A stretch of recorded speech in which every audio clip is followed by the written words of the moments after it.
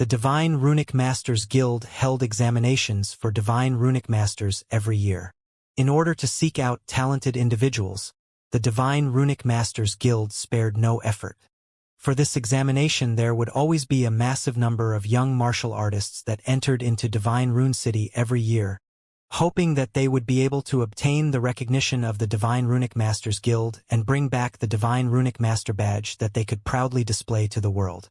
These youths came not just from Divine Rune City but from many other places all over the Azura Road. For instance, Yu Qifeng and Yu Liuxing were such examples.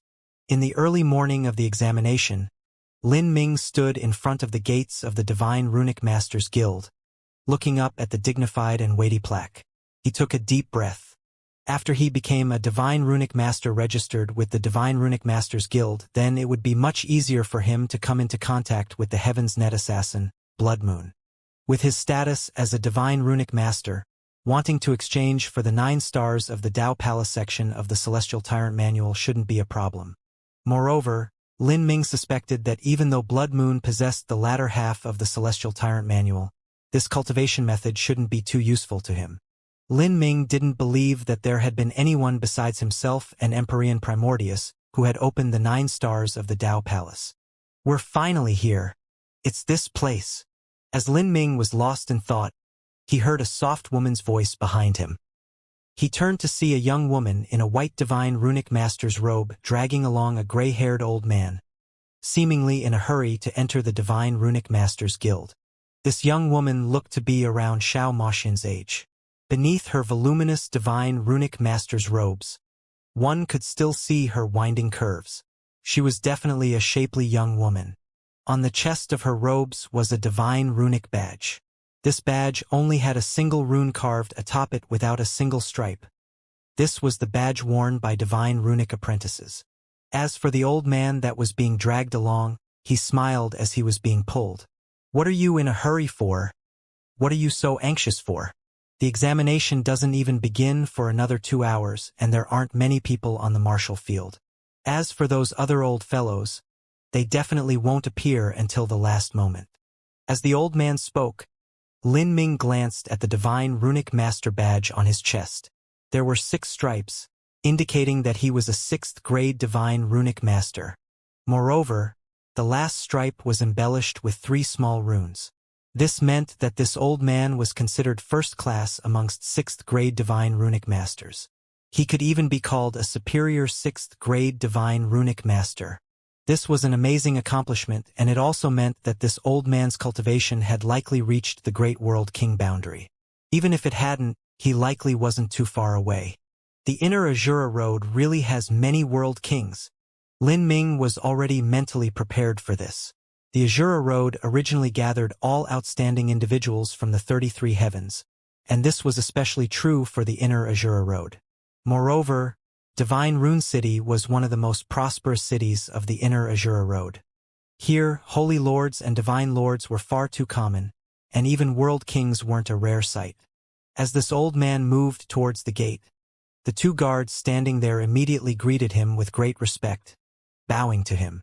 This was the respect given to a 6th grade Divine Runic Master. Even if this old man wasn't a Divine Runic Master of the Divine Runic Masters Guild, this etiquette could not be ignored. However, as Lin Ming walked closer, he clearly wasn't treated so well. The 2 guards didn't even glance at Lin Ming and allowed him to enter. In order to join the examination, there were no strict requirements to register. However, there was one point. Materials needed to be prepared in advance by the examinee or purchased through the Divine Runic Masters Guild. Only when one successfully passed the examination would they be reimbursed for these materials. This was to prevent some Divine Runic apprentices from showing up and participating while not caring if they passed or not. As Lin Ming walked into the hall, he traced his spatial ring. He had prepared 5 sets of materials today. 2 were for the 1st grade Divine Runic Master examination and 3 were for the 2nd grade Divine Runic Master examination. Lin Ming wanted to raise his grade as a Divine Runic Master as soon as possible. This was because even if he obtained the 9 stars of the Dao Palace section of the Celestial Tyrant Manual, he still required a massive amount of exceedingly rare and precious materials to refine the medicine. However, These rare and precious materials were nearly impossible to collect unless he had the status of a high-grade divine runic master. As he arrived in the examination hall, 11 to 12 youths were already waiting there. Lin Ming saw the young girl he had bumped into at the gates. In addition, he saw Yu Liuxing and Yu Qifeng, the brother and sister duo he had met when he first arrived at the inner Azura Road. They were also entering the Divine Runic Master examination this year. Lin Ming. What a coincidence to run into you here. This wasn't as much of a coincidence as it seemed. The last time he saw Yu Liuxing and Yu Qifeng, they had only been Divine Runic apprentices, and now was the appropriate time for them to try out for the Diviner Runic Master examination. It's been a while. Lin Ming smiled in greeting. Lin Ming, what are you doing here? Yu Liuxing asked, curious. She didn't think that Lin Ming had come here to take the Divine Runic Master examination with them. Lin Ming awkwardly coughed. But, just as he was about to answer, the wooden door of the hall opened and another examinee arrived. As Lin Ming turned, a strangely interested look came over his face. The newly arrived examinee was also a young girl in her prime. She wore a blue robe and her hair was like a shawl that spread down her back. Her entire body exuded a light and sprightly feeling. However, what caused the strange expression to come over Lin Ming's face was not the young girl but the master following behind her. This master was a bit short and fat, with small and bright eyes. From his looks, he resembled an extremely large and fat mouse. This was the old man Xue that Lin Ming had accidentally encountered in the Divine Runic Masters Guild a year ago. This old man Xue had been tricked by Lin Ming. The Emperor Jade fragment had been sold to Lin Ming as if it were a mere spirit treasure fragment. Although he hadn't noticed anything afterwards, Old man Xue still thought he could con Lin Ming once more and take him in as a disciple. In the end, he failed. This stingy old geezer would actually accept an apprentice? Lin Ming looked at the young and beautiful girl standing in front of old man Xue. Although he felt it a bit unbelievable, she was clearly his apprentice. He felt that any apprentice of his was surely unlucky. Old man Xue was all smiles as he entered. After passing through the doors, his eyes locked onto another high-grade Divine Runic Master. This was the 6th-grade Divine Runic Master that Lin Ming had seen at the entrance. Old Su, haha. To think I'd see you here today. Hee, this isn't something normal. But, let me give you a warning. I brought Clear Shadow here today not to become a 1st-grade Divine Runic Master, but to take the test for a 2nd-grade Divine Runic Master. At that time, make sure you don't bully me, haha. Oh, what a coincidence. I also brought my apprentice Dream Pearl here to take the 2nd-grade Divine Runic Master test. Old man Xue responded in sharp opposition. The young girl called Dream Pearl behind seemed much more modest. She smiled and said, Teacher, you think too highly of me. I only have 30% confidence that I can successfully draw up a 2nd-grade Divine Inscription symbol. 30%. Although Dream Pearl spoke humbly, Old Su still felt his heart skip a beat once he heard this. A Divine Runic Master examination would last for around 10 hours, and during this time an examinee was allowed to attempt drawing up a Divine Runic symbol several times. Even if one failed once, they still had a 2nd attempt and a 3rd attempt. If she could guarantee a 30% success chance, then there really might be a possibility she could pass the test. Old Su couldn't help but glance over at his own apprentice Clear Shadow. He could faintly feel that Clear Shadow didn't have a 30% chance of success. Don't worry, teacher. Just because she says 30% doesn't mean it is 30%. I would like to experience her skills myself. Clear Shadow wasn't too anxious or panicked. Old Su nodded in satisfaction. But at this moment, old man Xue halted. As soon as he passed through the door, he had come into conflict with Old Su and hadn't noticed the other people in the room. But now that he glanced over everyone else, he discovered there was someone he was acquainted with, Lin Ming. A little pig that he had wanted to butcher for money but that had managed to escape. Hey brat, you're here because... Looking at Lin Ming's posture as well as the Divine Runic pen in his hand, a ridiculous complexion flashed over old man Xue's face. Brat, don't tell me you're here to participate in the Divine Runic Master examination. Lin Ming spread out his hands, saying, It's a bit regrettable, but That is the reason I am here. Ha ha ha. Old man Shui heartily smiled, waggling his fat finger at Lin Ming. You must be teasing me. In any case, why don't you consider my earlier suggestion and become my apprentice? If your talent was too low and you were unfit for the divine runic arts, then I wouldn't think of receiving you to begin with. Lin Ming helplessly shrugged and sighed, saying, I'm really not teasing you. Like this, old man Shui's laughter suddenly stopped. He looked at Lin Ming with the eyes of a stranger. He was well aware that a year ago, Lin Ming had been nothing but an interested outsider to the divine runic arts. Now, he wanted to take a go at the divine runic master examination. It seemed this young man really liked to waste his time away. Well, what's done was done. This was Lin Ming's materials and money to begin with, so there wasn't anything he could do. Well, keep thinking about it. I think it's best if you were my apprentice, Old Man Shui said, giving Lin Ming advice one more time. Lin Ming responded, Senior's price for taking in an apprentice is too high. This junior truly can't afford to enjoy such luxuries. As Lin Ming spoke, he glanced at the dream pearl behind Old Man Shui.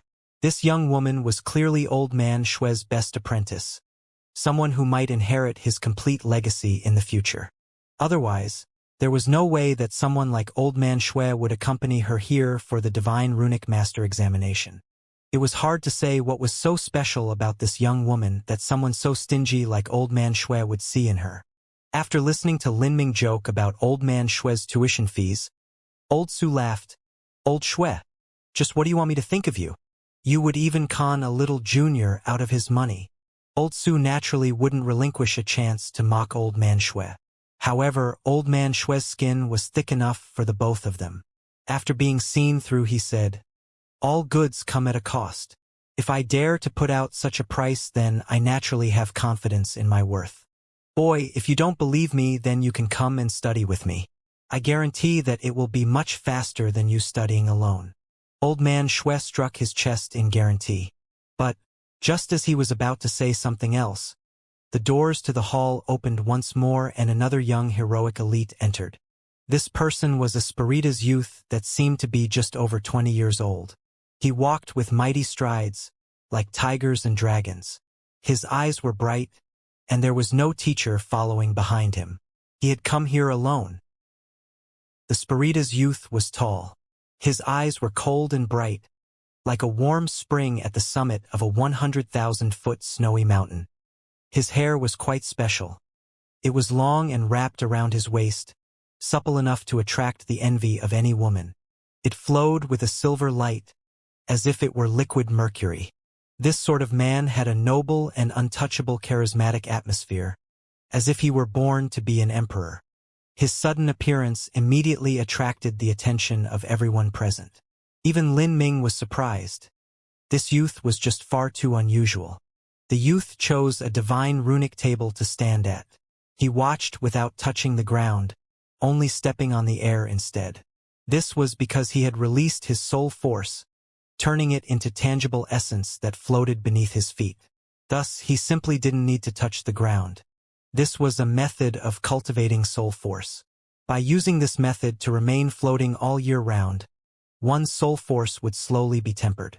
As Old Man Shui and Old Man Su saw this youth, they glanced at each other. They saw a trace of fright appear in the other's eyes. From this youth's body, they could feel an aura that was difficult to describe. Moreover, the clothing that this young man wore, as well as the temperament brought about by his cultivation method, reminded them of something.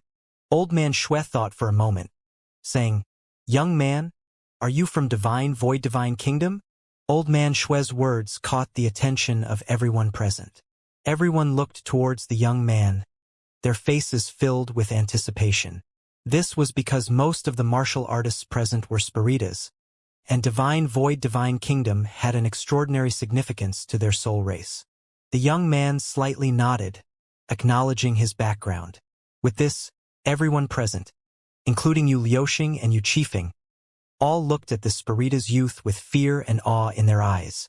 Void Divine Kingdom, that was a Spirita's true divinity holy land. Although Divine Rune City had astonishing influence and power, That was only in terms of alchemy and divine runic arts. In terms of military force alone, Divine Rune City naturally couldn't compare to a true divinity-level influence like Divine Void Divine Kingdom. Divine Void Divine Kingdom? Lin Ming thought out loud, faintly recalling something. Old Su sighed with emotion. Really, heroes come from the youth. We Spiritas had two great divine kingdoms in the Azura Road, Divine Void and Divine Mist Divine Kingdoms. But because Empyrean Divine Mist strangely disappeared without any trace at all, everything relied on the support of Divine Void Divine Kingdom. But afterwards, when His Majesty the Soul Emperor broke through the true divinity boundary, that made my soul race truly invincible. Looking at you, your foundation is solid and your soul force has managed to condense into substantial essence. It seems you are also a leader amongst the juniors of Divine Void Divine Kingdom. The Spiritas martial artists of Divine Void Divine Kingdom, when compared to the other Spiritas, were like the royal family members of the imperial capital compared to the aristocratic families. The difference in status was obvious. Although the silver-haired youth was young, he would definitely become an important figure in the future. Thus, he couldn't be considered a common junior. Even divine runic masters with considerable status like Old Su and Old Man Shui had to treat him with respect. The silver-haired youth lightly said, "I'm no leader at all. Divine Void Divine Kingdom is filled with extraordinary people. I am merely one of the successors of Divine Void Divine Kingdom's King Qin. 15 years ago, I was taught under Imperial Scholar Lord Pao and learned a little bit of the divine runic arts. When I left the Divine Kingdom to adventure through the world, I heard that Divine Rune City's divine runic arts were without parallel. Thus, I came here to experience just how wonderful they are," the silver-haired youth casually said, confidence tinting his voice. In terms of divine runic arts, Divine Void Divine Kingdom was naturally inferior to Divine Rune City. But the difference wasn't too great. Many top masters of Divine Void Divine Kingdom were divine runic masters. So, the silver-haired youth had only come to Divine Rune City to experience this place. He wasn't like Yu Qifeng and Yu Liuxing who hoped to study and grow here. This divine runic arts examination was only a means for this silver-haired youth to prove himself. He didn't really want or need the badge of the Divine Runic Masters Guild. So it's the heir to King Qin. How disrespectful of us. Old Shui had a stern expression as he heard the name of King Qin. In Divine Void Divine Kingdom, those that earned the title of king were Empyreans. Although Divine Void Divine Kingdom's kings were only weak Empyreans, an Empyrean was still an Empyrean. Compared to a world king, their status was as different as the heavens and earth. Ha ha ha! This examination truly has so many astonishing people. One Clear Shadow, one Dream Pearl, those two are already outstanding elites amongst their generation. I thought that these two would be the main leads in the examination, but I should have realized that there is always a higher mountain. As the examination is about to start, someone even more amazing actually appears. "Young man, what is your name?" Old Su asked the silver-haired youth, laughing. The silver-haired youth cupped his hands across his chest and said, "Qin Yi." As he spoke, the two proud daughters of heaven, Clear Shadow and Dream Pearl, both looked at him, a brilliant fighting spirit in their eyes. Indeed, as Old Man Su had said, this examination had far surpassed their expectations. Although they couldn't make out how skilled this Qin Yi was in the divine runic arts, they could approximate it from his background. If he didn't have true ability, then he wouldn't have come to the Divine Runic Masters Guild to lose face. Divine Void Divine Kingdom could be called the spiritual leader of all Spiritas within the Azura Road. Qin Yi would eventually become their greatest competition. As Old Su and Old Shui were talking to Qin Yi, a peculiar light flashed in Lin Ming's eyes. Divine Void Divine Kingdom, Divine Mist Divine Kingdom. The so-called Divine Mist Divine Kingdom was the divine kingdom that Empyrean Divine Mist had founded. Millions of years ago, Empyrean Divine Mist had already been an extreme Empyrean. However, he had been unable to step into the realm of true divinity. Afterwards, because of some reason, he was hunted down by his own older brother and was forced into tragic Death Valley. Like this Empyrean divine mist had been stranded in Tragic Death Valley for millions of years.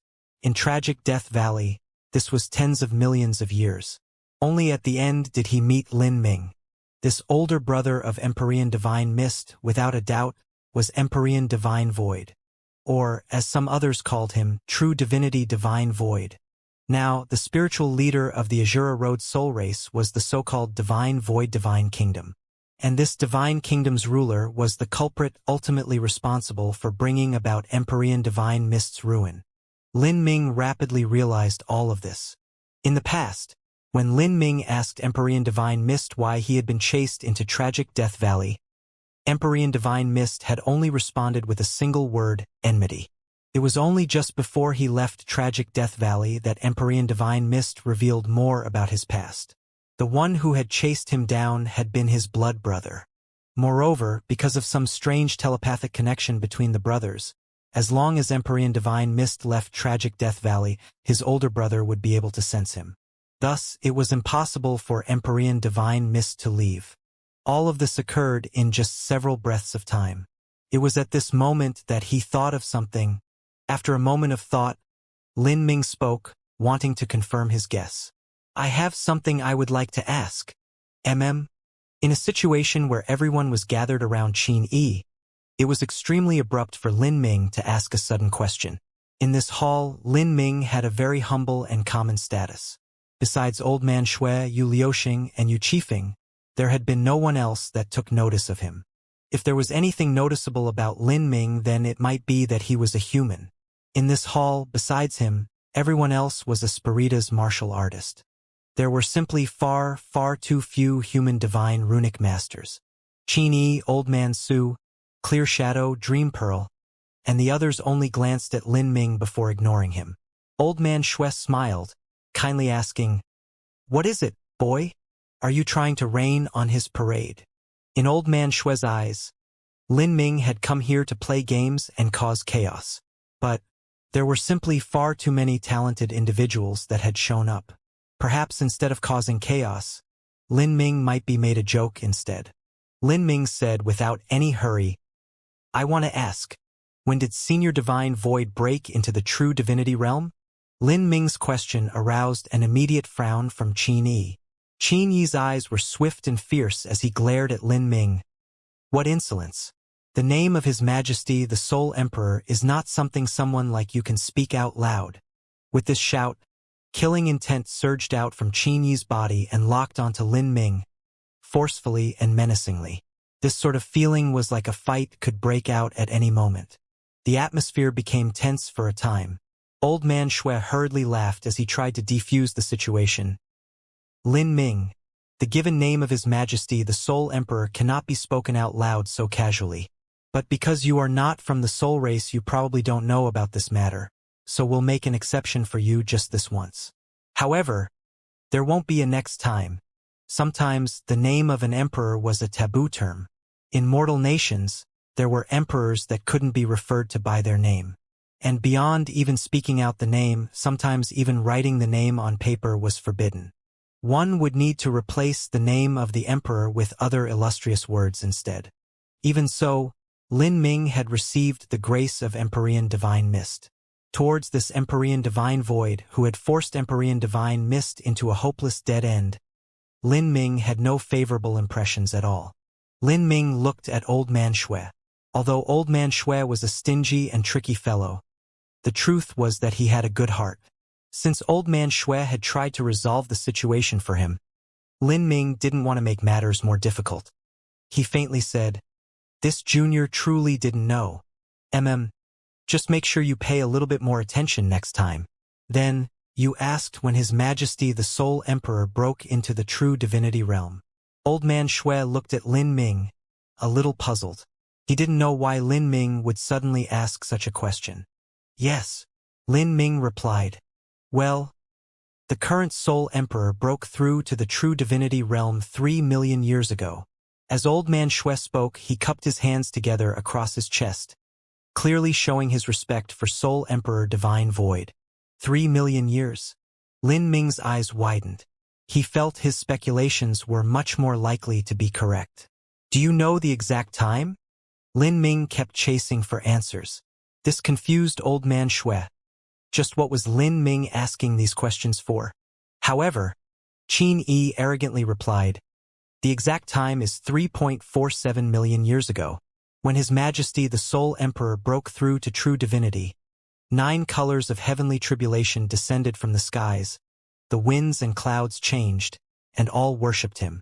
This matter was permanently written down in the holy texts of the soul race and is the most grand occasion to occur in the last 100 million years of my people. Your curiosity runs far too deep. Just what does His Majesty the Sole Emperor breaking through to the realm of true divinity have to do with you?"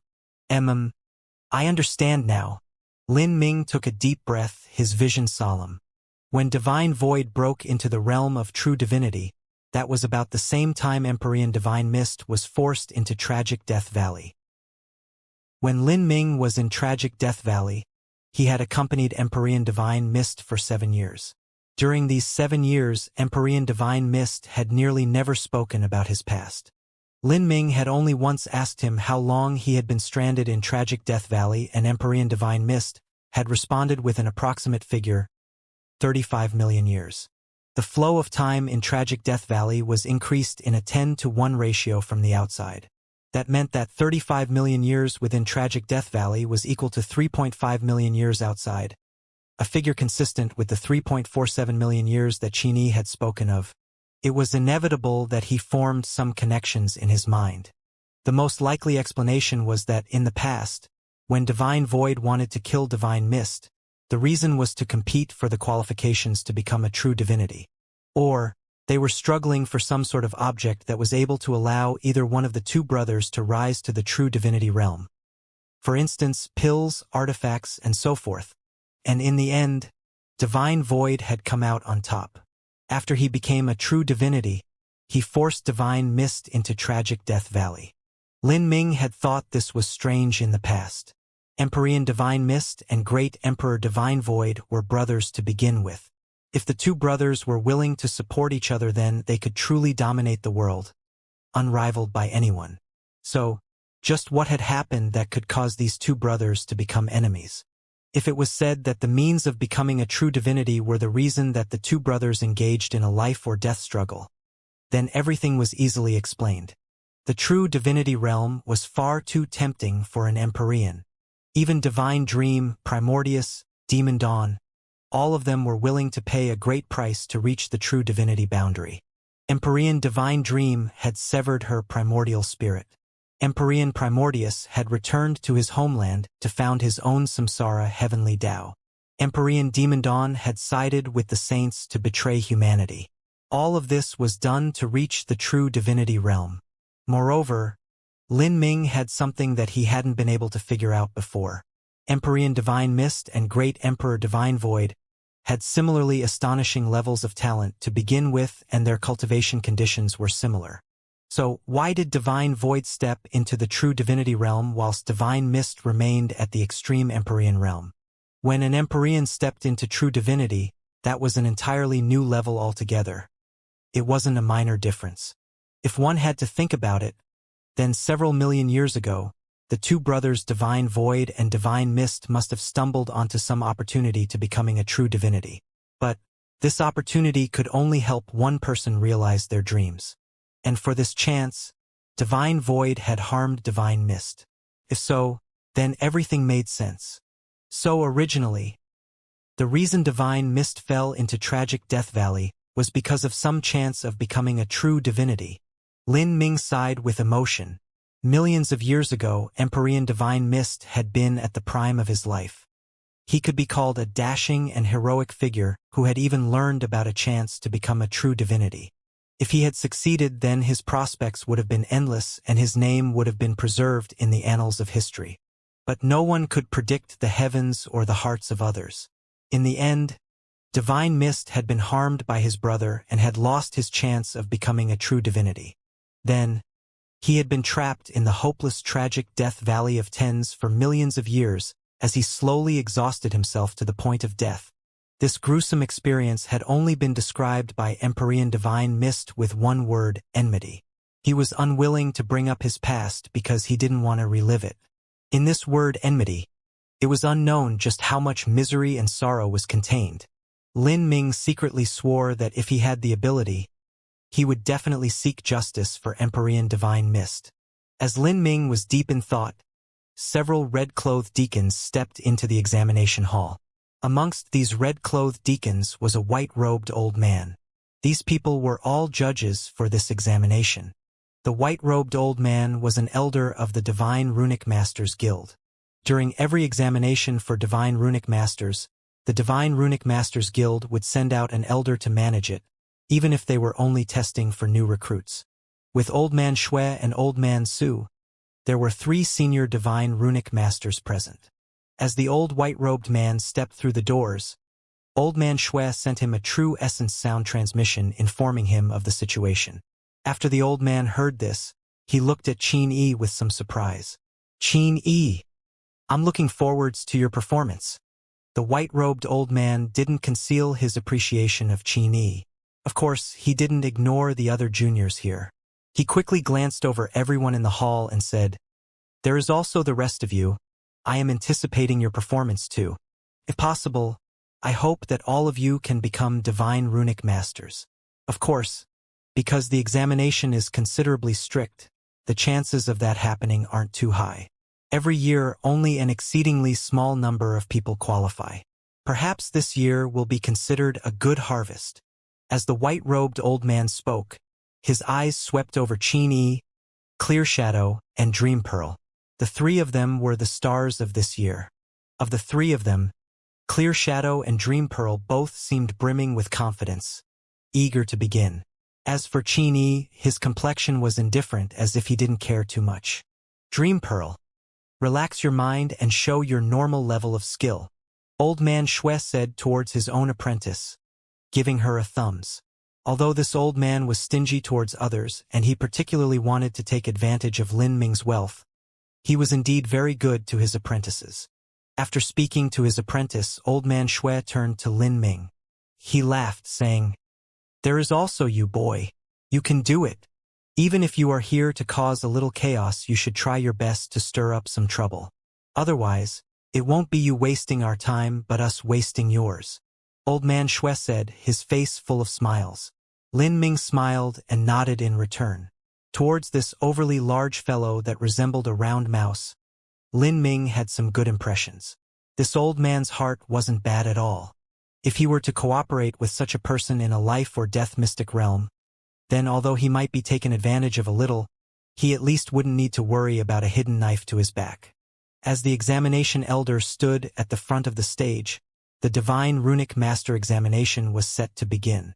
Lin Ming quietly glanced over at Qin Yi and took up his own Divine Runic pen. Although meeting Qin Yi during this examination was a bit surprising to Lin Ming, it was a little interlude that he took seriously. At this time, Qin Yi's hands were hanging low to his sides. He hadn't picked up his Divine Runic pen yet, like he wasn't even here to take the examination. His confidence seemed to be without parallel. During this Divine Runic Master examination, there is no limit to the number of failures. If you can complete a single first-grade Divine Runic symbol in 10 hours, then you will be considered as having passed. "The examination begins now," the white-robed elder calmly announced. Although he said there was no limit to the number of failures, the money for the materials had to be provided by oneself. There was no one that was willing to randomly waste their own materials. Moreover, a low-level Divine Runic Master could at most complete 3 Divine Runic symbols in 10 hours. In other words, if they failed 3 times, then they would have more or less failed the examination. As the examination started, many examinees began rapidly using their soul force to process materials. Then, they used their Divine Runic pens to suck up the juices of the materials and begin drawing up the numerous and complex Divine runes. Lin Ming was no exception. The Divine Runic symbol he chose to produce this time was the Overwhelming Rune. Although the Overwhelming Rune sounded as if it had an earth-shaking name, it indeed was an unforgettable memory to Lin Ming. When Lin Ming was 15 years old, in order to pay for resources, he had busily rushed everywhere to find a job. This was when he stumbled upon the magic cube. After he obtained the magic cube, he inherited the memories of an inscription master. The first inscription symbol that Lin Ming had drawn up was the overwhelming rune. Of course, that overwhelming rune and the overwhelming rune of the Azura Road were two completely different concepts. The current overwhelming rune was part of the divine runic arts, and it was tens of thousands of times stronger. In the past, the overwhelming rune that Lin Ming had drawn up had only been the lowest level inscription symbol. Even so, to the Lin Ming of that time, collecting the materials for the overwhelming rune had nearly caused him to be broke. In order to save the materials that cost him all of his wealth, Lin Ming hadn't been willing to practice drawing up overwhelming runes using his materials. Rather, he used his own true essence to draw up the overwhelming rune. He had practiced for many days and nights, failing countless times as he repeatedly overdrew his divine soul. In this sort of hellish practice environment, Lin Ming had put in an incredible amount of effort before he managed to successfully draw up the overwhelming rune. But the process of selling the overwhelming rune was also filled with suffering and difficulties. No one was able to judge the quality of his work. Lin Ming had gone to numerous shops where he was rejected many times.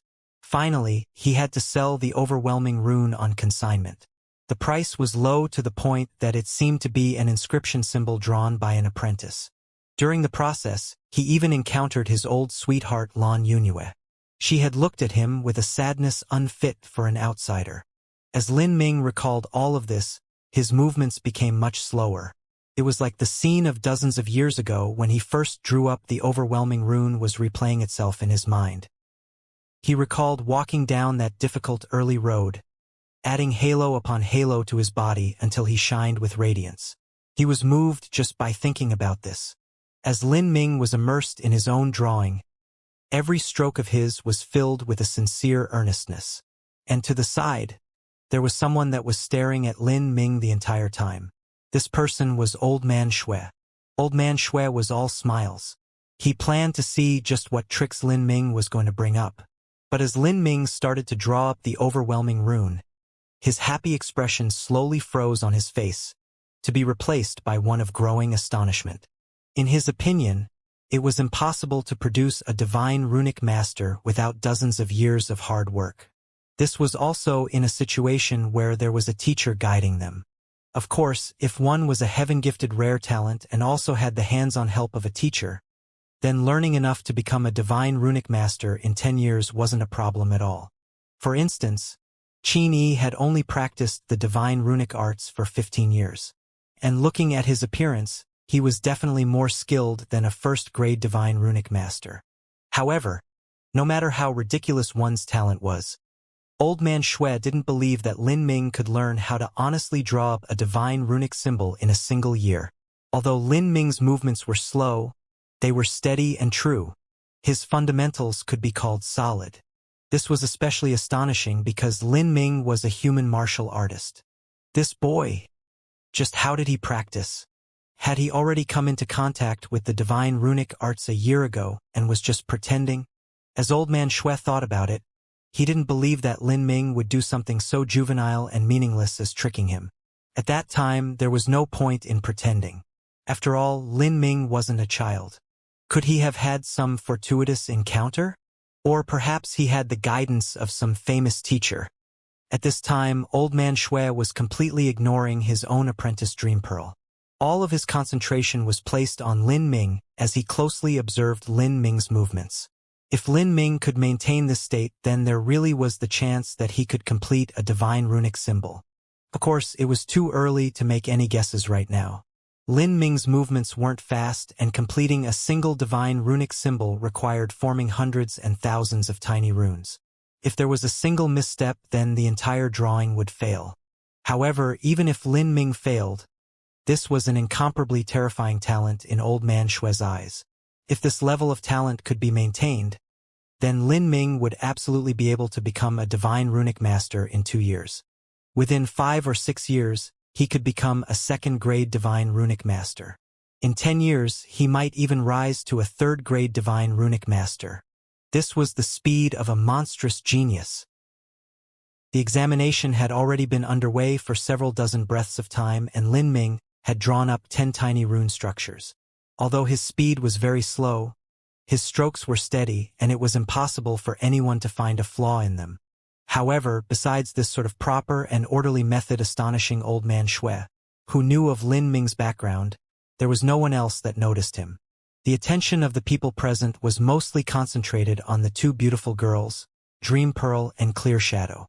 Their drawing of the divine runic symbol could be called as beautiful as flying dragons and dancing phoenixes, wonderful to the senses. Their 10 slender fingers waved like lush plants in the wind, and when joined together with the divine runic pen that had absorbed the juices of all sorts of materials, the beautiful rainbows of lights they painted in the skies were as elusive and wonderful as a dream. This exquisite and smooth technique left many people who had come to watch the examination, including some deacons, crying out in praise. To watch these two young girls draw up divine runic symbols could be called a type of enjoyment. They are indeed apprentices taught by Old Su and Old Shui. From their appearances, it shouldn't be difficult for them to obtain the qualifications for a divine runic master at all. Several deacons discussed amongst themselves with true essence sound transmission. The white-robed old man smiled, saying, "Yes, there shouldn't be any problems for them to obtain the divine runic master qualifications, but perhaps the main play today might not be them. That main lead has yet to begin." As the white-robed elder spoke, he glanced towards the side. Everyone followed his vision. The one that he had been speaking about was the successor to the divine void divine kingdom's King Qin Yi. The examination had already been in progress for 20-some breaths of time, but Qin Yi's hands were still calmly resting by his side. He had yet to do anything. What is he doing? Is this his attempt at being humble? As the deacons saw Qin Yi's calm and idle appearance, all of them frowned. In truth, although they held some awe towards this talented youth from divine void divine kingdom, they didn't believe that he would blossom in glory and drown out the light of Divine Rune City's local examinees. The competition had been going for such a long time, but he hadn't even moved yet. Whatever he was planning, it seemed a bit too theatrical. "This fellow is too arrogant," a deacon said, a bit disgusted. "What is the meaning of this? Does he want our people to complete their drawings first so he can then display his high and mighty skills?" The white-robed elder shook his head. "You have misunderstood what he is doing. Although this Qin Yi is arrogant, that arrogance is within his bones and he won't normally show it. The reason he has yet to move is not because he is intentionally demonstrating his strength, but because he is carefully analyzing and feeling out the structure and characteristics of all the materials. He is drawing up a divine runic symbol plan diagram in his mind. Once he is finished, he will draw it and draw it all at once. When a top artist was drawing up a painting, they would have a complete image in their mind of what their painting would be like before they even began. This was what it meant to have a well-thought-out plan, and one would be able to proceed with absolute confidence. To be forewarned was to be forearmed. A divine runic master was the same when they drew up divine runic symbols. If they first outlined the divine runic symbol in their mind, they would be able to draw up the complete symbol. And just as the white-robed elder finished speaking, Qin Yi began to move. He casually picked up a handful of materials and tossed them in the air.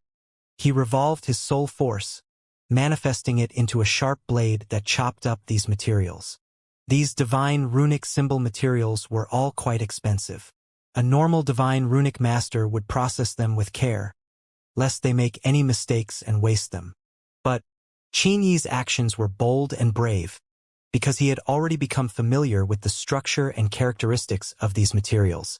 Even the tiniest differences in the materials had been thoroughly probed by him earlier. This was the ability brought about by Qin Yi's strong soul force.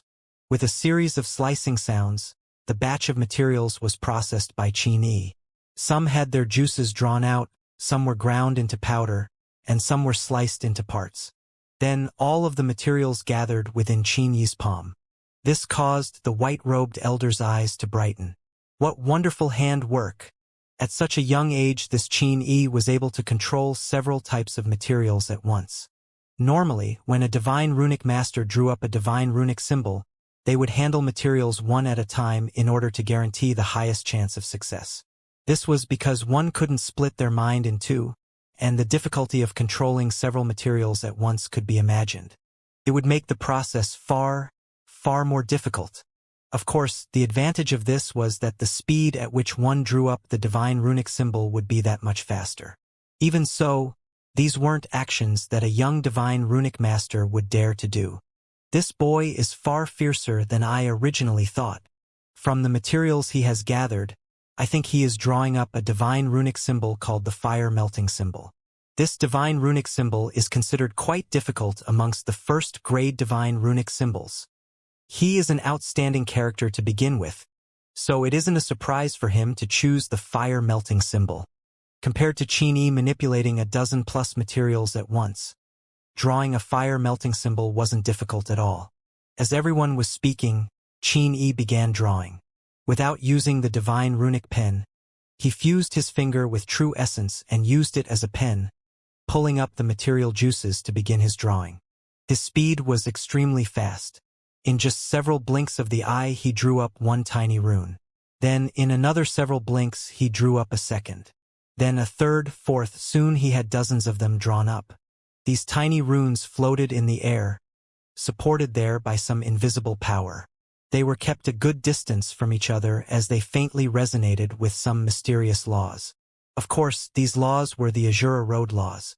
Although Qin hadn't started until some time into the examination, with just a little bit of work, he had caught up to everyone else, and had even begun surpassing them. What amazing speed! The complexions of many people changed. Even Lin Ming glanced to Qin more than once. This Qin was clearly a talented young elite that was carefully raised by Divine Void Divine Kingdom. Although his cultivation might not be the highest, in terms of divine runic arts, he was likely the top junior of his generation in the Divine Void Divine Kingdom. However, Lin Ming only glanced at him twice before refocusing his thoughts and devoting his attention to the overwhelming rune. Even within the divine runic art system, the overwhelming rune could only be considered a low-difficulty rune as well as a low-level rune. However, Lin Ming had still chosen this rune because of the memories it recalled for him. Moreover, what Lin Ming was in now was the Divine Runic Master examination and not a Divine Runic Master competition. He would pass as long as he drew up any first-grade divine runic symbol. As Lin Ming calmly and steadily drew up the overwhelming rune, he heard two explosive sounds behind him. Two partially drawn divine runic symbols had burst into smoke and flames in the air. This was because some divine runic apprentices had been distracted by looking at Qin and their soul forces had gone out of control. Thus their divine runic symbols had blown up. These two divine runic apprentices suddenly seemed as if they would begin crying. Although they still had plenty of time remaining, the chances of them crossing the examination were small to begin with. At the start, when their soul force was at its peak, they still had some hopes that they would succeed. But as more time passed and their soul force weakened, their chances would naturally diminish. Besides these two nearly hopeless divine runic apprentices, there were many others that were having trouble controlling their soul force. Even Yu Liuxing was focused on her work with an extremely tense expression on her face, as if she didn't dare to allow anything to distract her. One could only say that Dream Pearl, Clear Shadow, and Qin were far too different from them. But, in this intense and exhilarating competition between divine runic apprentices, there was someone that didn't pay much attention to Qin at all, no matter how shocking his performance was. Rather, 99% of his attention was focused on Lin Ming. This person was Old Man Xue. From the start of the examination until now, he had been staring at Lin Ming throughout. He didn't even glance at his own apprentice more than a few times. Although Qin Yi's appearance had slightly diverted his attention, he had only looked at him for a moment before turning back to Lin Ming. This sort of situation didn't escape the eyes of Old Man Xue's good friend, Old Su. I must say, Old Man Xue, why do you keep staring at that boy? Is there something strange going on? Old Su asked from beside Old Xue. His attention had originally been placed on his own apprentice, Clear Shadow, so he thought that Old Xue should also be focused on his apprentice, Dream Pearl. But he discovered that Old Xue kept his eyes on Lin Ming from the start of the examination until now, not even blinking. It was like there was something quite interesting on Lin Ming's face. Old Xue wryly smiled, not sure what to say. Seeing the forced smile on Old Xue's face, Old Su was even more interested. You don't care about your own apprentice, you haven't looked at Clear Shadow, and you aren't even interested in that divine void divine kingdom genius, Qin. Instead, you are focused on that boy alone? What secrets does he have? Secrets? Old Shui shook his head. If I were to tell you that this boy had only studied the divine runic arts for 1 year, would you think I was stupid? Only a year? Old Su's eyebrows leapt up. Before, he had heard Lin Ming and Old Shui squabbling. Old Shui had been mocking Lin Ming and saying that his chances of becoming a divine runic master were low, but Old Su only thought this was because Old Shui wanted Lin Ming to become his apprentice and pay tuition fees. He never imagined that Lin Ming had only studied the divine runic arts for a year.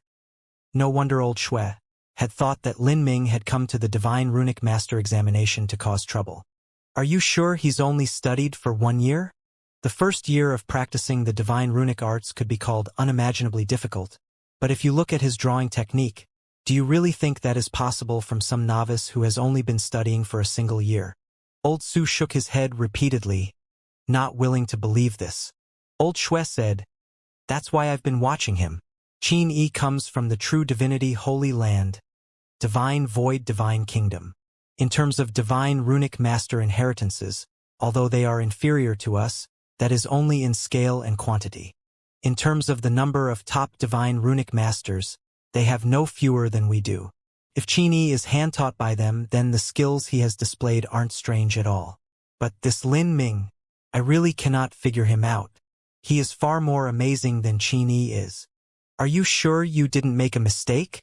Old Su said, still unable to believe this. Old Shui said, "I also doubted it. I thought, did this boy really not start practicing the divine runic arts until a year ago? Perhaps he was playing with me at the time?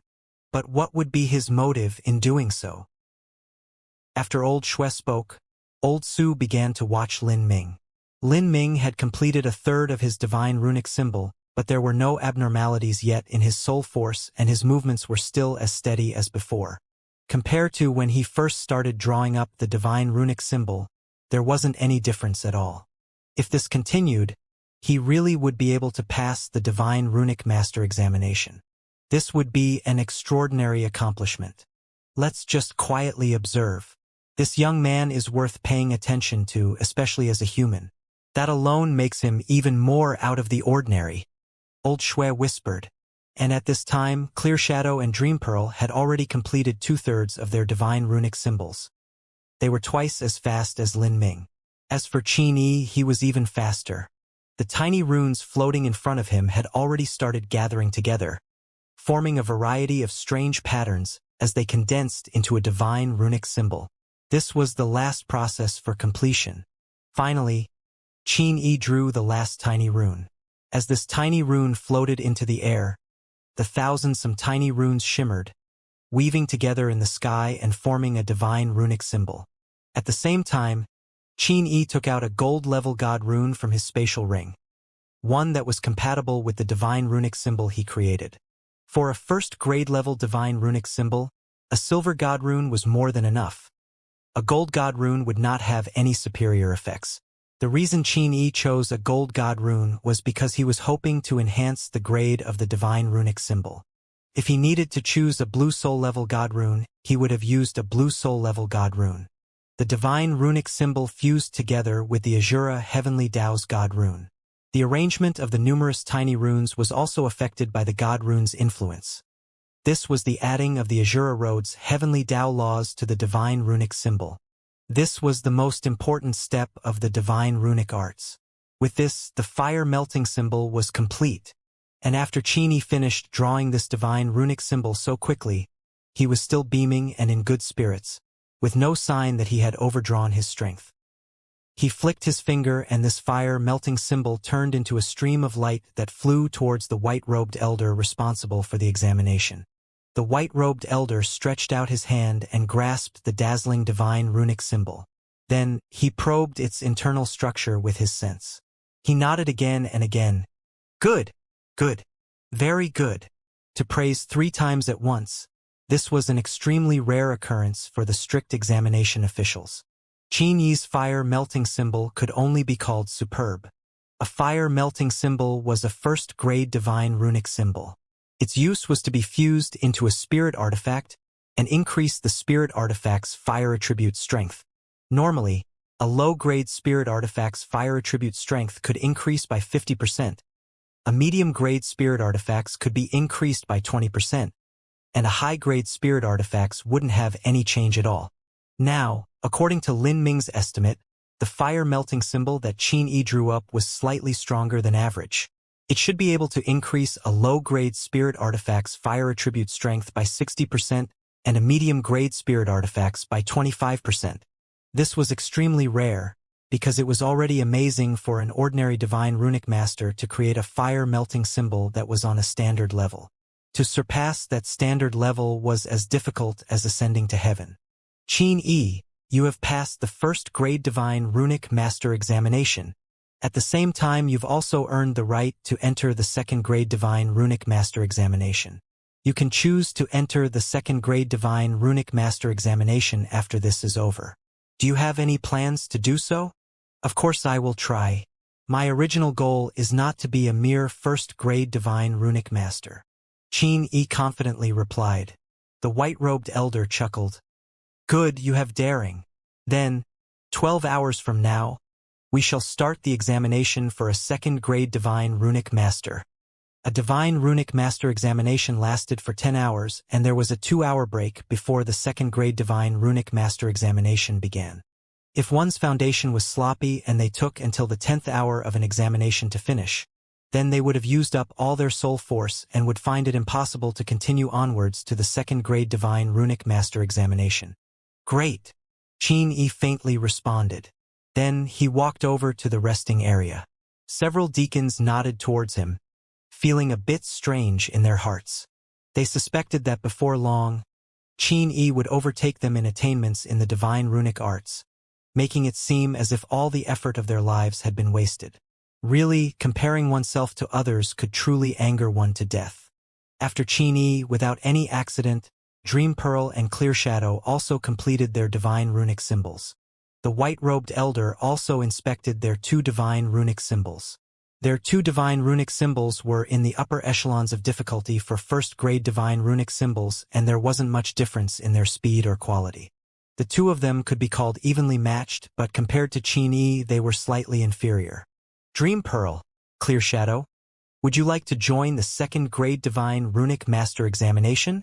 The white-robed elder asked as before. Of course. You don't even need to ask. Dream Pearl and Clear Shadow responded, a fighting spirit thick in their voices. The 2 young women had originally come here to take the test for a second-grade divine runic master. The first-grade examination had only been a short prelude. After Dream Pearl and Clear Shadow, the next one to complete their divine runic symbol was Lin Ming. The moment that Lin Ming completed his divine runic symbol, Old Su and Old Shui looked at each other, disbelief thick in their eyes. In truth, even in the last quarter hour of time, Lin Ming's movements were as steady as they were at the start, without any chaos in his aura. At this time, the 2 of them had already guessed that Lin Ming would succeed. However, they still felt it a bit unbelievable that Lin Ming really obtained the qualifications to become a first-grade divine runic master. Perhaps I really made a mistake. He should have studied the divine runic arts for more than a year, but from what I can see, his skeletal age isn't too old and his cultivation is so high, yet he also minors in the divine runic arts. At the same time, he is even a human. I have no idea just how he practiced. Old Shui mumbled to himself. Then, he glanced over at his subordinate and said, Go to the city gates and look up the skeletal age records for Lin Ming when he entered. Divine Rune City only accepted the most outstanding of elites. If one was able to enter Divine Rune City, they had to be divine runic masters, alchemists, refining masters, old masters, or young elites. If Lin Ming were to enter with a status as a young elite, then he would have had to have his skeletal age verified. And indeed, at the time Lin Ming truly had been tested. Young man, do you wish to continue onto the second-grade divine runic master examination? The white-robed elder asked again. Lin Ming nodded. Yes. The first-grade divine runic master examination wasn't difficult to Lin Ming at all. He had inherited the memories of 2 6th-grade divine runic masters and a peak 5th-grade divine runic master. If he had difficulties becoming a first-grade divine runic master, then that would have been too unreasonable.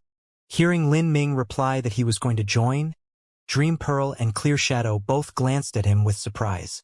They had already noticed Lin Ming by now. Amongst everyone here, Lin Ming seemed very common and ordinary, and they had both considered him to be a background character. But this person was actually going to join them in the second-grade Divine Runic Master examination. During this Divine Runic Master examination, people had rapidly earned the qualifications for a first-grade Divine Runic Master and even wanted to continue onwards to the second-grade examination.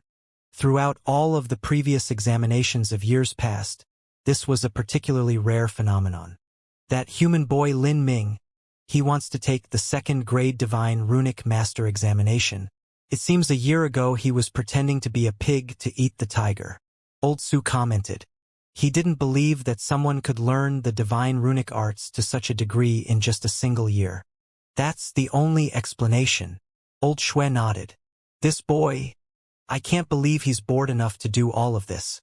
I wonder just what his skeletal age is. I think he isn't too old. So for him to have these accomplishments at a young age is quite incredible.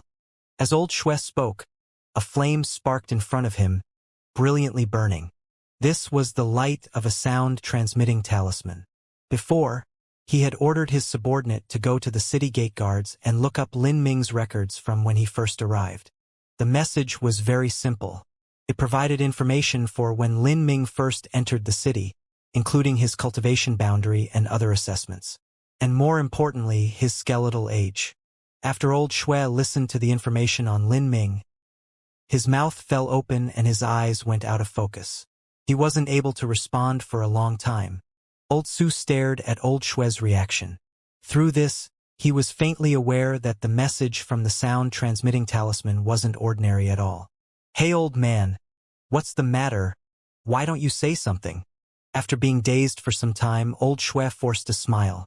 He murmured, I'm afraid you won't believe me. I can't even believe myself. What is it? Old Su hurriedly asked.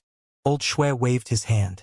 Using his soul force, he collected the not yet dissipated flames of the sound-transmitting talisman and replayed them in Old Su's ears. After Old Su heard this message, although he was prepared, he was still shocked speechless. Early Divine Lord Realm Cultivation, complete 8 inner hidden gates opened, and when he entered the city he wasn't even a Divine Runic Master. Thus, they could only determine the level of his talent. And they determined that his skeletal age is less than 60 years old? Old Su's throat twitched, disregarding Lin Ming's divine runic arts talent.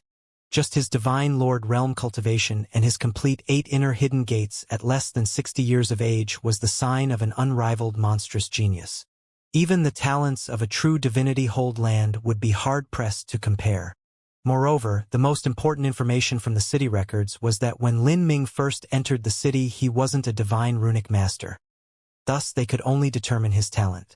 Was any of this real? Old Su and Old Shui looked at each other. Old Shui self-mockingly said, Now there are 2 possibilities. One is that when he entered the city, there was some reason we don't know of that he had to hide his status as a divine rune master. Either that, or he really did just start studying the divine runic arts a year ago. Of course, you could say that I'm just spouting nonsense. Old Su reluctantly said, Do you think it's still necessary to investigate whether or not he started practicing the divine runic arts a year ago? He is likely around 53 to 55 years old. That is far too young. But by such a young age, he opened the complete 8 inner hidden gates, cultivated to the early divine lord realm, and even studied the divine runic arts. Moreover, from what it looks like, he even has accomplishments in the soul forging system. Can you feel it? He has definitely cultivated some soul forging technique. I really have no idea how he manages his time. Even if he started practicing in his mother's womb, he still shouldn't have been able to reach such heights. Old Su and Old Shui had no idea how to evaluate Lin Ming. But besides them, no one else knew how terrifying Lin Ming was. All they knew was that Lin Ming was an extremely splendid divine runic apprentice. Of course, he was now officially a divine runic master. After another 2 hours passed, A fifth examinee finished their divine runic symbol. This person was a woman, Yu Liuxing. This divine runic symbol that Yu Liuxing drew up hadn't been easy. During her first attempt, a brief moment of negligence had caused her to fail a third of the way in. She had gathered her thoughts and had managed to complete the second drawing successfully. After finishing, although Yu Liuxing had exhausted a great deal of her soul force, she was still bubbling with excitement. Starting from today onwards, she had finally become a divine runic master. This was something she had long desired and had been chasing after. After her examination was complete, she turned to see two other people in the hall who she cared about. One was her little brother and the other was naturally Lin Ming. At this time, Yu Qifeng was still immersed in drawing up his divine runic symbol. His divine runic symbol was currently 80% complete, but his forehead was dripping sweat and he had used up a great deal of the power of his divine soul. Success and failure both hung on a thin string. Yu Liuxing didn't disturb him, but silently cheered on her little brother. Then, she looked towards Lin Ming, but discovered that he was already sitting in the resting area. Because Yu Liuxing had focused all of her attention into drawing up her divine runic symbol, she didn't pay attention to anything happening around her. She was completely unaware of whether or not Lin Ming had passed, and didn't even see Clear Shadow, Dream Pearl, and Qin Yi's performance. Lin Ming, could you have? Although she found it hard to believe, as she saw Lin Ming sitting in the rest area as well as noticing the calm and idle atmosphere to him, she suspected that he had already completed his examination. I've finished my drawing. Lin Ming faintly smiled towards Yu Liuxing. He had some good impressions towards this young girl. Draw? You finished drawing? Yu Liuxing was startled. She was well aware that when they first entered the city, Lin Ming had known nothing about the divine runic arts. In fact, she was the one who had proposed they come to Divine Rune City. How could he have only used a single year to learn the divine runic arts? Moreover, his speed was even faster than her own. Yu Liuxing was dumbfounded by this information. She didn't even notice the white-robed elder asking her whether or not she wanted to continue onto the second-grade divine runic master examination. And Yu Liuxing's reaction also fell into old Shue's eyes. This left him increasingly puzzled. Just what secrets did Lin Ming have on him? This brat should have known this Yu Liuxing girl a year ago. It seems that in her eyes, Lin Ming also knew nothing about the divine runic arts a year ago. Old Shue's eyes were bright and vibrant. He could immediately see just what caused such a visceral reaction in Yu Liuxing. Yu Liuxing, do you wish to participate in the second-grade divine runic master examination? The elder asked you a question here. A deacon testily said as he saw Yu Liuxing not responding for a long time. Yu Liuxing jumped up as if she were shocked but quickly regained her composure. She hurriedly apologized. Sorry. I do not wish to join the second-grade divine runic master examination. Even if I joined, I wouldn't be able to pass. A second-grade divine runic master was too distant a prospect for Yu Liuxing right now. She needed at least 10 more years of hard work. Not just Yu Liuxing, even Dream Pearl and Clear Shadow knew it would be difficult for them to pass the second-grade divine runic master examination. Then you can step back. The deacon impatiently waved his hand. Yu Liuxing respectfully drew back, her eyes still on Lin Ming. Lin Ming smiled. He knew what Yu Liuxing was surprised about, so he said to her with a sound transmission, I'll talk to you about it later. After Yu Liuxing left, several other divine runic apprentices failed, their incomplete divine runic symbols exploding into smoke and flames in front of their faces. And at this time, 6 hours had already passed since the examination started. To fail now basically meant that the divine runic apprentices would no longer be able to pass. If they couldn't complete their drawing in the first 8 hours, then unless there was some divine stroke of fate and they were possessed by some ghost, there was no way they could succeed. These divine runic apprentices were well aware of their limits and decided to directly give up. And within these people, the persistent Yu Qifeng seemed particularly conspicuous. His body trembled, but he maintained a steady flow of soul force. After 7 hours, he finally drew up his last tiny rune. Then, he fused the divine runic symbol with a god rune, forming a complete divine runic symbol. Although this was only the most low level of divine runic symbols, it caused an abundance of joy to shine on Yu Qifeng's voice. The moment Yu Qifeng completed his drawing, he nearly collapsed to the floor. He slumped backwards in a chair, a grin spreading across his face. He couldn't even summon the energy to wipe away his sweat. He had finally succeeded. Yu Qifeng was 20-some years younger than Lin Ming and actually managed to become a first-grade divine runic master. He could also be called an amazing young elite. Of course, Yu Qifeng specialized in divine runic arts and wasn't too splendid in his martial arts cultivation. And with so many extraordinary individuals here today, this caused his praiseworthy performance to not be noticed by too many people. Seeing Yu Qifeng's reaction, Lin Ming sighed with emotion. In the past, when he drew up his first inscription symbol, he had been about the same as Yu Qifeng. After Yu Qifeng, another divine runic apprentice managed to complete his drawing. But after him, the dozen-some remaining examinees all failed. Thus, out of everyone present, 7 people had managed to pass the first-grade divine runic master examination. As for those that had decided to participate in the second-grade examination, there were only 4. They were Lin Ming, Clear Shadow, Dream Pearl, and Qin Yi. The Divine Runic Masters Guild was timely and decisive. The second-grade Divine Runic Master examination would soon begin. Compared to a first-grade Divine Runic symbol, a second-grade Divine Runic symbol was on a completely different level. Drawing up a Divine Runic symbol was divided into 3 main sections. The first was processing the materials, the second was to use one's soul force to draw up the materials into tiny runes. And the third part was to fuse the Divine Runic symbol with a god rune. Of these 3 parts, the most difficult was not the second part, but the third part, fusion. The third part was also the most essential aspect of the Divine Runic Arts.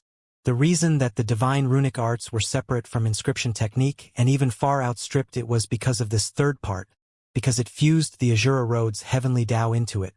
Because of this, divine runic symbols were symbols that represented the heavenly Tao. And only in higher levels of divine runic arts would the difficulty of this third part slowly manifest. The higher the grade of divine runic arts, the more difficult the third part would be. There were many high-grade divine runic arts that would fail in the face of the infinitely powerful and mysterious Azura heavenly Tao. As for the lowest level of divine runic symbols, the third step was only a brief detour. In truth, it wasn't too significant, and at the lowest levels, divine runic symbols were nearly similar to inscription technique, whether it was in regards to their effects or fundamental nature. However, upon reaching a second-grade divine runic symbol, the difficulty of the third step would appear slightly. To a divine runic apprentice, this was a massive test. The Azura heavenly Tao was vast and endless, impossibly complex and difficult to understand. How to make the tiny runes align with the Azura heavenly Tao was the essence of the divine runic arts. The first 2 parts of the divine runic arts were similar to inscription technique. Many divine runic masters had been studying this field for hundreds and thousands of years, and they had reached the 12th grade in the inscription technique. In the Divine Runic Masters Guild alone, there were several 12th grade inscription masters. However, these 12th grade inscription masters were at most 7th grade divine runic masters. Some of them weren't even at the 7th grade. If one had to come up with a reason, then that was that understanding the Azura heavenly Tao was far too difficult. It was simply impossible to perfectly master the final third step of the divine runic arts. There were innumerable divine runic grandmasters that had studied the Azura heavenly Tao for their entire lives. These were the laws that managed everything within the Azura Road, a world that stood parallel with the 33 heavens. In terms of their complexity, they were on par with the 33 heavens. This was equal to an independent universe. The power of these laws could be imagined. In truth, even 7th grade divine runic masters were an extremely rare existence within the Azura Road. These characters were able to become the guild president of the Divine Runic Masters Guild. Such a character basically had to have an Empyrean-level cultivation. Only an Empyrean could rely upon their great strength to slightly borrow the strength of the Azura heavenly Tao laws. Moreover, this was only borrowing. Although an Empyrean was an existence that had experienced heavenly tribulation and could stand equal to the heavenly Tao, The truth was that the area on which they stood was a tiny, nearly infinitesimal part. Moreover, that was only the transcendent divine might that they established. That alone allowed an Empyrean to stand at the same height as the heavenly Tao. If they wanted to stand equal to the entirety of the heavenly Tao laws, then that was simply impossible. Not to mention an Empyrean, not even a true divinity could comprehend all of the heavenly Tao laws in a universe. As for those young martial artists who had only been studying the divine runic arts for 100 years and didn't even have a holy lord realm cultivation, wanting to have them borrow the Azura heavenly Tao laws was asking for far too much, no matter how heaven-shaking their talent was. Even though Clear Shadow and Dream Pearl were gifted daughters of heaven, when they were trying to complete the third step of a second-grade divine runic symbol, they still had to be extremely cautious and proceed with absolute care. And even if they focused all of their attention, there would still be a high chance that they would be defeated. Qin Yi glanced over at Clear Shadow and Dream Pearl, his lips curving up in a smile. The third step of the divine runic arts was what he was most confident in. The essence of the divine runic arts was to join together the Azura heavenly Tao into inscription technique. In a sense, these were rune laws that derived from the Azura heavenly Tao. The Azura road could not be separated from its runes. Whether it was God runes or origin energy runes, these runes were the embodiment of the Azura road laws. In terms of inscription technique skill, the divine void divine kingdom that Qin Yi came from could not compare to the divine runic masters guild. But, in terms of understanding the Azura heavenly Tao, the divine void divine kingdom that was ruled by a true divinity actually surpassed the divine runic masters guild. It was relying on this point that the divine void divine kingdom dared to state that they were no worse than the divine runic masters guild in terms of the skill of their divine runic masters. And this was the truth. The divine runic master who taught Qin Yi could compare with the president of the divine runic masters guild in skill. This was how important the third step was. With his ability in this aspect, Qin Yi didn't care much about the second-grade divine runic master examination. This was simply a means to prove his strength. "Are the four of you ready?" the white-robed elder asked, glancing over them. Clear Shadow and Dream Pearl were somewhat nervous. As for Qin Yi, he was calm and composed. A divine runic pen jumped into his hands, spinning above his fingertips as if it had a mind of its own. The crystalline pen seemed to reflect a brilliant light. Facing the second-grade divine runic master examination, Qin Yi finally picked up his pen. Without a doubt, this divine runic pen was some priceless treasure. As for the last examinee, others viewed him with a bit of bias. He quietly laid out his materials and began arranging them on the table. This fellow actually surprised the white-robed elder. A human, and a young human at that, had actually decided to join the second-grade divine runic master examination. This was a truly incredible event. The white-robed elder traced his chin and looked at Lin Ming for another second before passing over him. "Then, I declare the beginning of the examination." The time allotted for the second-grade divine runic master examination was 10 hours, the same as before. A second-grade divine runic symbol naturally took a much longer time than a first-grade one. To give the same 10-hour time limit was equal to increasing the difficulty of the examination. As the examination started, Clear Shadow and Dream Pearl began to anxiously process their materials. From the materials they had gathered, one could guess what rune they had decided to draw up. The divine runic symbol they had chosen was Touch of Gold. The use of this divine runic symbol was to turn stone into gold. This divine runic symbol was essentially useless and mostly a waste of resources to make. But divine runic masters still held this symbol in high esteem because turning stone to gold was something that only the divine runic arts could accomplish. Without the divine runic arts, even an Empyrean would be helpless in this matter. Thus, although this was a worthless symbol, it was a divine runic symbol that put the charm of the divine runic arts on full display. And as for the reason that Clear Shadow and Dream Pearl had chosen Touch of Gold, that was because this divine runic symbol was considered relatively easy and their chances of succeeding would be somewhat higher. As for Qin Yi, he had chosen Heart of the Medicine Furnace. This was a divine runic symbol for pills. It could greatly increase the medicinal efficacy of a pill, and was considered to be in the medium-high difficulty levels of second-grade divine runic symbols. As for Lin Ming, he had chosen the pill resting symbol. This was also a divine runic symbol for pills. When placed on a powerful pill and rested for a month, it would make the properties of a pill far more temperate and the medicinal efficacy easier to absorb. Although the name of the pill resting symbol was a bit simple and rustic in terms of how difficult it was to draw up, it was even beyond the heart of the medicine furnace.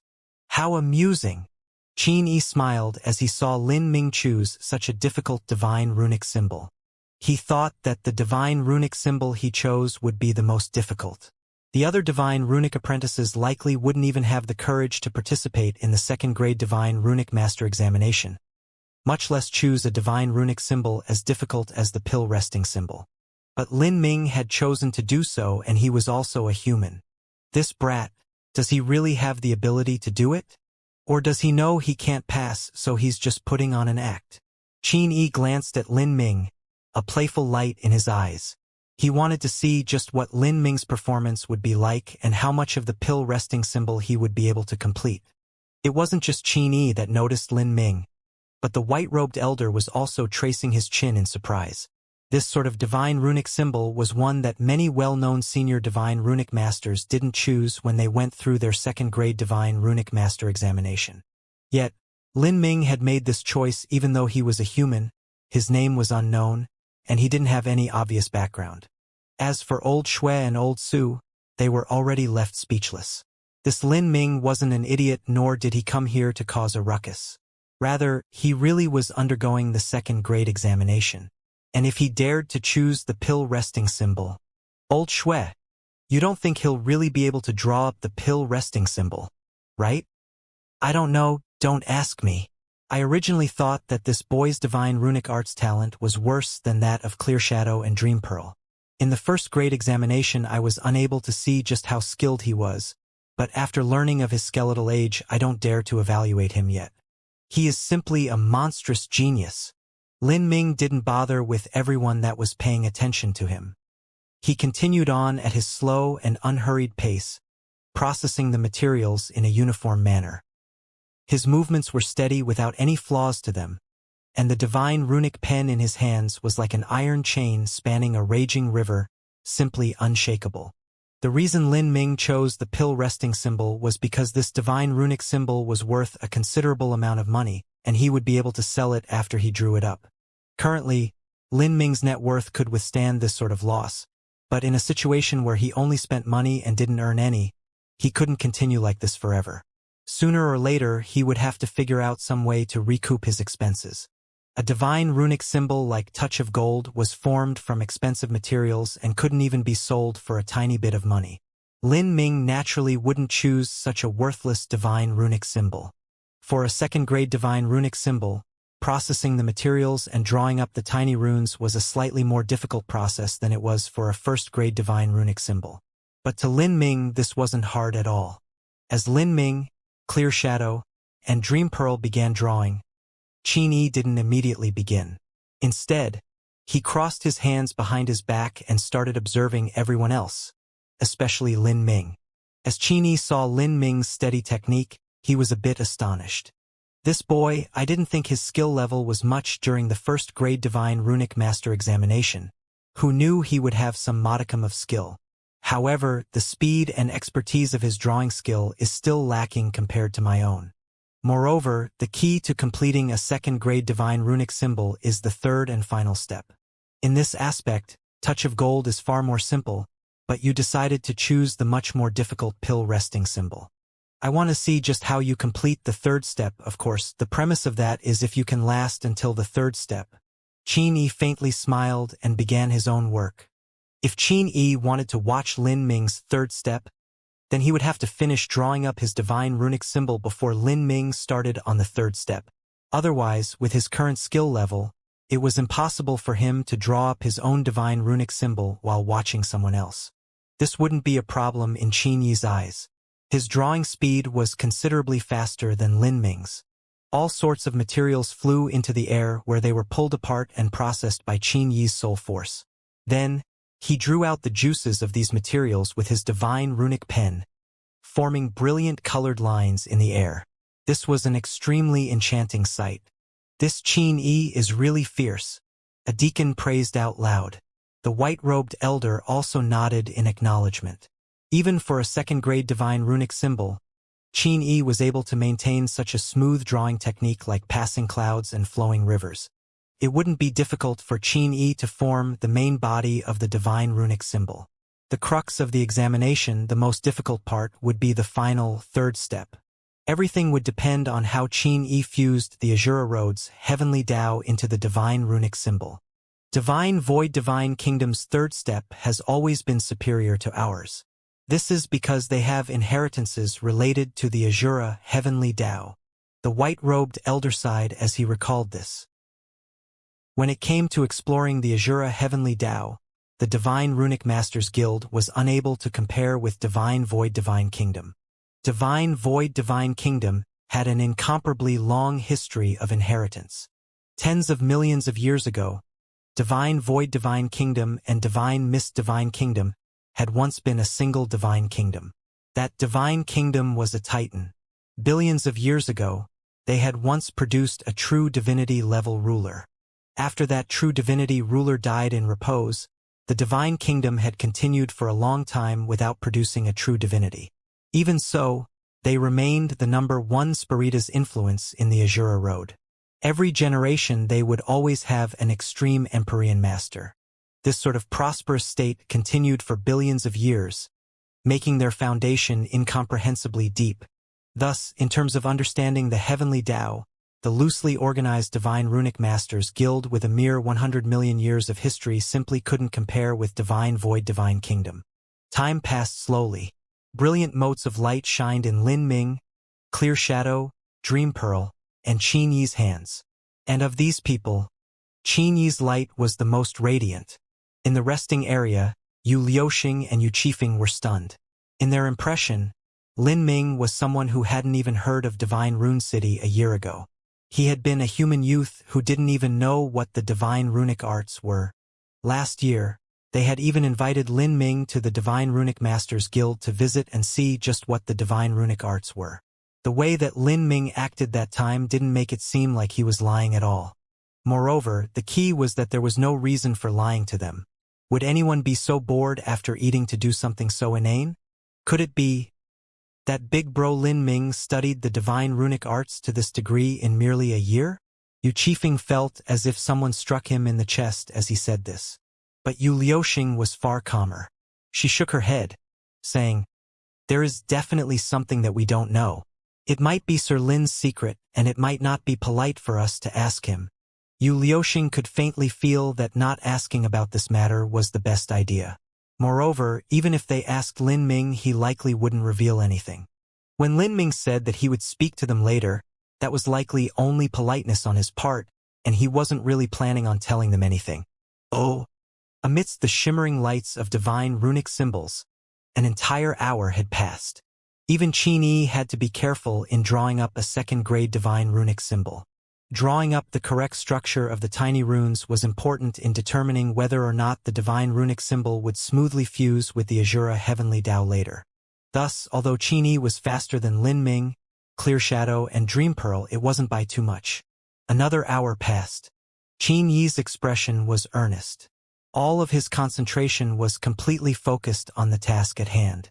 The main body of the divine runic symbol was nearly finished, and as he reached the end, his speed became even slower and his movements ever the more cautious. As he drew up the last tiny rune, all of the tiny runes shined in unison. His divine runic symbol had already taken its initial shape. All that remained was the third step, the key step to turning a quasi-inscription symbol into a true divine runic symbol. The difference between a second-grade divine runic symbol and first-grade divine runic symbol was only a single grade. But on this third step, that single grade made the two as different as clouds and mud. Qin Yi was extremely careful. His soul force controlled the thousand-some tiny runes in the air, having them all maintain their current positions. Then, Qin Yi began to slowly restore and adjust his soul force, bringing himself back to a better condition so he could complete the third step. Although Qin Yi had completed the third step fusion process many times already and was 80 to 90% confident he would succeed, Even a 10 to 20% chance of failure was unacceptable to him. His pride would not allow him to fail here. He would pass the examination with flying colors. As Qin Yi was restoring himself, he glanced over at Lin Ming. He grinned as he saw Lin Ming drawing one stroke at a time, steadily and impeccably. Interesting. I didn't think this little boy would have some level of skill. He's already completed 75% of the main body structure, and there aren't any fluctuations in his drawing yet. If he can continue like this, then he'll complete the main body of the divine runic symbol. He might be able to accompany me for a little fun in the third step. Qin Yi felt a hint of interest in Lin Ming's appearance. If he outshined all others in this divine runic master examination without anyone being able to act as a foil to him, then there wouldn't be any meaning to it at all. Only if there was competition, only if someone had a chance to beat him, would that make things interesting. He was looking forwards to Lin Ming's performance. He wanted to see just how much of the third step Lin Ming would be able to complete. Like this, Qin Yi rested for a quarter hour to restore himself to his peak state. This was not an easy task to accomplish. For a low-level divine runic master to hold aloft 1,000 some tiny runes with even spacing between them and also maintain the circulation of energy, this was extremely difficult, let alone doing all of that and also restoring one's soul force. This Qin Yi can maintain concentration while relaxing at the same time. He's restored most of the soul force used up in preparation for the third step. This isn't something the average person can accomplish. It seems that this Qin Yi has already completed a second-grade divine runic symbol more than once. If there isn't an accident, then he'll pass this examination without any problems. The white-robed elder sighed with emotion. But, even as he praised Qin Yi in his heart, he also felt a bit bitter. After all, Qin Yi came from Divine Void Divine Kingdom, and they were faintly considered a competitor to the Divine Runic Masters Guild. In truth, there wasn't any major conflicts of interest between these two great organizations. But even so, whether it was martial artists or divine runic masters, one would always have the heart and spirit to outdo everyone else. They naturally hoped that there would eventually be an outcome as to who was better and who was worse. And now that he saw a descendant of his competitors blossom in splendor in his own home ground, the white-robed elder wasn't very happy with this taste. As he looked over to Clear Shadow and Dream Pearl, he could see that the two young women were only continuing with a great deal of difficulty. Even if they did complete their divine runic symbols, it would simply be something flashy without any substance at all. How could their touch of gold possibly compare to Qin Yi's heart of the medicine furnace?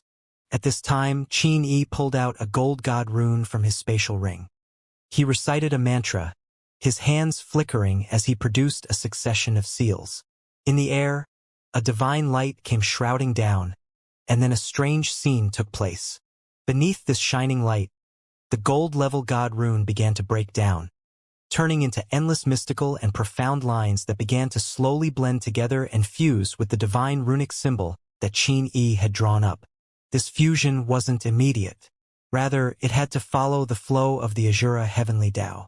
To describe it in other words, the laws of the Azura Heavenly Tao were joining together with the divine runic symbol, and the number of laws that joined in as well as the degree of their perfection would be a massive indicator in how valuable and effective the divine runic symbol would be. A Grandmaster could fuse a great amount of Azura Heavenly Tao laws in a divine runic symbol, making it so that even a 5th-grade divine runic symbol could sell at the price of a 6th-grade divine runic symbol. The higher the grade of a divine runic symbol, the more time it would take to fuse in the laws. The third step of a 2nd-grade divine runic symbol, even if drawn up by Qin Yi, would still take at least half an hour or 3/4 of an hour. On average, it would take just under an hour. But just as Qin Yi was a quarter hour into the third step, someone else had finished drawing up the main body of their divine runic symbol. This person was Lin Ming. He was slightly faster than Clear Shadow and Dream Pearl. Although he was slower than Qin Yi had rested for a quarter hour, and now that he was another quarter hour into the third step, the half-hour difference was the difference between him and Lin Ming drawing up the main body of their symbols. He's really done it. Many people were paying attention to Lin Ming. Old Shui and Old Su were nearly looking at him alone, caring about his performance even more than that of their own apprentices. This boy's abilities are truly hidden deep. This is unbelievable. If someone were to find out this boy's skeletal age, they might be shocked to death. I wonder just what his story is. It looks like he's about to begin the third step. Even if he fails here, he is still a monster amongst all monstrous geniuses. And if he succeeds, that would really be... As old Shui spoke here, he didn't know just what to say. Compared to Lin Ming, the two apprentices they took in weren't worth anything at all. Their divine runic art skill was inferior to Lin Ming's, and their cultivation speed was far outpaced by him. Of course, this wasn't because their apprentices were too lackluster, but because Lin Ming was far too freakish. At this time, the some tiny runes in front of Lin Ming slowly floated about. A colorful brilliance flowed through these tiny runes, as beautiful as a dream. Lin Ming was as calm as a placid lake. Slowly, he lifted up this elementary divine runic symbol. He ran his other hand over the table, picking up a gold god rune. He was already prepared to begin the third step. He's directly starting the third step? A deacon remarked with surprise as he saw Lin Ming not going through any adjustments beforehand. If Lin Ming took out a gold god rune now, then it was clearly because he was preparing to start the fusion process. After a divine runic master completed the main form of a divine runic symbol, they would have consumed a great deal of soul force. And the third step was the most essential step. If one didn't rest, then their chances of success would be much lower. Not everyone has the ability to maintain the main form of a divine runic symbol for such a long time without incurring some errors in the tiny runes. If he cannot calmly control the main form of the divine runic symbols and the order of the some tiny runes, then the longer he continues, the more soul force he will use up instead. Lin Ming might not have the ability to rest at this time, so completing the drawing in a single continued attempt might be better. Another deacon said to the previous one. The last deacon nodded, saying, "Yes, if he has the ability to rest at this time, then he should be considered a teacher within the ranks of a second-grade divine runic master." As these two deacons were speaking, Old Shui, Old Su, and the white-robed elder were all staring at Lin Ming. They wanted to see just what this young man would do at this step. Lin Ming's right hand moved and the gold god rune slowly decomposed in a halo of golden light, turning into countless mystical lines that gathered onto the main form of the divine runic symbol. These laws were the heavenly Tao laws of the Azura Road. Without a doubt, Lin Ming's understandings of the Azura heavenly Tao far exceeded those of anyone present. In this aspect, after he thoroughly enlightened himself on the Emperor Jade as well as having studied the first volume of the Azura Sutra, although Lin Ming couldn't control the Azura heavenly Tao, wanting to borrow its strength was actually an extremely simple matter. The law lines soon fused into Lin Ming's divine runic symbol. With Lin Ming's familiarity with the Azura heavenly Tao, he could complete the fusion process in a mere incense stick of time. However, Lin Ming didn't choose to do this. After all, completing the third step in a mere incense stick of time would have been far too shocking, and it might even arouse certain suspicion in those present. Thus, Lin Ming decided to slow down his speed. This was only an examination and not a competition. As long as he finished, then he was fine. A quarter hour soon passed. Clear Shadow and Dream Pearl both completed the main forms of their divine runic symbol and began the third fusion step. They were weaker than Qi, so they couldn't rest before the third step like he could. For them, this last fusion step would be filled with difficulties. After half a quarter hour passed, beads of sweat began to appear on Qin Yi's forehead. He had entered into a completely absorbed state. The Lo runes were slowly pushed into the divine runic symbol. With his soul force, lasting until now was not easy. Finally, Qin Yi fused the last law line into the divine runic symbol. His heart of the medicine furnace drawing was finally complete. As Qin Yi felt the power of laws gushing forth from the heart of the medicine furnace, he grinned. He had succeeded. Moreover, the process had been relatively easy. With overwhelming superiority, he had obtained the qualifications to become a second-grade divine runic master, and was also the most extraordinary individual in this examination. In that moment, beams of multicolored light blossomed from the heart of the medicine furnace. Qin Yi reached out for the divine runic symbol, but just as he was about to touch it, his expression froze. With disbelief thick on his features, he turned to see Lin Ming. At some unknown time, Lin Ming had also completed his pill resting symbol. After taking his divine runic symbol, Lin Ming placed it on a tray in preparation for the proctor elder to examine it. Lin Ming had used less than half an hour to complete this third-step fusion process. It was nearly half the time that Qin Yi had spent. Old Su and Old Shui watched Lin Ming complete the third step. The entire process was completed without any kind of thrilling, soul-struggling scene at all. Rather, he had completed the third step easily and pleasantly, the entire drawing of the divine runic symbol having been completed in a single go. No one had expected that Lin Ming's third step would be completed in such a manner. The most difficult part of the second-grade divine runic symbol was the third step, but in Lin Ming's hands, there didn't seem to be any difficulty at all. Is it over? Old Shui and Old Su glanced at each other. They had originally hoped that there would be some difficulties for Lin Ming in the third step, and they wanted to see just how he resolved the situation. But what truly happened had far outstripped their expectations. This inevitably caused a peculiar feeling to form in their hearts.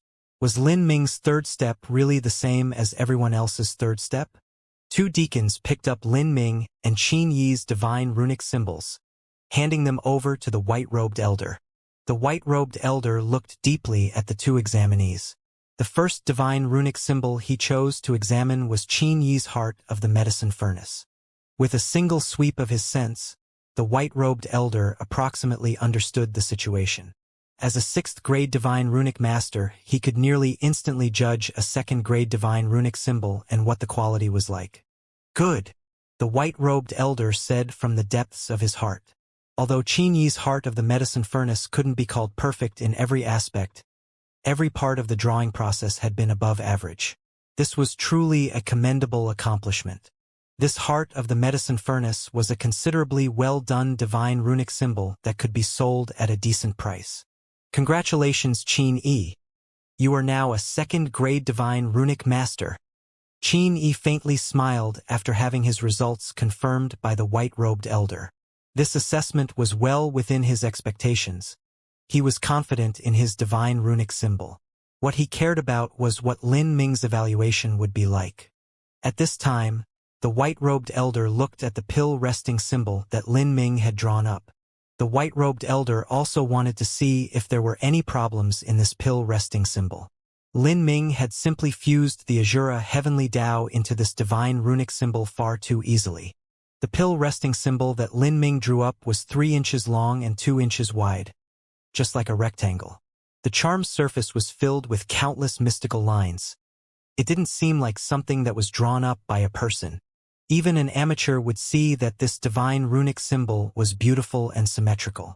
The white-robed elder soaked his soul force into the pill resting symbol and took a mental swim through its lines. After confirming the Azura heavenly Tao laws that were within the symbol, the white-robed elder took a deep breath. Not only was the pill resting symbol that Lin Ming drew up completely up to standards, but it was extremely valuable. Perfect! The white-robed elder whispered this evaluation to himself. This pill resting symbol, whether it was the processing and handling of materials, structure of tiny runes, distribution of energy, or even the final fusion of the Azura heavenly Tao rules, everything could be called the absolute peak of perfection that a low-level divine runic master could accomplish. It was hard to imagine that this divine runic symbol had come from the hands of a human youth. Just how did this boy study? And who was his teacher? As the white-robed elder was appraising Lin Ming's pill resting symbol, Qin Yi was noticing the expression on the old man's face. As Qin Yi saw the awe on the old man's face as well as the perfect evaluation, Qin Yi felt a surge of frustration. Without a doubt, the quality of the pill resting symbol that Lin Ming drew up had been superior to his own heart of the medicine furnace. Let me take a look.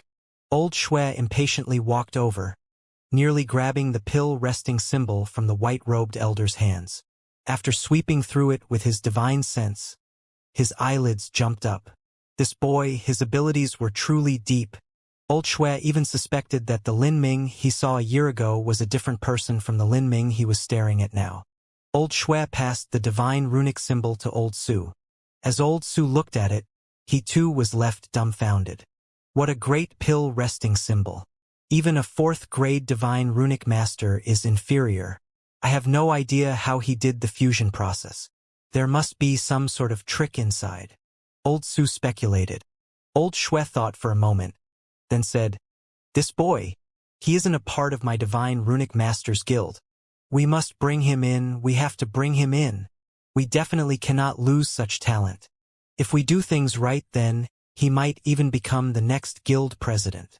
The Divine Runic Masters Guild was always eager to bring in more talented individuals. The Divine Runic Masters Guild was originally a loose organization, and only by bringing in more talented people would Divine Rune City become more powerful. The previous guild presidents of the Divine Runic Masters Guild had all been extremely noble and renowned 7th grade Divine Runic Masters that had been fairly elected by the guild. Lin Ming, I want to ask you, would you like to join my Divine Runic Masters Guild? Without Old Su and Old Shui speaking, the white-robed elder had already asked Lin Ming, "Do I want to join the Divine Runic Masters Guild?" Lin Ming traced his chin, making his decision seem as theatrical as he could. He definitely wanted to join the Divine Runic Masters Guild.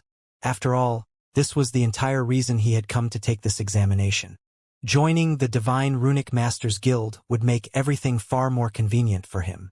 First, if he joined the Divine Runic Masters Guild, then he would be able to obtain their protection. This would make him relatively more safe. Next, if he joined, he would have sufficient status to contact Blood Moon and obtain the Celestial Tyrant Manual. Third, materials would be much easier to obtain in the Divine Runic Masters Guild, and there would even be a discount. This was necessary for him to find the ancient pill recipes and materials needed for the 9 stars of the Dao Palace. Although Lin Ming had already come here with this plan, he knew that truly peak geniuses would have far more advantages if they joined the Divine Runic Masters Guild. This was because this sort of talented individual would have many other influences seeking to take them in. The Inner Azura Road was an incomparably vast land, and there were multiple Divine Runic Master organizations besides Divine Rune City. For instance, Qin Yi's Divine Void Divine Kingdom, in terms of Divine Runic art skills, wasn't that different from the Divine Runic Masters Guild. Thus, Lin Ming didn't mind trying to obtain more benefits from joining the Divine Runic Masters Guild. Thinking of this, he said, "Can I wait before making this decision? When I passed the 1st grade Divine Runic Master examination, I was able to continue to the 2nd grade Divine Runic Master examination. So, since I've passed the 2nd grade Divine Runic Master examination, can I continue to the 3rd grade Divine Runic Master examination?" As Lin Ming asked this, Old Shui, Old Su, and the white-robed elder all froze, their expressions stiffening. Lin Ming wanted to take the 3rd grade Divine Runic Master examination? You're saying that you want to take the 3rd grade Divine Runic Master examination? Old Shui looked at Lin Ming with amazement. Not only were the 3 old men shocked, but even the other examinees in the resting area, including Yu Qifeng and Yu Liuxing, were startled. It was already incredible for Lin Ming to pass the examination for a 2nd grade Divine Runic Master, but he wanted to continue to the 3rd grade examination? Really, people never gave up until they failed. Normally, before a martial artist became a 3rd grade Divine Runic Master, they would study for dozens of years, or even over 100 years of time. The reason that the time fluctuated so much was because even as a young martial artist studied the Divine Runic Arts, they still had to put time into cultivating.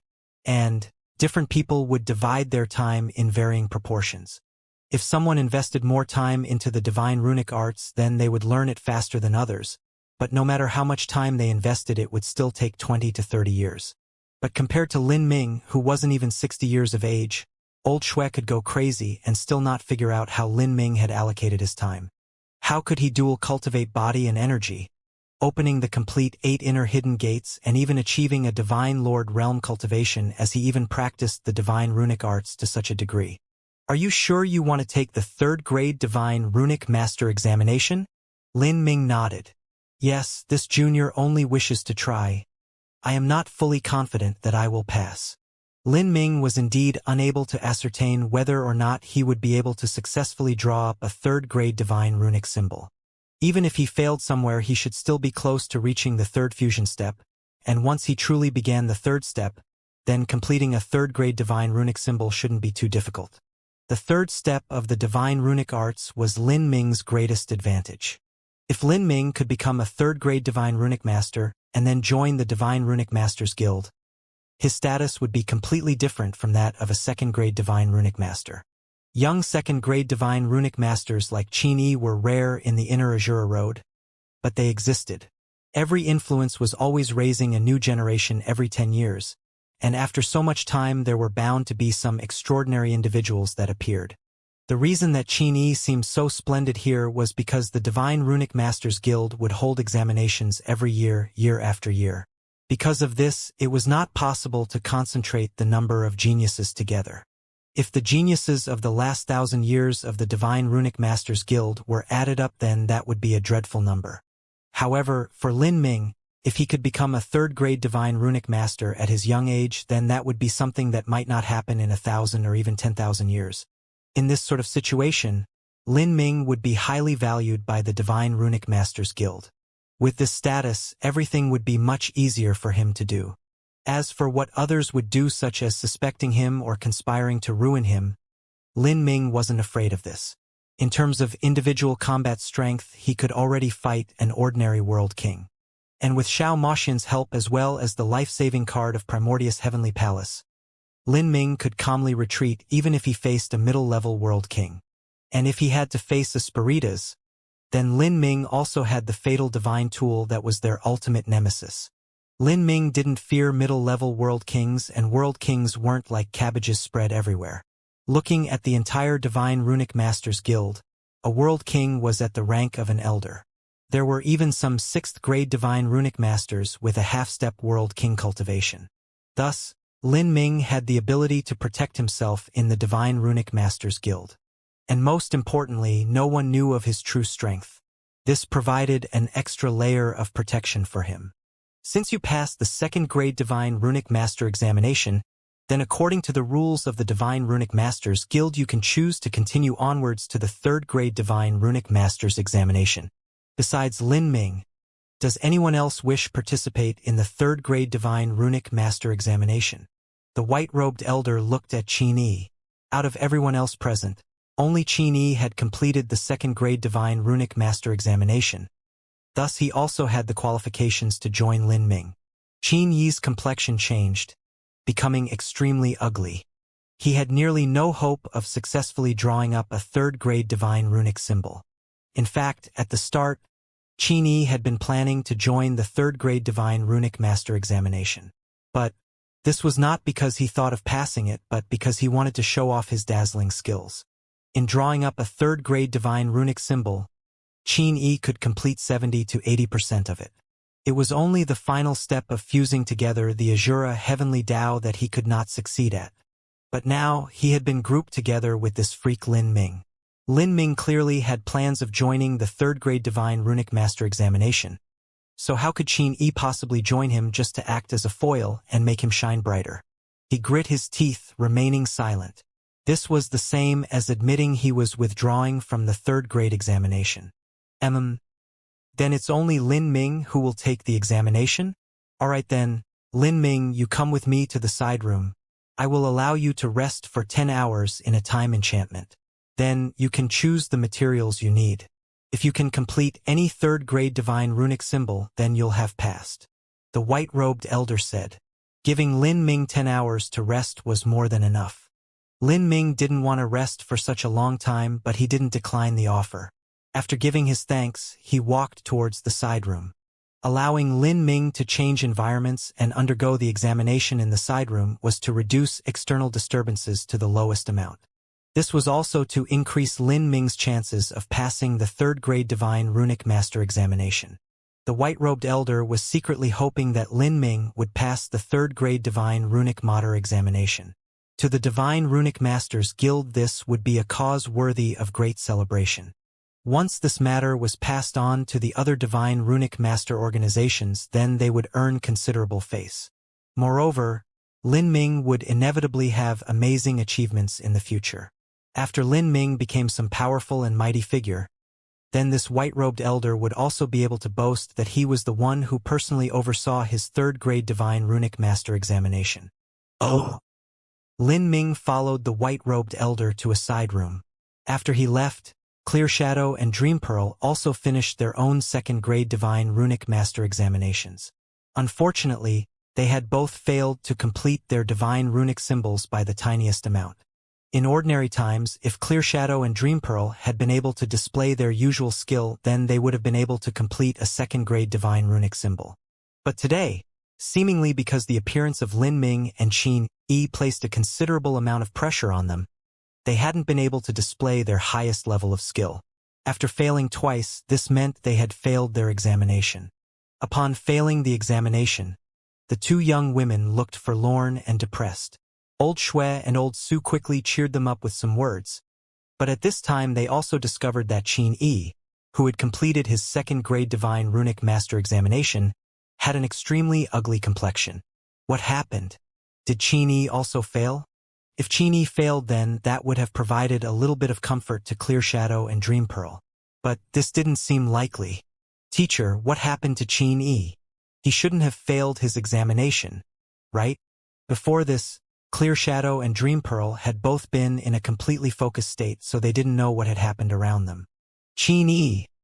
Old Shui forced a smile. He indeed passed the examination, and he did so extremely splendidly. But what a pity. There is always someone stronger than the strong. Lin Ming completed his second-grade Divine Runic symbol even more perfectly, and what is most perturbing of all is that after Lin Ming finished his second-grade Divine Runic Master examination, he wanted to carry on to the third-grade Divine Runic Master examination. As for Qin Yi, he gave up. He likely knew he didn't have the ability to pass. This is the same as admitting that he is inferior to Lin Ming, so how could his complexion be any good? In Old Shui's opinion, Qin Yi's talent in the Divine Runic Arts should be the best amongst the juniors of Divine Void Divine Kingdom. For him to be frustrated like this by one of his peers, this was definitely an attack on his mindset. After listening to Old Shui's words, Clear Shadow and Dream Pearl's mouths fell open. They weren't able to respond for a long time. Teacher, are you saying that Lin Ming, he is continuing on to the third-grade Divine Runic Master examination? That's right. Lin Ming should have already started his examination by now. Lin Ming had rested for 10 hours within a time enchantment. Now that half an hour had passed, he should have started his examination by now. This is the third-grade Divine Runic Master examination. Clear Shadow and Dream Pearl were both in a muddled daze. The two of them hadn't even been able to complete the second-grade Divine Runic Master examination, and yet Lin Ming went straight to the third-grade examination. How could they live like this? For a time, both of them were immensely frustrated. Old Su saw the emotions plain on their faces, and said with a comforting tone, Lin Ming won't necessarily pass the third-grade examination. His chances of passing the third-grade examination might not be higher than your chances of passing the second-grade examination. Your problems were that you weren't able to display your true skill today, but that isn't something you should be discouraged by. Instead, that Qin Yi was likely struck harder by this than you two were. Old Su said, nudging his head towards Qin Yi. At this time, Qin Yi was sitting in the resting area, his face grim and cloudy as if someone in his family had died. Although he looked like he was calmly sipping tea, his eyes were glued to the doors of the side room. It was obvious that he cared a great deal about Lin Ming's results. Time slowly passed. In the blink of an eye, another 2 hours passed. Lin Ming's examination was already halfway over. Because of the door to the side hall, Qin Yi wasn't able to see how Lin Ming's examination was going. This caused him to be especially restless. He took up his teacup and then placed it down, looking at the time throughout. Almost 3 hours. Although a third-grade Divine Runic symbol was far more difficult than a second-grade Divine Runic symbol, the time it took wasn't that much longer. 3 hours should be more than enough to draw up the main form of a Divine Runic symbol. And after the main form was the most difficult fusion step. That was the crux for how to draw up a third-grade Divine Runic symbol. This boy, he shouldn't really be able to succeed, right? Old Shui whispered to himself, looking again and again at the door to the side hall. No, I must take a look at the situation myself. Oh, at this time, in the side hall, Lin Ming's drawing had reached the most critical phase. He had chosen one of the simplest third-grade divine runic symbols. He didn't have full confidence that he would be able to pass the third-grade divine runic master examination, so choosing a simpler divine runic symbol would make things a bit easier. Beautiful tiny runes floated atop the tip of Lin Ming's divine runic pen. At this time, his concentration was completely focused and his forehead was wet with beads of sweat. Not too far away, the white-robed elder and several deacons were steadily watching Lin Ming's actions. As Lin Ming became increasingly close to finishing the main form of the divine runic symbol, all of them watched with breath abated. After that would be the most critical step. A single mistake would cause utter defeat. At this time, a sound transmission echoed in the white-robed elder's ears. It was old Shui. He was requesting a projection of Lin Ming's examination. For Espirita's martial artist, using their soul force to form a projection wasn't difficult at all. Moreover, this wouldn't affect Lin Ming's third-grade divine runic master examination. The white-robed elder nodded once and took out a crystal ball from his spatial ring. Then, he completely recorded the image of Lin Ming's third-grade divine runic symbol and projected it outside. As this scene was projected outside, everyone suddenly stood up. Old Shui and Old Su's eyes shined with a bright light as they saw this. Qin Yi's face darkened.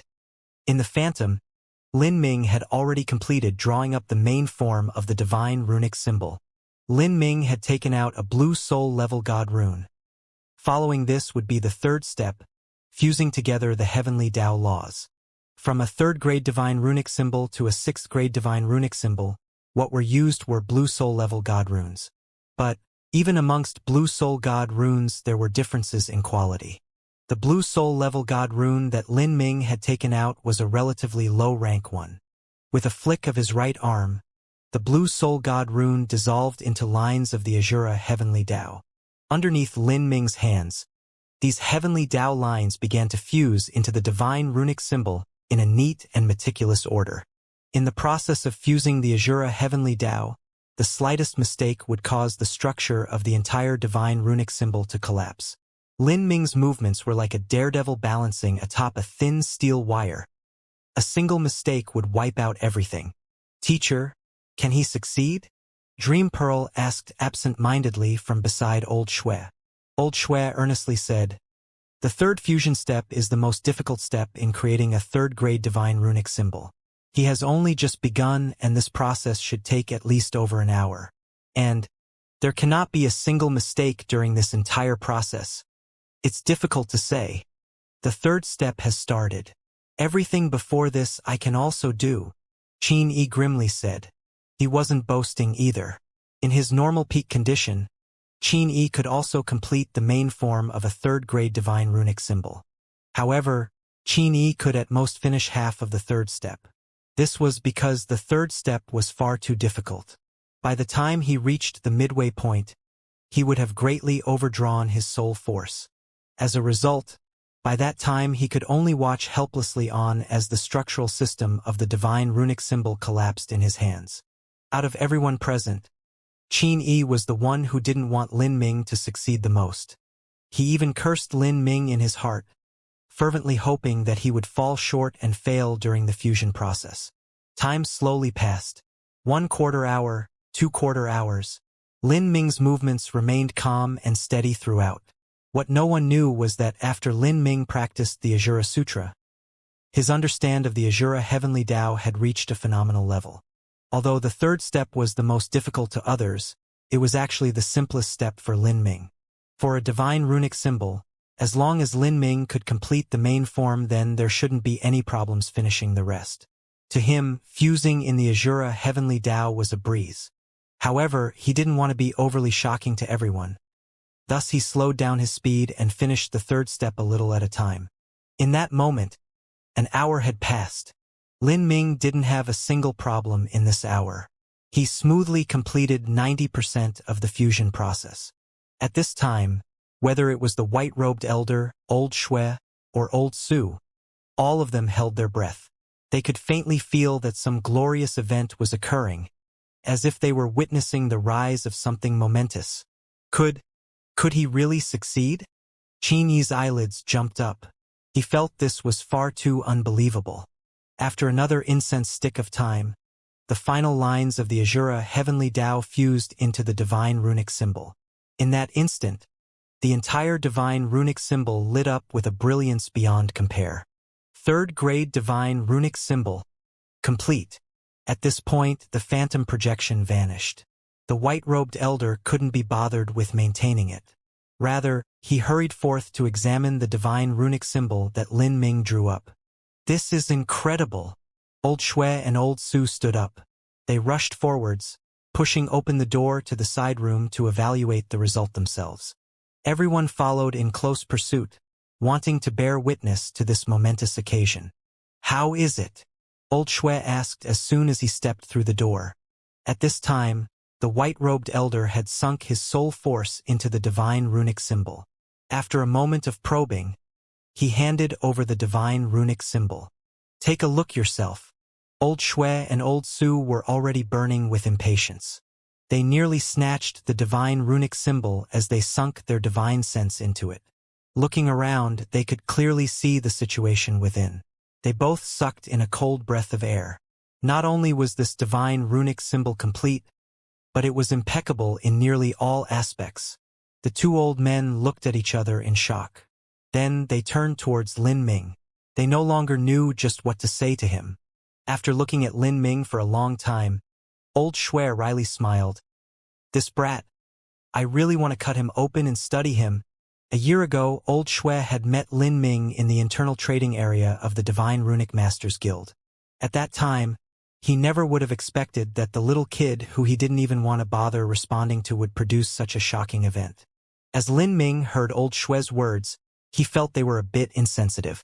Slice him open and study him?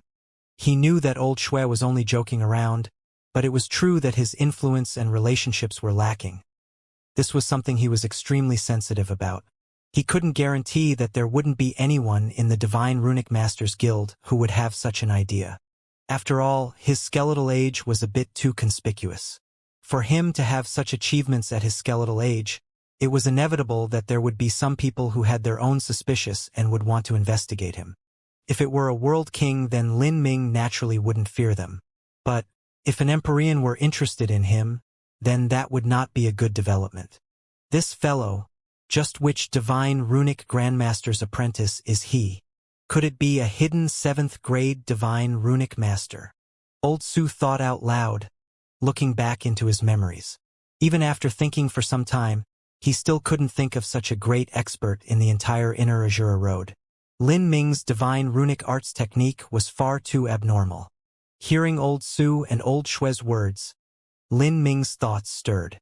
That was right, he should come up with a hidden grand expert master who was teaching him. In the Divine Runic Arts, it was nearly impossible for someone to achieve great success without a master teaching them. Lin Ming was young and had such attainments in the Divine Runic Arts that if he said he had no master, no one would believe him. Rather, it would be said that not only did Lin Ming have a master, but his master was disgustingly formidable. This secret master was likely a 7th grade Divine Runic Master, an Empyrean, and perhaps even above an Empyrean. This person must have personally taught Lin Ming and meticulously guided him through every step of the Divine Runic Arts. When this was added along with Lin Ming's own amazing perception and talent, only then could that legendary moment have occurred just now. As Lin Ming realized all of this, he became willing to push things along and smooth the road, making up a master for himself. A powerful master would give him an extra layer of safety and deter some of those people who thought of plotting against him. In fact, if Lin Ming were to say he had a true divinity as a teacher, there would still be people that believed him. After all, whether it was in Divine Runic Arts or individual strength, Lin Ming far surpassed the geniuses of a true divinity Holy Land. "Hey little fellow, how about we talk for a bit?" After Lin Ming obtained the qualifications to become a 3rd grade Divine Runic Master, he knew that these several old geezers would have many questions they would want to ask him. This was something he couldn't avoid. Lin Ming nodded. "Well, that's fine. We can speak in another room." "If you will." The white-robed elder, Old Su, and Old Shui brought Lin Ming to a different room. After passing through the door, Old Shui turned and said to his apprentice Dream Pearl, "The lot of you can wait outside." Dream Pearl scratched her head, curiously looking towards the room.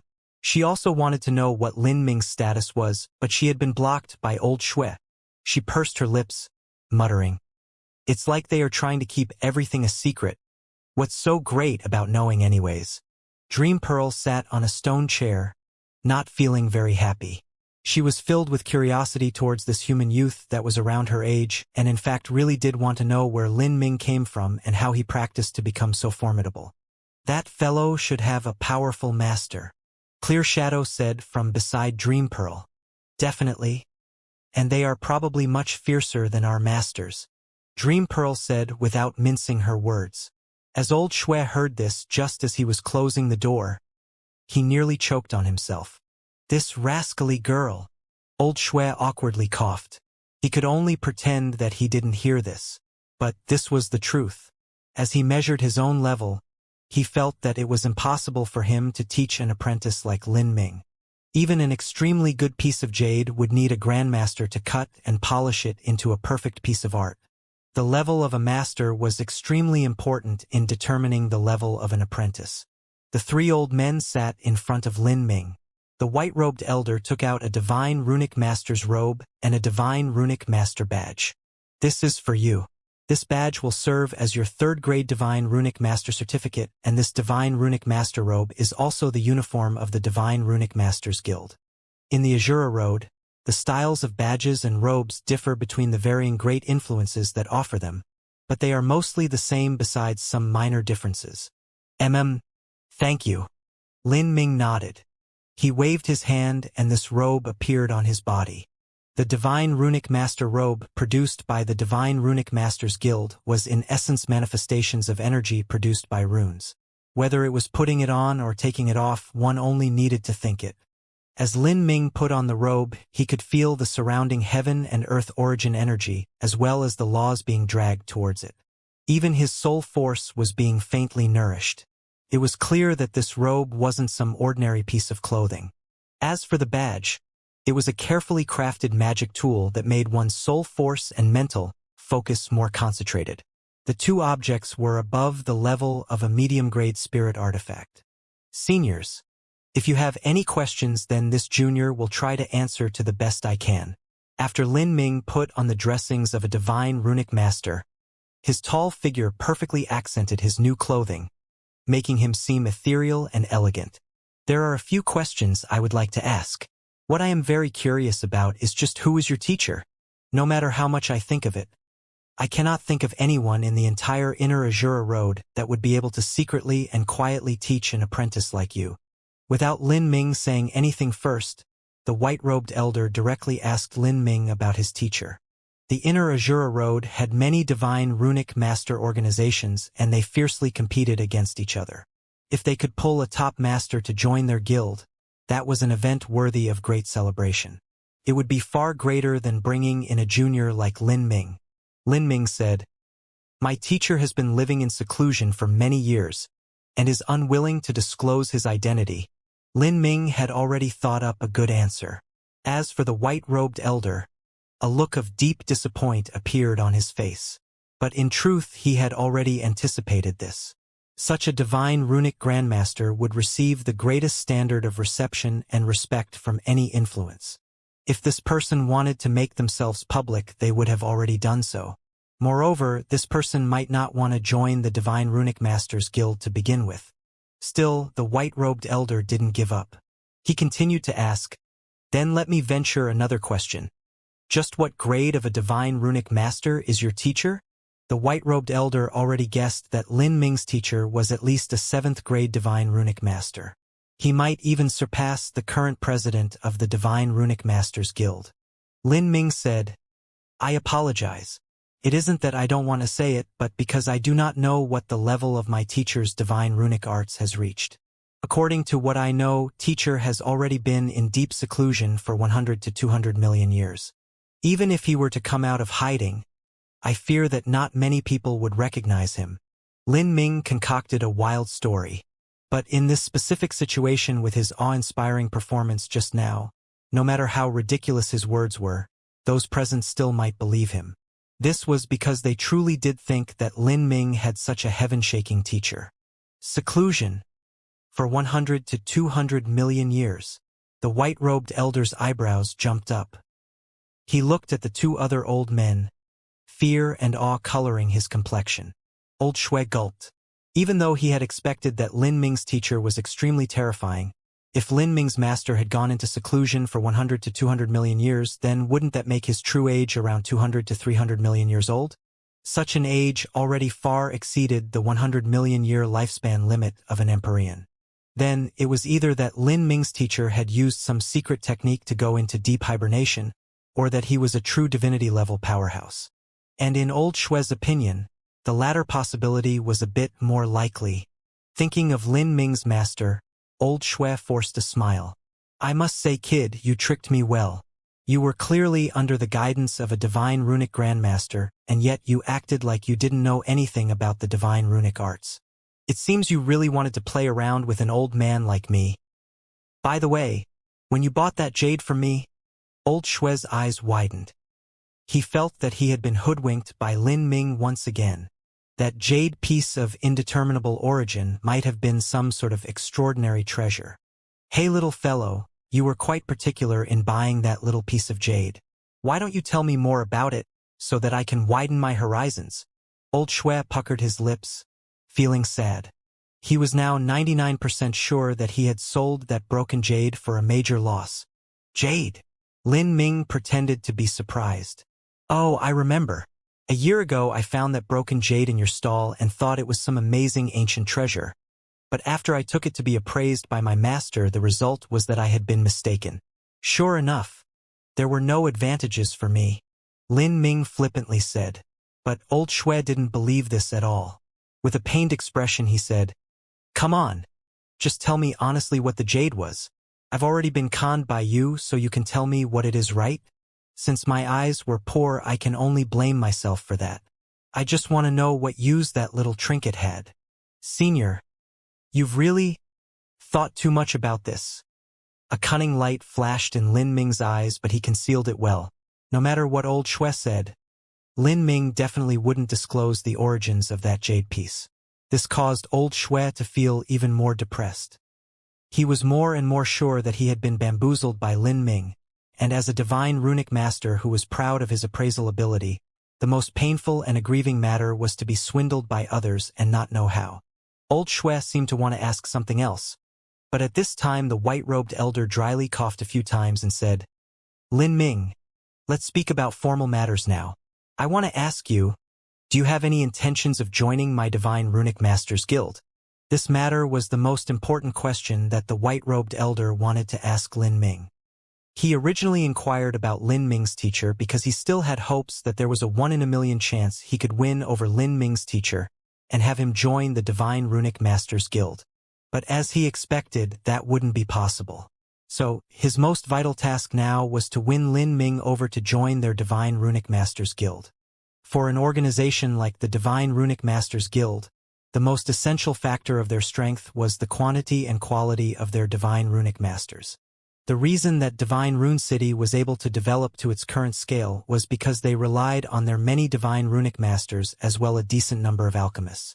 The more powerful and the greater number of Divine Runic Masters there were, the more influential the Divine Runic Masters Guild would become. In particular, 7th grade Divine Runic Masters had a great appeal, one that drew in many others. This sort of Divine Runic Grandmaster would always be able to draw in Divine Runic Masters from nearby regions, so that they would join the Divine Runic Masters Guild out of their admiration. At the same time, a great number of influences would rush here to cooperate with the Divine Runic Masters Guild, providing all sorts of favorable conditions for them. Over time, Divine Rune City would become increasingly prosperous. In terms of all sorts of transactions, access to talented individuals, possession of rare and precious resources, everything would rise exponentially. Thus, it could be said that the influence and strength of the Divine Runic Masters Guild was closely intertwined with everyone's benefits in Divine Rune City. If the Divine Runic Masters Guild ever declined, then Divine Rune City would exist in name only.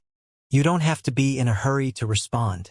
First, Let me tell you about the advantages of joining the Divine Runic Masters Guild. The white-robed elder took out a handbook and handed it to Lin Ming. This is the internal handbook of the Divine Runic Masters Guild. It has the rules and conditions that members must abide by.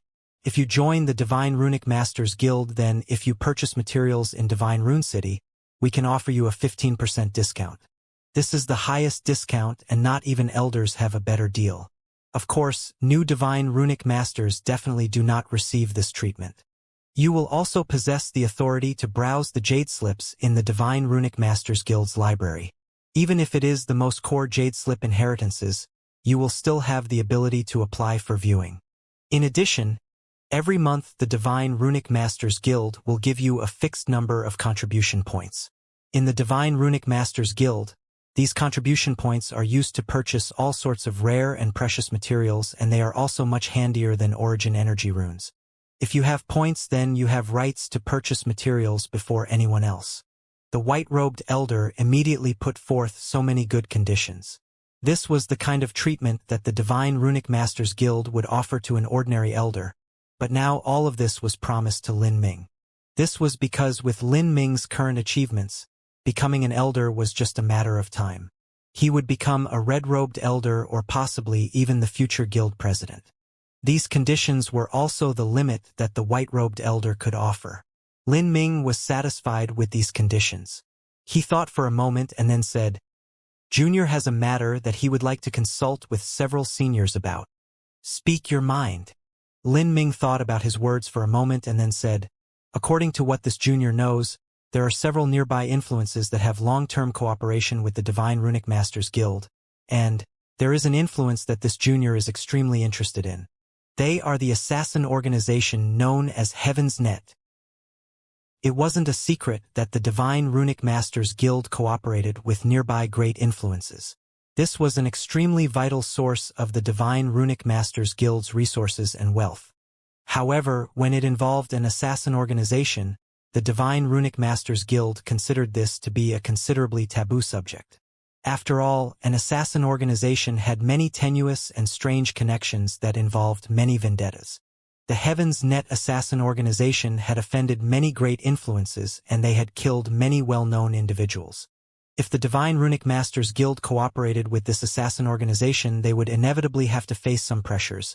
Thus, non-core members of the Divine Runic Masters Guild wouldn't know the details of their cooperation. As Lin Ming suddenly mentioned the Heaven's Net assassin organization, the white-robed elder and Old Shui frowned. However, Old Su's eyes shined with a strange light.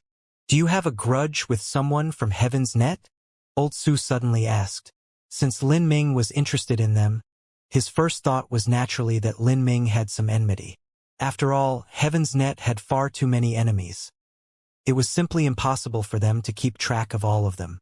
No, this junior simply wants to meet someone. One of the leaders of Heaven's Net, Blood Moon. To be honest, there is a cultivation method that I would really like to obtain which is in Blood Moon's hands. Lin Ming looked towards Old Su. He faintly sensed that Old Su had some sort of connection with Heaven's Net, or at the very least he knew some of their people. Blood Moon. Old Su thought for a moment. It was hard to make out what he was thinking of from his expression.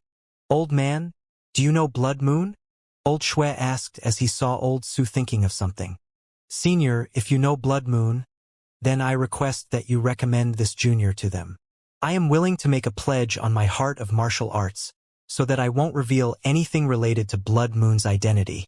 Everyone's eyes turned to Old Su. Old Shui and the white-robed elder naturally hoped that Old Su would help Lin Ming with this Blood Moon matter, because then Lin Ming would be considered as owing a favor to the Divine Runic Masters Guild. Old Su said, "I don't know where Blood Moon is, but I do have ways to make contact. As for whether or not Blood Moon is willing to meet you, that is something I cannot guarantee." Lin Ming was overjoyed to hear this. He said, "Thank you, Senior Su." As long as he could find some way to contact Blood Moon, then his chances of meeting him were much higher. With Lin Ming's current status as the youngest third-grade Divine Runic Master, as well as a disciple of someone who might be a true divinity, if this Blood Moon wasn't too strange and eccentric, then he would be willing to meet him. After all, in the eyes of many people, Lin Ming might become a 7th grade divine runic master in the future. It would be extremely significant if they could befriend Lin Ming before he grew up. Old Su rose and said, "Tonight I will try to find a way to send a message to Blood Moon. I should be able to obtain an answer by tomorrow. If Blood Moon is willing to see you, then I can lead you there. Otherwise, if Blood Moon doesn't wish to see you, then there is nothing I will be able to do." Lin Ming was already more than satisfied with this answer. "Thank you, Senior Su, for the help. No matter if this matter succeeds or not, consider this junior to owe you a favor. It's not that big a deal." Old Su waved his hand. "That's right. Since you just came to the Divine Runic Masters Guild, you can have those 2 girls, Clear Shadow and Dream Pearl, show you around the area, so you can familiarize yourself." "That's right. There are many places in the Divine Runic Masters Guild that you don't know of yet," Old Shui echoed. In truth, he wanted Dream Pearl and Clear Shadow to be on good terms with Lin Ming. If they could get to know him, then that would be greatly beneficial to their future growth. Thus, after an incense stick of time, Lin Ming, Clear Shadow, Dream Pearl, as well as the brother and sister Yu Liuxing and Yu Qifeng went to explore the Divine Runic Masters Guild. From the outside, the Divine Runic Masters Guild only covered an area of several dozen miles. But the inside actually contained its own world. Within the center of the Divine Runic Masters Guild, there was a separate spacetime that was sealed away. This was a dimensional realm, similar to the one that the Forsaken God clan lived in within the Sky Spill continent. This dimensional realm was thousands of miles long and wide. After entering, the space was incomparably broad. There were majestic palaces that floated between pillowy clouds, looking grand and extravagant. "Junior apprentice brother Lin, I hope that you don't mind me calling you this," Dream Pearl sweetly said from beside Lin Ming. She had already joined the Divine Runic Masters Guild a long time before this, so calling Lin Ming her junior apprentice brother was actually quite reasonable.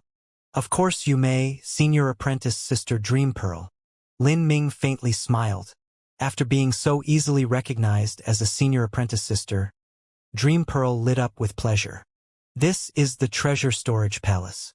The Divine Runic Masters Guild has many rare and precious materials that are kept here. If you want to exchange for them, then you'll need enough origin energy runes, but they also take contribution points. These contribution points are the currency of our Divine Runic Masters Guild," Dream Pearl said, pointing at a grand palace in front of her. The palace was surrounded with enchanting landscapes, serene and beautiful. At this time, there were many young disciples milling about outside the palace, one of them someone that Lin Ming had met before. Senior Apprentice Brother Luo," Yu Qifeng shouted out from beside Lin Ming. This Senior Apprentice Brother Luo was Luo Yubai. He, Yu Qifeng, and Yu Liuxing had the same master, and the 3 could be said to come from the same sect. A year ago, when Lin Ming first visited the Divine Runic Masters Guild, he had casually encountered Luo Yubai. After Luo Yubai saw Lin Ming and the others, he was a bit startled. His eyes quickly focused on Dream Pearl and Clear Shadow. He faintly smiled. "So it's junior apprentice sisters Dream Pearl and Clear Shadow, and there's even Qifeng and Liuxing, and there's also one more." Luo Yubai was surprised as he saw Lin Ming. He felt that Lin Ming looked somewhat familiar. Martial artists had extremely good memories, and even though Luo Yubai had bumped into Lin Ming a year ago, he still immediately recalled who Lin Ming was. "You shouldn't be that." After remembering who Lin Ming was, Luo Yubai's expression filled with incredulity. A year ago, Yu Qifeng and Yu Liuxing had brought Lin Ming to visit the Divine Runic Masters Guild, and they had given him a tour of the outside. But the place they were right now was the core region of the Divine Runic Masters Guild, and it was impossible for outsiders to enter. Moreover, there was also Lin Ming's appearance and the Divine Runic Master badge on his chest. That was clearly a 3rd-grade Divine Runic Master badge. And Luo Yubai himself was also a 3rd-grade Divine Runic Master. Just how would it be like this? Luo Yubai was thoroughly shocked. Yu Qifeng quickly explained, "Senior Apprentice Brother Luo, Big Brother Lin Ming here has just passed the Divine Runic Masters Guild's examination, so he's also a 3rd-grade Divine Runic Master now." After Yu Qifeng explained the situation, Luo Yubai was left shell-shocked. Yu Qifeng's words were spoken so casually, as if he were buying vegetables from an outside stall. This was a third-grade Divine Runic Master examination. He had passed it so easily and had done it all in a single try? Luo Yubai felt as if he were lost in a dream. And at this time, Clear Shadow had given Lin Ming a price list that included many precious materials of the Divine Runic Masters Guild. Lin Ming had inherited the memories of 3 Divine Runic Masters, so he had a good understanding of materials needed for the Divine Runic arts. After casually sweeping over the list, he spotted several materials that couldn't be purchased on the outside. If one wasn't a part of the Divine Runic Masters Guild, then it would be difficult to find these materials. This made Lin Ming feel that it was an increasingly good choice that he joined the Divine Runic Masters Guild. In the future, with the backing of the Divine Runic Masters Guild, it would be much easier for him to refine pills for the 9 stars of the Dao Palace. How do I earn guild contribution points? Lin Ming asked, clearly interested. Dream Pearl said, there are many ways to earn points. For instance, you will obtain some through a monthly salary, or you can even complete missions for the Divine Runic Masters Guild. The amount of contribution points you receive will vary depending on the difficulty of these missions. You can also trade for points with others. These methods usually only give you a small number of points. If you want to earn a massive amount of points, the best way would be to contribute your own unique Divine Runic arts techniques. Many Divine Runic Masters were self-reliant, similar to freelancers. The Divine Runic Masters Guild was a loose organization that definitely didn't want to see the other Divine Runic Masters keep to themselves more and more. Thus, they had set up this provision where any person that contributed their own secret techniques would be rewarded with points. I understand. Lin Ming rubbed his chin. It seemed that there were several ways for him to earn points. As Lin Ming was doing some calculations in his mind, the flame of a sound transmitting talisman flashed in front of him. The message came from Old Su, and the contents were extremely simple. It was that Blood Moon, a leader of Heaven's Net, had agreed to meet with Lin Ming. Tens of thousands of miles west of Divine Rune City, there was a vast and limitless ocean. Above this ocean were countless islands. Some islands were several thousand miles large, and some had more surface area than a giant planet. Among these many islands, there was a large island with a 10,000-mile radius. This island was called Blue God Island. This island was hot and humid, lit up with sunlight. Most of it was vast tracts of lush forests. And surrounded by these lush forests, there was a tropical nation filled with greenery. This nation was called Marvel Blue Nation, and its capital was Marvel Blue City. Marvel Blue Nation was no mortal country.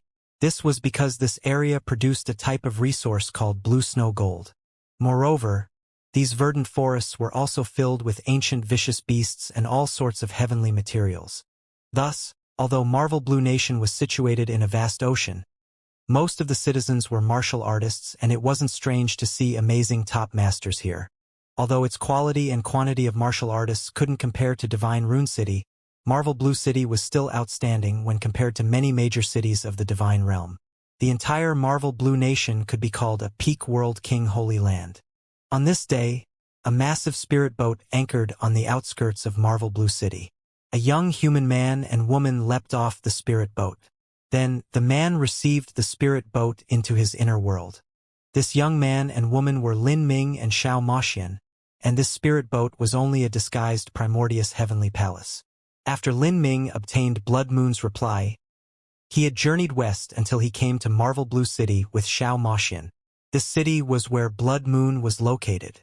After arriving at this hot tropical island, the weather was extremely wet and humid. The martial artists here exuded an extremely deep and exotic atmosphere. Most of the men wore hats tied down with cloth. They were shirtless or wore extremely short crop tops with loose pants and boots. As for the women, they wore short, tight-fitting clothes with plunging necklines that proudly revealed their chests. They often wore bold leather skirts that revealed their slim waists and slender legs. Some women with higher statuses had beautiful metal accessories hanging off of their faces and necks. These accessories were a metallic silver blue. This was the national resource of Marvel Blue Nation, blue snow gold. As Lin Ming walked, he evaluated everything around him. Most of the martial artists walking outside were at the Divine Sea or Divine Transformation realm, and even Divine Lord realm martial artists weren't rare. This level of strength was extremely exaggerated. In the Divine realm, a Divine Transformation realm martial artist possessed the ability to freely travel through the universe, and a Divine Lord realm martial artist could be the ultimate ruler of a small planet. Soon, Lin Ming arrived at the gates of Marvel Blue City.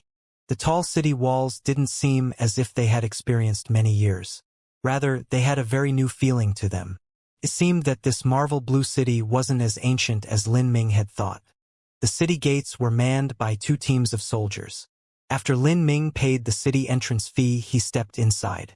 According to the address that Old Su had given him, Lin Ming continued inquiring for directions along the way. Finally, he arrived in a small materials shop that seemed common and insignificant. Within this materials shop were all sorts of materials required for the divine runic arts and alchemy.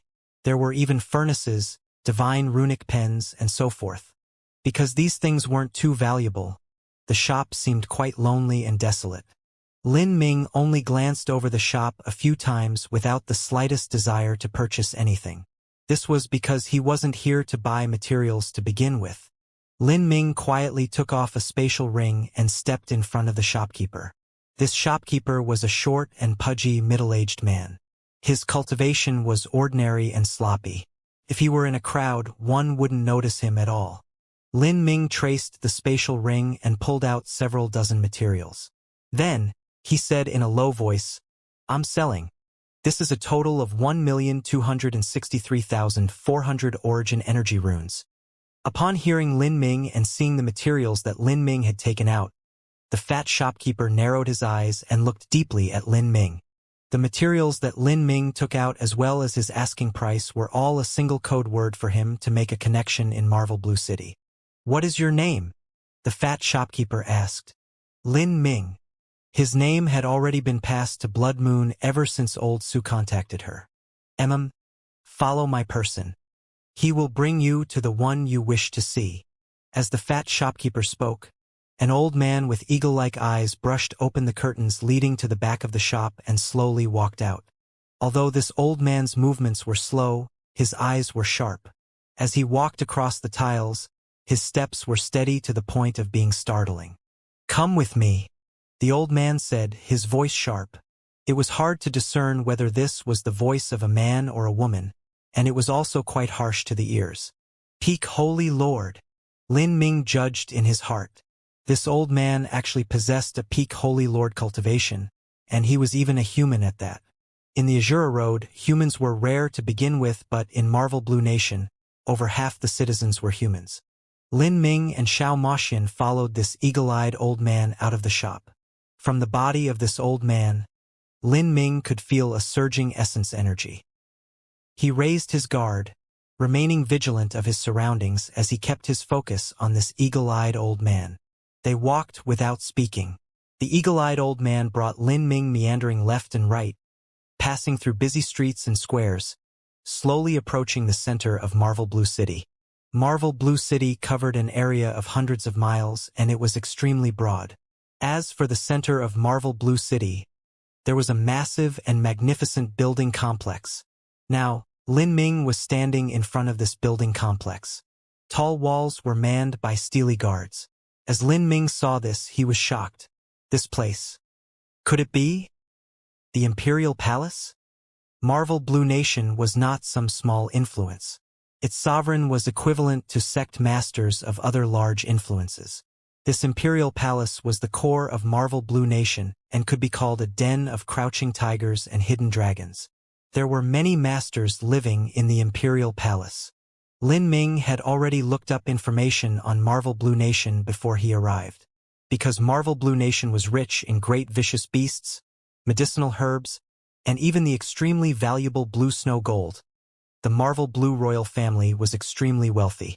Besides the masters in their court, there were many other elders and officers in their employ. In the event that a battle broke out, Marvel Blue Imperial Palace would have a terrifying combat strength. Was Blood Moon in the Imperial Palace?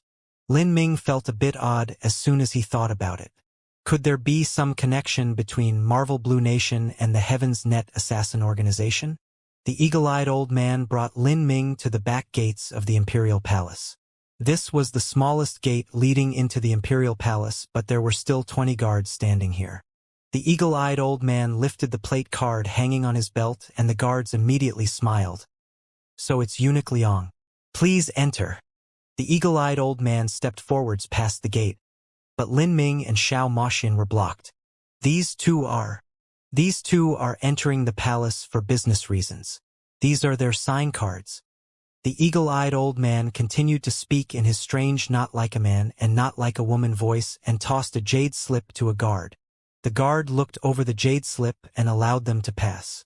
This scene caused Xiao Moxian to stick out her tongue at the guards. She said with a true essence sound transmission, "This old man is a court eunuch?" Xiao Moxian had thought that the eagle-eyed old man's voice was a bit strange. So it seemed that he was a court eunuch. To Xiao Moxian, a eunuch was an extremely strange existence because this sort of occupation did not exist in Demon Dawn Heavenly Palace. Why would such a master be willing to be a eunuch? Moreover, if their cultivation has reached this boundary, then they could even regrow their body with certain top materials. For instance, when Tian Mingzi had hunted down Lin Ming in the Sky Spill planet, he had severed his own hand to do so. After Tian Mingzi returned to the Skydark Holy Lands, he had used secret techniques and heavenly materials to regenerate his severed hand. The only problem was that this hand had yet to be tempered, so it was far inferior to his original hand. Lin Ming was also curious. As for Eunuch Liang, who was walking in front, he seemed to guess what Lin Ming and Xiao Moxian were thinking of. He chuckled mysteriously and then said with a true essence sound transmission, "You two are dual cultivation companions, right?" Upon hearing this question, Xiao Moxian was startled. Then, she confidently said, "That's right. He. For you to find an appropriate dual cultivation companion to increase your cultivation speed is your good fortune. However, while you may have heard of nourishing yin with yang and yang with yin, have you ever heard of locking in your essence energy to nourish yourself? In this world, there are some martial arts where one must cut off their own manhood before one can cultivate them. Us eunuchs who sever our 7 affections and 6 desires are perfectly suited to practice this type of martial arts. The average person must give vent to the physical temptations of the flesh, but for us, we can reverse this process, locking in our essence energy within our body. Slowly, our essence energy will accumulate, filling us with daily energy and bestowing upon us plentiful physical strength. Some people who wholeheartedly pursue the peak of martial arts would castrate themselves to establish their own unrivaled martial arts. Even on this road, there are still transcendent divine mights. And in our Marvel Blue Imperial Palace, there are over 1,200 eunuchs. What we practice is the Sunflower Melody, a transcendent divine might that was established by someone who castrated themselves and became an Empyrean. When ordinary people cultivate martial arts, those who fail are innumerable. But, when we eunuchs cultivate the Sunflower Melody, we can produce masters at a rate countless times higher. Eunuch Liang said, clearly filled with pride. Indeed, the road of martial arts had extremely high standards and not everyone had the ability to cultivate. But, if one chose to cultivate the Sunflower Melody, the restrictions were far lower. However, there was one caveat. For someone who cultivated the Sunflower Melody, if they ever developed the desire towards men and women and no longer wished to be a eunuch, they could restore themselves with heavenly materials, but this would mean that all the martial arts they cultivated would be wasted. But in the legends, if one was able to practice the Sunflower Melody to the highest levels and reach the extreme Empyrean boundary, then they could still regenerate their body and have their physical flesh reach perfection. But this was far too distant a matter. For the average person, an Empyrean was nothing but a fairy tale. Upon listening to Eunuch Liang, Lin Ming was left stupefied. The roads of martial arts of the 33 heavens were endless and infinitely varied. The cultivation methods consisted of every possible thing that the mind could imagine. However, Lin Ming didn't have the thoughts to think further about this. What he came here for was Blood Moon. He asked, "Eunuch Liang, this junior would like to know, is Honored Blood Moon in the Imperial Palace?"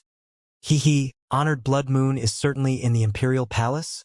Or what would I have brought you here for? Just follow me and you'll be fine. I'll bring you there. Marvel Blue Imperial Palace was extremely broad within.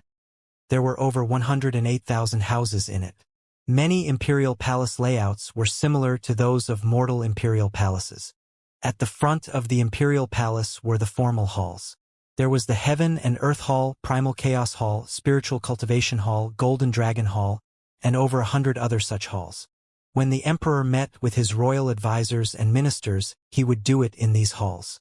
But at the back of the imperial palace was the harem. This harem had over 3,000 occupants. Every concubine was beautiful, graceful, and incomparably enchanting. In the world of martial artists, a martial artist would found their own influence to create their own sect and become the sovereign.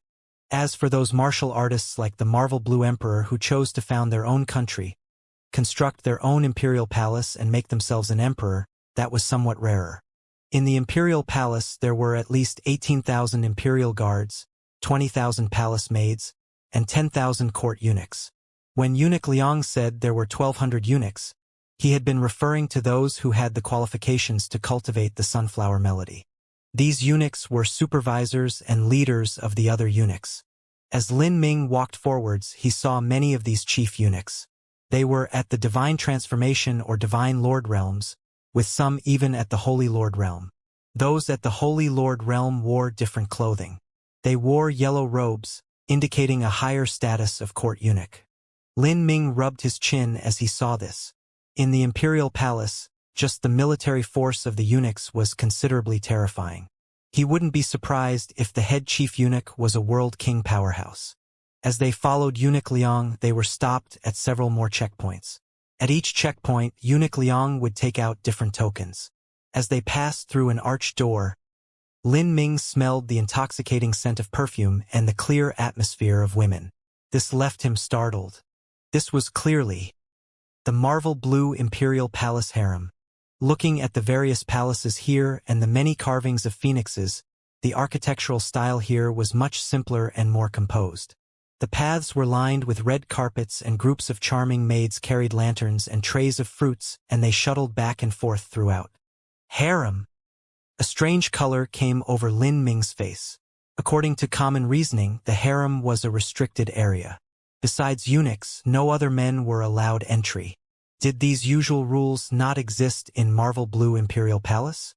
As Lin Ming was thinking, Eunuch Liang brought Lin Ming to an elegantly modeled courtyard. The palace in this courtyard was carved from jade, and the gardens were planted with lush plants. There were all sorts of heavenly treasures and exotic flowers planted in the garden. Above the entrance to this courtyard was a large plaque, Full Moon Hall. These 3 words were written in a flowing and beautiful script. They clearly came from the hands of a woman.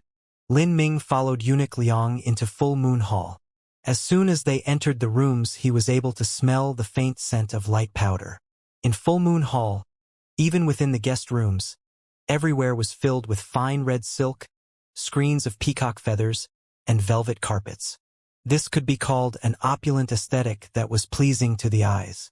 In this hall, above a large expanse of red silk, there was a woman in a red skirt, dancing barefoot.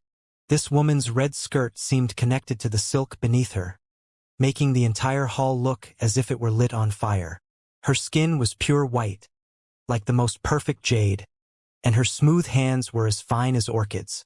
When joined with her slender arms, her movements were gentle and glamorous. The woman's legs were wrapped in a long gauzy skirt, but one could still make out her perfect curves beneath the slinking fabric. Although she wore a long red skirt, she actually wore the common clothing of the Marvel Blue Nation.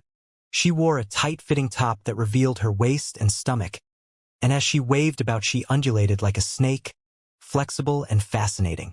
This woman's charms were extreme to the limit. However, her face was covered by a veil, so it was impossible to see her facial features. After this woman danced for a quarter hour, she finally stopped. She wrapped herself in a heavy shawl and sat down in the honored seat. Eunuch Liang bowed to her and said, "This old servant greets Imperial Concubine Moon." Lin Ming was stunned upon hearing this Imperial Concubine Moon. This shouldn't be. A bizarre thought appeared in Lin Ming's mind. one that he found hard to react to for some time. But as he joined this together with where he was and what he had seen and heard, this was the most reasonable conclusion. Without needing Lin Ming to say anything, Imperial Concubine Moon spoke up. She turned to Lin Ming and said, "You have come to me to seek out a cultivation method manual?" "Yes." Lin Ming was darkly shocked.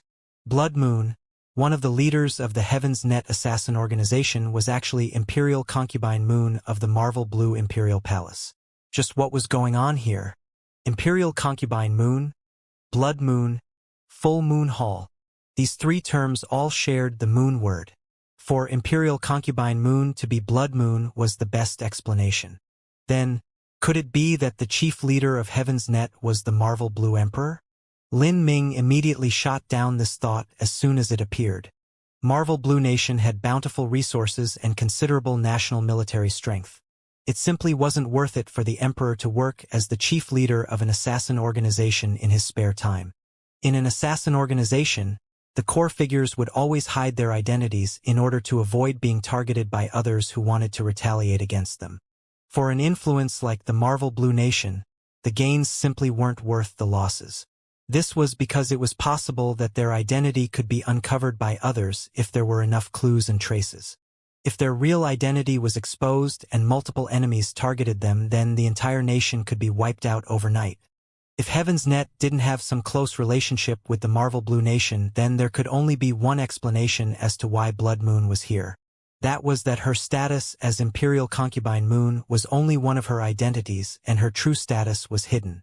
But if this was true, there were even more questions. Blood Moon was clearly extremely secretive about her identity as Imperial Concubine Moon. So why would she expose herself and let Lin Ming know who she was? Of course, even though Blood Moon revealed her identity, she still wore a veil, making it so that one couldn't see her face. In fact, even her cultivation was hidden.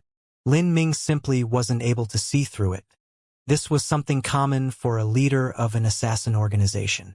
As all these thoughts flashed through Lin Ming's mind, Imperial Concubine Moon seemed to know what he was thinking. But she didn't explain, instead smiling and saying, "Which cultivation method of mine did you want?" Lin Ming awoke from his thoughts. He composed himself and honestly said, "The Celestial Tyrant Manual's 9 stars of the Dao Palace section." As soon as Lin Ming spoke, Imperial Concubine Moon's complexion changed. "Celestial Tyrant Manual?" "Yes." Lin Ming nodded. Although he was curious about Blood Moon's identity, he didn't ask her. It was impossible for her to answer him, nor did he expect her to. "You know I possess the Celestial Tyrant Manual?" Imperial Concubine Moon's eyes narrowed, as if she wanted to see through Lin Ming. Lin Ming calmly looked back at her.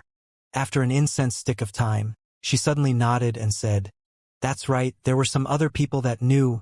I never thought that you would be able to find out, but you must have asked Heaven's Secret." Heaven's Secret. A cold light flashed in Imperial Concubine Moon's eyes.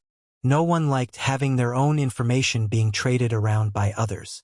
In a way, the intelligence organization Heaven's Secret and the assassin organization Heaven's Net were the same. Both of them were extremely unlikable to certain people, and it was easy for them to offend others. Celestial Tyrant Manual, so you actually dual cultivate body and energy. You have opened the complete 8 inner hidden gates and have even managed to peer into the 9 stars of the Dao Palace. That is quite incredible. Imperial Concubine Moon whispered, her eyes still locked onto Lin Ming, but Lin Ming remained composed throughout. Although Imperial Concubine Moon had covered her appearance with a veil and even her inner world was covered with a fog so that he couldn't see into her, Lin Ming could still faintly feel that she was a human. As a human martial artist, she would have a thorough understanding of how difficult the 9 stars of the Dao Palace was. If you want the Celestial Tyrant Manual's 9 stars of the Dao Palace section, that is possible. But you need to put forth sufficient conditions. Imperial Concubine Moon spoke straight to the point. The reason she was willing to see Lin Ming was because she valued something that he could offer her. If it is within reason, then please say it. Imperial Concubine Moon. Lin Ming certainly didn't think that Imperial Concubine Moon would give him the Celestial Tyrant Manual for nothing. That was a transcendent divine might. If he wished to obtain it, then he would have to pay a high enough price. Now, it would depend on what Imperial Concubine Moon wanted from him. Imperial Concubine Moon sat down on a couch and bid a servant to steep a pot of tea before waving for Lin Ming and Xiao Moxian to also take a seat. Then, she slowly said, "I heard that Sir Lin Ming had a teacher whose cultivation is above the Empyrean realm?" As Imperial Concubine Moon said this, Lin Ming finally understood what she wanted. No wonder she was willing to see him. It was because she had the idea to connect to his teacher through him. She needed help from the master that Lin Ming had conjured up on a whim, a master that didn't even exist. Lin Ming thought for a moment. Then he said, "What is the matter? Must it need my master to emerge from seclusion? Can it not be me?" "You?" Imperial Concubine Moon gently shook her head. Her cherry-red lips opened as she said, "You are far too weak." "How do you know if we are weak or not?" Xiao Moxian mumbled, not feeling very happy at these words. Imperial Concubine Moon lightly chuckled as she heard this. She had taken Xiao Moxian's remarks as the spirited and self-confident nature of a junior. "Lin Ming, I sincerely hope that I can obtain your master's help. I am willing to offer the entire Celestial Tyrant Manual. But let me give you a word of caution. The 9 stars of the Tao Palace is a road that defies the will of the heavens. Try not to be too stubborn about these matters." Imperial Concubine Moon advised with good intentions. Lin Ming faintly smiled. "Thank you for the advice, but I'm afraid my master will not meet you." Imperial Concubine Moon pressed her eyebrows together. Why? In truth, she also thought that if the status of Lin Ming's master was too high, then he truly wouldn't want to meet her. After all, she was nothing but a small and unimportant nobody to an extreme Empyrean. And to a true divinity, she was nothing more than a speck of dust. However, she didn't believe that Lin Ming had a true divinity-level master. In the entire Azura Road, if one counted all the rumors, those that were either dead or alive, or those that had gone into seclusion for hundreds of millions of years and could never be found, even if all of these factors were added together, there were only several true divinities. If a junior she casually saw was the last disciple of a true divinity, then she felt that was far too unbelievable. Is that so? Then, Lin Ming, you've come out to adventure and gain experience all by yourself? Your master has washed his hands of you. When a master taught their apprentice, although they would do their best, sometimes they wouldn't be willing to do everything for them. These masters would allow their apprentices to roam free without any interference. Only like this would the apprentice experience the trials and tribulations of the world and grow through being tempered.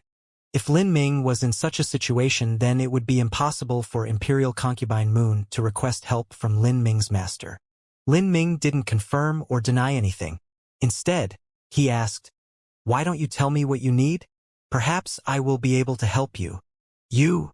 Imperial Concubine Moon looked at Lin Ming and shook her head again. "Unless you have an extremely mighty martial artist that can help you, there is no way for you to help me. This is because my troubles are extremely great and involve a battle between world kings. You two are far too young. If you are involved in my mess, then you will only be killed. Then why don't you tell? If I cannot help you, then I naturally will not try to force it." Lin Ming insisted, not giving up.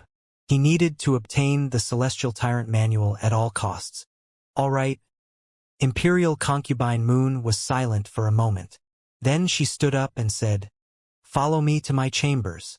Imperial Concubine Moon was tall and slender, only slightly shorter than Lin Ming, with her proud figure accentuated by her long skirt.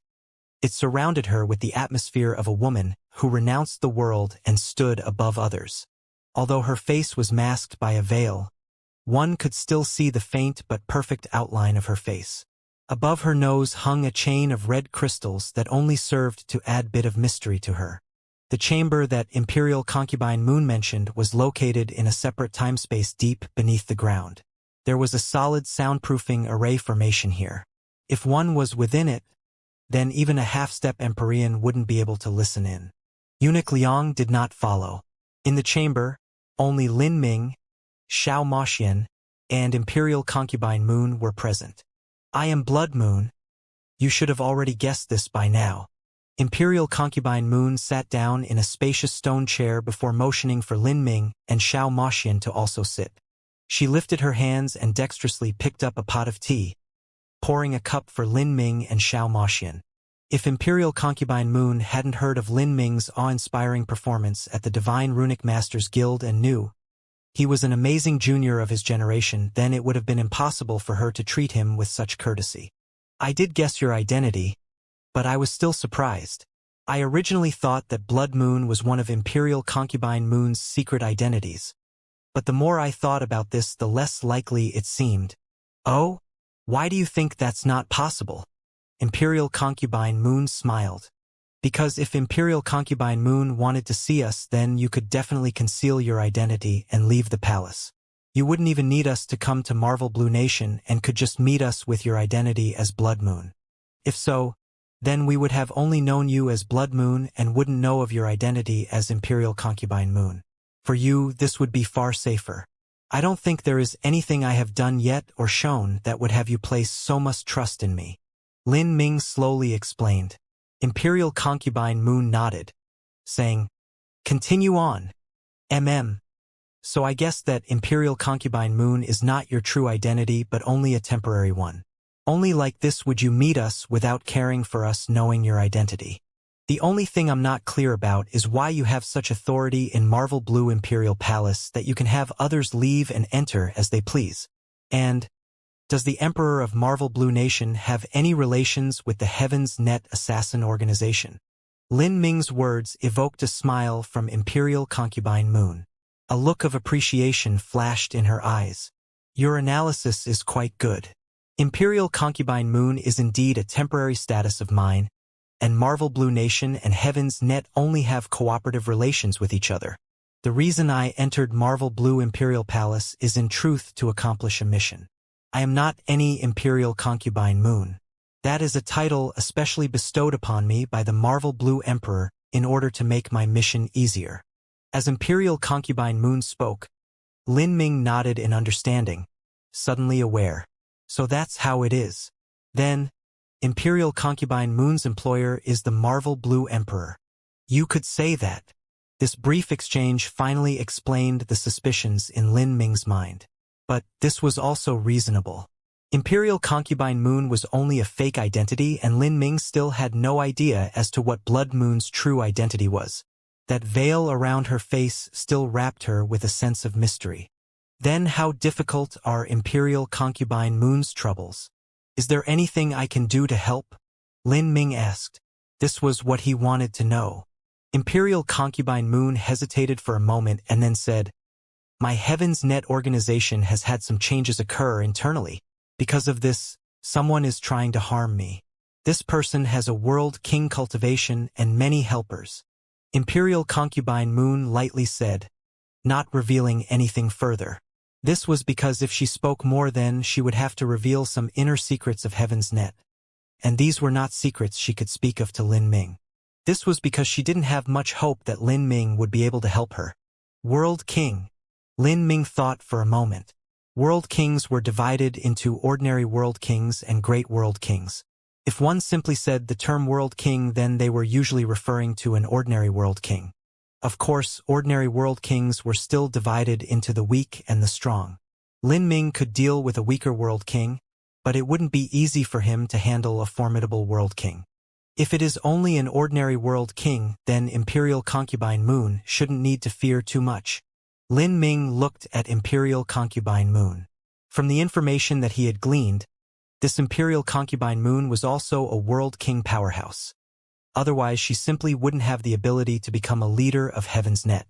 And, as one of the leaders of Heaven's Net, even if there was some inner turmoil within Heaven's Net, there should still be those that supported her. She should have the ability to compete for control. If everyone became hostile to Imperial Concubine Moon after the change within Heaven's Net, then it could only be said that her relations in Heaven's Net were far too pathetic. As Lin Ming mentioned this, Imperial Concubine Moon sighed.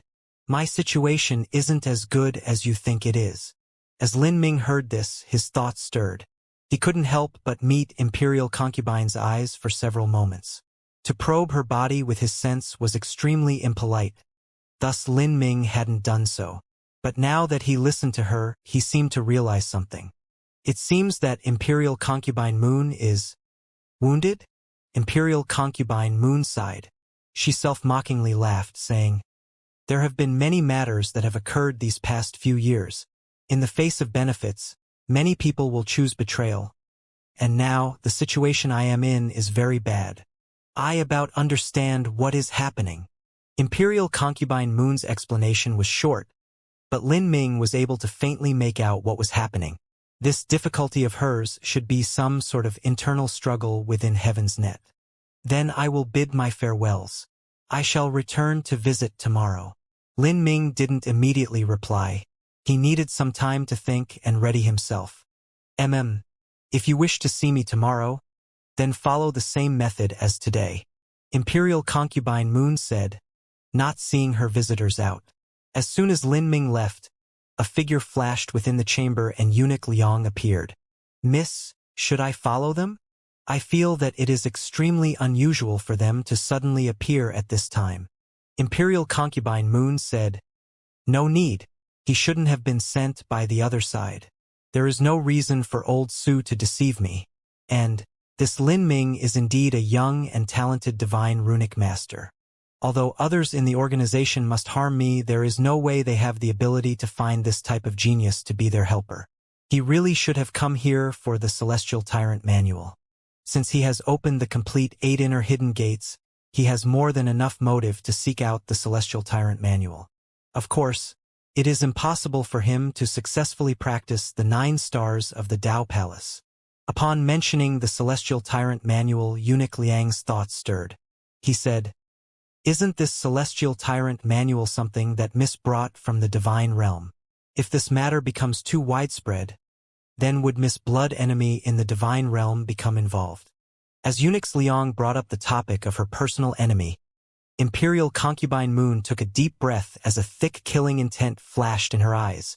Within Heaven's Net, because their big boss was missing, the things that were left behind had caused tremendous turmoil due to the layers upon layers of entangled benefits.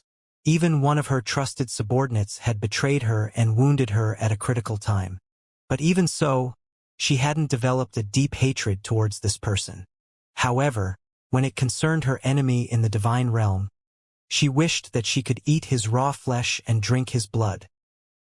Eunuch Liang was one of the chief eunuchs of Marvel Blue Imperial Palace, as well as a trusted subordinate of the Marvel Blue Emperor.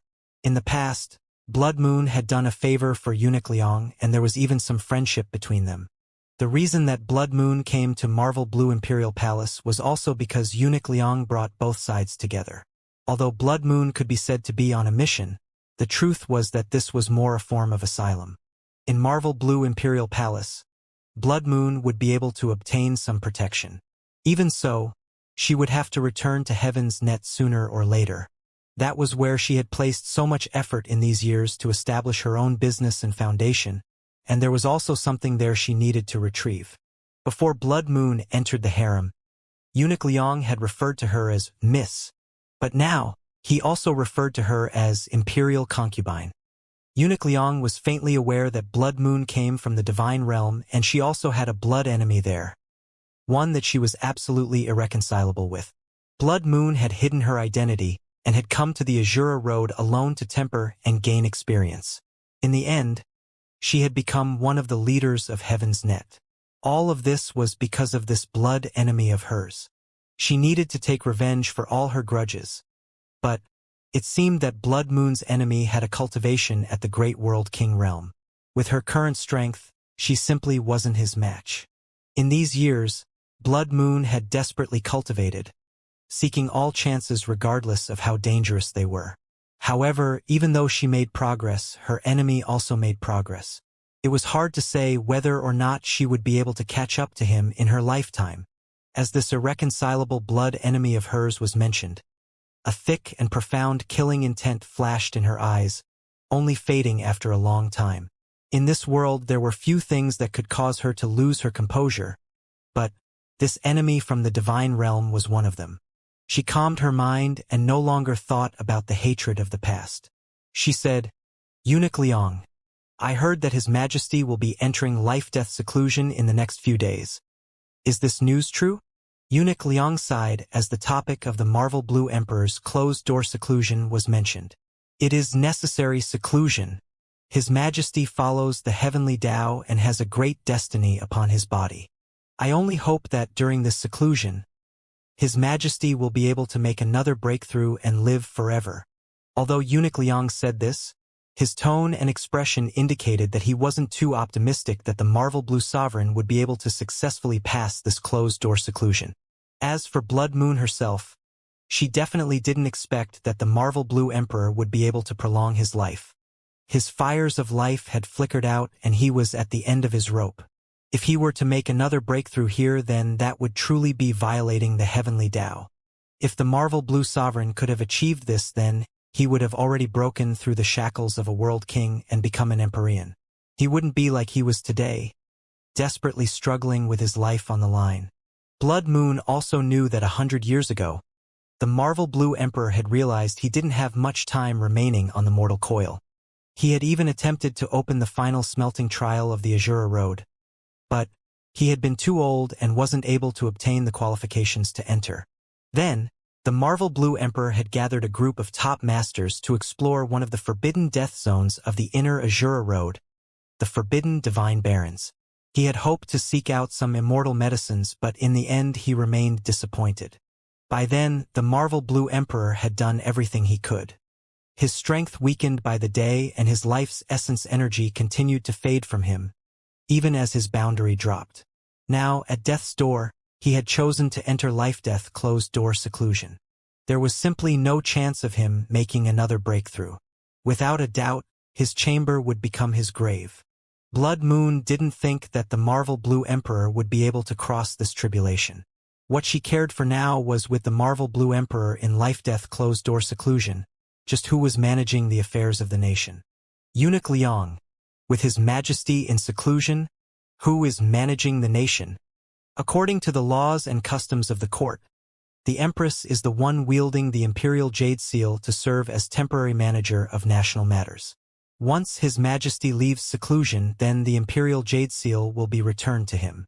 If there is some accident and His Majesty doesn't leave seclusion, then the Empress will pass the Imperial Jade Seal on to the new Emperor.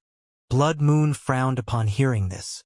If the Empress was the one holding power, then this wasn't good news to her at all. Eunuch Liang seemed to guess what she was thinking. He said, although the Empress is the one managing the national affairs, she still won't act unreasonably. Miss, please feel relieved. I hope that is true, Blood Moon said. She rubbed her temples. There were far too many things that had happened in these last few years, making her feel exhausted as if she couldn't keep up with it all. Oh, after 2 days there was still no movement in the Imperial Palace. And on the third day, Lin Ming returned once more to Full Moon Hall. During these 2 days, Lin Ming had kept himself busy. He had inquired about a great deal of news. He knew now that the Emperor of Marvel Blue Nation had a great world king cultivation. However, his life was nearing its end and he didn't have much longer to live. He would die in his chambers soon. With the old emperor soon to die, this brought about the matter of establishing a new emperor. During the Marvel Blue Emperor's long life, he had over 1,000 children. When his grandchildren and great-grandchildren were added on, this number rose exponentially higher. Of these many descendants, only 2 of them had the qualifications to become the new emperor.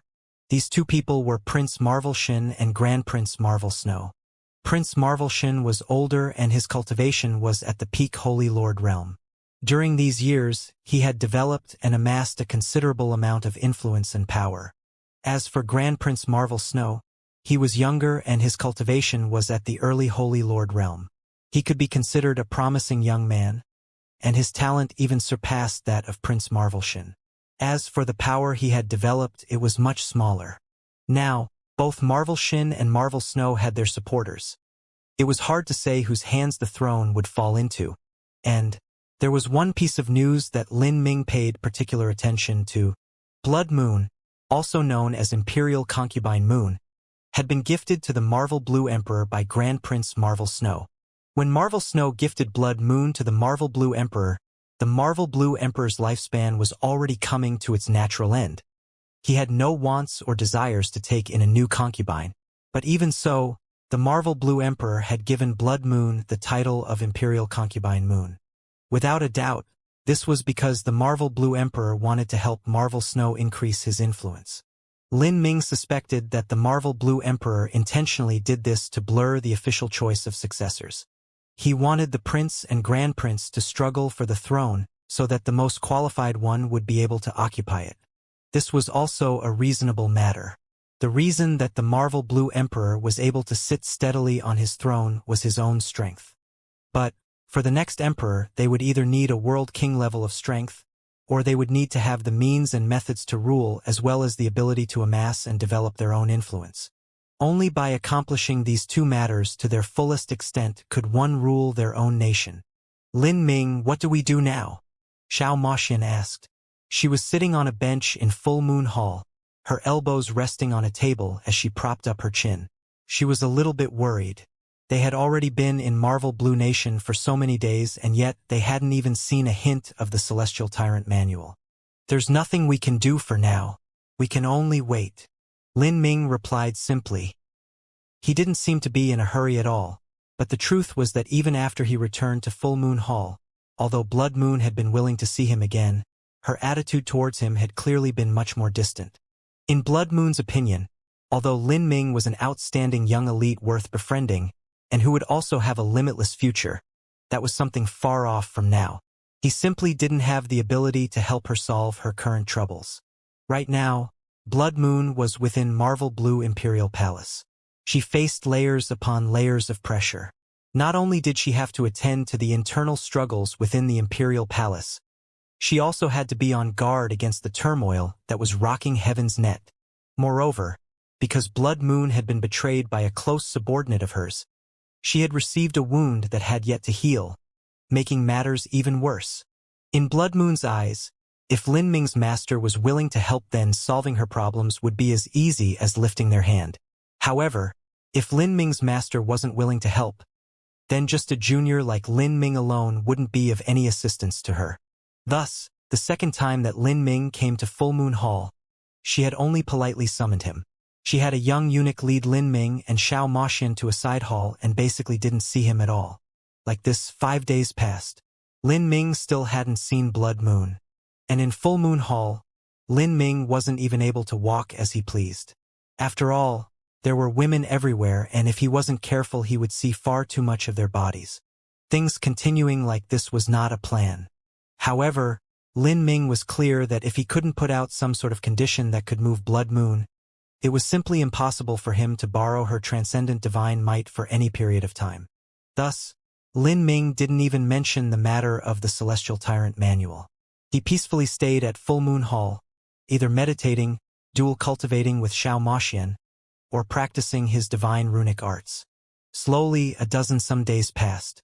In the blink of an eye, Lin Ming had stayed in Full Moon Hall for half a month.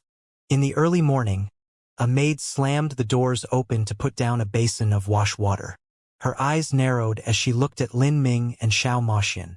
As she saw their lazy and fulfilled appearances in bed, her eyes flashed with contempt. She didn't have to be a genius to know what the two of them had been doing last night. The young maid also acknowledged that Lin Ming and Xiao Moxian could be considered a dragon and phoenix amongst humans, a match made by the heavens. But they had freely eaten and slept here without any meaning or intention of leaving Full Moon Hall, and they had done so for half a month. Since it was her job to manage their daily needs, she naturally wasn't feeling happy that she had to do these extra duties. Moreover, she could see that her master didn't care too much about this young man and woman. Thus, she had faintly regarded Lin Ming and Xiao Moxian as simple freeloaders. I must say, sir, miss, how long do you plan on living here? This young maid was quite interesting. If she managed to be chosen to enter the Imperial Palace, she naturally wasn't ugly. Rather, with her teenage appearance, she seemed quite pure and naive. Lin Ming faintly smiled. He easily knew what this young maid was thinking. What, are you in such a hurry to kick us out? After having her thoughts revealed, the young maid wasn't embarrassed. she said. "This is the harem. Men usually cannot enter here. Although Imperial Concubine Moon has a special status that gives her the privilege to bid you enter and leave, you cannot stay here forever. Aren't these the common rules of a palace?" "That makes some sense." Lin Ming smiled and nodded, still having no intention of leaving. His actions seemed mildly antagonistic. The young maid's lips twitched and she unhappily threw a white towel onto the edge of the water basin, causing a large splash. Just as she was about to stomp off in a huff, a sharp and long voice echoed through the air. "By the decree of the Empress, Imperial Concubine Moon must come out to meet her." This eunuch's voice had a great penetrative power, one that reached into every inch of Full Moon Hall. As the young maid heard this, her body shook and she nearly fell to the floor. The eunuch's sharp and grating voice reverberated through all of Full Moon Hall. The young maid propped herself up against the carved wooden door. She gathered her wits, her hand held against her chest even as her complexion was left paled and stunned. She had been shocked by that shout because she was far too young and her cultivation was far too weak. As for that eunuch's voice, it was extremely vigorous. Although there wasn't any true essence in his voice, it was still filled with energy, making the eardrums shake. And another reason was that to a palace made without any decent cultivation, the title of Empress was far too terrifying. The Empress was the mother of the nation and the head of the harem. All palace maids, all eunuchs, all imperial concubines, everyone had to obey the summons of the Empress. Within the harem, the Empress had absolute power. Now, a powerful chief eunuch had suddenly shouted out the decree of the Empress. This inevitably placed a great deal of pressure on a young maid. The summons of the Empress? Lin Ming rubbed his chin, some thoughts flashing through his mind.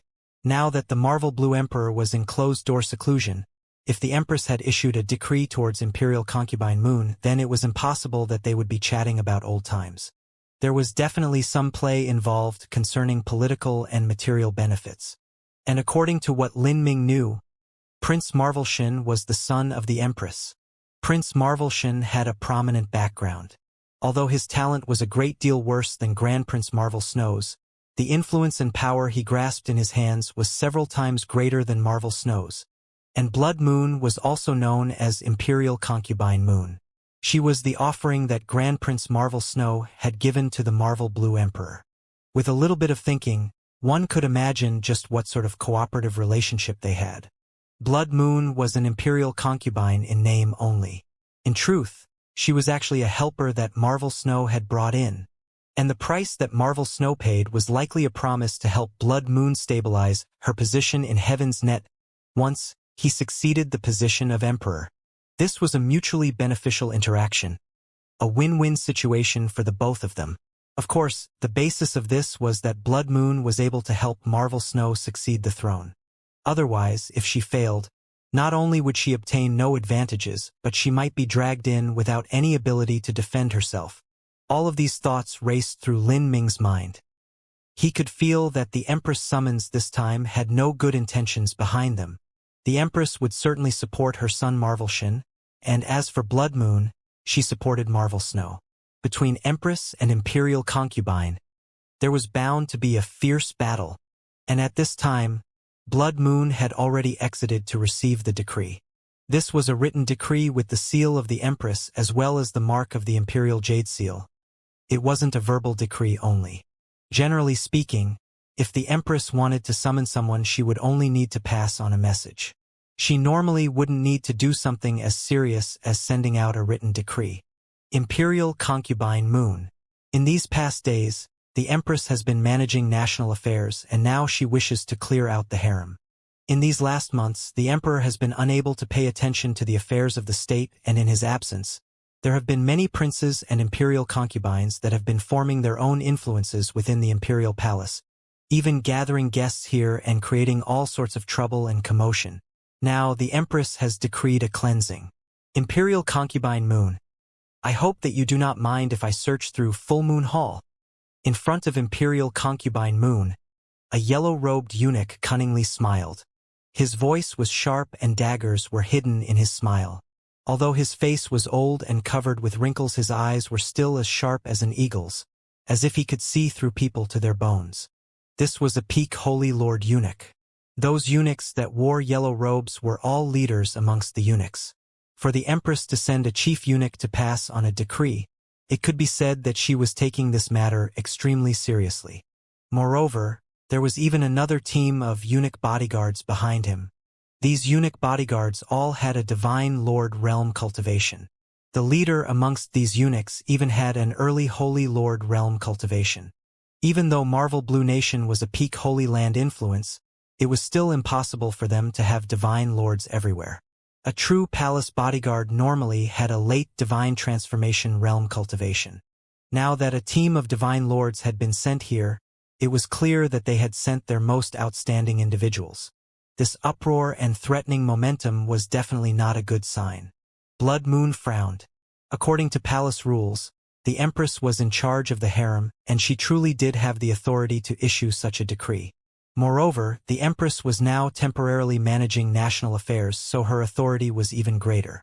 If she were to disobey, then that would be violating the decree. There would be charges pushed against her, giving the empress a chance to punish her. Blood Moon was in an extremely bad situation to begin with. If she stirred up more trouble, then it would only be adding fuel to the fire. She quickly said with a true essence sound transmission, "Lin Ming, you and your companion must quickly leave through the transmission array here. I will have Eunuch Liang meet you on the outside. Although I have a token that allows you to enter the palace, the empress is currently managing affairs of the state. Thus, if you were to fall into her hands, she would be able to call down charges on you. If that were to happen, then you would be dragged into this mess." Blood Moon's words were quick and succinct. Everything was heard by Lin Ming. These words left Lin Ming startled. He suddenly developed a much more favorable impression of Blood Moon. In Blood Moon's opinion, Lin Ming must have some amazing master standing behind him. In ordinary times, it would be impossible for her to request a favor from Lin Ming's master. But if Lin Ming were to fall into danger, that would be a completely different situation. If the empress rashly did something to Lin Ming, harming him or even killing him, then it would be possible that Lin Ming's master would take revenge for him. The anger of an Empyrean was no trifling matter. It was possible that the entire Marvel Blue Nation would be destroyed for this reason alone. But Blood Moon did not use this to her advantage. Instead, she bid Lin Ming escape as soon as he could. The Imperial Palace had numerous masters standing guard here. If a junior like Lin Ming was wrapped up in the palace disputes, then there really was a chance he would die. Although Blood Moon didn't attach much importance to Lin Ming and had even placed him in a side room without seeing him for half a month, she had never intended to harm him, nor did she plan to use his safety as a chip to gain more advantages for herself. This caused Lin Ming to feel a bit more trusting of Blood Moon. Although Blood Moon came from an assassin organization, she still had her own moral code, one that she wouldn't break. This sort of person was worth knowing. However, although Blood Moon had told Lin Ming to leave, the old eunuch that issued the decree wouldn't stand by and let this happen. In fact, before the old eunuch even stepped into Full Moon Hall, he had already carefully probed every master inside. Lin Ming only had a Divine Lord realm cultivation, but his foundation was far more solid than an ordinary Divine Lord powerhouse's. The position he stood at was naturally vibrant and out of the ordinary. And besides Lin Ming, there was no other top male master in Full Moon Hall. Eunuch Liang was not in Full Moon Hall at the moment, and even if he were, the old eunuch would still have recognized and ignored him. Because of this, Lin Ming had become the focus of his attention. The old eunuch didn't wait for Imperial Concubine Moon to respond. He turned towards the side building where Lin Ming was and hurtled forwards. Pong! The wooden doors of the building were smashed apart. The old eunuch rushed in like a wild bull. Ah! The young maid that had been delivering washing water suddenly screamed. The powerful flux of energy that came with the old eunuch rushing over here suddenly surged towards the young maid. The young maid only had a pulse condensation realm cultivation. If she were struck by this flow of energy, then if she were lucky, only all of her organs would shatter. If she wasn't lucky, then her entire body would explode to pieces, and she would die a miserable death where she stood.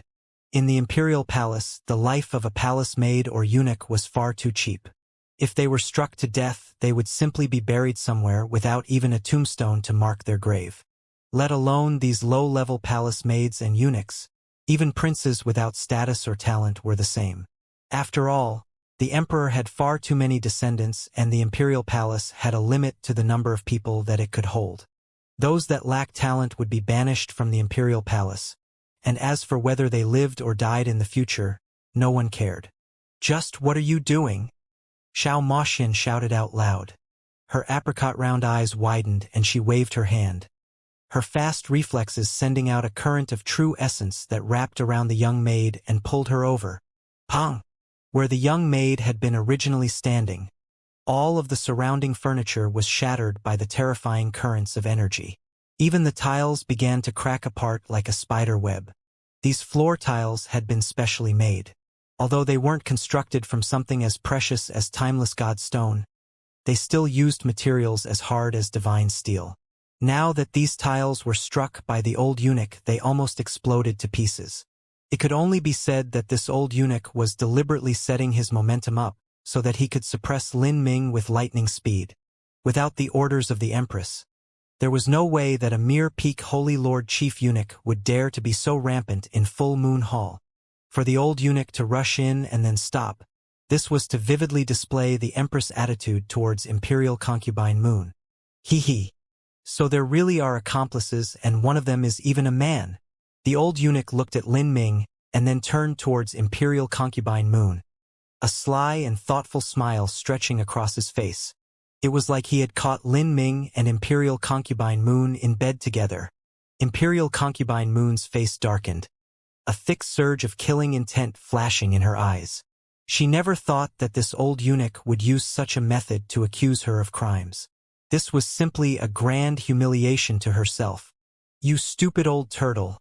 It seems you don't want to live." Xiao Moxian was already enraged. She still had the young maid held to her chest. The young maid had been frightened pale. Just now she had walked up to death's door. If it weren't for Xiao Moxian pulling her back, then her blood would have splashed everywhere, and she likely wouldn't even have had a complete corpse. The young maid looked towards Xiao Moxian with gratitude and awe.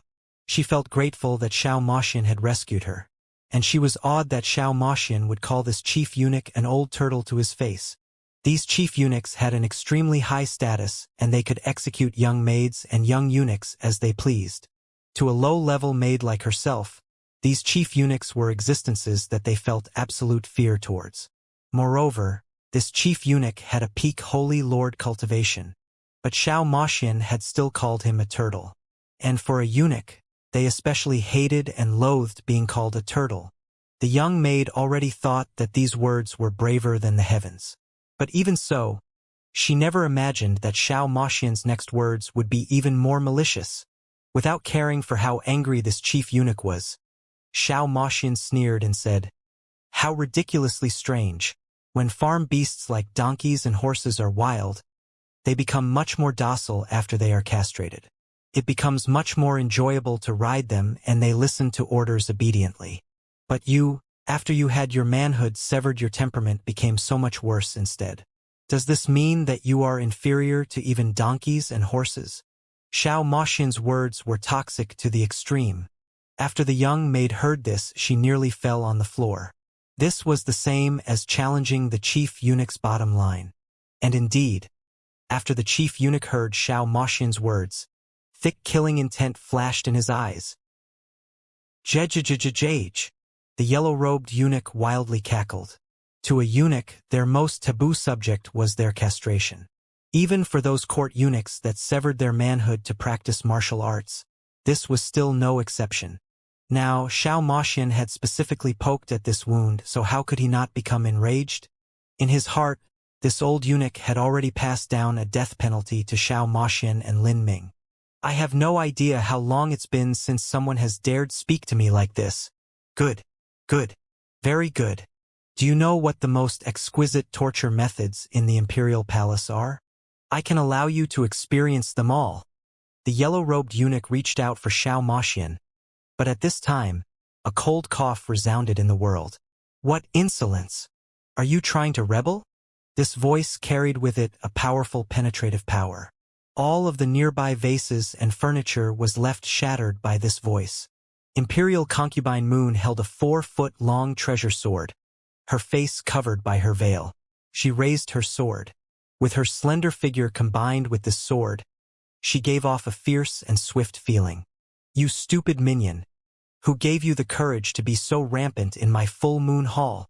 As Imperial concubine Moon spoke, she pointed her swords towards the yellow-robed eunuch's throat. But this yellow-robed eunuch acted as if he didn't see this sword at all. He sneered and said with his grating voice, Imperial concubine Moon, my actions are all under imperial decree. In order to prevent the escape of the suspects, my methods were a bit extreme. I apologize if there was any disrespect. The old eunuch's words were respectful, but his tone and posture were clearly filled with arrogance. He didn't put Imperial concubine Moon in his eyes at all. The eunuch was well aware of Imperial concubine Moon's status. From the start, she was not a true Imperial concubine. Let alone sleeping with the Marvel Blue Emperor, they had probably never met before. This Imperial concubine Moon was someone that Grand Prince Marvel Snow, otherwise known to him as Lord Snow, had brought into the harem as reinforcement. In other words, she was Lord Snow's subordinate. Eunuch Sun had no respect towards this sort of fake Imperial concubine. Moreover, he knew that the Empress had decided to take action against Lord Snow, and cutting off his wings was her first mission. The Empress would inevitably tear down Imperial concubine Moon. At this time tomorrow, it was hard to tell whether Imperial concubine Moon would be dead or alive. Imperial concubine Moon, the Empress has summoned your presence. At the same time, she has given me the discretion to apprehend your henchmen however I please. This man and woman are clearly not part of the Imperial Palace. As for the reason for them being here, I cannot comment on it. Everything will be decided by the Empress. Eunuch Sun's words were forceful and menacing. Imperial concubine Moon's eyes turned cold. Are you threatening me? How would this servant dare to such a thing? However, if Imperial concubine Moon resists the decree, then I can only send a sound transmission command to the Chief Imperial Guard of the Imperial Palace, and have the Imperial Guard assist Imperial concubine Moon in a trip to see the Empress. As Eunuch Sun spoke, the eunuch bodyguards behind him moved forwards, encircling Imperial concubine Moon, Lin Ming, and Xiao Moxian within. These eunuch bodyguards all traced their spatial rings, ready to fight at any moment. Although these eunuch bodyguards didn't have a high cultivation, they were skilled in various battle arrays.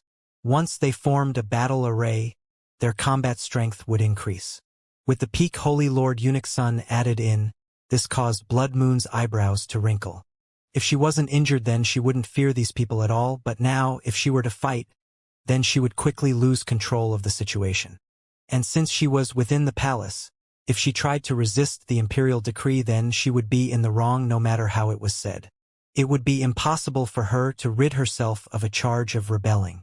Not just that, but Eunuch Liang wasn't in Full Moon Hall but at Lord Snow's palace. This current situation was extremely bad. And as Blood Moon was finding it hard to back down, Lin Ming stepped forwards and said, "Since this is the summons of the Empress, we might as well take the trip over. It would be nice to meet the mother of the Marvel Blue Nation." Lin Ming's voice was slightly cold. Eunuch Sun chuckled. Was this boy an idiot? Just what use was there for Lord Snow or Imperial Concubine Moon to raise such a person? In this situation, this young man would actually speak such foolish words. Meet the Empress? What would the Empress want to meet him for? In his imperial palace, the words of the Empress were the will of heaven. No one could defy them. After listening to Lin Ming, Blood Moon was at a loss for what to do. She knew that it would be difficult for today's matters to not end in death. But she never imagined that Lin Ming would also become involved. "I've even dragged you into this?" Blood Moon said with a sound transmission, her voice a bit helpless. "If the Empress has summoned us, then I'm afraid she's going to harm us. She will casually come up with some charges to get rid of us. Now that we're in the Imperial Palace, our situation is extremely bad. I've already contacted Eunuch Liang, but just the help of a chief eunuch like Eunuch Liang will not be able to help us too much. If you wish to guarantee your own safety, then you'll need to find some way to contact your master. In Blood Moon's opinion, Lin Ming's master should have left him some life-saving card. Hopefully, Lin Ming would be able to rely on this to safely retreat. But she didn't think that Lin Ming would only shake his head and say, "When I left my master, it was to adventure alone. It is no longer possible for me to rely on his help. I must do everything by myself." Lin Ming's words left Blood Moon's heart sinking with disappointment. If Lin Ming didn't have the backing of his master, then where did his bravado come from? She wanted to give Lin Ming a few words of warning, but she had no idea what to say. At this time, nothing she said would be useful. Like this, the team of eunuch bodyguards sandwiched Lin Ming, Imperial Concubine Moon, Xiao Moxian, and everyone else between them, leading them towards the central palace. Even the young maid that delivered water, Imperial Concubine Moon's maids, and the young eunuchs had been led away. Marvel Blue Imperial Palace was extremely large, and the group was walking at the same pace that mortals would walk at. Even though their destination was only 10 or so miles away, it still took them 2 to 3/4 hours. Along the way they passed through many corridors and palaces. Everything was quiet around them. Occasionally, squads of eunuchs patrolled around, filling the air with a chilling atmosphere. Seeing this imperial palace that had absolutely no lively or busy atmosphere at all, Lin Ming's thoughts stirred. It seemed that the Empress really was working to clean out the harem. She was taking advantage of the Marvel Blue Emperor's closed-door seclusion to take all authority in her hands and eliminate her enemies. Oh!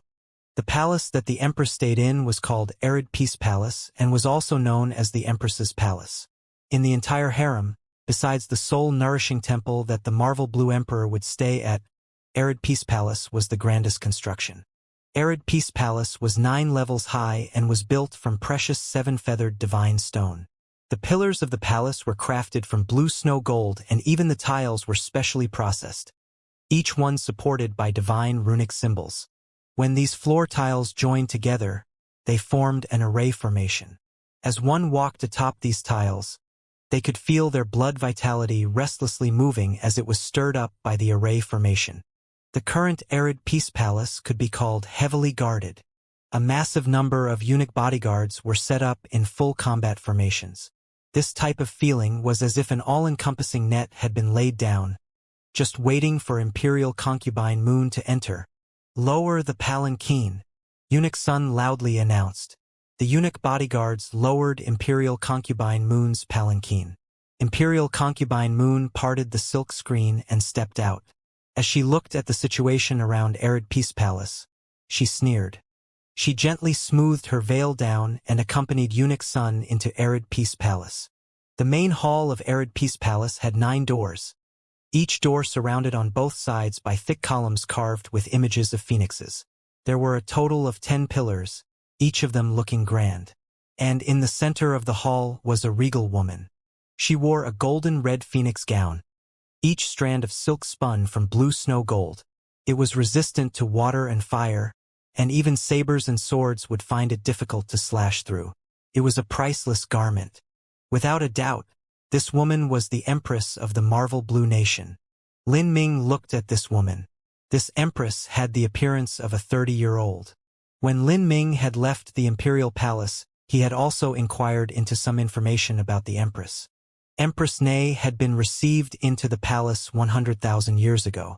At that time, she had been the proudest daughter of heaven within the Marvel Blue Nation. Her talent was outstanding and she had a variation bloodline. Moreover, her appearance was fantastic too. Before that, Marvel Blue Nation had held a martial meeting involving all heroic young elites at the Divine Sea Realm. In the end, Nei had been the one to emerge as champion. She had earned the attention and praise of the Marvel Blue Emperor and had entered the Imperial Palace afterwards. Along the way, she gained more and more favor, her rank increasing until she was finally titled as the Empress. This grace was due to the advantages that the Marvel Blue Emperor had gained after taking Nei's primordial Yin. Moreover, dual cultivating with Nei was helpful to his own cultivation. Now that 100,000 years had passed, Nei still dual cultivated with the Marvel Blue Emperor. However, she still wasn't able to break through the World King realm and remained stranded as a half-step World King. This was already an extremely commendable achievement. The World King realm was simply far too difficult to reach.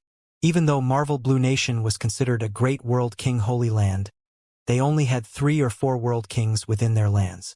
This number of World Kings was already extremely good. In the past, within the Divine Realm, there were some great World King Holy Lands like the true Martial Holy Lands who only had a single World King leading their sect. 50,000 years ago, the Verdant Feather Holy Lands had also been a great World King Holy Land, but their Holy Land only had 2 World Kings, one of them Tian Mingzi and the other one the old Verdant Feather World King. If they had more World Kings, then the Verdant Feather Holy Lands wouldn't have suffered such a miserable fate after Tian Mingzi's betrayal so many years ago. Imperial Concubine Moon was well aware of the World Kings in the Marvel Blue Nation. Besides the old Emperor who was a great World King, there were 3 other World Kings. The first was the Imperial Scholar. He was not only a World King but also a 6th grade Divine Runic Master. Within the Marvel Blue Nation he was a highly respected and noble character.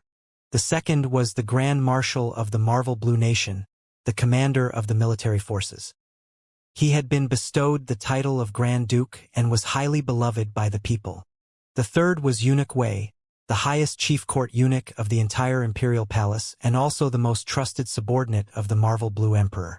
He was someone that had cultivated the sunflower melody to the 8th level. Although he was a court eunuch, the truth was that he had a status equal to the Imperial Scholar.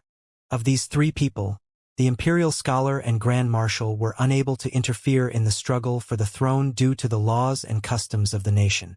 As for Chief Eunuch Wei, he was only loyal to the Marvel Blue Emperor and also maintained neutrality in the struggle for succession.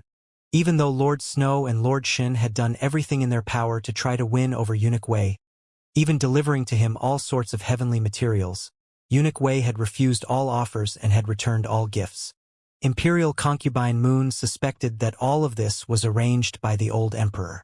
He wanted the 3 World Kings of the Marvel Blue Nation to all remain neutral in the struggle for succession and finally dedicate their lives to the winner. The advantage of this was that the scale of the struggle would be reduced to a minimum. These 3 World Kings were the cornerstones of the Marvel Blue Nation.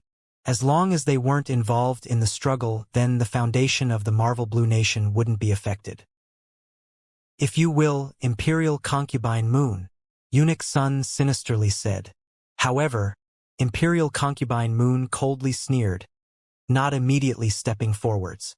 Instead, she turned towards the side, looking in the distance. After several breaths of time, there was the sound of rustling cloth as an eagle-eyed yellow-robed old man stepped forwards on the wind. Although he didn't seem too fast, he arrived beside Imperial Concubine Moon in the blink of an eye. This eagle-eyed old man was one of Lord Snow's trusted subordinates, as well as Blood Moon's good friend Eunuch Liang. The entire Marvel Blue Imperial Palace had a total of 5 chief court eunuchs.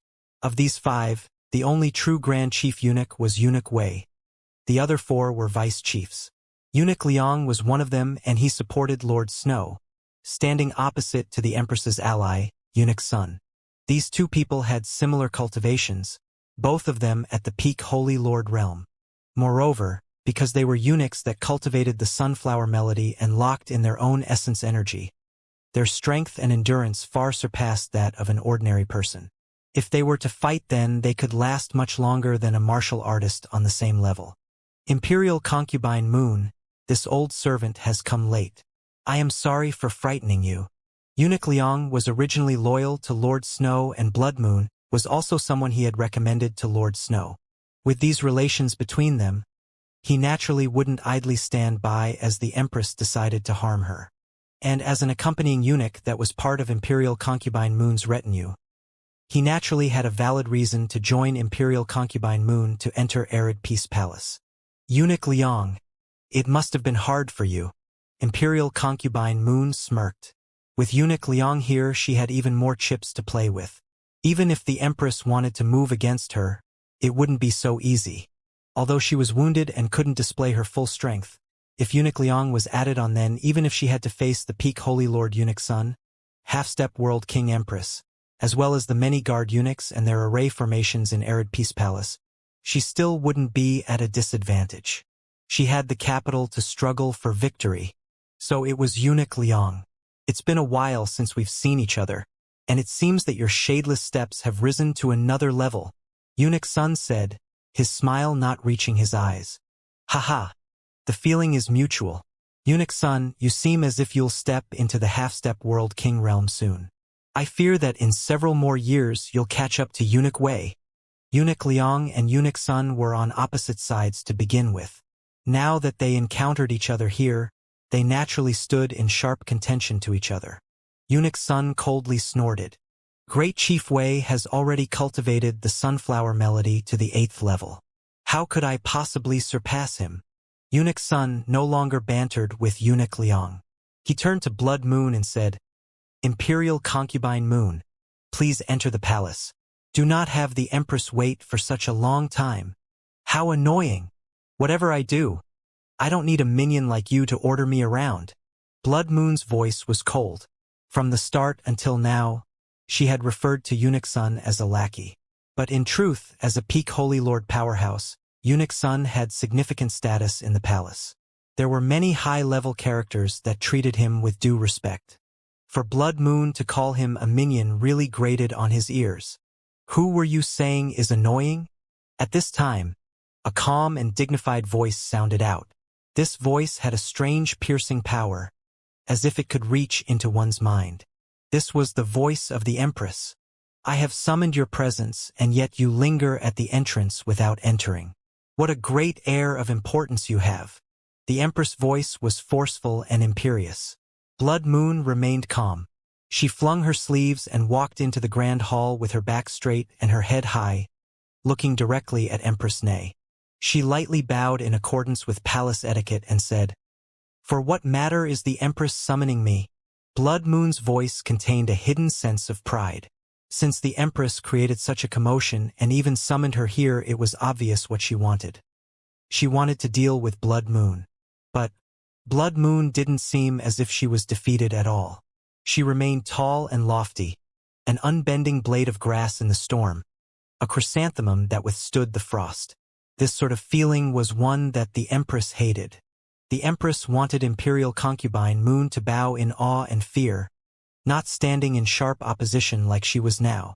The Empress' smoky eyes frowned. She gently lifted her gown and let it slowly fall. Beside her, 10 eunuch guards readied a battle array. These 10 eunuch guards were all Holy Lord powerhouses.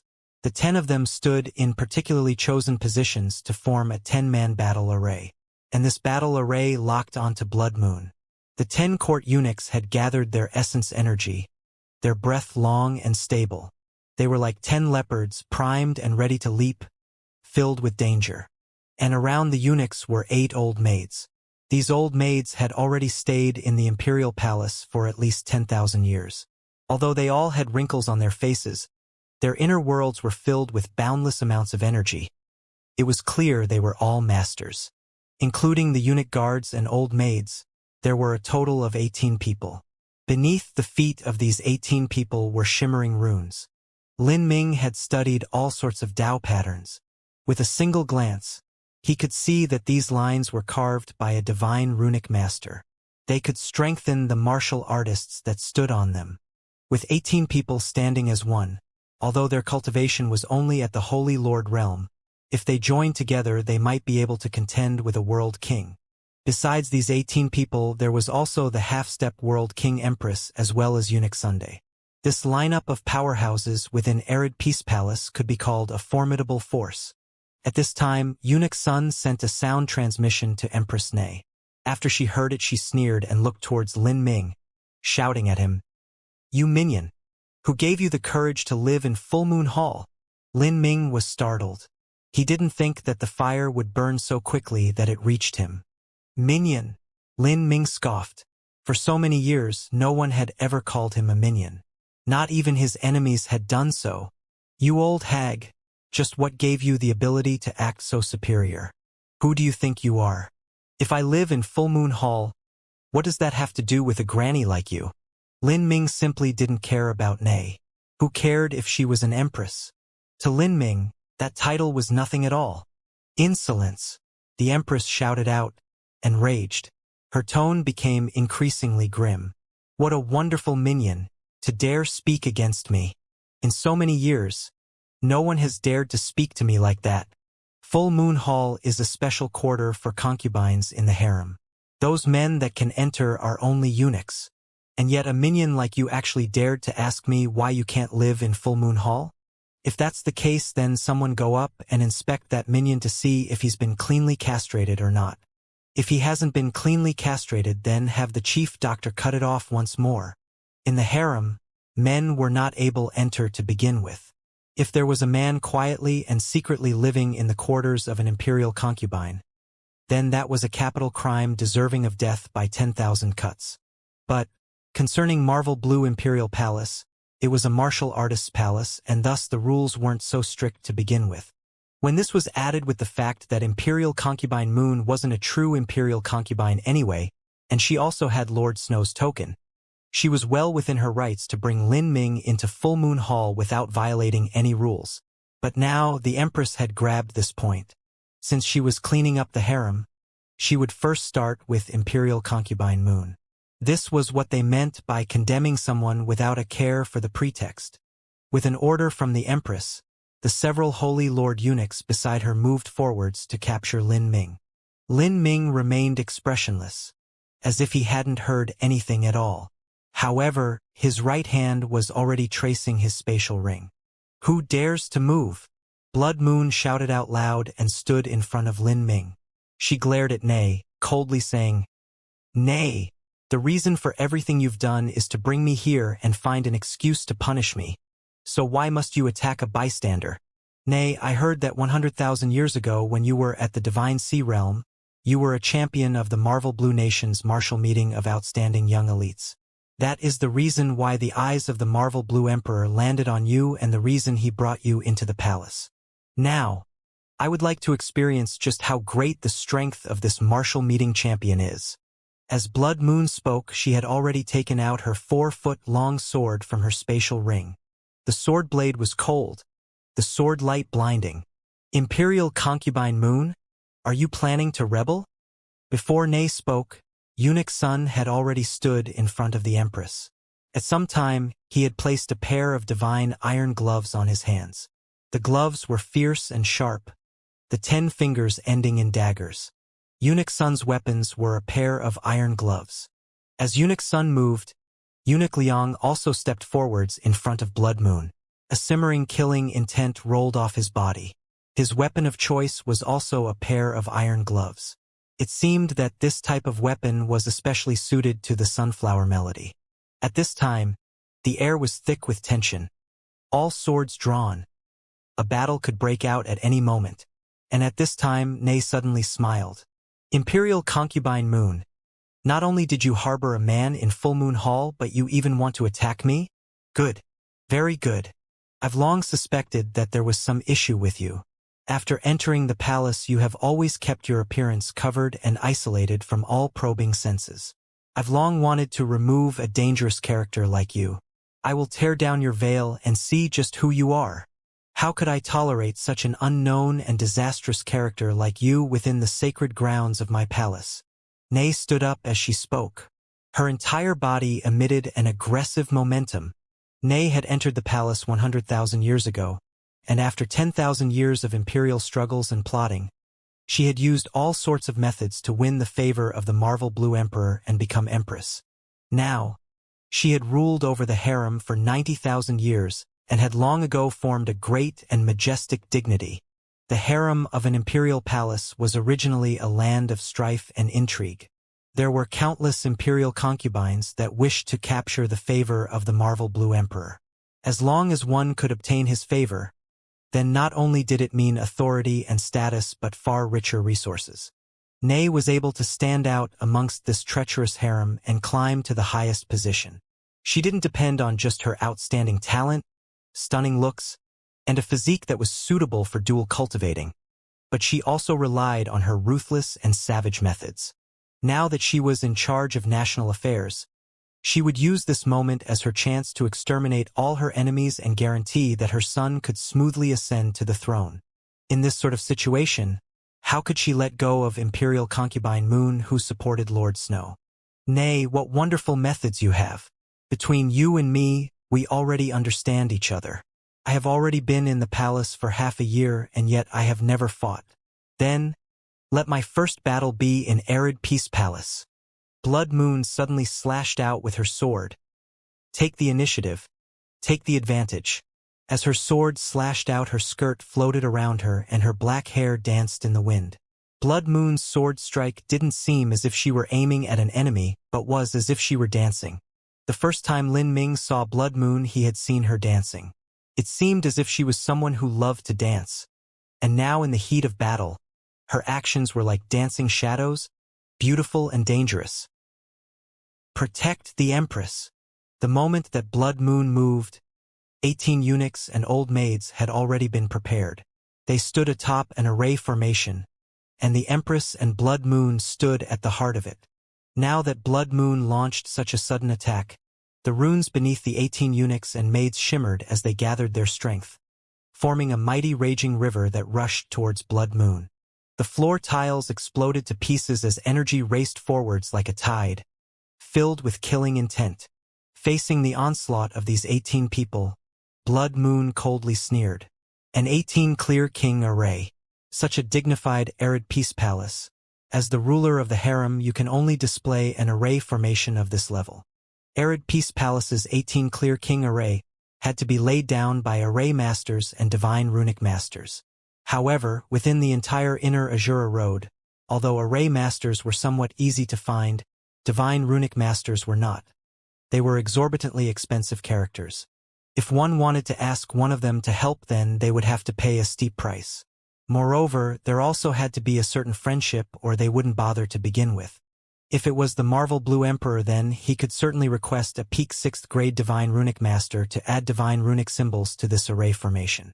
In fact, in Marvel Blue Imperial Palace's Golden Imperial Throne as well as Heaven and Earth Hall, there was a peak 6th grade divine runic array. Once this array formation began, the effects would be extraordinary. But in the harem, Arid Peace Palace was only the living quarters of a half-step world king empress. For her, it was impossible to use such a grand array. This so-called 18 clear king array could barely be considered to be at the 6th grade, or in other words a quasi-6th grade array formation. A 6th grade divine runic array was far more expensive than a 6th grade divine runic symbol because an array formation required dozens of divine runic symbols of the same level to support it. For Arid Peace Palace to be able to lay down a quasi-6th grade array formation was already extremely luxurious for a half-step world king empress. The 18 early holy lord eunuchs and old maids stood above 18 clear king array. With it, the might of their joint attack increased by dozens of times and one could fight a world king, on the premise that this 18 clear king array wasn't broken. But how could a true world king powerhouse stand there idly and let themselves be struck by these people?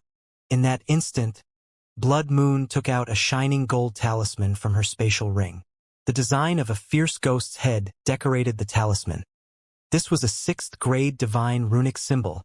This divine runic symbol had been drawn up by the Divine Runic Masters Guild's Old Su especially for Blood Moon.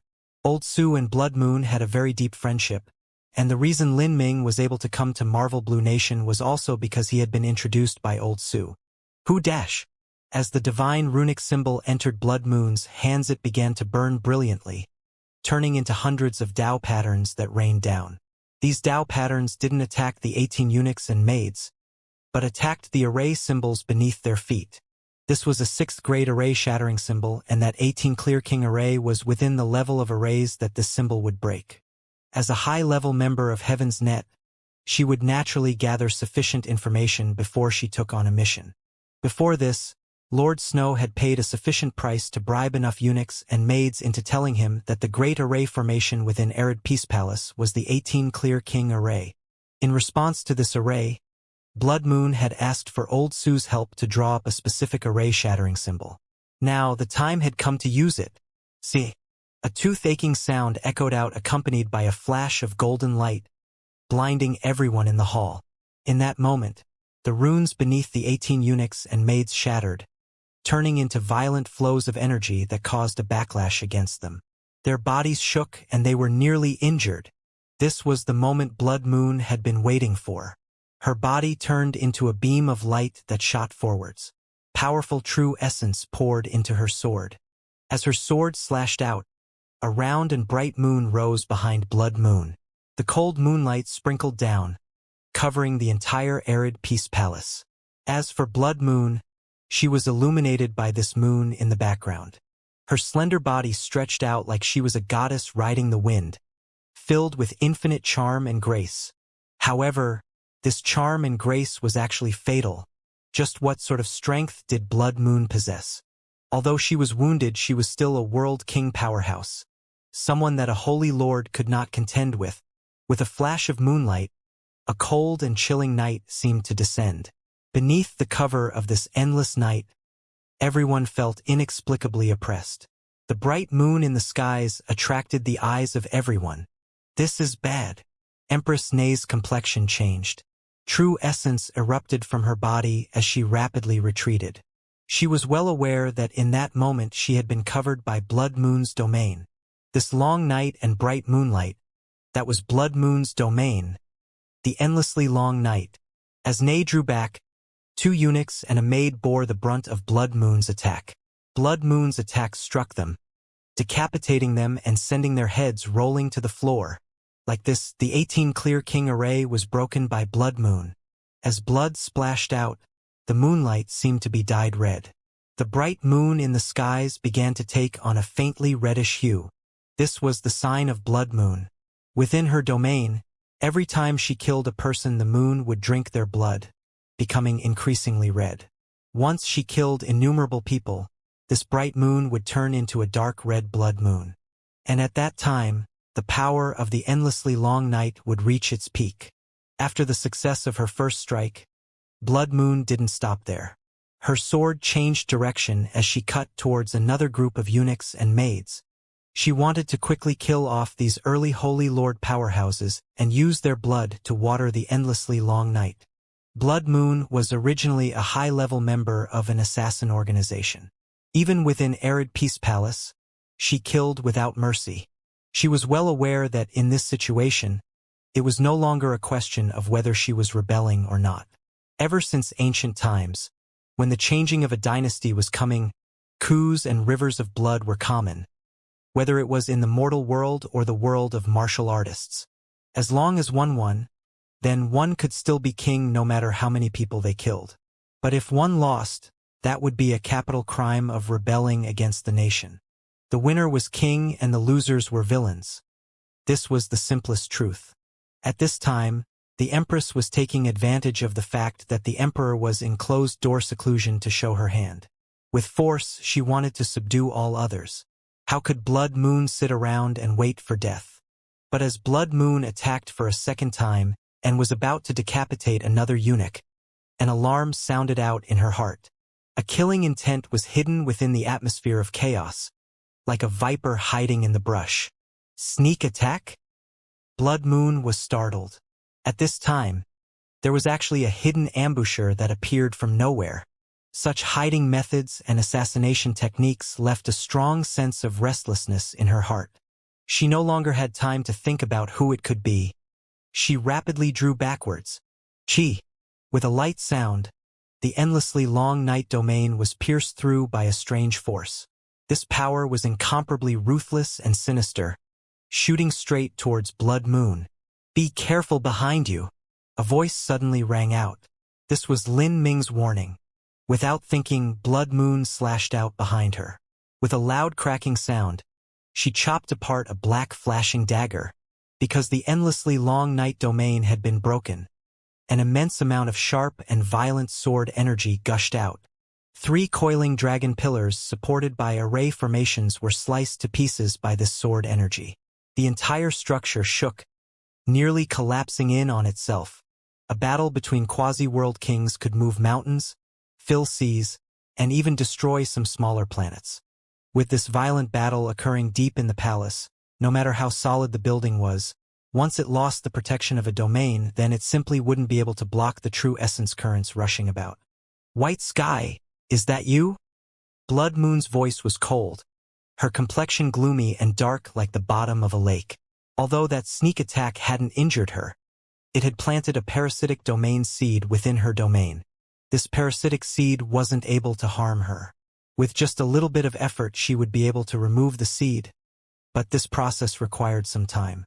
In the meantime, this seed would erode her true essence, making it so that she couldn't activate her domain ability. And at this time, a tall man in gray robes stepped out from behind a folding screen within Arid Peace Palace. This thin screen shouldn't have been able to isolate the sense of a martial artist. If Blood Moon wasn't able to discover this from the start, then this proved that this other person had an amazing concealing technique. And the people that usually possessed this type of ability were assassins. Blood Moon. It's been a while since we've seen each other, a man hoarsely said, immediately calling out Blood Moon's codename within Heaven's Net. He wore a white and black mask with two fierce blood-red lines running down from the eyes, looking fierce. He clearly knew who Blood Moon was. Someone from Heaven's Net? Lin Ming's eyes narrowed as he immediately realized this. As Blood Moon saw the masked man appear, her complexion turned grim. He was the same as Blood Moon in that both of them covered up their cultivations with secret techniques, making it so that one couldn't see what level his cultivation boundary was at. In addition, his black and white mask was able to isolate out all senses so that no one could uncover anything about him at all. This was a frequently used tactic of Heaven's Net. Who is that? Lin Ming asked with a true essence sound transmission. One of the three leaders of Heaven's Net, White Sky, a World King powerhouse. Blood Moon replied, her eyes fixed on White Sky. World King. Lin Ming's eyebrows shot up. He wasn't surprised by White Sky's cultivation boundary at all. Heaven's Net was similar to the Marvel Blue Nation. Both could be considered peak World King holy lands. And the big boss of Heaven's Net was likely a great World King, whereas the other leaders were ordinary World Kings. Blood Moon herself was in truth at the early World King boundary. Amongst World King powerhouses, she was on the weaker end of the spectrum. The White Sky in front of her was similar to her. But at this time, Blood Moon's situation wasn't good to begin with. White Sky's appearance had suddenly brought about a massive crisis. Facing White Sky, Blood Moon sneered and said, I never thought you would chase me all the way here. In order to hunt me down, you've involved yourself in the struggle for the Marvel Blue Nation's throne. Empress Nay suddenly laughed out loud. Imperial Concubine Moon? Or, perhaps it's better if I call you Blood Moon. Did you think that only Lord Snow would be able to invite people from Heaven's Net? But I could not. The ones I bring are even stronger than you. As Nay spoke, she sat back upon her Empress throne. Her expression turned idle and bored once again, as if everything was in her control. At the start she hadn't known what Blood Moon's true identity was. It was Heaven's Net that had approached her on their own initiative. They wanted to join in on the struggle for the throne, and their goal in all of this was Blood Moon. This was a naturally happy occurrence for both sides. Thus, all of that led to Empress Nay summoning Blood Moon today. She had already made all of her preparations in order to place Blood Moon in a death trap.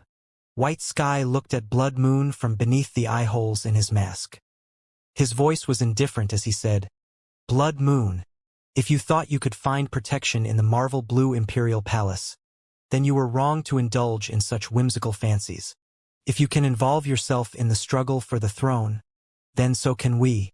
I know that you're aware of what I've come here for. Is the item that Big Boss left behind in your hands? As long as you hand it over, I will not kill you. You and I are from the same organization, so I naturally have some sentiment towards my fellow comrades. I don't even care about the matters of authority in Heaven's Net because none of it concerns me at all. If you want to leave and take someone with you, then I won't stop you. White Sky didn't conceal his goal at all, nor did he care about the presence of the Empress or the others. His voice was harsh, bringing with it a faint killing intent that was forceful and aggressive. As Lin Ming heard this, his thoughts stirred. Something that the big boss had left behind? He originally found it strange that there would be an internal power struggle within Heaven's Net. Lin Ming thought it was because they were competing for authority, but now it seemed that the original cause was some sort of treasure. If this was a treasure that could cause a bloodbath among the high-level figures of Heaven's Net, then this must be something extraordinary. What you want is not in my hands. Blood Moon had no intention of bargaining for her life. She pointed her sword straight at White Sky's throat. Seeing this, White Sky chuckled, his laugh grating to the ears. I thought you would give such a response, otherwise it wouldn't be you at all. But, look around you. Do you still think you can win in this situation? As the gray-robed man spoke, he took out a short sword from his spatial ring.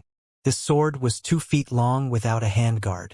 Moreover, the hilt was extremely short, just 2 inches long, making it difficult for an adult male to hold.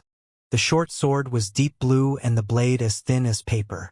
Without a doubt, this short sword could display one's speed to the limit.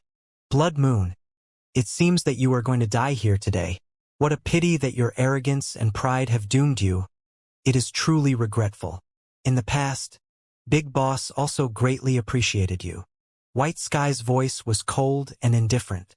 His white and black mask was blank and without expression. But those 2 lines that ran down from the base of his eyes seemed even fiercer than they were before. Leave Blood Moon for me to deal with. You can all manage the rest of these underlings. White Sky's focus had already locked onto Blood Moon. As for Empress Nay, she quietly sat back on her throne and gently waved her hand. Eunuch Sun understood this order, and led the remaining 15 old maids and eunuchs to surround Lin Ming, Xiao Moxian, and Eunuch Liang. Even the young eunuchs and young maids that followed Blood Moon were surrounded. The young maid that brought washing water to Lin Ming and Xiao Moxian was already pale with fear. She had guessed that there would be nothing good coming from the Empress summons, but she never thought that matters would develop to this stage. The 2 sides were actually going to fight in Arid Peace Palace, with life and death on the line. These young maids were well aware that if Blood Moon was defeated, they would be buried along with her. To the Empress, killing them was no different from slaughtering chickens or dogs. And in the current situation, it seemed impossible for Blood Moon to win. Even if she could escape by herself, the young maids and eunuchs she left behind would be brutally beaten to death. Ha ha! Eunuch Liang, I never thought there would be such a day between you and me. A smart bird knows which tree to nest in. If you regret your decision, there is still time for you. I can plead sympathy for you to the Empress, and perhaps the Empress will allow you to keep your cheap life. Eunuch Sun flicked his yellow eunuch robes, the smile of a victor on his face. As he looked at Eunuch Liang, his eyes were the same as if he were looking at a pitiful worm. Facing such an arrogant Eunuch Sun, Eunuch Liang's face darkened. There was no hope that he would obtain any form of safety if he voluntarily surrendered. Currently, he was figuring out just what his chances were that he could safely escape from Arid Peace Palace. As well as you, Eunuch Sun turned towards Lin Ming. Your talent isn't too bad. If you are willing to testify against Imperial Concubine Moon and confess to all those shameful activities that occurred between you and her, then the Empress will pardon you of your capital crimes. Perhaps you will even receive her favor and be accepted into the palace as a eunuch. You will have the chance to practice the sunflower melody that so many people long for in their dreams. Eunuch Sun said, a thoughtful and playful look on his face. Indeed, if the Empress were to get rid of Imperial Concubine Moon today, she would still need a justified reason to do so as well as evidence in order to stop the criticism of others. And Lin Ming would make the perfect evidence as a witness. You want me to testify against Imperial Concubine Moon and practice the sunflower melody? Lin Ming laughed, his laugh filled with reckless mirth. Eunuch Sun frowned. What are you laughing about? He's laughing at how stupid you are, Xiao Moxian suddenly said, her voice clear and loud, attracting the eyes of everyone present. A dumb old turtle like you has slaved their life away as a minion, and yet you can still feel superior to anyone? Look at the disgusting thing you've become. You don't seem like a ghost or a person. Is it possible that you think everyone in this world wants to be like you?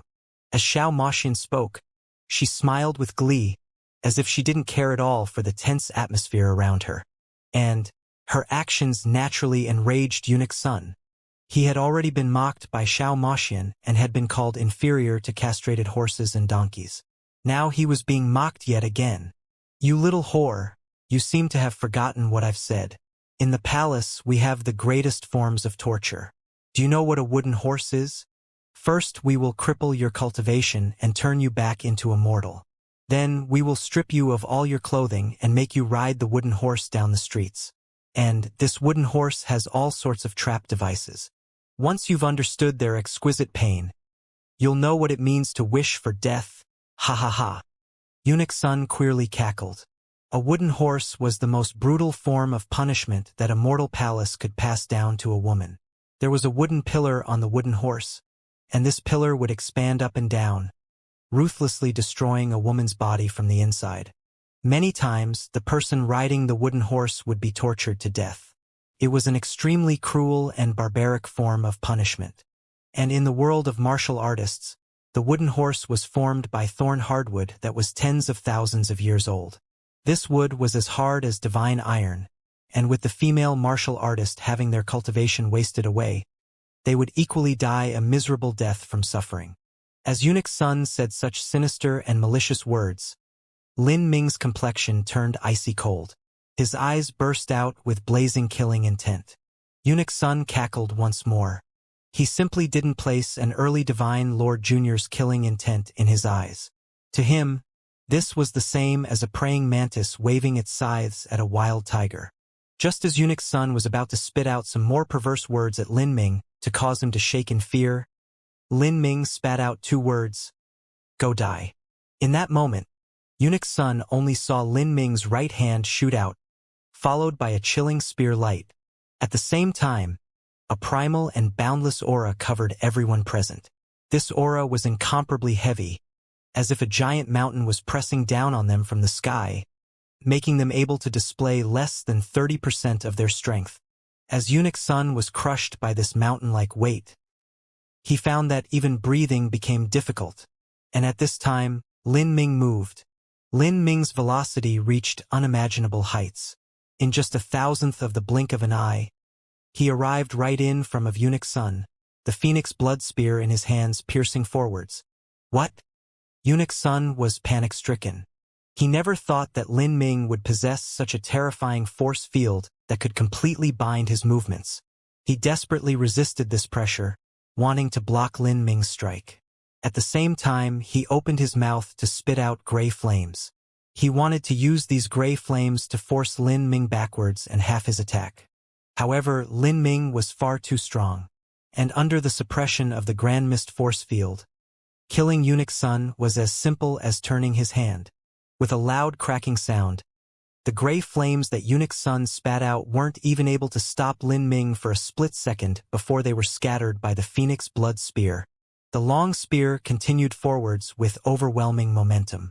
The cold spear point thrust straight towards Eunuch Sun's throat, and at this time Eunuch Sun's mouth was still open from spitting out flames. As he saw the spear point nearly stab into his mouth, he was almost frightened to death. He quickly traced his spatial ring, wanting to take out the divine runic symbol that he saved as his life-saving card. However, Lin Ming's spear was too fast. Underneath the savage attack of this spear, Eunuch Sun's protective true essence was pierced through like paper. The phoenix blood spear stabbed into Eunuch Sun's mouth, twisting apart his teeth and tongue, penetrating through his throat and exiting through the back of his head, carrying with it a rain of blood. And at this time, Eunuch Sun no longer had the ability to use the ancient divine runic symbol that he had pulled out. With his throat pierced, the agonizing pain made him want to cry out, but he couldn't make a single sound at all. This sort of pain was indescribable. As for Lin Ming, he raised his right hand and strung up Eunuch Sun through his throat with his spear, lifting his entire body up. Like this, Lin Ming used the phoenix blood spear to pierce through Eunuch Sun and pick him up, just as if he were picking up a dog. Eunuch Sun had yet to die. His hands gripped the spear as he struggled with all his might. His legs kicked out in desperation and his throat sent out gurgling sounds of pain. However, because his vocal cords were torn apart and his throat was destroyed, he wasn't able to make any coherent sounds at all. All he could do was struggle in agonizing pain. A massive amount of blood leaked out from the hole in his throat like the water of a dam that had broken free. Eunuch Sun could feel his life rapidly passing away. He never thought that he would experience such a day. He had been pierced through the throat by someone's spear and picked up, his life rapidly fading without even being able to make a single sound. This sudden scene stunned everyone present. All of the young eunuchs and maids that followed Lin Ming here from Full Moon Hall stared at him with wide eyes. Although their cultivation wasn't high, they fully understood just how terrifying Eunuch Sun was. Eunuch Sun was one of the chief court eunuchs of the entire imperial palace, and amongst the chief court eunuchs he faintly stood at the second rank, inferior only to the main chief court eunuch, Eunuch Wei. Eunuch Sun was someone who cultivated the sunflower melody for many years, and the true essence in his body was vigorous and deep. His strength could already be called unfathomable. Of all the young eunuchs and young maids in the imperial palace, just which one didn't fear Eunuch Sun? If they saw Eunuch Sun, it was the same as a mouse seeing a cat. And yet, this sort of terrifying character had been pierced through the throat and lifted up by Lin Ming's spear point. And at the start, their impression of Lin Ming was that he had been a promising young martial artist with slightly better than average talent. Lin Ming, you. Blood Moon's eyes shined with a glimmer of splendor as she looked at Lin Ming from behind her veil. She had witnessed everything that had happened just now.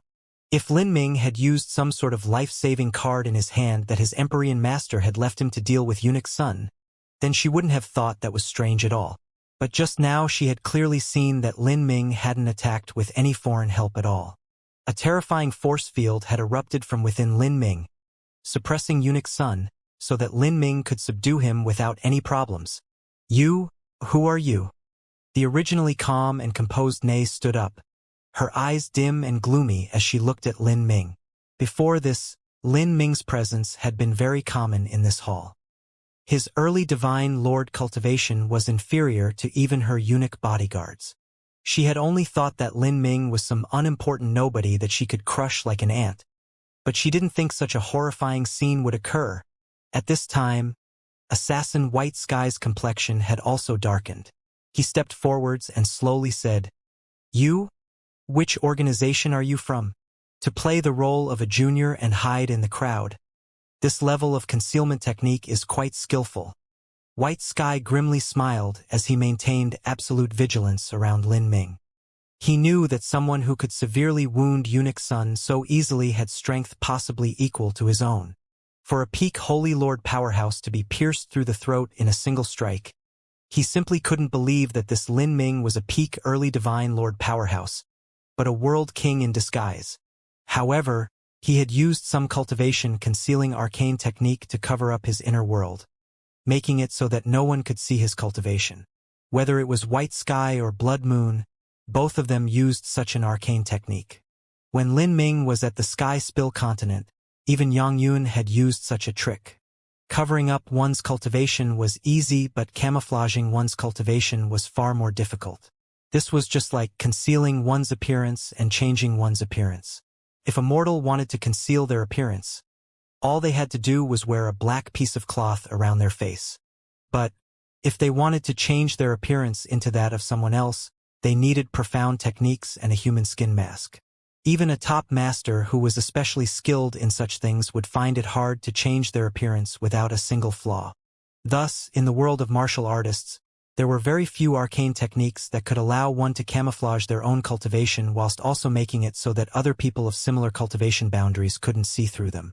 Moreover, these techniques were extremely difficult to learn. At the very least, Heaven's Net didn't have such a technique. Otherwise, it would have been much easier for them to ambush and kill others. As White Sky spoke, he used the entirety of his sense to investigate Lin Ming's inner world, wanting to find a flaw in Lin Ming's cultivation camouflaging skill. He believed that as long as he searched carefully enough, he would be able to find a flaw somewhere. However, he remained disappointed. Lin Ming's inner world was whole and unified, without the slightest sign that it was fake. This caused White Sky to frown. Was there such a perfect cultivation-changing technique? To accomplish this would be easier as a great world king, but White Sky didn't believe that Lord Snow was able to request help from a great world king. This was because the Emperor of the Marvel Blue Nation was a great world king to begin with, and Lord Snow was only at the Holy Lord realm. It would be extremely difficult for someone like him to put out anything that could tempt a great world king. Eunuch Sun's broken throat released miserable gurgling sounds. He reached out his hands, grasping towards the Empress, wanting the Empress to save him. But unfortunately, he could no longer voice out the words. The Empress' complexion became extremely ugly. Although she didn't care about Eunuch Sun's life, Eunuch Sun had still been faithful and loyal to her for all these years. With so many of her subordinates around her, it was impossible for her to not rescue him and cause her subordinates to doubt her. Moreover, to Lin Ming, who dared challenge her dignity, she hated him to the marrow of her bones. "Release him," the Empress coldly said, her eyes shining with a chilling light. "I should release him just because you say so? Who do you think you are? You are just the wife of some world king Holy Land's bandit chief. Do you really you are an empress that commands the world? Your cultivation is only at the half-step world king realm. To only be a half-step world king after 100,000 years, you are already doomed to mediocrity.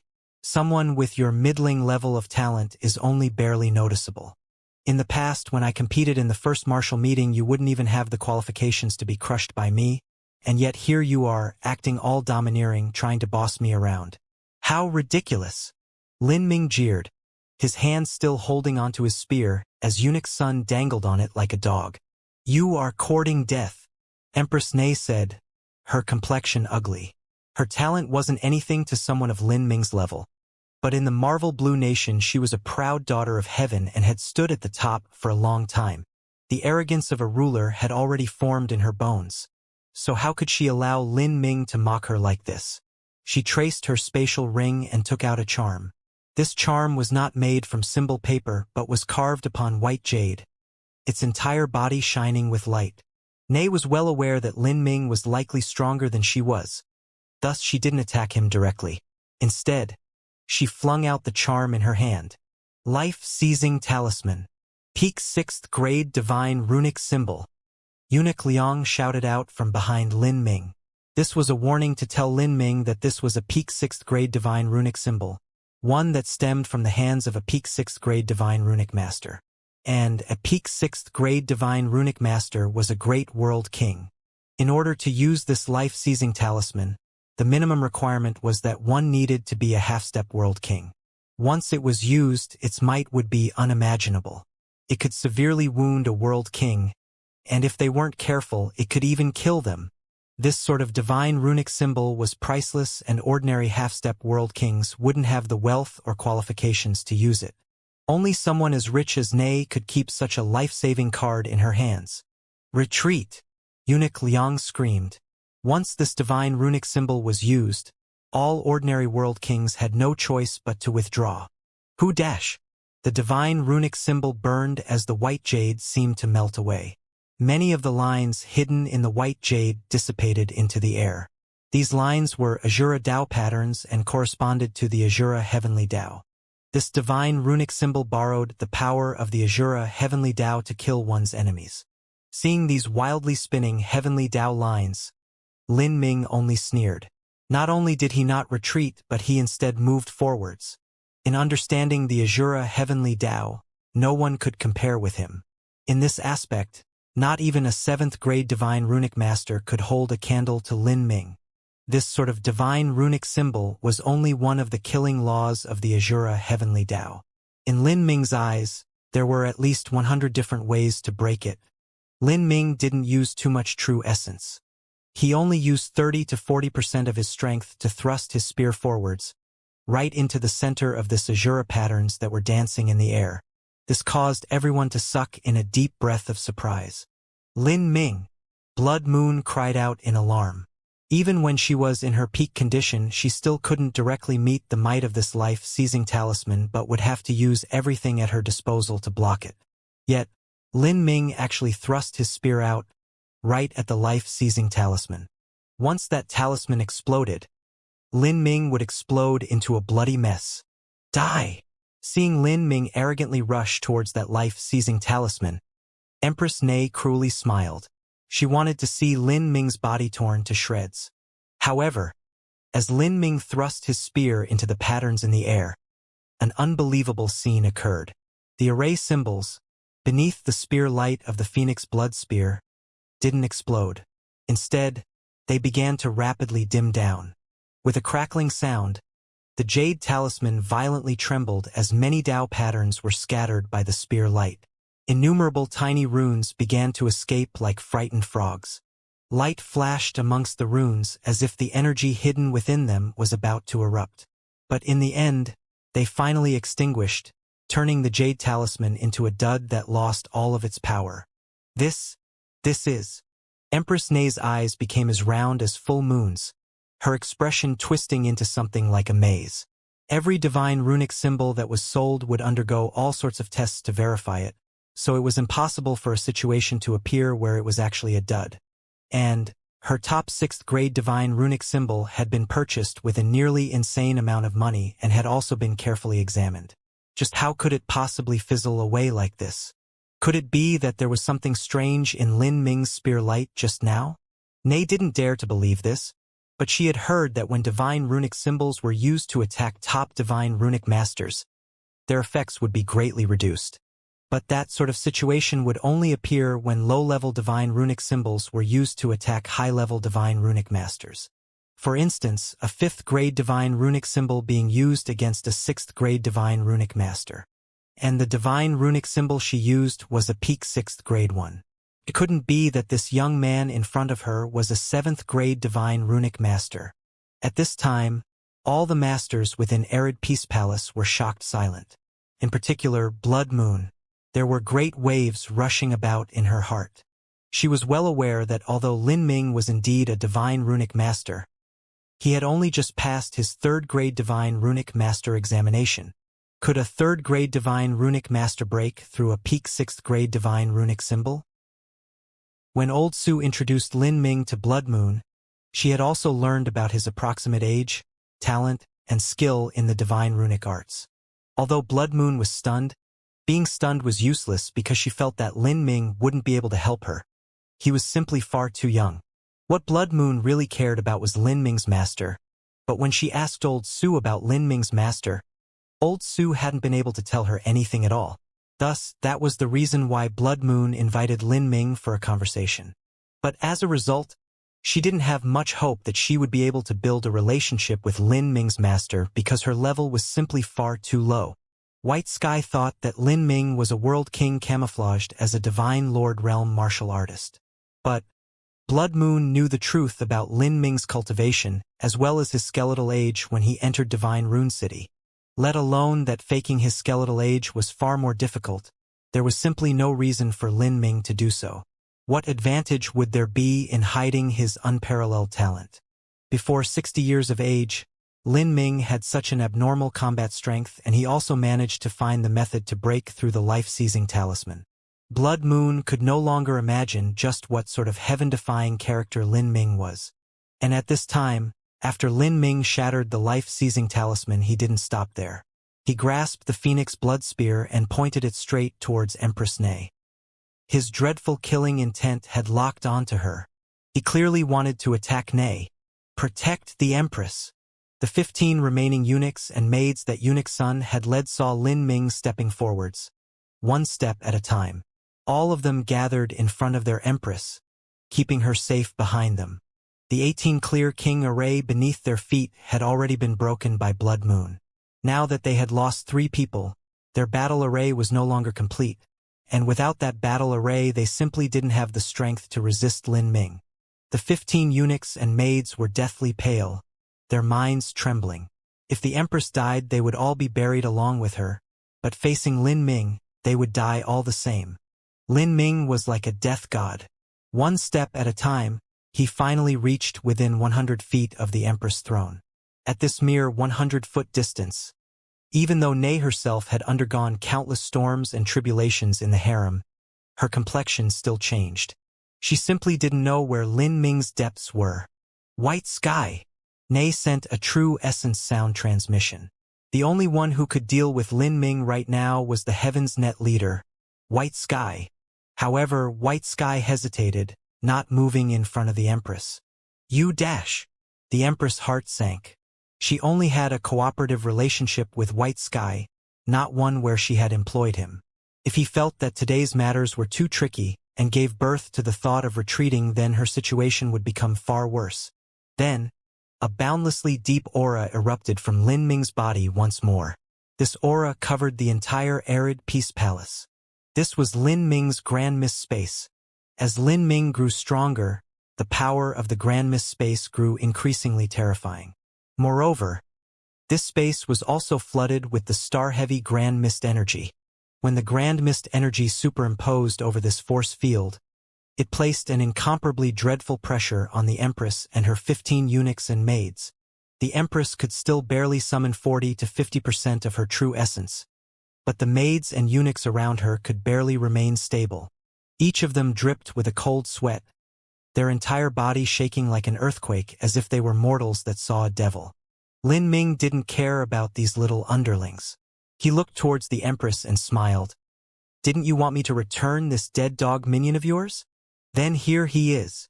As Lin Ming spoke, he raised the Phoenix blood spear and thrust straight towards Empress Nei, and hanging atop this spear point was Eunuch Sun's half-dead body. "Protect the Empress," a eunuch shouted out. However, even though he shouted out these words, his feet were like roots planted in the ground, unable to move at all. This was because the pressure of the Grand Mist Space was suppressing his movements, and also because Lin Ming's momentum was far too overwhelming. Anyone who dared to block that spear of his would undoubtedly die. In this situation, who would still dare to stand in front of Lin Ming's spear? See, a brilliant spear light shot across arid Peace Palace. 3 eunuchs that bore the initial brunt of the attack were swept away by the energy winds. At the same time, Lin Ming opened the heretical god force to the limit as he primed the strength of a true dragon within his body. With a resonant dragon's cry, the phantom of an azure dragon appeared behind Lin Ming, savagely roaring. A powerful dragon's dignity spread out, combining with the power of the Grand Mist Space and Lin Ming's roiling killing intent to lock onto Empress Nei, preventing her from escaping. However, Lin Ming's spear hadn't used his full strength. This was because he could feel that when he attacked, White Sky had still locked onto him from behind. White Sky had a World King realm cultivation, and Lin Ming couldn't help but be cautious of a World King powerhouse. Moreover, White Sky was a leader of Heaven's Net which specialized in assassinating others, who knew what sort of strange killing techniques he would have. If Lin Ming wasn't careful, then it was possible he would find unexpected defeat. How detestable! As Lin Ming's spear light approached, Empress Nei screeched out loud. She pulled out 2 divine runic symbol jade slips from her spatial ring and crumbled them to dust. In that instant, the jade slips dissolved into numerous complex Tao patterns that wrapped around Nei. These were clearly 6th-grade defensive divine runic symbols. Lin Ming only sneered as he saw these divine runic symbols. As his spear light was about to strike Nei, it immediately changed directions. Bang! With a loud explosive sound, the spear light erupted. The power of thunder and fire heavenly tribulation within the Phoenix blood spear wove together and detonated.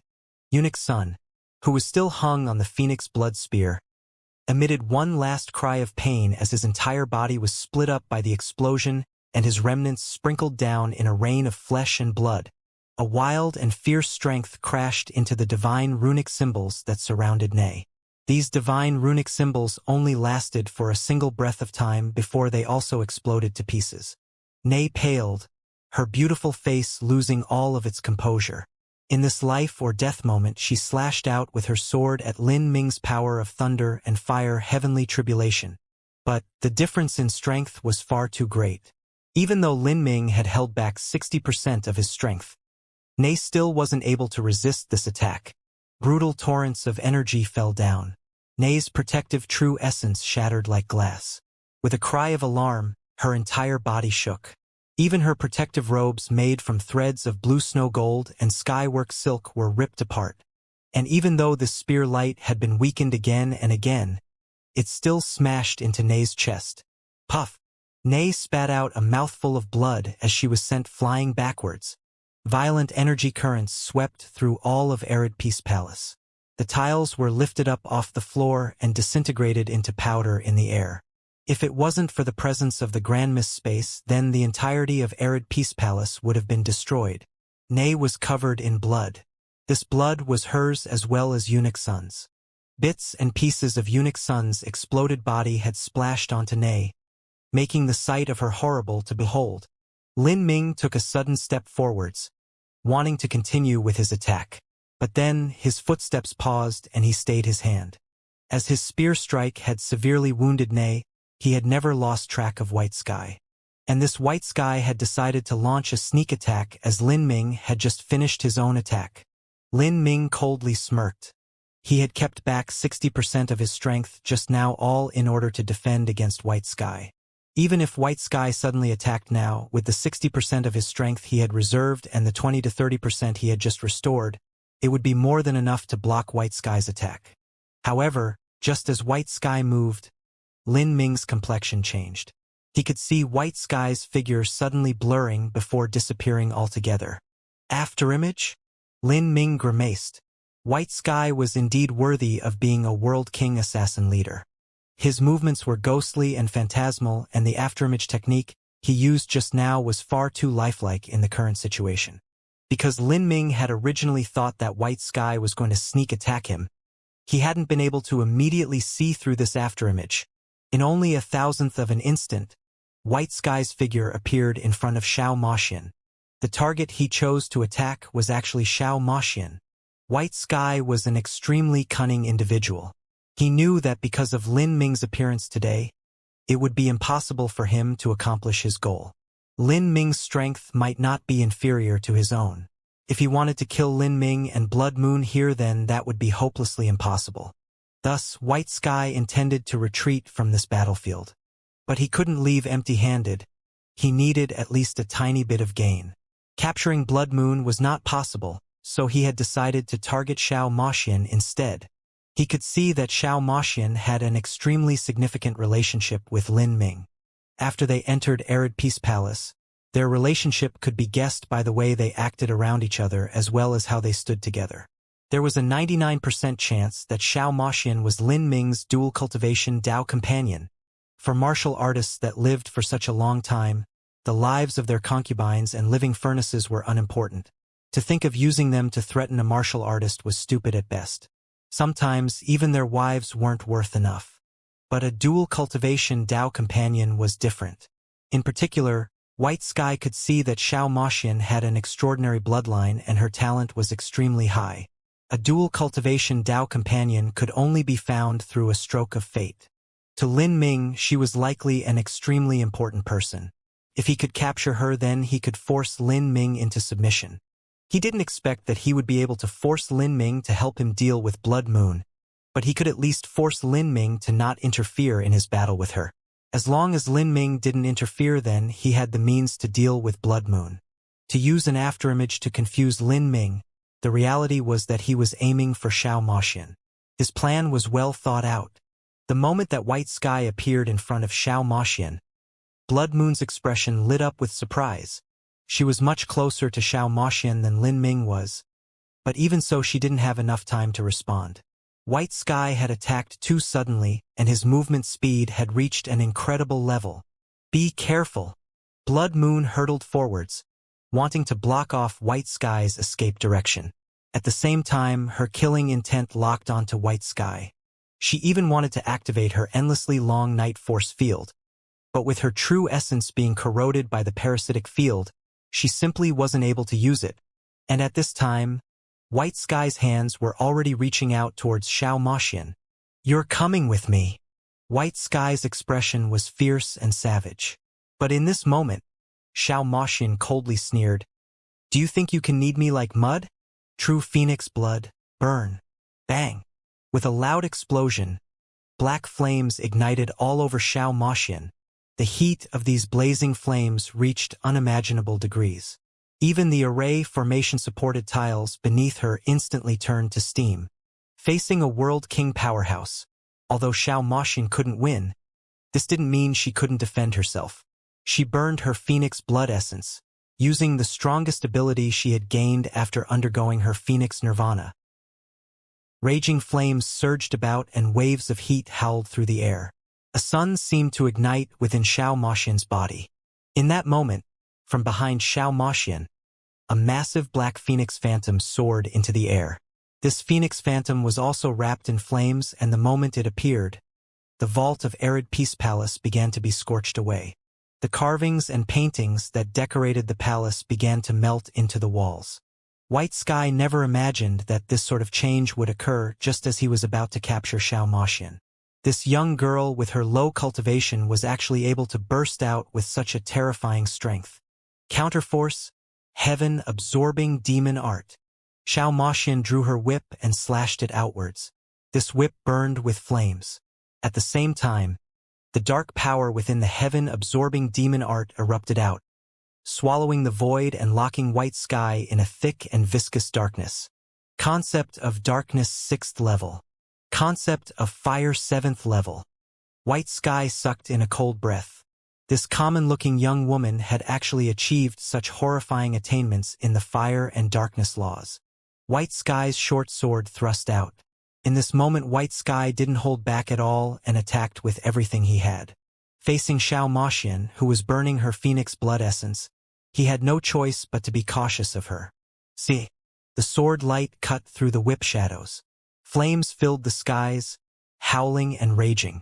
Xianxia took a step back as she lashed out with her whip once more. But her whip wasn't aimed at White Sky. Rather, the whip shadows spread all over White Sky, forming an enchantment barrier around him. This enchantment didn't have any striking power, but it actually locked White Sky within it, making it difficult for him to use that strange and ghostly movement technique. White Sky was shocked. Xianxia had set up an enchantment around him. An ominous feeling appeared in his heart. At this time, he could feel a profound killing intent growing behind him, savage and turbulent. He turned around to see that Lin Ming had grasped his phoenix blood spear. Lin Ming's hair fluttered in the wind as he rushed forwards like a demon god. Facing White Sky, Lin Ming was filled with killing intent. Originally, Lin Ming had the mentality that he wouldn't fight with this person unless he had to. After all, this White Sky was a world king powerhouse, and fighting with him at this time wasn't the wisest course of action. But he never thought that White Sky would actually attack Xianxia. This action had irreversibly touched upon Lin Ming's reverse scale, the source of rage. Lin Ming hadn't held back in this strike. The heretical god force completely exploded within him and inside his inner world. The Purple Temple Dao Palace began to open. In that moment, the world seemed to fall away. Arid Peace Palace vanished as everyone seemed to suddenly appear in the boundless starry skies of the endless universe. Everyone stood in this void, surrounded by infinite space. And above the heads of these people, 9 stars began to appear. Of these 9 stars, 7 were bright and 2 were dark.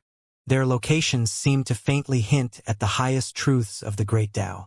Endless starlight fell down as trillions of silver threads fell onto Lin Ming. A terrifying killing intent surged out in all directions. With Lin Ming's inner world as the center, this starlight crazily gathered into him, forming a terrifying river of stars that swirled around him. The space around everyone seemed to be locked down, completely disconnected from the outside world. In this instant, everyone in Arid Peace Palace was left stunned. This is... Blood Moon looked at the 9 stars in the skies, her eyes filled with utter disbelief. She had also once tried to dual cultivate body and energy, so she was well aware what these 9 stars meant. 9 stars of the Dao Palace. This is the 9 stars of the Dao Palace. Blood Moon felt as if everything she knew had been turned upside down. The 9 stars of the Dao Palace was a legendary realm that was forbidden by the heavenly Dao rules. Lin Ming was less than 60 years old, so when he had asked Blood Moon to borrow the Celestial Tyrant Manual, she had urged him to forget about the 9 stars of the Dao Palace because it was simply far too unrealistic. Lin Ming had lived in Full Moon Hall for over half a month, but in the end, Blood Moon hadn't lent the Celestial Tyrant Manual to him. One reason was because she didn't think that Lin Ming would be able to help her, and another reason was that even if she were to lend it to him, there would simply be no meaning to it. He wouldn't be able to cultivate it and would just be wasting his time. But she never would have imagined that the truth was that Lin Ming had already stepped into the 9 stars of the Dao Palace. The reason he had asked her to borrow the 9 stars of the Tao Palace section of the Celestial Tyrant Manual was because he had already cultivated it. How is this possible? Blood Moon could no longer understand Lin Ming. This was not a question of talent anymore. She couldn't think of just what lucky chance existed that could allow him to break into the 9 stars of the Tao Palace. Many of the martial artists present were talented, but they hadn't chosen to walk the path of dual body and energy cultivation. And the 9 stars of the Tao Palace had already disappeared for billions of years. So even though they saw these stars appear behind Lin Ming, they still didn't know just what they were. They could only feel that this was a dreadful phenomenon. As those 9 stars appeared in the skies, all of the human martial artists present felt their blood vitality gravitating towards those 9 stars, as if all the blood running within their bodies wanted to howl out of them. Then, Lin Ming attacked. The 9 stars of the Tao Palace was currently Lin Ming's greatest strength. The boundary he had reached had already surpassed the early Divine Lord realm of the Essence Gathering system. Explosive crackling sounds lit up from within Lin Ming's body. The galactic storm within his inner world erupted and his bodily strength reached 15 billion genes. When combined with the techniques of the Celestial Tyrant Manual, Lin Ming's striking power rose to the strength of 5 dragons. Bang! A horrifying air wave burst outwards. Even the dual imprisonment of Xiao Moxian's enchantment and the Grand Mist Space wasn't able to cage this terrifying strength. The entirety of Arid Peace Palace was torn apart by the explosions of energy, completely collapsing. Azura Heavenly Tao, Demon Extermination. Lin Ming once again used a move from the Azura Sutra. He was only just able to use this technique when he gathered the power of the 9 stars unto himself. He had once used this demon extermination technique to kill Tian Mingzi. Out of all of Lin Ming's attacks, it could be called his strongest one. As Lin Ming thrust out his spear, space itself was crushed. Facing this attack, White Sky's complexion changed. Although he didn't recognize the 9 stars of the Tao Palace, he could still feel the wild and tyrannical power erupting from within Lin Ming. With this strength used by the present Lin Ming, he resembled an ancient great dragon. How could one's strength reach such a terrifying degree? In that moment, White Sky's body ballooned outwards. All of the strength contained within his inner world burst out. White Sky held his sword, his feet dancing on 7 stars. His body emitted a creamy white light, a light that contained a primal flavor beyond description.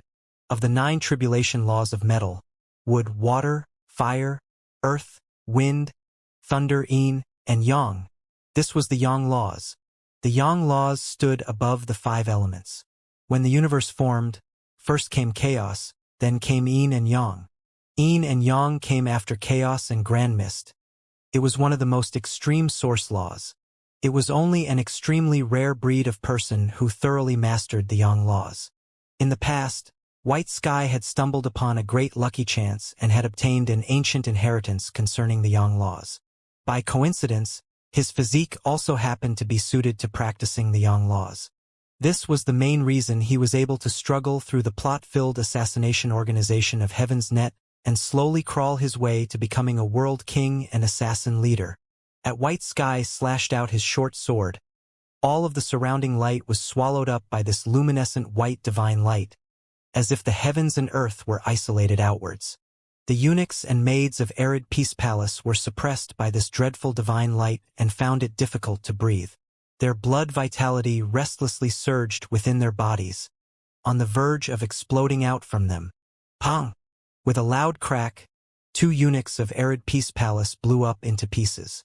But as their bodies exploded, there was no blood that splashed out. Rather, their bodies evaporated beneath this white divine light, dissipating into nothingness. This caused all of the eunuchs and maids with lower cultivations to shiver. As long as this divine light shined upon them, then their bodies would disintegrate. How could they not be terrified of such a scene? Retreat! Xiao Moxian suddenly called out. Xiao Moxian was the closest one to Lin Ming and White Sky's battle, but she didn't fear the shock waves of their attacks. Rather, it was the young maids and eunuchs of Full Moon Hall that could not withstand this pressure. The long whip in her hand slashed out, wrapping around 4 or 5 frightened eunuchs and maids. Then, She drew backwards, preventing them from being covered by the divine light. White Sky's yang laws were similar to a force field. This force field wildly clashed with Lin Ming's grand mist space. Chi chi chi. As the white light entered the grand mist space, it rapidly dissipated like snow falling into molten iron. As the two force fields collided, the difference could be seen with a glance. The yin-yang laws originally came after the grand mist laws. Moreover, Lin Ming's grand mist space was established by Empyrean Primordius, and there was true grand mist energy supporting it. The power of this grand mist space had long reached unimaginable levels. As White Sky watched his own force field be swallowed up by the grand mist space, his complexion changed. White Sky was also a ruthless and decisive individual. In this grave and imminent danger, he forced out a mouthful of blood essence. This blood essence brilliantly burned, its strength used by White Sky to fiercely raise the power of his yang laws. For a time, White Sky's sword light became increasingly ancient, as if it were a blade that shuttled through the endless years to slash forth from the nothingness of the most primitive times. This was the atmosphere of the absolute beginning. Beneath the superimposed power of two force fields, Lin Ming's spear light collided with White Sky's sword light. Bang! In that strike, the sun and moon lost their luster and the world lost all light. A horrifying surge of energy exploded from the center of the grand mist space and yang force field. If it weren't for the barrier of these dual force fields, then this strike would have swept up the entire imperial palace in a storm. Within this storm, all other buildings besides those protected by the strongest array formations would have turned to ash. Puff! White Sky spat out a mouthful of fresh blood and was sent flying backwards. As for Lin Ming, his body shook and his blood tumbled within him. In that exchange just now when Lin Ming had erupted with all his strength, White Sky had managed to use the yang laws to screen out most of Lin Ming's strength and then block Lin Ming's spear light with his own sword light. Genesis energy. In his yang laws, he had already evolved elementary Genesis energy. Although it is only a tiny bit, it is still dreadful. Indeed, it seems there isn't a single world king powerhouse that is simple at all. Lin Ming thought to himself, stunned. In this world, there were three great source powers: Grand Mist energy, Genesis energy, and Spirit source. Genesis energy was able to stand on the same level as Grand Mist energy. Of the three major source powers, none of them were a trifling matter. Grand Mist energy, the source of matter. Genesis energy, the source of energy. Spirit source, the source of soul. When these three source powers were unified, they formed essence, energy, and divine. In the past, it was because Lin Ming lacked spirit source that Divine Dream didn't allow Lin Ming to study the Divine Dream Law. Each one of the three major source powers was incomparably precious. The reason that Lin Ming was able to possess so much Grand Mist energy was because he inherited it from Empyrean Primordius. By himself, it would have been impossible to obtain it. This was because Grand Mist energy had almost completely disappeared after the forming of the universe. It was said that Grand Mist energy still existed in black holes. But black holes were celestial bodies where the gravitational force reached such an extreme that it created a force field around itself, an absolutely separate space. Even an Empyrean couldn't enter one. Empyrean Divine Seal's Divine Seal art was founded with inspiration from black holes.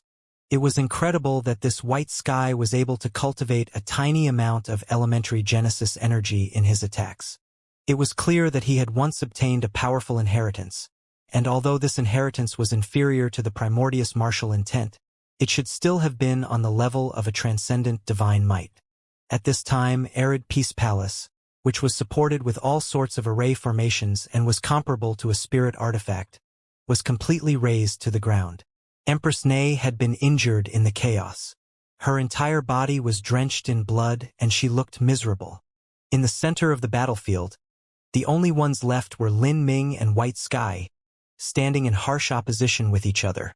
In that strike just now, White Sky had been forced to burn some of his blood essence and had even suffered a loss. As for Lin Ming, he had only been forced back with his blood tumbling within him. The difference could be easily seen. Everyone who stood on the Empress side was currently looking at Lin Ming with fear and dread in their eyes. Even White Sky wasn't Lin Ming's match. A World King powerhouse had been suppressed by Lin Ming. At this time, the maids and eunuchs of Arid Peace Palace who luckily survived were all trembling with fear. The pressure that Lin Ming placed upon them was too great. With the aura of the Grand Mist Force field also covering them, they couldn't even stand steady. And at this time, the one with the most tumultuous mood was Blood Moon. It was already shocking when Lin Ming displayed the 9 stars of the Dao Palace, but afterwards when Lin Ming used that terrifying 15 billion genes of strength, he actually used an arcane technique to increase his strength to 50 billion genes. The strength of 5 dragons. When Blood Moon saw this technique Lin Ming used, she felt it was strangely familiar. Celestial Tyrant Manual? This is the Celestial Tyrant Manual? This Lin Ming actually understands the Celestial Tyrant Manual? All sorts of chaotic emotions swelled in Blood Moon's heart. She thought that the Celestial Tyrant Manual was a unique cultivation method manual, and yet Lin Ming also knew of it? No wonder he would request the 9 stars of the Dao Palace section of the Celestial Tyrant Manual from me. It is because he already practiced the 8 inner hidden gates section to the peak, and has even opened the 9 stars of the Dao Palace. Blood Moon mumbled to herself. She felt that this youth in front of her was filled with riddles. White Sky's complexion was grim. In that collision of force fields just now when White Sky's Yang force field had smashed into Lin Ming's Grand Mist space, the disparity had been evident. This sort of disparity manifested in the grade of the force fields. The Yang force field was originally not as exquisite as the Grand Mist space. Moreover, there was a massive amount of Grand Mist energy that flooded the Grand Mist space. This was true Grand Mist energy, not elementary Grand Mist energy. And within the Yang force field, there was only elementary Genesis energy. This sort of difference couldn't even be described with clouds and mud. The only reason that White Sky had suffered a small loss was because his cultivation was far deeper than Lin Ming's. With the difference in their cultivation boundaries, he had forcefully made up for their force fields to block Lin Ming's demon extermination. Divine Lord Realm? You really are at the Divine Lord Realm? As White Sky looked at Lin Ming, there was a strange trembling in his voice. In that exchange just now, he had been able to confirm what Lin Ming's boundary was. The true essence standard that Lin Ming displayed, although it far surpassed all other early Divine Lord martial artists, could still be explained with the reasoning that he was an unrivaled genius. Even so, it was explainable. In other words, Lin Ming didn't truly surpass the Divine Lord Realm. At first he had thought that Lin Ming was a World King powerhouse that had concealed himself, but no matter how profound a World King powerhouse was at camouflaging their cultivation, it would be impossible for them to maintain a Divine Lord Realm cultivation in the heat of battle. Otherwise, they would be brutally beaten by others. You? Just who are you? White Sky said with raging emotions. He found it hard to keep his expression or tone calm. Ever since he joined Heaven's Net as a child, he had grown one step at a time until he became a leader. He had experienced the sandy plains of slaughter numerous times and had walked upon the thread of life or death almost daily. Even so, this was an expression that he rarely showed. He had long since formed a mindset where he could face death without panicking. But now that he faced such a terrifying character like Lin Ming, he was actually left flustered. Nothing about Lin Ming could be explained with common sense. Lin Ming didn't bother replying to White Sky. He slowly stepped forwards, closing the distance between them, his focus locked onto his enemy the entire time. When his focus was combined with that star-heavy Grand Mist energy, it seemed menacing and forceful. White Sky's complexion changed. He couldn't help but take a step backwards. Do you really want to bet life or death with me? Isn't that what you just did? Lin Ming coldly sneered. I was trying to capture your dual cultivation Dao companion, but I wasn't planning to do anything to her. I only wanted to use her to threaten you to retreat and stay out of the internal struggles of my Heaven's Net. I didn't attack you, nor did I have the thought of killing your Dao companion. White Sky explained his motives. But, in doing so, he had already admitted defeat. However, Lin Ming disregarded this explanation. And yet your actions have enraged me even more. Even if you try as hard as you can, you still won't be able to keep me here. White Sky's eyebrows shot up. He had absolute confidence in his own movement techniques. Yes, but perhaps I might try to leave some mark on you. Why must you be so forceful? White Sky said, frowning. He still hadn't unraveled who Lin Ming was, and he didn't want to offend someone he knew absolutely nothing about. He had already thought of escaping. But at this time, the Grand Mist Force field that shrouded Arid Peace Palace strengthened by several points, as if it wanted to completely lock down this space. Although White Sky's movement techniques were skillful, he was still temporarily stuck in this Grand Mist space. If White Sky were to attack, he could definitely break open the Grand Mist space. But at this time, Lin Ming would definitely take the chance to attack him. White Sky would be hard-pressed to split his attention and would likely be severely wounded by Lin Ming. Then, it would really be as Lin Ming said. There would be a mark left behind on his body. Thinking of this, White Sky's voice became dreary. Do you think that I've already shown my hand and I don't have a final all-out attack? As an assassin leader of Heaven's Net who had risked his life over tens of thousands of years in Heaven's Net, survived and even come out on top, it wasn't a surprise that he had some final trump card in his hand. And as Lin Ming faced White Sky's threat, he remained silent as before, still not removing the Grand Mist Force field. Good. You're ruthless enough. White Sky's voice carried with it an icy chill. For two masters to fight to such a degree had already exceeded everyone's expectations. Lin Ming had hidden himself in this crowd of masters and had crippled Eunuch Sun with a single strike, destroyed Empress Nei's divine runic symbol Jade Slips, and then suppressed World King White Sky. His strength was unbelievable. Not only was Lin Ming abnormal, but his dual cultivation companion wasn't easy to deal with either. Although she seemed like a charming and delicate young girl, she was actually able to erupt with a horrifying combat strength. Even White Sky had been forced to avoid her attack. These two people gave off a feeling as if they didn't belong to this world. They were strong to the point of disbelief. And as White Sky was about to use his desperate trump card to engage in a bloody final battle with Lin Ming, an old voice echoed outwards, "Why must you fight to this degree?" As this voice sounded out, the killing intent that pervaded the air suddenly diminished. Everyone turned around to see an old yellow-robed man calmly stepping towards them, walking on the wind. This yellow-robed old man had a face covered with wrinkles and a head of white hair. His voice was old with a strange sharpness to it, making him sound bizarre. He wore yellow robes in the style of a eunuch, with the difference that there was a golden dragon embroidered on his front and back. In the imperial palace, a dragon was the symbol of royal authority. Only the emperor and crown prince had the qualifications to wear imperial robes, and the crown prince's imperial robes had a dragon with one less claw, a four-clawed golden dragon. This old eunuch wore yellow robes with the image of a four-clawed golden dragon. In other words, he had status equal to that of a crown prince. But the truth was that the Marvel Blue Nation had no crown prince. In other words, within the Marvel Blue Nation, this eunuch had status second only to the Marvel Blue Emperor. That meant his status was extraordinary. He was one of the 3 World King Masters that commanded the Marvel Blue Nation below the Marvel Blue Emperor. He was the great chief eunuch of the Imperial Palace, Eunuch Wei. "Greetings, Empress." Eunuch Wei slightly bowed as he sat down on the floor. His words were peaceful with a hint of true essence poured into them.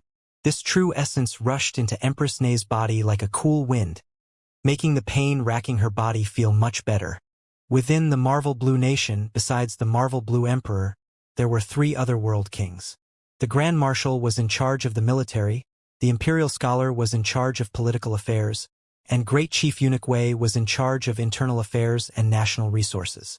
This included managing blue snow gold, the various heavenly materials, assigning resources, expenses of the Imperial Palace, and even the daily matters of tens of thousands of maids and eunuchs in the Imperial Palace.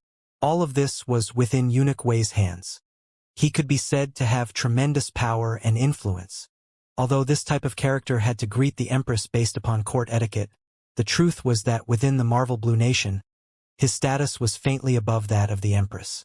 This was the world of martial artists in which strength ruled supreme. In the world of martial artists, even if one founded an imperial power as their center, it would still be different from a mortal's imperial palace. Those without strength, whether it was a prince or imperial concubine, none of them would be able to stand out. Lin Ming was vigilant against this eunuch Wei who just appeared. This person's aura was deep and his true essence was restrained. It was hard to judge what the limit of his strength was. Although he was an ordinary world king, there were still those that were strong and weak within the world king realm. Lin Ming could feel that this eunuch Wei was even stronger than White Sky. Thus, he had no choice but to be cautious of him. After all, eunuch Wei was likely not on their side. After Nei restored a bit of her strength, she stood back up. With a wave of her hand, the bloodstains that covered her evaporated. Even eunuch Sun's shredded meat was burnt into ash. Her robes of blue snow gold and sky-work silk had originally been a treasure, and now that the blood had evaporated and the ash fell away, they immediately became bright and clean again. Unfortunately, the robe itself had been torn by Lin Ming, causing Nei's grandeur to be reduced by a great deal. "Eunuch Wei, you have come. I am happy to see you here." Nei smiled. She didn't do as Lin Ming thought she would and accuse Lin Ming, Blood Moon, and the others of conspiring to rebel against her to eunuch Wei. Rather, she only said that she was happy to see him, completely ignoring the fact that Arid Peace Palace had been razed to the ground and she herself had been severely beaten up. With this, Lin Ming couldn't help but measure the Empress a few points higher. Eunuch Wei had already managed affairs within the imperial palace for hundreds of thousands of years and naturally understood what was happening. As for the disputes of the throne, he didn't take a side nor did he divide between right or wrong. Whoever was stronger would be able to take the throne. To the victor went the spoils. This was the only truth. When the old emperor went into seclusion, he had told eunuch Wei not to interfere in the affairs of the imperial struggle. But now that Arid Peace Palace was destroyed, and with the possibility that the entire imperial palace might be ruined if this fight continued any longer, eunuch Wei had to interfere. "Everyone, how about we end today's matter as is? The Empress and imperial concubine Moon should also be tired? Perhaps it would be good if you were to return to your quarters to rest." With eunuch Wei's appearance, he spoke a few words in order to defuse the conflict. Just as the two sides were about to engage in a life-or-death fight, a word to pause the battle and they had paused. In a situation where either side would suffer a loss if they continued, this was the only choice they could make. Lin Ming looked deeply at White Sky. In truth, he also knew that with his strength, although he could defeat White Sky if he used everything at his disposal, killing him wasn't likely. And in the imperial palace, if he wanted to kill the Empress, then eunuch Wei wouldn't stand idly by and allow that to happen. Not to mention that eunuch Wei was stronger than White Sky. If Lin Ming were to fight with him, then it was unknown who would win in the end.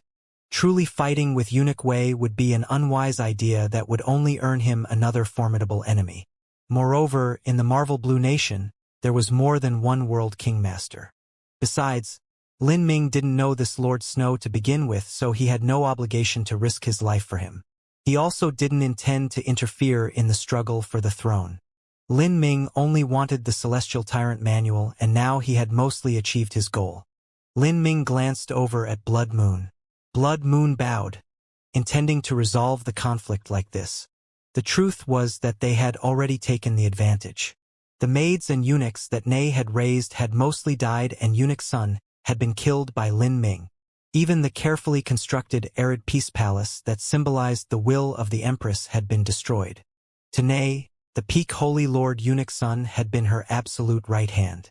But now that he was cut down by Lin Ming, she could only swallow this insult. This was the suppression brought by strength. Blood Moon was filled with curiosity towards Lin Ming. She wanted to know just how Lin Ming had learned the Celestial Tyrant Manual, but now was not a good time to ask. She gently smiled and said to eunuch Wei, "Since eunuch Wei has appeared, then let us resolve matters like this. I only hope that in the future when I am in Full Moon Hall, there will not be another summons from the Empress where her only goal is to reprimand me." Blood Moon's voice carried with it a slight warning.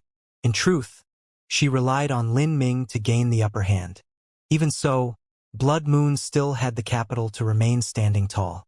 This was because her wounds would heal in another month or two, and when her strength was restored to its peak state, she wouldn't be any weaker than White Sky. If so, then she naturally had the ability to establish herself in the entire Marvel Blue Imperial Palace. After being warned by an Imperial concubine, Nay's eyes flashed with a cold light, but she eventually flung her sleeves backwards and calmly told the remaining eunuchs, "Begin a trip to Soul Nourishing Temple." Now that arid Peace Palace was no more, it was naturally impossible for her to rest here. As for Soul Nourishing Temple, it was the palace of the Emperor, and only the Empress had the right to enter and pass the night there.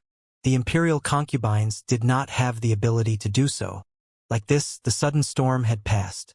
Although there would be some criticisms due to the destruction of arid Peace Palace, these opinions would slowly be suppressed. Lin Ming wouldn't care about any of this. His only regret today was that he wasn't able to leave some mark behind on White Sky. Even so, forcing him to burn a bit of his blood essence could be considered sufficient interest. Lin Ming planned to return to Full Moon Hall with Blood Moon. But at this time he was stopped by someone. "This little brother, please stay a moment." Lin Ming paused and turned to see Eunuch Wei smiling at him. A eunuch originally grew old strangely, especially when they had a senile-looking appearance. When they smiled, it normally appeared unappealing, and sometimes extremely repugnant. However, when this Eunuch Wei smiled, it appeared somewhat gentle and kind. "I never imagined that Lord Snow would have such hidden depths that he could actually request the help of such a peak character like this little brother," Eunuch Wei said, his eyes looking up and down Lin Ming. Although he hadn't seen the entire fight, he could guess the approximate situation. He was extremely curious as to what Lin Ming's status was. If this Lin Ming came from a large influence, then that influence was likely not something that a great world king influence like the Marvel Blue Nation could compare with. The difference was too great. Lin Ming lightly smiled. "Eunuch Wei has misunderstood. I am not Lord Snow's helper, and I also do not help him. It is only that I have some old friendship with Imperial concubine Moon, so I have come to the palace to pay a visit to her," Lin Ming smoothly said. His words caused Eunuch Wei to look at Imperial concubine Moon with a different light in his eyes. Eunuch Wei was an intelligent person who was also well-informed. He naturally knew the purpose of Imperial concubine Moon coming to the palace. He never would have thought that Imperial concubine Moon knew such a person. Like this, he had to completely reconsider the imperial struggle between Lord Shin and Lord Snow. He would even need to rely more on Eunuch Liang, who was on good terms with Imperial concubine Moon. All of this was on the premise that Eunuch Wei thought Lin Ming might have come from a peak Empyrean influence. A peak Empyrean influence could command the wind and rain within the entire Inner Azura Road. To such an influence, Eunuch Wei was nothing more than an ant. If he could form relations with an Empyrean influence, then that would mean many benefits in the future. However, Eunuch Wei could see that Lin Ming had no intention of revealing his background, so he could only put the plan of climbing relations with Lin Ming behind. He smiled and said, "Little brother, if you are interested, then you can come to the Marvel Blue Nation as a guest. My Marvel Blue Nation will certainly welcome you as an honored guest." Eunuch Wei spoke these words in front of everyone. And at this time Empress Nay had yet to leave. Whether it was arid Peace Palace of Full Moon Hall, the many eunuchs and maids were able to clearly hear him. In the eyes of these young eunuchs and maids, Eunuch Wei was, aside from the old emperor who was nearing the end of his lifespan, one of the 3 world king powerhouses of the Marvel Blue Nation.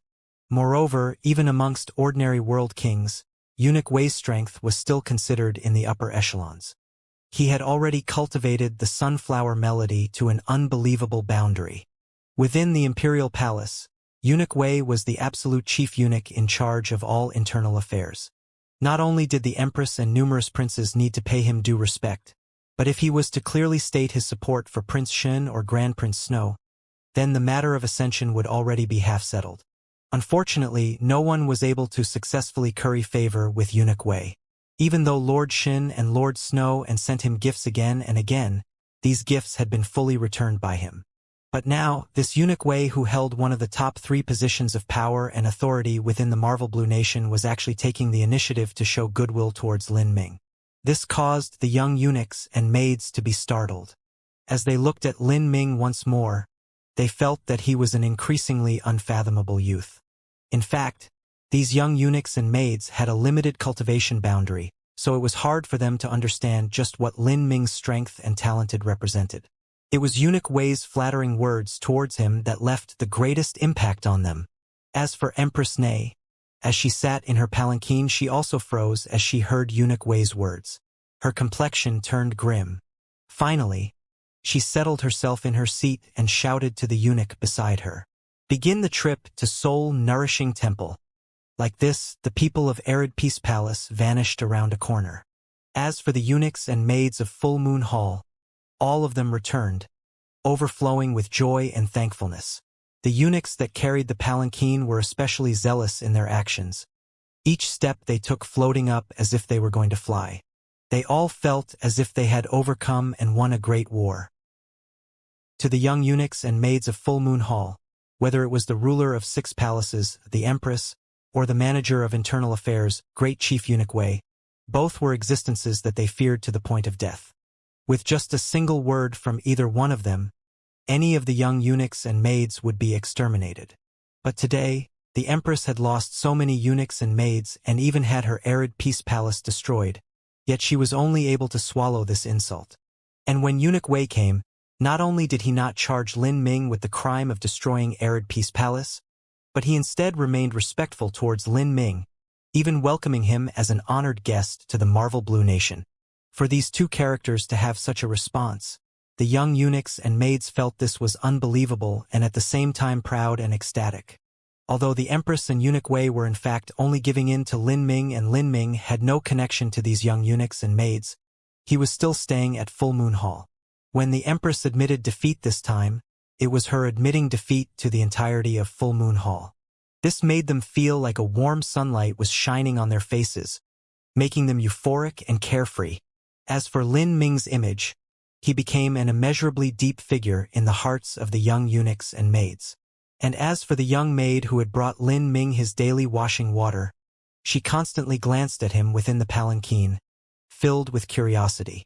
In her eyes, Lin Ming was undoubtedly the hero of Full Moon Hall. Although his battle with a world king had been extremely short, it had still left a deep impression on her mind. She had originally looked at Lin Ming and Xiao Moxian with disdain for their daily lovemaking, but now she actually envied Xiao Moxian. However, Xiao Moxian's strength left her in fear and awe at the same time.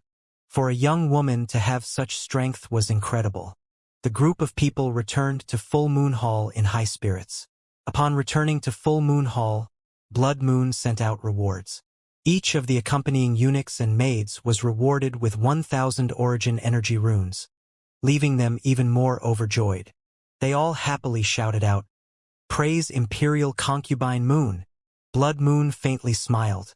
She waved her hand. "You may all leave." The eunuchs and maids bowed and withdrew, leaving behind only Lin Ming, Xiao Moxian, and Blood Moon in the room. "Lin Ming, I must thank you for today's matters," Blood Moon said, personally pouring a cup of fog rain tea for Lin Ming and Xiao Moxian. This was the most valuable tea in Full Moon Hall, and it had a wonderfully refreshing effect. Lin Ming received the teacup and said, "There is no need to be so serious. Today's matters also happened because of me. If it weren't for a man living in Full Moon Hall, then the Empress wouldn't have been able to easily incriminate Imperial Concubine Moon." Blood Moon couldn't help but smile. "Lin Ming, there is no need for you to be modest. You and I both know that the Empress was deliberately finding faults, and even if you weren't there, she still would have found some other method to deal with me. If it weren't for you, I have no idea how today's matters would have ended. If I'm lucky, my wounds should heal after another short period of time. At that time, there will be no need for me to fear them. Even if White Sky were to return, there would be nothing he could do to me." Upon mentioning White Sky, Lin Ming coldly sneered, "If White Sky were to return, there is no need for Imperial Concubine Moon to do anything. I still haven't settled my account with him. As for Imperial Concubine Moon, what wounds have you received that are so serious that you still haven't fully healed after such a long time?" Blood Moon sighed. "It is unliving poison. It is a rare poison that can kill a holy lord and affect a world king. If it weren't for my subordinate betraying me, then I would never have been injured by such a poison. As for the reason it's affected me for so long, it's because I have to use my true essence to suppress it, thus I'm unable to fight it with everything I have. Oh? Unliving poison. Lin Ming had inherited the memories of 3 alchemists, so he certainly knew about this type of poison. In this world, poisons of the mortal world were naturally ineffective towards martial artists. But there were some poisons that could kill high-level martial artists. And these poisons all came from alchemists. Moreover, the materials needed to refine them were all extremely precious heavenly materials. Alchemists could refine pills that could increase one's cultivation. There were some transcendent divine pills that world kings would brutally struggle for, because these transcendent divine pills were far too valuable to a world king. But with every positive came a negative. If there were pills that had positive effects on world kings, then there were naturally poisons with a negative effect on world kings. There were even some cultivation-enhancing pills with properties that were too tyrannical, that if taken improperly or by someone with an insufficient cultivation, could cause one's body to explode and die. Thus, it wasn't uncommon to see poisons that could kill high-level martial artists. Unliving poison was one variation of these poisons. This poison was based upon the bile of an ancient desolate flood dragon combined with an unliving snake's venom, as well as a variety of rare and precious materials. Lin Ming thought for a moment. Then he said, "Although unliving poison is fierce, its properties, according to what I know, shouldn't be able to affect a world king to such a degree." That's right, but this unliving poison was also supported by the divine runic arts from a peak 6th grade divine runic master, so its toxicity far surpasses that of an ordinary version. I've already spent over half a year driving out the poison. Divine runic arts. Lin Ming traced his chin. He faintly smiled and said, "If it really is the divine runic arts, then there will definitely be traces of the Azura laws left in the poison. And these traces are something I might be able to unravel. Although I cannot completely undo the poison, I can make the poison lose the support of the Azura heavenly Tao, so it is easier to drive out." As Lin Ming spoke, Blood Moon's heart moved. She immediately recalled Lin Ming's sensational divine runic arts skill. Not only had he used a single spear strike to break through Empress Nei's life-seizing jade talisman, but he had even broken through Nei's protective divine runic symbols. This was not something that an ordinary person could hope to achieve. There were even many 6th grade divine runic masters that wouldn't be able to accomplish his. This part alone made Blood Moon feel that this was all too unbelievable. She didn't know how at such a young age, Lin Ming had been able to find the weakness of a 6th grade life-seizing jade talisman and 2 protective divine runic symbols. Even if Lin Ming specialized in countering these 2 types of divine runic symbols, he still shouldn't have been able to easily counter the Azura heavenly Tao traces in the blink of an eye. There were too many riddles about Lin Ming that Blood Moon couldn't figure out. Even being a true divinity descendant wasn't adequate to explain Lin Ming. To be less than 60 years of age and be able to fight a world king, that was incredible. Lin Ming, are you really less than 60 years of age? Although she felt that this question was impolite, Blood Moon couldn't help but ask. Lin Ming faintly smiled. He ambiguously said, "I am indeed not that old. The reason I was able to reach my current level is because of some chances. My luck has been quite good." Although Lin Ming had casually said all of this, Blood Moon found this hard to believe. In the 33 heavens, there were countless individuals that had good luck. However, even the descendant of a true divinity Holy Land wouldn't have luck that could reach a tenth of Lin Ming's. Although Lin Ming hadn't stated his exact age, Blood Moon could faintly confirm that Lin Ming's skeletal age was indeed less than 60 years. Something suddenly flashed through Blood Moon's mind. She traced her spatial ring, pausing for several breaths of time. Then she took out a blood-red jade slip. This jade slip was the 9 stars of the Tao Palace section of the Celestial Tyrant Manual. "Lin Ming, I owe you a great favor from today. I originally thought that the half-step world king empress, her eunuchs and maids, including even eunuch Sun, wouldn't have the ability to stop me. But I never imagined that the empress would invite white sky from heaven's net and nearly cause me to suffer an incalculable loss. If it wasn't for your assistance today, then I might not have escaped Arid Peace Palace alive. Or, at least without paying a grievously deep price. I will always remember this graciousness. I know that you need this, so I will lend it to you. You can use it for as long as you want." As Blood Moon spoke, she placed the red jade slip on the table and pushed it towards Lin Ming. Although Blood Moon had been poisoned, she still had life-saving methods. These were her final all-out trump cards, and if she were to use them, she would have been able to escape White Sky. But she would need to burn her blood essence to do so and suffer severe damage to her origin energy. To Blood Moon, who had yet to avenge her great hatred, this was a matter she could absolutely not accept. Thus, even if she gave the Celestial Tyrant Manual to Lin Ming, it was well worth it. Lin Ming's eyes brightened. The Celestial Tyrant Manual. The reason he sought out Blood Moon was because of this jade slip, and now he had finally obtained it. Blood Moon said, "I could have lent you this earlier, but I originally thought that even if you obtained the 9 stars of the Dao Palace section of the Celestial Tyrant Manual, you still wouldn't be able to cultivate it and would only be wasting your time in vain. This is the reason I didn't consider your request too much.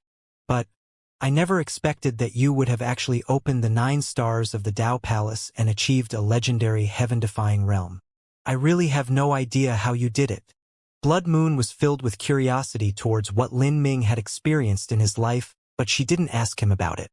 This was likely something that involved Lin Ming's lucky chance and was his deepest secret. Lin Ming didn't turn down the offer. He took the Celestial Tyrant Manual in his hands and swept through it with his sense. The method to cultivate the 9 stars of the Dao Palace was truly recorded within here. Lin Ming had trained in the body transformation technique for many years, and as time passed, he thought more and more that the Celestial Tyrant Manual was an extremely unusual cultivation method.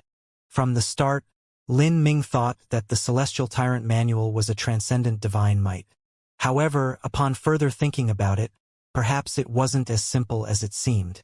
The body transformation technique was once extremely popular within the divine realm, and there were countless inheritances of it left behind. After 3.6 billion years, nearly everything had vanished, but there were still body transformation cultivation methods that were left behind, like the chaotic virtues combat meridians. However, none of these cultivation methods were as overbearing and tyrannical as the Celestial Tyrant Manual. Many body transformation cultivation methods were only suitable for the heavenly Tao of 3.6 billion years ago. If one practiced them now, it would be impossible to cultivate the 9 stars of the Tao Palace. But the Celestial Tyrant Manual's cultivation method actually involved all sorts of precious pills, and these pills, even in a situation where the body transformation laws were forbidden, still had a considerable effect. This was extraordinary. Thus, Lin Ming paid more and more attention to the Celestial Tyrant Manual. The 100-layered waves was an arcane skill that increased one's bodily strength by multiple times. This meant that in the future, when Lin Ming became stronger, the might of this skill would become increasingly terrifying. Lin Ming received the Celestial Tyrant Manual and said to Blood Moon, "Thank you, Imperial Concubine Moon. I really did need this jade slip. In truth, there were also some questions I've been wanting to ask you, but I felt that it was too rude. So I haven't found a way to ask them yet." Blood Moon waved her hands. "Sir Lin, please don't be so polite. Ask anything you please." Lin Ming faintly smiled. "What I wanted to know is, how did you obtain the Celestial Tyrant Manual?" Lin Ming had long felt it was strange. A cultivation method manual on the level of the Celestial Tyrant Manual was unique. Only a single copy existed. If one wanted to copy it, then they would need to practice the Celestial Tyrant Manual to perfection like the creator themselves had. In this sort of situation, the creator would need to spend many years and a great deal of energy to make a copy. There were extremely few people able to achieve this point, especially since the Celestial Tyrant Manual was so difficult to cultivate. If there really was someone capable of making a copy of the Celestial Tyrant Manual, then that was likely from some time before 3.6 billion years ago. For this cultivation method to be found within the Divine Realm as well as by Blood Moon in the Azura Road, and for the two versions to supplement each other, that was far too great a coincidence. Although Lin Ming had his suspicions, he had only just met Blood Moon and didn't know her at all. Anything that involved the Celestial Tyrant Manual likely involved some secret of hers. Thus she wouldn't reveal that to others. It was only now that Lin Ming was slightly closer to Blood Moon that he asked her. However, Lin Ming didn't think that after he asked this question, Blood Moon would actually seem embarrassed, not too willing to reply. Sir Lin, this Celestial Tyrant Manual is something I obtained in a mystic realm, and as for the details, they actually concern some of my secrets. Once I speak of them, they might become a threat to my personal safety, so I cannot tell you. My apologies. Blood Moon carefully weighed her words. Even though Lin Ming had helped her, she still had to conceal the origins of her cultivation method manual. She couldn't help but feel sorry from her heart. But Lin Ming was actually quite relaxed about this. He casually said, "If this matter involves your safety, then there is no need for you to tell me anything. I am not offended at all." As Lin Ming said this, a glimmer of remorse shined within Blood Moon's eyes. She said, "This is really difficult to say, but Sir Lin, the truth is that I would like to ask you about the origin of the Celestial Tyrant Manual in your hands. If I'm not wrong, at the time Sir Lin was facing White Sky, when you faced the 9 stars of the Tao Palace, you used a secret technique from the Celestial Tyrant Manual to increase your strength by several times." Lin Ming was a bit surprised that Blood Moon recognized the Celestial Tyrant Manual he used. Although it seemed that Blood Moon also practiced the Celestial Tyrant Manual, the Celestial Tyrant Manual in her hands only concerned the 9 stars of the Tao Palace, and she hadn't even opened the complete 8 inner hidden gates, so how had she done it? Lin Ming had some faint ideas in his mind. Could it be that? He looked deeply at Blood Moon, a brilliant light shining in his eyes. This brief hesitation caused Blood Moon to think that Lin Ming wasn't willing to reply. She sighed and said, "I know that my question is somewhat excessive, but it's just that the origin of the 8 inner hidden gates section of the Celestial Tyrant Manual in your hands is extremely important to me and involves someone that I have been continuously searching for all this time. To me, that person is as important as my own life. I ask that Sir Lin please tell me. If Sir Lin wishes to know about the Celestial Tyrant Manual in my hands, then I can also explain, but I hope that Sir Lin can take an oath on your heart of martial arts to never reveal it." As Blood Moon spoke to hear, Lin Ming looked at her, his eyes filled with disbelief. Could the person Blood Moon was searching for be in this world?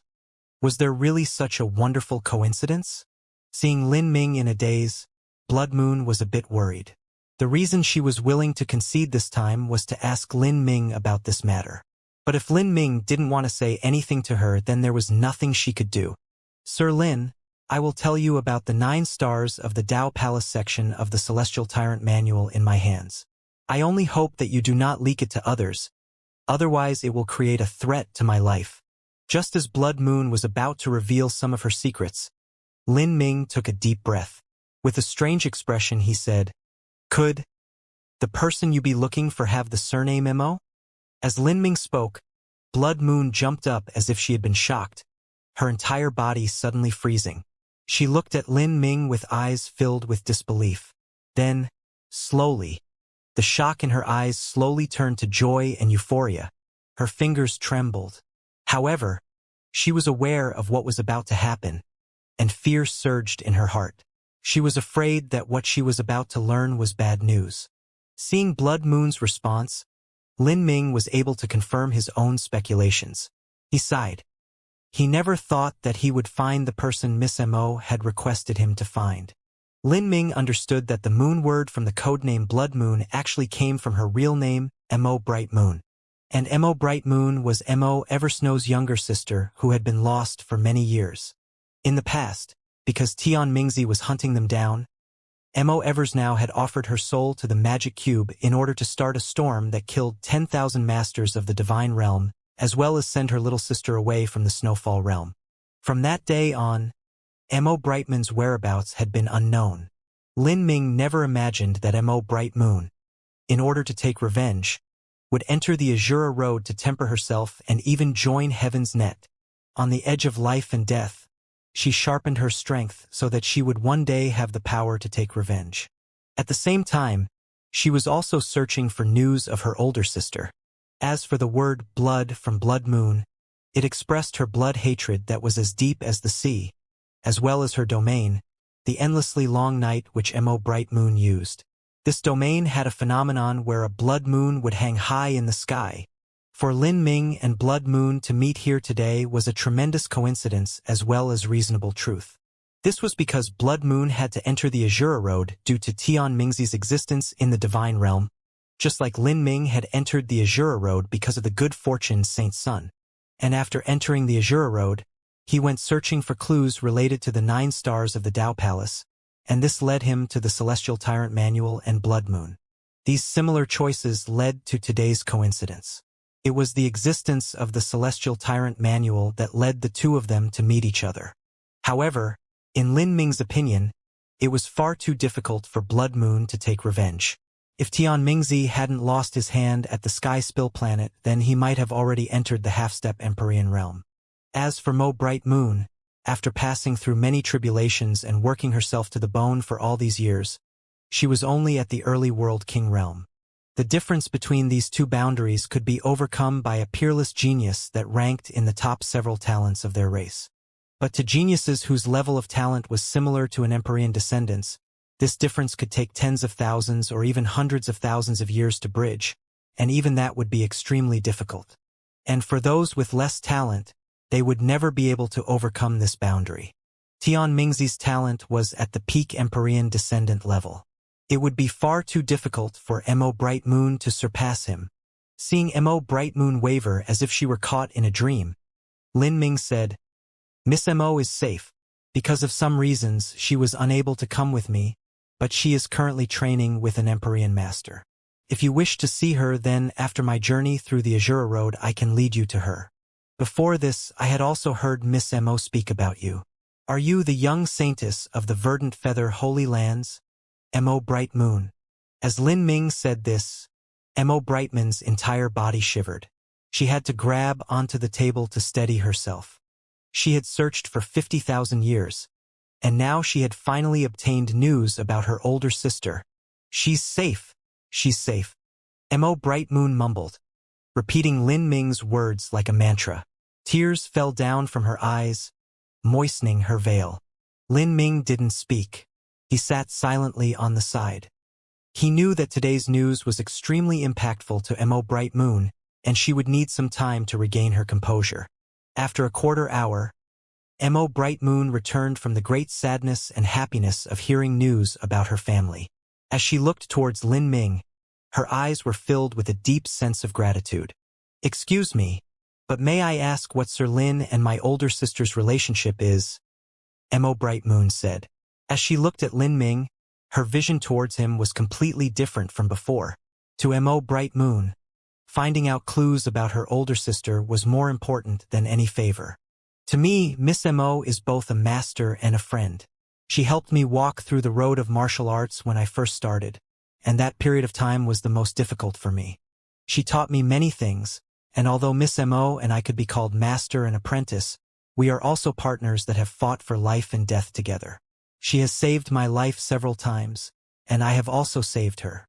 Our relationship could be said to have reached a degree where there is nothing we cannot say to each other and nothing we cannot share with each other. We trust each other as much as we trust ourselves. Normally, I call Miss Mo my senior apprentice sister. Thus, in terms of relations, I am her junior apprentice brother." As Lin Ming said these words, Mo Bright Moon mostly believed him. Of course, this was only Lin Ming's one-sided statement, and that wasn't enough to win over Mo Brightman's complete trust. Thus, Lin Ming continued to speak. He spoke about Mo Evers now bringing him to Carefree Island and Immemorial Imperial City. He spoke about obtaining the 10-severing Dao fruit tree and many other treasures. He spoke about meeting Mo Eversnow's auntie, Mo Riverbliss. He spoke about the chess piece that the Verdant Feather Holy Lands had hidden in Carefree Island. He spoke about all of this in great detail. After hearing this, Mo Bright Moon completely believed Lin Ming. If Lin Ming didn't have a completely trustworthy relationship with Mo Evers now, then there was no way she would lead Lin Ming to Carefree Island and entrust him with everything. This was the same as placing all hopes of reviving the Verdant Feather Holy Lands onto Lin Ming. And in Mo Brightman's opinion, Lin Ming was far too amazing. He had the strength and ability to easily accomplish this. "I never thought that my older sister would be able to find an unrivaled talent like you. This is my older sister's luck as well as the luck of the Verdant Feather Holy Lands. You have yet to reach 60 years of age, and yet your cultivation is at the early Divine Lord realm, and you can even fight an ordinary world king. Your achievements in the divine runic arts are also unbelievable. Moreover, you even cultivated the complete 8 inner hidden gates and broke into the 9 stars of the Dao Palace. I'm really finding it hard to imagine just how you accomplished all of this in less than 60 years of training. No matter how talented you are and how many lucky chances you find, your diligence and hard work must be incomparable. In Mo Brightman's ear, Lin Ming could be called a hero of the world. Even within a great calamity, an unrivaled talent like Lin Ming might not appear. He was a person that could carry a great calamity on his shoulders. For instance, Empyrean Divine Seal from 3.6 billion years ago might not be any better than Lin Ming. Of course, all of this was on the premise that Lin Ming could maintain his current level of talent as well as maintain his forwards momentum. Big Sister is really fortunate to have your help. With you, rebuilding the Verdant Feather Holy Lands won't be too difficult. Even taking revenge on Tian Mingzi will only be a matter of time. Speaking of Tian Mingzi, Mo Bright Moon found it hard to remain calm. She really hated Tian Mingzi to the point of gnashing her teeth at the thought of him. Tian Mingzi also came from the Verdant Feather Holy Lands but had betrayed them, overthrowing them and even slaughtering the Mo family. This hatred was absolutely irreconcilable. That scumbag Tian Mingzi is probably at the peak Great World King realm now. The grudge that my Verdant Feather Holy Lands holds towards him must be considered further.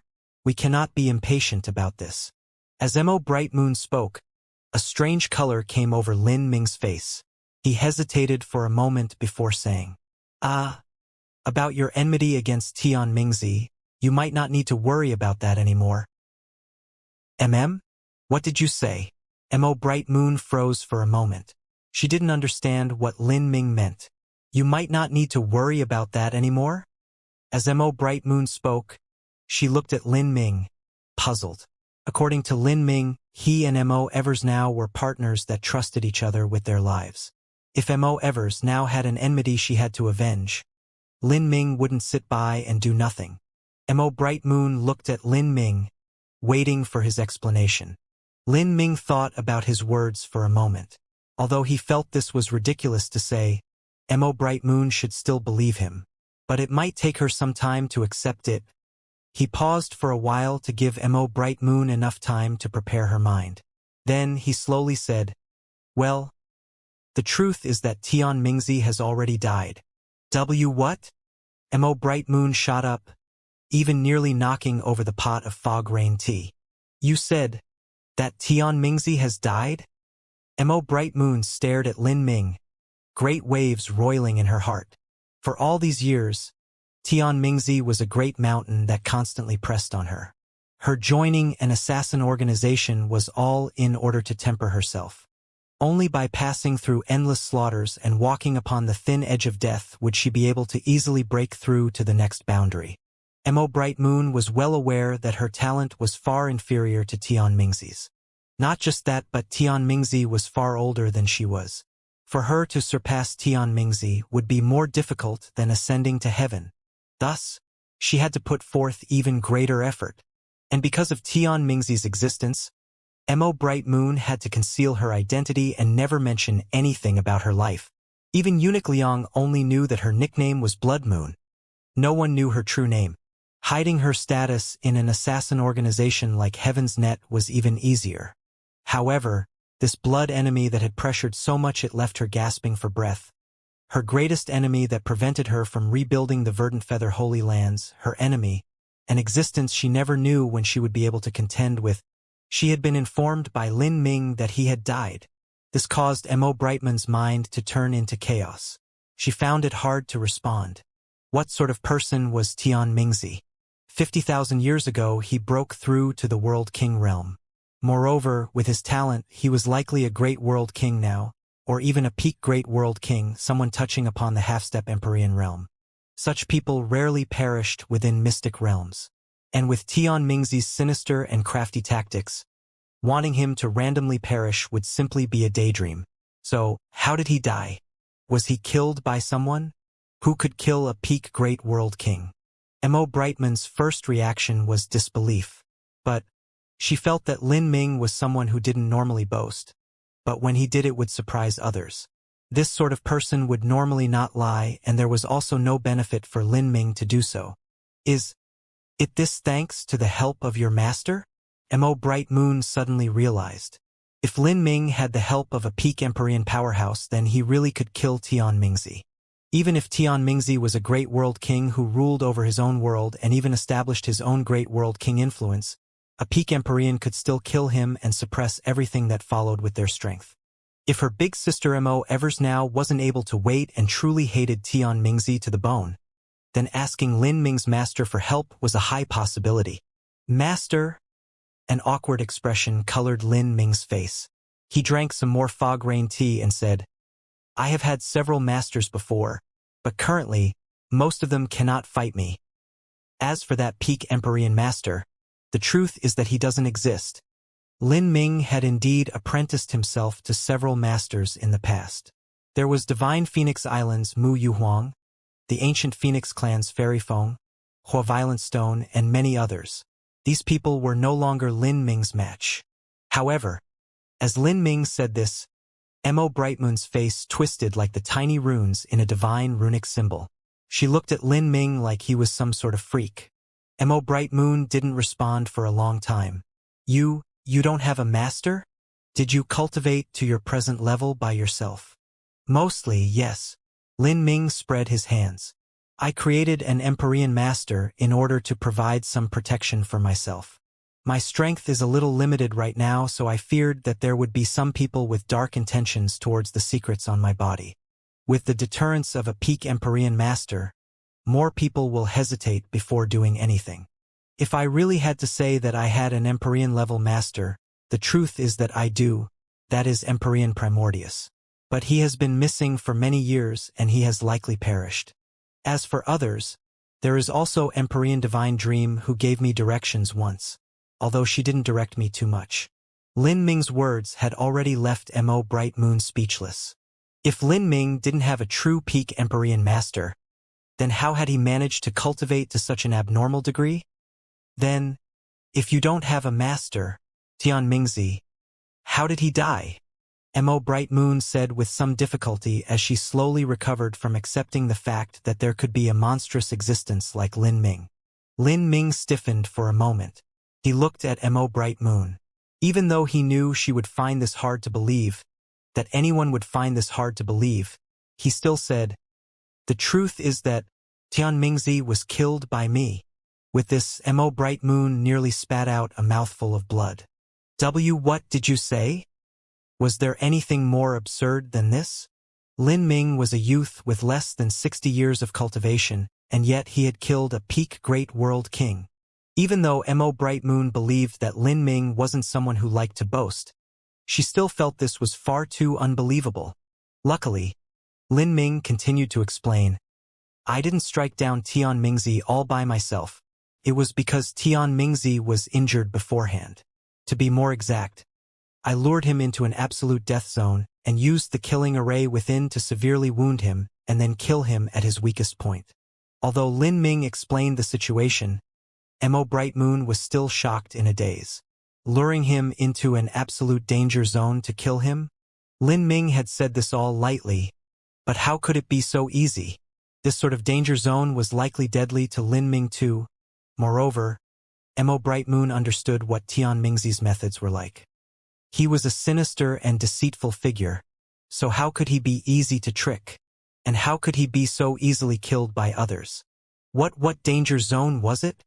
Mo Bright Moon felt as if she had used up her lifetime supply of astonishment.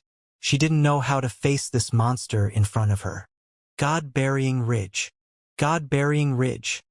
Mo Bright Moon sucked in a breath of cold air. She had definitely heard of this danger zone before. That was a place where it was said even great world kings could perish and only Empyreans could freely enter and leave. Lin Ming had actually used the terrain of the danger zones within God-burying ridge to kill Tian Mingzi. If he did so, then he must have chosen the most dangerous of places within God-burying ridge. But how could Lin Ming himself leave those places alive? If there was a danger zone that could even severely wound Tian Mingzi, then how did you live? Mo Bright Moon asked, unable to understand what happened. That is a long story. The main reason is that I perfectly passing a trial in the past and obtained some certain information on God-Burying Ridge, and when I was forced into Tragic Death Valley by Tian Mingzi, that allowed me to comprehend some things, giving me an understanding of God-Burying Ridge's killing arrays. You entered Tragic Death Valley. Mo Brightman's jaw nearly fell down. Disbelief colored her face. You said that you entered Tragic Death Valley? The Tragic Death Valley that no one has managed to return from for 10 billion years. Mo Bright Moon knew how horrifying a place Tragic Death Valley was. It was the core of God-Burying Ridge. Although Empyreans could freely enter and leave God-Burying Ridge, if they were to enter Tragic Death Valley, they still wouldn't be able to return no matter what they tried. There were some rumors that Empyrean Divine Mist might have entered Tragic Death Valley and was unable to leave. Although these were only legends, it was still enough to demonstrate how terrifying Tragic Death Valley was. There should only be one Tragic Death Valley? Lin Ming rubbed his nose. Even he felt this was a bit too outrageous. The average person would find this really too hard to accept. Mo Bright Moon had long been at a loss for words. When Lin Ming said he had entered Tragic Death Valley and then returned, Mo Bright Moon wasn't shocked at all. Rather, after learning so many surprising new things, she had been left numb. You said, you were forced into Tragic Death Valley by Tian Mingzi, and then after you left you lured him into a danger zone and kill him instead? Mo Bright Moon mumbled, summarizing what had happened. Yes. Lin Ming nodded. Tian Mingzi is a cunning and sinister person. So how could he have been tricked by you? Mo Bright Moon asked. Lin Ming said, he thought that he could kill me. Moreover, he had no choice but to kill me. So even though he knew that he was heading into a danger zone, he had no choice but to continue hunting me down. The situation at the time was extremely special.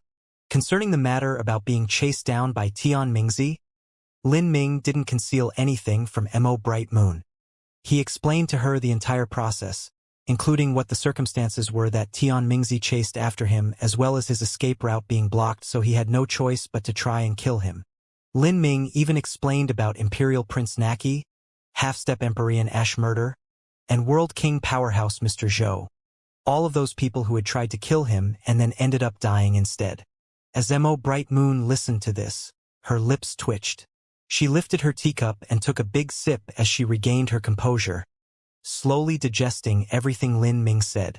According to what Lin Ming said, when he was still at the Divine Transformation Realm, he had been chased down by a number of World Kings. Then, Lin Ming was forced into Tragic Death Valley where he broke through to the Divine Lord Realm. After he left, he killed several half-step World Kings, a World King, and a half-step Empyrean. During this time, Lin Ming had used a killing array to play around with all of these people, using all sorts of tricks and schemes to slowly kill them off. During this process, his strength, will, judgment, mentality, foresight, his ability to adapt, everything was indispensable. After that, Lin Ming was nearly defeated by Tian Mingzi. Even though Tian Mingzi had fought with every trick up his sleeves, forcing Lin Ming into dead end after dead end, Lin Ming still broke through his boundaries and opened the 9 stars of the Dao Palace. Finally, he killed Tian Mingzi. Like this, everything that tried to kill him had ended up being killed by him. After thinking about all of the events that happened, Mo Bright Moon calmed down. Her gaze was steady as she looked at Lin Ming, and she thought to herself, Big sister, just what kind of monster have you found? As Mo Bright Moon spoke, she slowly lifted her veil. Now that Tian Mingzi was dead, there was no reason for Mo Bright Moon to conceal herself. Moreover, since Lin Ming was the person her older sister had chosen, he was worthy of her complete trust. Taking off her veil, Mo Bright Moon revealed her gorgeous appearance. She looked like a young woman, dressed in the tight-fitting corset of the Marvel Blue Nation. This tight corset was short and alluring, serving to perfectly contrast a woman's curves. Mo Bright Moon wore a pomegranate-colored skirt, the deep red as bright as flowers in full bloom. Gauze was draped over her shoulder, giving her an aura of grace. Mo Bright Moon loved to dance. When she danced wearing these red palace clothes, it highlighted her slim waist and slender figure, making her seem filled with endless flavors. It's really been a long time since I've taken off my veil. Mo Bright Moon sighed. Because of Tian Mingzi, she had no choice but to live carefully. She knew that Tian Mingzi was always searching for clues about the magic cube's whereabouts, and regardless of her sister or herself, both were objects that Tian Mingzi specifically focused on. Thus, even within the Azura Road, Mo Bright Moon had concealed her identity and hidden behind her identity as an assassin.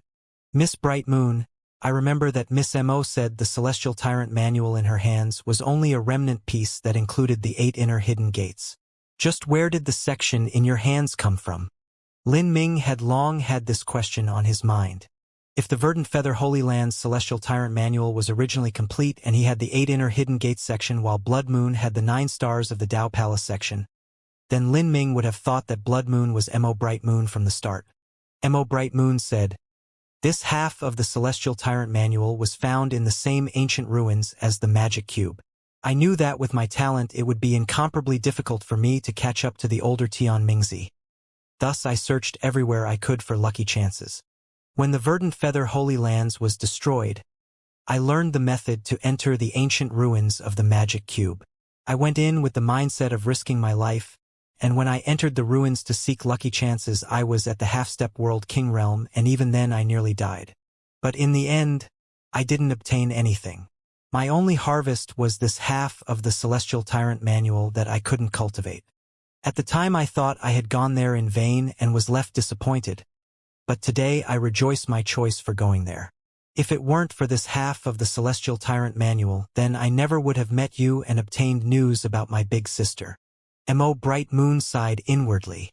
She had once journeyed the world to seek lucky chances, and in retrospect, they were soul-stirring memories. Many times, a single misstep and she would have perished. As for the 9 stars of the Dao Palace section of the Celestial Tyrant manual, Mo Bright Moon truly wasn't able to practice it. She wasn't like her older sister who had made dual cultivating body and energy her goal. Instead, she mostly cultivated the essence gathering system and had only dabbled in the body transformation system, not looking into it too thoroughly. So it's like that. Lin Ming relaxed. What does Miss Bright Moon plan to do in the future? Would you like to return with me to the divine realm? I will definitely go back. In the past, when I was asking all around for mystic realms, I didn't have many lucky chances. But I did accidentally obtain an ancient Azura command. With this token, I was able to enter the Azura Road to adventure and temper myself, as well as avoid being hunted down by Tian Mingzi. His presence was simply too terrifying. I feared that if I stayed in the divine realm, I would eventually be found by him. Tian Mingzi's character was cruel and cunning, and he also had the support of the Skydark Holy Lands. If he didn't hesitate to spend any price to find Mo Bright Moon, then it wouldn't have been strange for him to eventually find her. After all, her cultivation had been extremely low at the time, and as she constantly cultivated and constantly searched for lucky chances, she would likely have exposed clues about herself.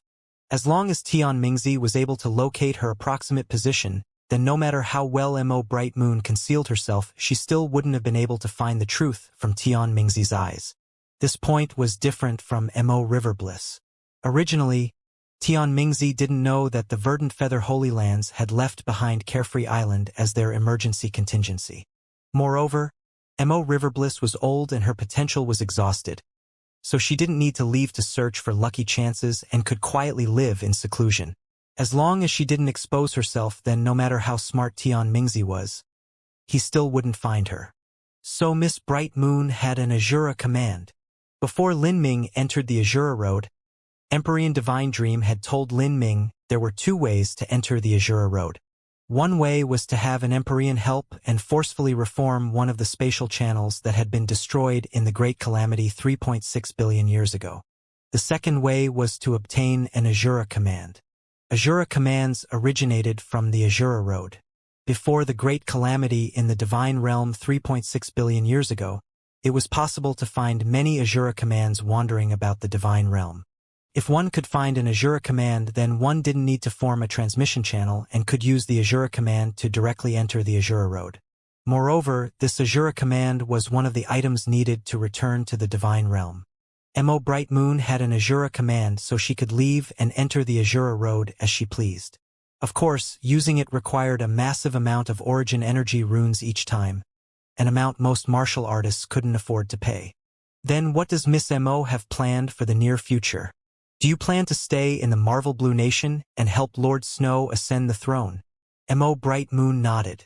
When I was being hunted down by high-level figures of Heaven's Net, Lord Snow and Eunuch Liang helped me a great deal. On principle alone, I cannot leave like this. I have to return the favor. Even if I cannot help Lord Snow ascend the throne, I at least can keep him from being persecuted by Lord Shin. Lin Ming thought for a moment. It was reasonable for Mo Bright Moon to do this, but he didn't plan to involve himself in the imperial struggle. Lin Ming had already accomplished his goal, so he could leave the Marvel Blue Nation whenever he pleased. As for who became emperor, that wasn't related to him at all. However, Mo Bright Moon was currently wounded, so he couldn't leave immediately. He had to stay and protect her for some time until her full world king strength was restored. Once that happened, then even the high-level figures of Heaven's Net wouldn't be able to do anything to her. Thinking of this, Lin Ming's thoughts stirred. I'm also curious about something else. Why would those from Heaven's Net have such an unending grudge with Miss Bright Moon? And did that missing big boss really leave behind something with Miss Bright Moon? If there is some secret involved, then Miss Bright Moon need not reply. I'm only randomly asking. Mo Bright Moon gently smiled. There is nothing that cannot be said. Since you are someone Big Sister trusts, I will naturally trust you too. The big boss of Heaven's Net is also called Heaven's Net. The name of Heaven's Net is one that reverberates like thunder in the ears of those in the world of assassins. But there are actually few people, including myself, who know Heaven's Net is a woman. Listening to Mo Brightman's words, Lin Ming was left secretly stumbled. According to what he knew, Heaven's Net was one of the top-ranked assassin organizations, and its big boss was a woman with a great world king cultivation. She was someone who had founded an assassin organization that struck fear in the hearts of others. It was hard to imagine just what life she had experienced. Unless she had an entire book of stories, it was impossible for her to arrive at this step. Mo Bright Moon continued, the reason I joined the Heaven's Net assassin organization in the past was because when I was adventuring through a mystic realm in the Azura Road, I happened to accidentally save the life of a severely wounded Heaven's Net. Thus she and I became as close as sisters. Heaven's Net trusted few people, and I was one of them. Heaven's Net knew that I had a deep and profound blood enmity with someone. Thus, before she left, she gave me something. She told me that if she didn't return, then I should leave the Heaven's Net organization and make good use of this item, find a lucky chance, and then return to the divine realm to avenge my hatreds. As Mo Bright Moon spoke to hear, Lin Ming was startled. It seemed that he had underestimated the value of whatever it was that Heaven's Net had left behind. He originally thought that whatever it was that a great world king left behind, no matter how precious it might be, would not be able to tempt an Empyrean. But listening to what Mo Bright Moon was saying, if this thing was able to give her the opportunity to find a lucky chance that could allow her to kill Tian Mingzi, it must be something far more extraordinary. Lin Ming said, Tian Mingzi was already a peak great world king. The disparity between him and Miss Bright Moon was not small at all. If there was a lucky chance capable of overcoming this difference, then I fear even Empyreans would be tempted. Listening to Lin Ming, Mo Bright Moon bitterly smiled and shook her head. How could it be so easy? The thing that Heaven's Net left behind represents a lucky chance, and one could even call it the greatest lucky chance of the entire Azura Road. But it is something I cannot obtain. I am well aware of my own abilities. If I were to use this thing, chances are I would waste it. Mo Bright Moon sighed. The truth was that Mo Bright Moon had an extremely high level of talent. Although she was inferior to the peerless genius that was Mo Evers now, she was still able to cultivate to the World King realm and even had hopes of becoming a great World King in the future. This was also the standard of an upper Empyrean descendant. Most Empyrean descendants would end up as ordinary World Kings. Those that were able to become great World Kings were outstanding individuals amongst them. The great lucky chance in the Azura Road? That would be, Lin Ming said, surprised. He could faintly guess just what it was. If it was something that could be called the greatest lucky chance in the Azura Road as well as something that no one could obtain, then there was only one thing that matched. Yes, it is the qualifications to enter the final trial. Mo Brightman's words confirmed Lin Ming's speculations. The young heroic elites of the 33 Heavens would enter the Azura Road, completing all sorts of dangerous missions, venturing into numerous dangerous situations filled with perils, collect complete sets of God runes, and fulfill conditions required by the Azura Road's heavenly Tao. All of this was to struggle for the qualifications to enter the final trial. And the Azura Road's final trial was left behind by the Azura Roadmaster. Through the smelting trial, one would obtain rewards from the Azura Road's heavenly Tao. However, the difficulty of this final trial was above and beyond all imagination. Wanting to complete it was impossibly difficult. When Lin Ming had asked Soul White about the final trial, he had said that in the last 100 million years, there were only 2 people who had completed the final trial with a score above 80%. One of these was a Saint race martial artist and the other was a Soul race martial artist. 1 man and 1 woman. The Saint martial artist was Lin Ming's great enemy, the good fortune, Saint Sun Wuma. He had completed the final trial with an 81% score. As for that Spirita's woman, she was even more terrifying. She had completed the final trial with an 83% score. This was the highest record for the last 100 million years. The reason that Lin Ming came to the Azura Road was also to enter the final trial. He wasn't sure just how much of the final trial he could complete. In completing the final trial, every 5% was a small leap and every 10% was a massive jump.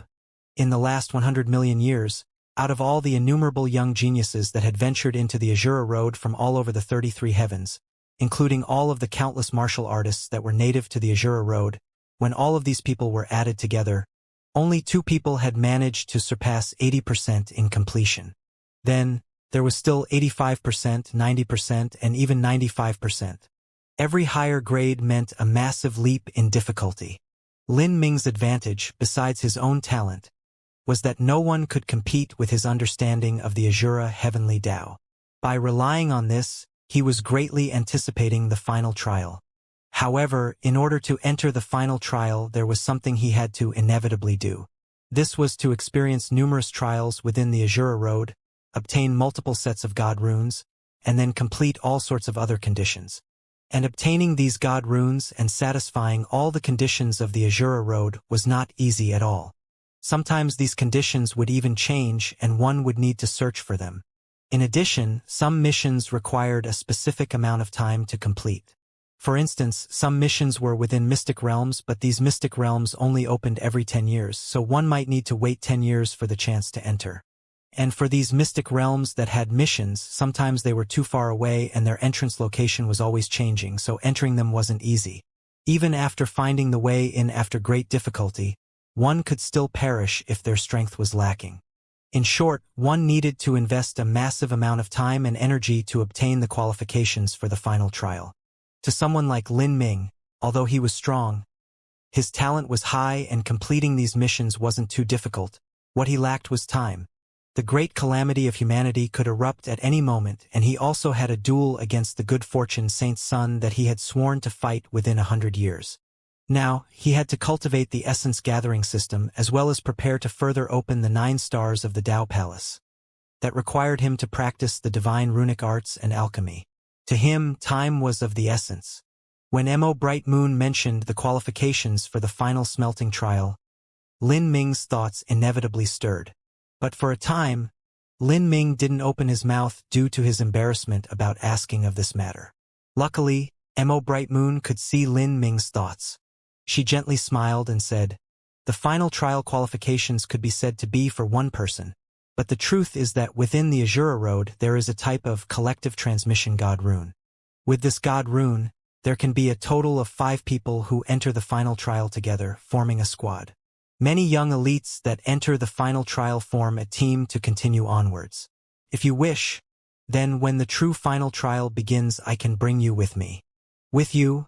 I'm sure that these final trial qualifications will not be wasted. Lin Ming was someone that Mo Evers now had chosen, and the development of his strength was far more important than Mo Brightmoon's strength. Moreover, Mo Brightmoon was well aware that becoming a great world king was her limit.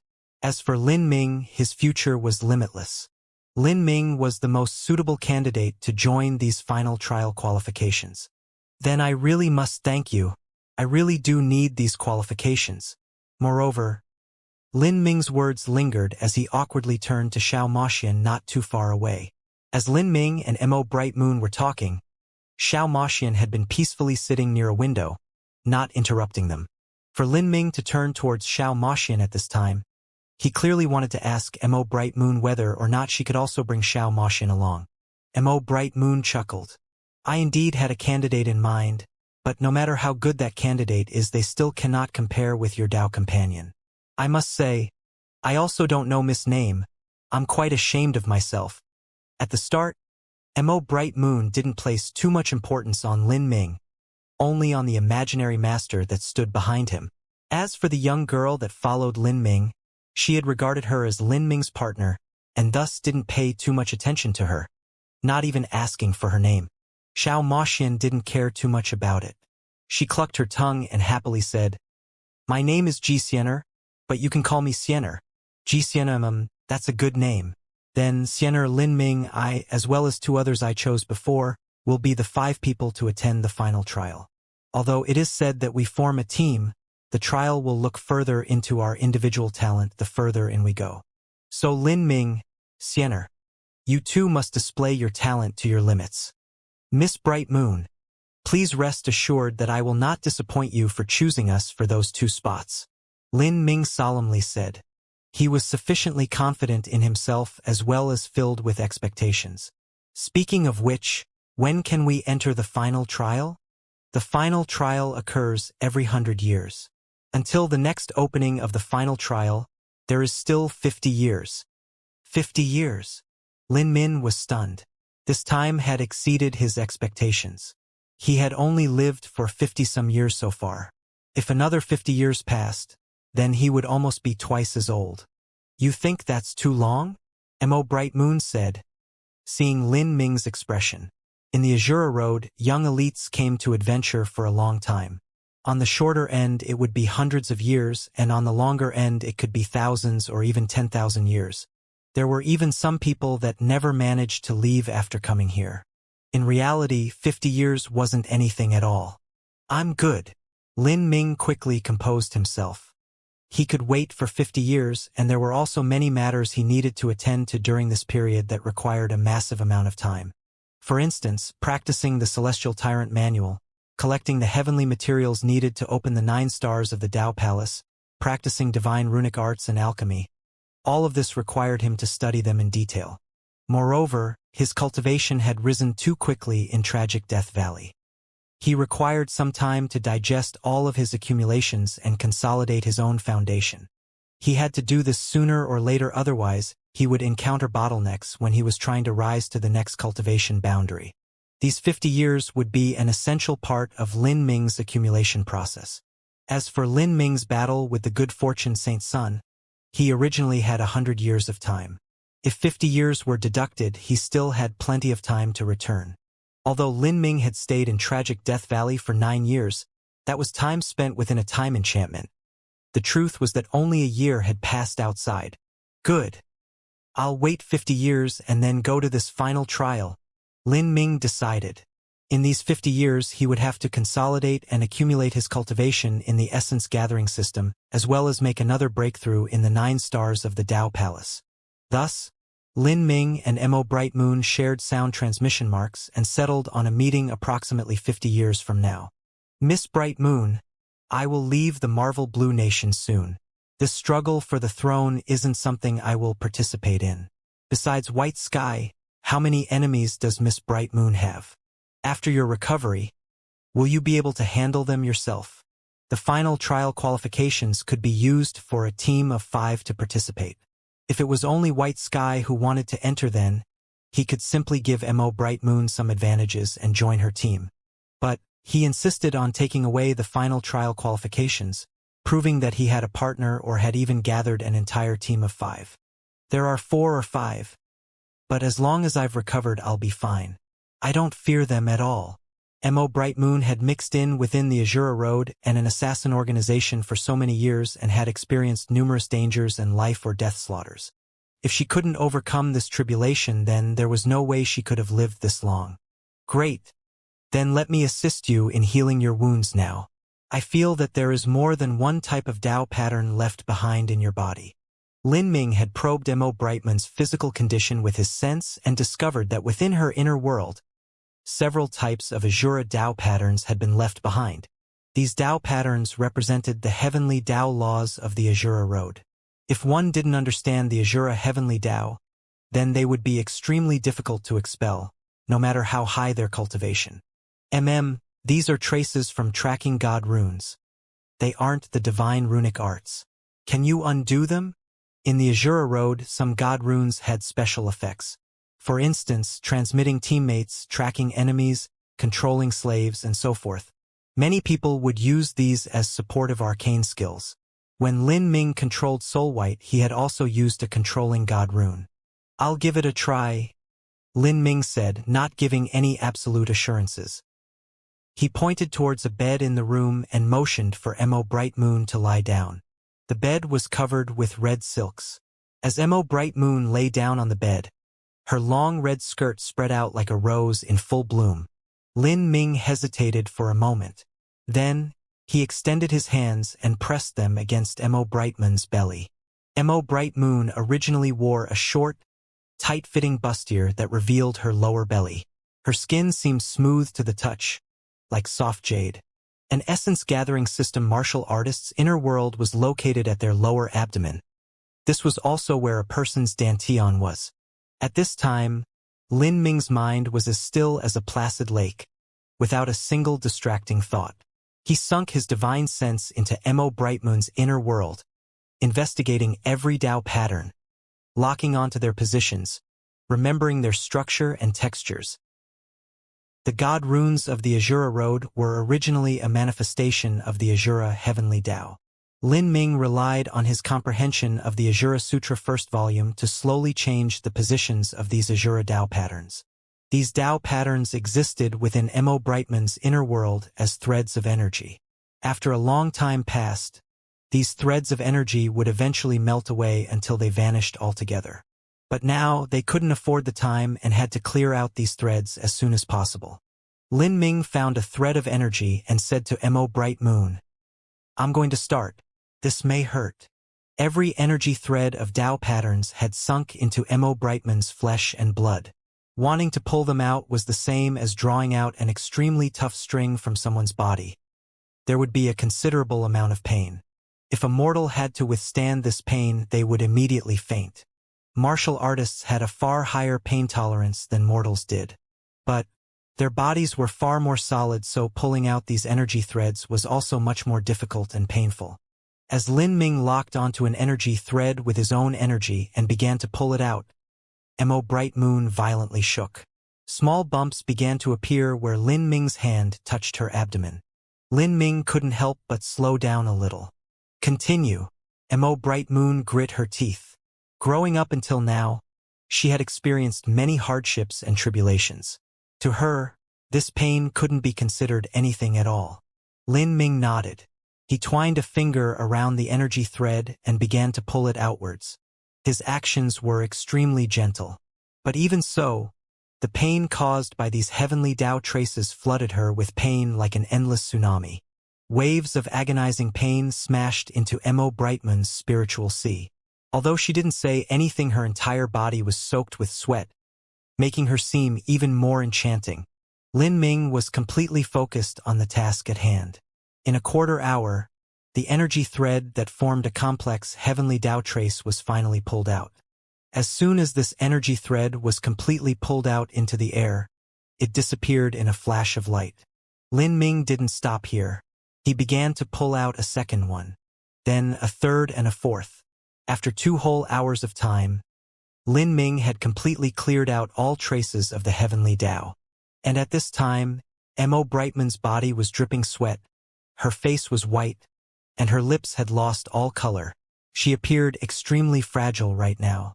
Lin Ming let out a long breath of relief. This process had consumed a great deal of energy. Finally, the great Tao scars within Mo Brightman's body were all eliminated, and no one would be able to track down her position again. All that was left over was the unliving poison that still pervaded her body. But with Mo Brightman's strength and in a situation where she wasn't restricted by those great Tao scars, driving out the rest of the poison should only take several more days. We're good here. Miss Bright Moon, I will return to my room first. 10 days from now I will leave, and the next time we meet again might be 50 years from now. Mo Bright Moon weakly nodded. As she looked into her own inner world, she saw that it was just like Lin Ming had said. The great Tao scars within her body had all been cleared out by him. This caused Mo Bright Moon to fall into even greater disbelief. Those scars were something that not even old Su had been able to do anything about. His only suggestion was for her to wait for years and allow the energy in those scars to slowly fade away until they vanished. But Lin Ming had only used 2 hours to clean up all of them. It was far too amazing. 50 years from now, I'll see you then. Mo Bright Moon ruefully smiled. She also planned to leave Heaven's Net. Within Heaven's Net, the only person she was close with was the big boss. But now, she had disappeared, gone to fulfill a wish she had for her entire life, and it wasn't known whether she was still alive. With that, there wasn't anything in the whole of Heaven's Net that Mo Bright Moon wasn't too reluctant to part ways with. 10 days later, Lin Ming and Xiao Moxian left the Marvel Blue Nation. In these 10 days, Lord Snow had heard news of what had happened and repeatedly visited Lin Ming to form relations with him. However, Lin Ming refused him every time. Lin Ming didn't need to be a genius to know just what Lord Snow wanted, and that was for Lin Ming to assist him in ascending the throne. But Lin Ming wasn't interested in involving himself in the struggles and strife of the Imperial Palace. Thus he directly and simply refused all attempts to pull him in. Lord Snow was also helpless in this matter. He had no choice but to give up. In these 10 days, Lin Ming had carefully crafted his plan for the next 50 years. Besides consolidating his foundation and accumulating his cultivation, he decided to make the 9 stars of the Tao Palace his main cultivation focus. And in order to open the second Tao Palace of the 9 stars of the Tao Palace, he had to refine an extremely rare and precious pill of the Celestial Tyrant Manual, the Ravenous Wolf Heaven Pill. This type of pill required many rare and precious heavenly materials. Moreover, there were extremely strict standards required of the alchemist who was refining it. This was something that was impossible to buy and could even be called an utterly priceless medicine with no market price. In order to refine this pill, Lin Ming would have to begin by collecting all the materials and then refining it himself. Without a doubt, this would consume a disgusting amount of time and energy. But no matter how much time Lin Ming had to spend, he would still complete it. To him, the body transformation technique was in no way less important to him than the essence gathering system. So, Lin Ming returned to Divine Rune City, and with his status as a member of the Divine Runic Masters Guild, he used the highest 15% discount to buy up a pile of materials as large as a mountain. The total price of these materials could leave one panic-stricken. Lin Ming spent just over 209 Sun Jades. In the past, Lin Ming had inherited a massive amount of wealth within Primordius Heavenly Palace. But after being chased down by Tian Mingzi in the Azura Road and also freely spending so much money in Divine Rune City, Lin Ming's wealth had shrunk down to a precipitous state. He had less than 59 Sun Jades remaining. Lin Ming couldn't help but forcefully smile. No matter how rich he was, he still couldn't continue spending money like he was dumping water without having any income at all. As for practicing alchemy and the divine runic arts, Lin Ming didn't plan to do so in the Divine Runic Masters Guild. This was because Lin Ming didn't need a master and could practice by himself. Compared to the bustling Divine Rune City that had countless transactions happening within its borders every day, Lin Ming preferred a calmer, more peaceful place. Only this type of place best suited Lin Ming's mindset to practice the divine runic arts and alchemy, as well as hone his cultivation and stabilize his foundation in preparation for the future when he was finally ready to break into the Holy Lord realm. Thus, after buying all the materials he needed, Lin Ming rode Primordius' heavenly palace, which was camouflaged as a spirit ship, and flew away from Divine Rune City. He flew for half a month. The Azura Road was a universe that coexisted with the 33 heavens. In terms of actual area, it wasn't as large as one of the 33 heavens, but a great world of the divine realm still couldn't compare to it in size. As Primordius' heavenly palace flew for half a month, Lin Ming saw countless countries and countless lives. Within the Azura Road, races from all over the 33 heavens could be found. There were also many people that were of mixed blood. There were more people than there were grains of sand in a desert. In order to count them, one would have to use trillions as the lowest base unit. With so many lives, there were also innumerable sects. The Blue Moon sect was one of the innumerable large and small sects located within the inner Azura Road. It was an extremely common sect. If one judged the Blue Moon sect by the standards of the divine realm, then it would only be a 7th grade sect. The supreme rulers of the sect were the sect master and the highest elder. Both of them were at the Divine Lord realm, and only the two of them were Divine Lords. Everyone else was below the Divine Lord realm. Of these two people, the highest elder was 80,000 years old and at the middle Divine Lord realm. The sect master was 50,000 years old and at the early Divine Lord realm.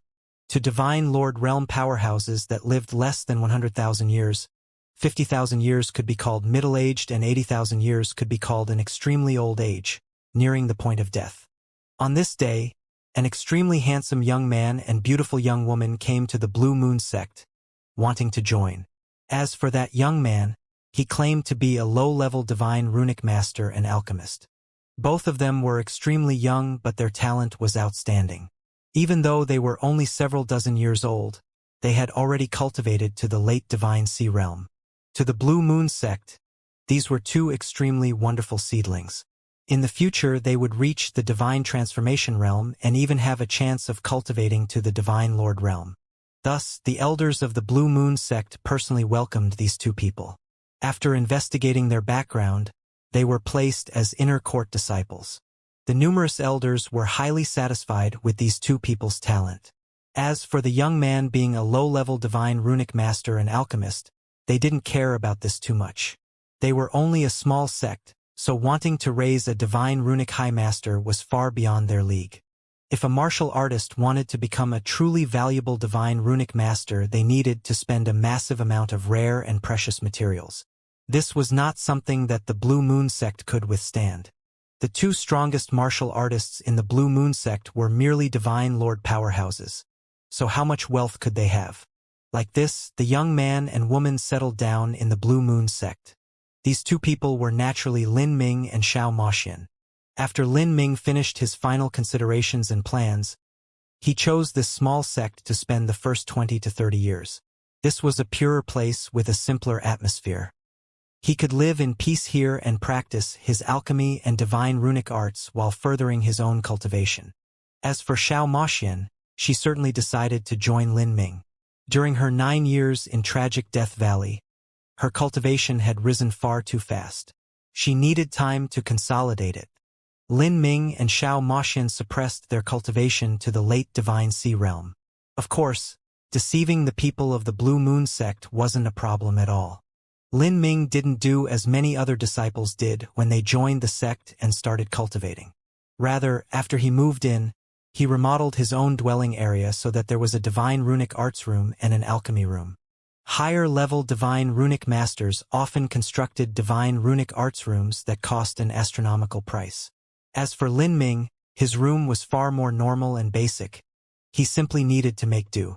As a sect elder saw this situation and discovered that Lin Ming was indeed planning to practice the divine runic arts and alchemy, he immediately came to persuade Lin Ming to change his mind. He didn't want Lin Ming to delay his cultivation for too long because of the divine runic arts and go astray, wasting away his own talent and time. But Lin Ming only smiled, clearly unconvinced. One's road of cultivation all depended on the individual. No one else could change their mind. If Lin Ming wished to take one path, there was nothing the elders could do. They could only allow Lin Ming to do as he pleased. Thus, within the Blue Moon sect, Lin Ming began his peaceful days of seclusion. Every day he would thoroughly study the divine runic arts and alchemy. At night, he would meditate in his room, sometimes accumulating his cultivation, sometimes practicing heavenly extreme bliss with Xiao Moxian. As the days passed, Lin Ming and Xiao Moxian's strength slowly consolidated. News of Lin Ming establishing his own divine runic arts room and an alchemy room soon spread throughout the entire Blue Moon sect. This was extremely fresh and novel news. In the Azura Road, alchemists were not rare, but the occupation of divine runic master was considered a noble career throughout the entire Azura Road. Divine runic masters would only gather in peak great influences as well as large cities devoted to the divine runic arts like Divine Rune City. But to the Blue Moon sect, these peak great influences were simply legends amongst legends. It was impossible for them to ever come into contact with them. As for Divine Rune City, only the most amazing elites of the Blue Moon sect were able to enter. Ordinary disciples wouldn't even be able to step past the city gates. Thus, the occupation of divine runic master was something that the disciples of the Blue Moon sect had only heard of but had never seen before. As they suddenly heard that a divine runic master had appeared in their sect, all of them ran over to Lin Ming's residence to take a look and see just what a divine runic master looked like and what type of work they did. However, this disciple called Lin Ming didn't seem willing to communicate with others. When the average person entered his residence, he would actually remain in his alchemy room or divine runic arts room, tinkering with something, without any intention of coming out to greet guests.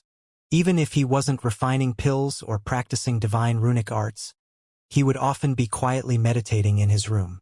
Or he would sometimes be holding a blood-red jade slip. This jade slip was extremely strange. It was far larger than an ordinary jade slip and had a very heavy and solemn appearance to it. It was unknown just what was recorded within it. This youth called Lin Ming would look at this jade slip every day. His straight eyebrows often rose up and wrinkled like he was puzzled. But sometimes he would have an extremely happy appearance as if he was suddenly enlightened. These actions left his visiting guests feeling awkward and embarrassed. Others asked Lin Ming how he had come into contact with the divine runic arts, what his divine runic arts level was, or whether he had a true divine runic arts master as his teacher. But Lin Ming either remained silent or immersed in his blood-red jade slip, without seeming as if he heard anything at all. This caused those disciples that were extremely interested in the divine runic arts to feel snubbed, as if they were making themselves unwelcome. There were many female disciples within the Blue Moon sect. Many of these young girls were well known for their beauty within several 100,000 or even millions of miles. However, no matter how outstanding their appearance or how amazing their talent was, they were all denied by Lin Ming. Slowly, no one came to visit Lin Ming anymore. And Lin Ming also began his quiet days of training. After practicing martial arts for so many years, Lin Ming had never been like he was today, truly settling down his mind and heart, not needing to think about matters or worrying every day. Instead, he calmly and peacefully trained. With Xiao Moxian, they were like an ordinary mortal couple. Every day was filled with ease and enjoyment. Here there were no battles, no dangers, no mystic realms that he had to risk his life in, and no people with dark intentions that coveted his treasures. Life and death dangers and slaughter battles were undoubtedly helpful for making breakthroughs in cultivation. But to practice the divine runic arts and accumulate cultivation, a peaceful environment was much more suitable. Many heroic young elites often spent several thousand years or even over 10,000 years to break into the divine Lord realm. Of these thousands upon thousands of years, only a minor period of time would be spent searching for lucky chances and adventuring through dangers. Most of the time would be spent tempering one's state of mind and accumulating one's cultivation and consolidating one's foundation. This was the life Lin Ming was living now. Although his cultivation progressed extremely slowly during this time, this was an essential process of walking down the road of martial arts. All martial artists had to experience it, and Lin Ming was no exception. Spring became autumn and then back again. In the blink of an eye, a year had passed. If Lin Ming wasn't practicing the divine runic arts or alchemy, he could be found with that blood-red jade slip in his hands. This jade slip was the 9 stars of the Tao Palace section of the Celestial Tyrant Manual. As Lin Ming was reading through this jade slip, he didn't conceal anything. This was because no one would be able to recognize anything about this jade slip to begin with. After diligently meditating for a year, Lin Ming gradually found clues about refining the ravenous wolf heaven pill. Of the 9 stars of the Dao Palace, the second Dao Palace corresponded to the ravenous wolf star. The 9 stars of the Dao Palace, 7 bright and 2 dark. They were Ravenous Wolf, Titan Gate, Cherished Kismet, Merciful Song, Ardent Virtue, Martial Song, Army Breaker, Left Aid, and Right Support. The first Dao Palace that Lin Ming opened was the Purple Temple Dao Palace, corresponding to the Army Breaker star. The function of the Purple Temple Dao Palace was to gather the power of the 9 stars and massively increase the strength of Lin Ming's astral essence. This sort of increase could enhance Lin Ming's bodily strength by 3 or 4 times to 8 or 9 times. All of this depended on a martial artist's own foundation and the degree to which they had opened the 9 stars of the Dao Palace. As for the second Dao Palace, that was named Heavenly Retribution Dao Palace and corresponded to the Ravenous Wolf Star. Lin Ming revolved his astral essence every day according to the Celestial Tyrant Manual. In addition to dual cultivating with Xiao Moxian, Lin Ming estimated that in another 20 to 30 years, he would finally reach the level where he could attempt to break into the Heavenly Retribution Dao Palace. And in these 20 to 30 years, Lin Ming had to bring his divine runic arts and alchemy up to the level where he could refine the Ravenous Wolf Heavenly Pill. Otherwise, if he spent an unimaginable amount of wealth and time to collect the materials for the Ravenous Wolf Heaven Pill but failed in refining it, that would truly be a hopelessness beyond crying. Although there seemed to be plenty of time with the opening of the final trial being 50 years from now, the truth was that time was of the essence. There were far too many matters for Lin Ming to process. Like this, a few more years passed. Lin Ming continuously practiced alchemy and the divine runic arts. The massive amount of materials he had purchased from Divine Rune City was slowly used up. His skill in the divine runic arts and alchemy also steadily increased. During this time, Lin Ming refined a mind-boggling amount of low-level pills and divine runic symbols. Lin Ming's soul force far surpassed that of others at his level. In addition to his understanding of the Azura Heavenly Tao, whether it was refining pills or drawing up divine runic symbols, he was much faster than the average person would be. However, even though Lin Ming had inherited the memories of 3 alchemists and divine runic masters, this didn't mean his alchemy technique and divine runic arts technique was flawless. On this day, as Lin Ming was halfway through refining a furnace full of pills, there was a massive bang as the entire pill furnace exploded. Even though Lin Ming reacted extremely fast, half the room still collapsed. The carefully arranged alchemy room was also left in an utter mess. As a divine transformation outer court elder of the Blue Moon sect heard this news, he quickly went to personally check it out. He inspected Lin Ming's body. Then, after making sure that Lin Ming was uninjured, he gave him several words of advice. In short, he hinted that Lin Ming need not worry about such useless things and only needed to practice martial arts. That was the true orthodox path. In the eyes of these numerous elders, experimenting with alchemy and divine runic arts was simply a wasteful occupation where one idled their time away. This was because with Lin Ming's current conditions it would be impossible for him to make any progress. Moreover, the divine runic arts had too high a requirement on a martial artist's talent. Almost only Spirita's martial artists were able to be divine runic masters. For a human martial artist to become a divine runic master, that was far, far, far too difficult. To put it rudely, it was the dreams of a fool. But Lin Ming didn't heed the advice of the elder, and the elder couldn't force him. After all, if Lin Ming joined the Blue Moon sect, he could also leave. If they wanted to retain the mind and hearts of people, they needed to give them more freedom. The Blue Moon sect elder sent a low-level disciple to clean up the room. Soon, 3 outer court disciples came to Lin Ming's residence to clean his room. These outer court disciples were in their teens and their cultivation was at the pulse condensation realm. They had just joined the Blue Moon sect and had been chosen from the mortal world. In the Blue Moon sect, their status was low. Although they were called outer court disciples, the truth was that they weren't much different from maids. Lin Ming glanced at these 3 female disciples. All of them looked naive and adorable, like lovely young girls. Lin Ming also knew that although these young girl disciples seemed to be living through many hardships, The truth was that their families were proud to have daughters who managed to pass the standards to join a large martial arts sect. The family and friends of these young girls were filled with pride and joy, and even the royalty of the mortal world had to show courtesy to their parents. This was the deterrence brought about by a martial arts sect. However, the road of martial arts was well known as being extremely rough and filled with bumps.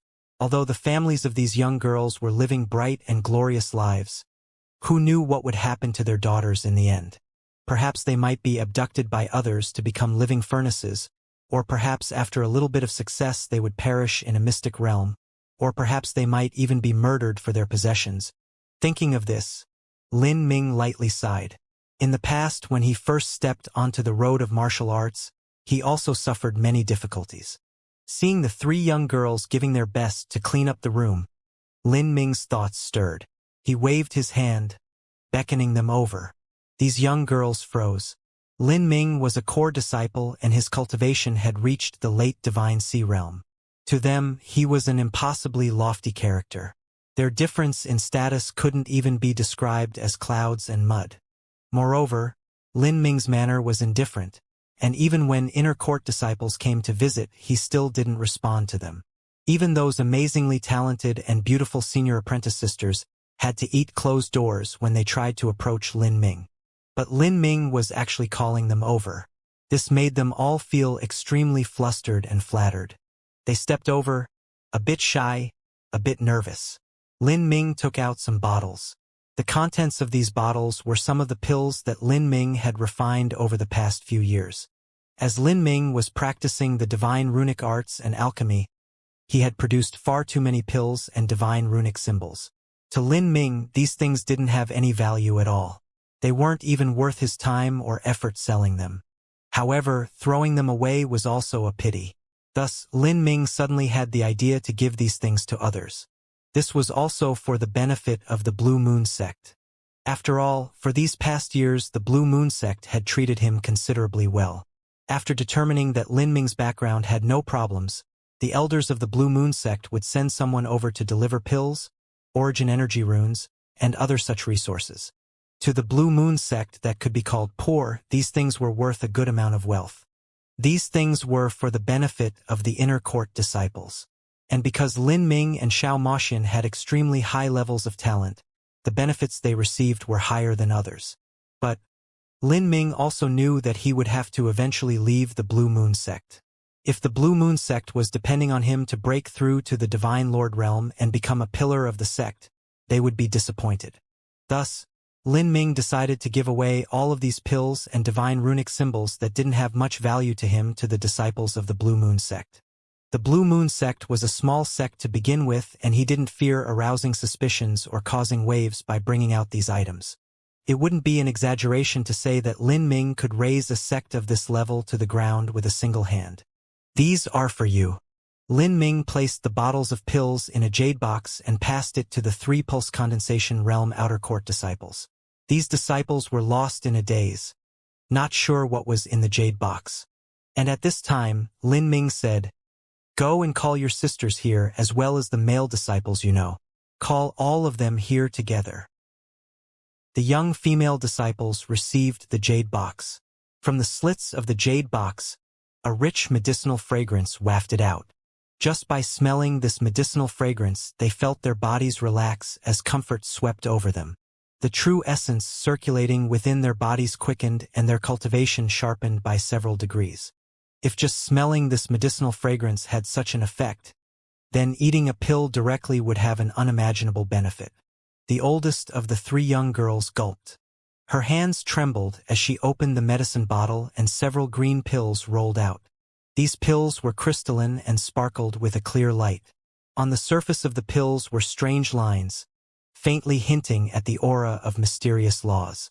These lines that were carved onto the pills were pill symbols. The young girls had never seen these pill symbols before. They couldn't even recognize the names of most of these pills. However, Lin Ming had given them several types of pills, and the young girls were able to recognize one of them. This pill was called a 9-yang pill and was used by martial artists at the Xiantian realm or below. It was used to consolidate one's foundation and nourish one's blood vitality. Each 9-yang pill was several dozen times more precious than a single heaven-opening pill. The young girls had once seen the sect provide these pills for talented disciples and had nearly been blinded by awe and greed. Of course, they didn't have the qualifications to use them. These 9-yang pills that Lin Ming refined were different from the 9-yang pills they had seen before. These 9-yang pills had strange patterns on the surface, and seemingly because of these patterns, the effects of these pills were far better.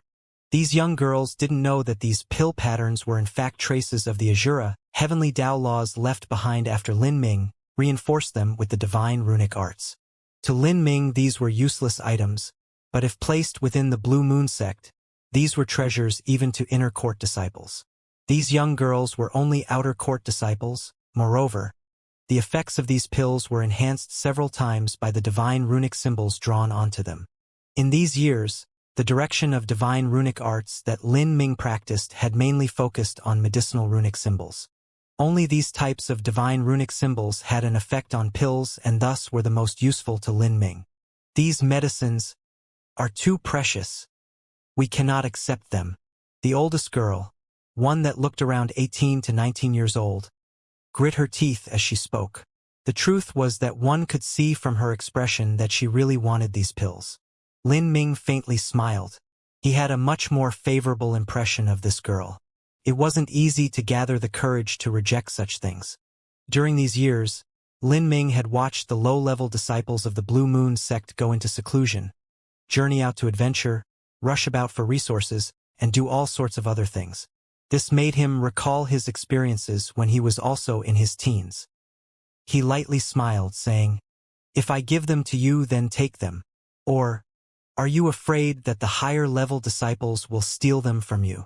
Lin Ming was well aware that even though the Blue Moon sect seemed like a calm and comfortable place, there were still inevitably inner struggles. These 3 young girls had ordinary levels of talent, and there would naturally be people jealous of these pills. "For the things I give, I will naturally ensure justice is served. You can feel at ease in taking these pills." The 2 younger girls swallowed a gulp of saliva. Their hands shook as they held the pill bottles. "Call those you know here." Lin Ming sent out the young girls. Several quarter hours later, there were really several outer court disciples that arrived. These disciples were in their late teens or early 20s. None of them had a cultivation that surpassed the Xianxia realm. They had just started walking on their own roads of martial arts. For these last 4 or 5 years, every other day Lin Ming would refine a furnace full of pills. When he refined less there would be 7 or 8, and when he refined many there would be over a dozen. After accumulating pills for all these years, he had already gathered over 10,000 of them. And these 10,000 plus pills were all supported with divine runic symbols. Placed within the Blue Moon sect, this was an unimaginable level of wealth. News of Lin Ming wantonly giving out pills soon spread to the entire Blue Moon sect. Many outer court disciple and inner court disciples only thought these were rumors, but after seeing the pills that Lin Ming passed out they had no choice but to believe this. Thus, disciples began to visit Lin Ming like droves of ducks. This was because his pills were far too tempting to them. However, to the inner court disciples, Lin Ming didn't give pills freely. Instead, he had them gather some violet sun crystals. The price in violet sun crystals was only half or a third of the true value of the pills. This sort of price was already extremely favorable. Many inner court disciples didn't have a place to purchase pills, and these pills were far too difficult to buy to begin with. Originally, Lin Ming wasn't too popular. This was because he was far too eccentric and withdrawn, ignoring all visitors that came to see him. But now, because Lin Ming was passing out pills, this caused his reputation to rise to unprecedented degrees within the Blue Moon sect. "Where did these pills come from? Did you refine them?" The elders of the Blue Moon sect were startled. Several of them came over to Lin Ming's residence to ask him. "I obtained them through a variety of channels, and some are refined by me." Lin Ming shrugged. This vague answer clearly indicated that he didn't wish to speak more about the matter. The Blue Moon sect elders were at a loss of what to do. In truth, it was completely reasonable for Lin Ming to refine these low-level pills. According to common logic, these pills could be refined by a late divine sea alchemist.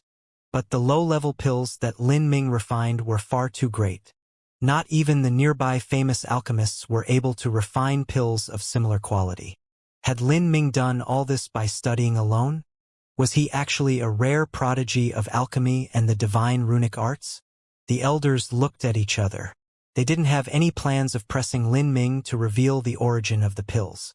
However, on the second day, the elders invited a family famous for constructing cave dwellings to the Blue Moon sect, where they constructed an expensive divine runic arts room and alchemy room for Lin Ming. The Blue Moon sect even helped Lin Ming by buying a great deal of alchemy materials for him. This was all welcomed by Lin Ming. Although these were all low-level materials, they were more than enough for Lin Ming to practice his technique. Time slowly passed. The seasons came and went, from spring to fall and back again. Lin Ming's skill in the divine runic arts and alchemy reached an increasingly high degree of proficiency. Now, what he pursued was not just quality in alchemy and divine runic arts, but speed. At the start, Lin Ming would refine a furnace of pills every 2 days. Now he would refine 2 furnaces of pills every single day. A massive amount of low-level pills was constantly produced by Lin Ming. Although Lin Ming was only giving away some of the inferior medicines he had refined, the quality of these medicines became increasingly high. Gradually, Lin Ming's reputation soared to the heavens. More and more disciples came to purchase pills from Lin Ming. There were even some nearby sects that would come to the Blue Moon sect to purchase pills. Of course, the price this time would rise to the market standard. Although the price of the pills was increasing, more and more people flocked to buy them. At this time, no one suspected Lin Ming of obtaining pills from various channels any longer. If so many pills were being sold and given out, then the only possibility was that Lin Ming refined them himself. The Blue Moon sect realized they had picked up a treasure. The income from selling pills went into Lin Ming's hands. Then, he handed this money over to the Blue Moon sect to have them seek out different materials. The materials Lin Ming wanted were of an increasingly high grade. The pills he refined also became increasingly refined. Of course, Lin Ming would not bring out pills that true Divine Lord or Holy Lord realm martial artists could use, in order to prevent some martial artists having dark thoughts. Lin Ming wasn't scared of them, but if they were to bother him, it would be impossible for him to peacefully and calmly meditate here. Slowly, 12 years passed. The cultivation that Lin Ming and Xiao Moxian revealed was risen to the divine transformation realm. In the Blue Moon sect, Lin Ming and Xiao Moxian experienced the toil of daily life. Every now and then they would join the disciples of the Blue Moon sect to go out adventuring. For instance, exploring mystic realms, finishing missions, and so forth. By watching the slaughter and struggles of low-level martial artists, he actually found a strange feeling that he had almost forgotten. This odd feeling strangely touched Lin Ming's heart.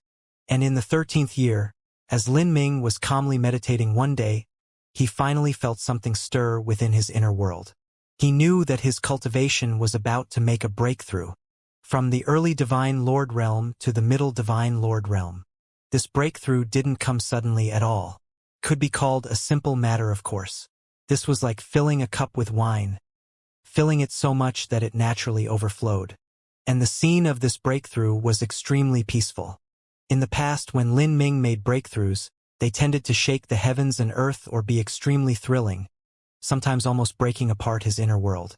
But this breakthrough was tranquil, like a quiet spring day.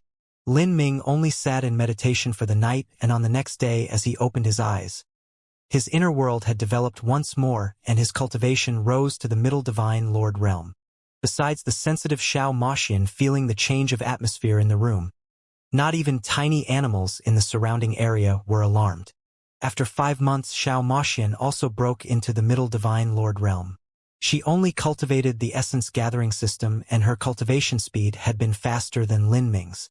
If it wasn't for Lin Ming obtaining greater advantages during all the lucky chances they experienced, then perhaps Lin Ming's essence gathering system cultivation might have fallen behind Xiao Moxian's. After making a breakthrough, Lin Ming's strength rose once more. As for the level of Lin Ming's divine runic arts, it arrived at the standard of a peak 5th grade divine runic master. Moreover, even amongst ordinary 5th grade divine runic masters, Lin Ming had a special advantage. that was that no one could compare to his understandings of the Azura Heavenly Tao. And at this time, Lin Ming finally began his preparations to refine the Ravenous Wolf Heaven Pill. In refining the Ravenous Wolf Heaven Pill, just collecting the required materials would take a tremendous amount of time. He had no choice but to prepare as early as possible. Just by breaking into the Middle Divine Lord realm, Lin Ming's strength hadn't risen by too much. If he were able to open another Tao Palace, then he would be much more confident in entering the final trial. Lin Ming, are you planning to start refining the Ravenous Wolf Heaven Pill? Xiao Moxian asked from the side. She watched as Lin Ming looked through the Celestial Tyrant manual for the last several days, seeming to be calculating something. It's good to make preparations early. Although this Ravenous Wolf Heaven Pill isn't a transcendent divine pill, the difficulty of creating it actually is no less than one. And in terms of how precious the materials are, it surpasses a transcendent divine pill. This could be called a test on my skill and wealth. As Lin Ming spoke to hear, he ruefully smiled. In terms of cultivation level, it was definitely impossible for him to refine a transcendent divine pill. Within the divine realm, a transcendent divine pill was the highest grade of pill possible. A good portion of transcendent divine pills came from the hands of Empyreans. But Empyreans were limited in number to begin with, and most Empyreans were not skilled alchemists. Although their cultivation was high, they might not be able to match up to half-step Empyreans and great world kings who specialized in alchemy when it came to their level of skill. Thus, a good part of the transcendent divine pills were also refined by half-step Empyreans and peak great world kings. In refining a transcendent divine pill, one needed not just sufficient skill in alchemy but also a minimum cultivation base. If one's cultivation was lacking, then they wouldn't be able to continue through the entire alchemy process. Just achieving a certain temperature of fire would be impossible.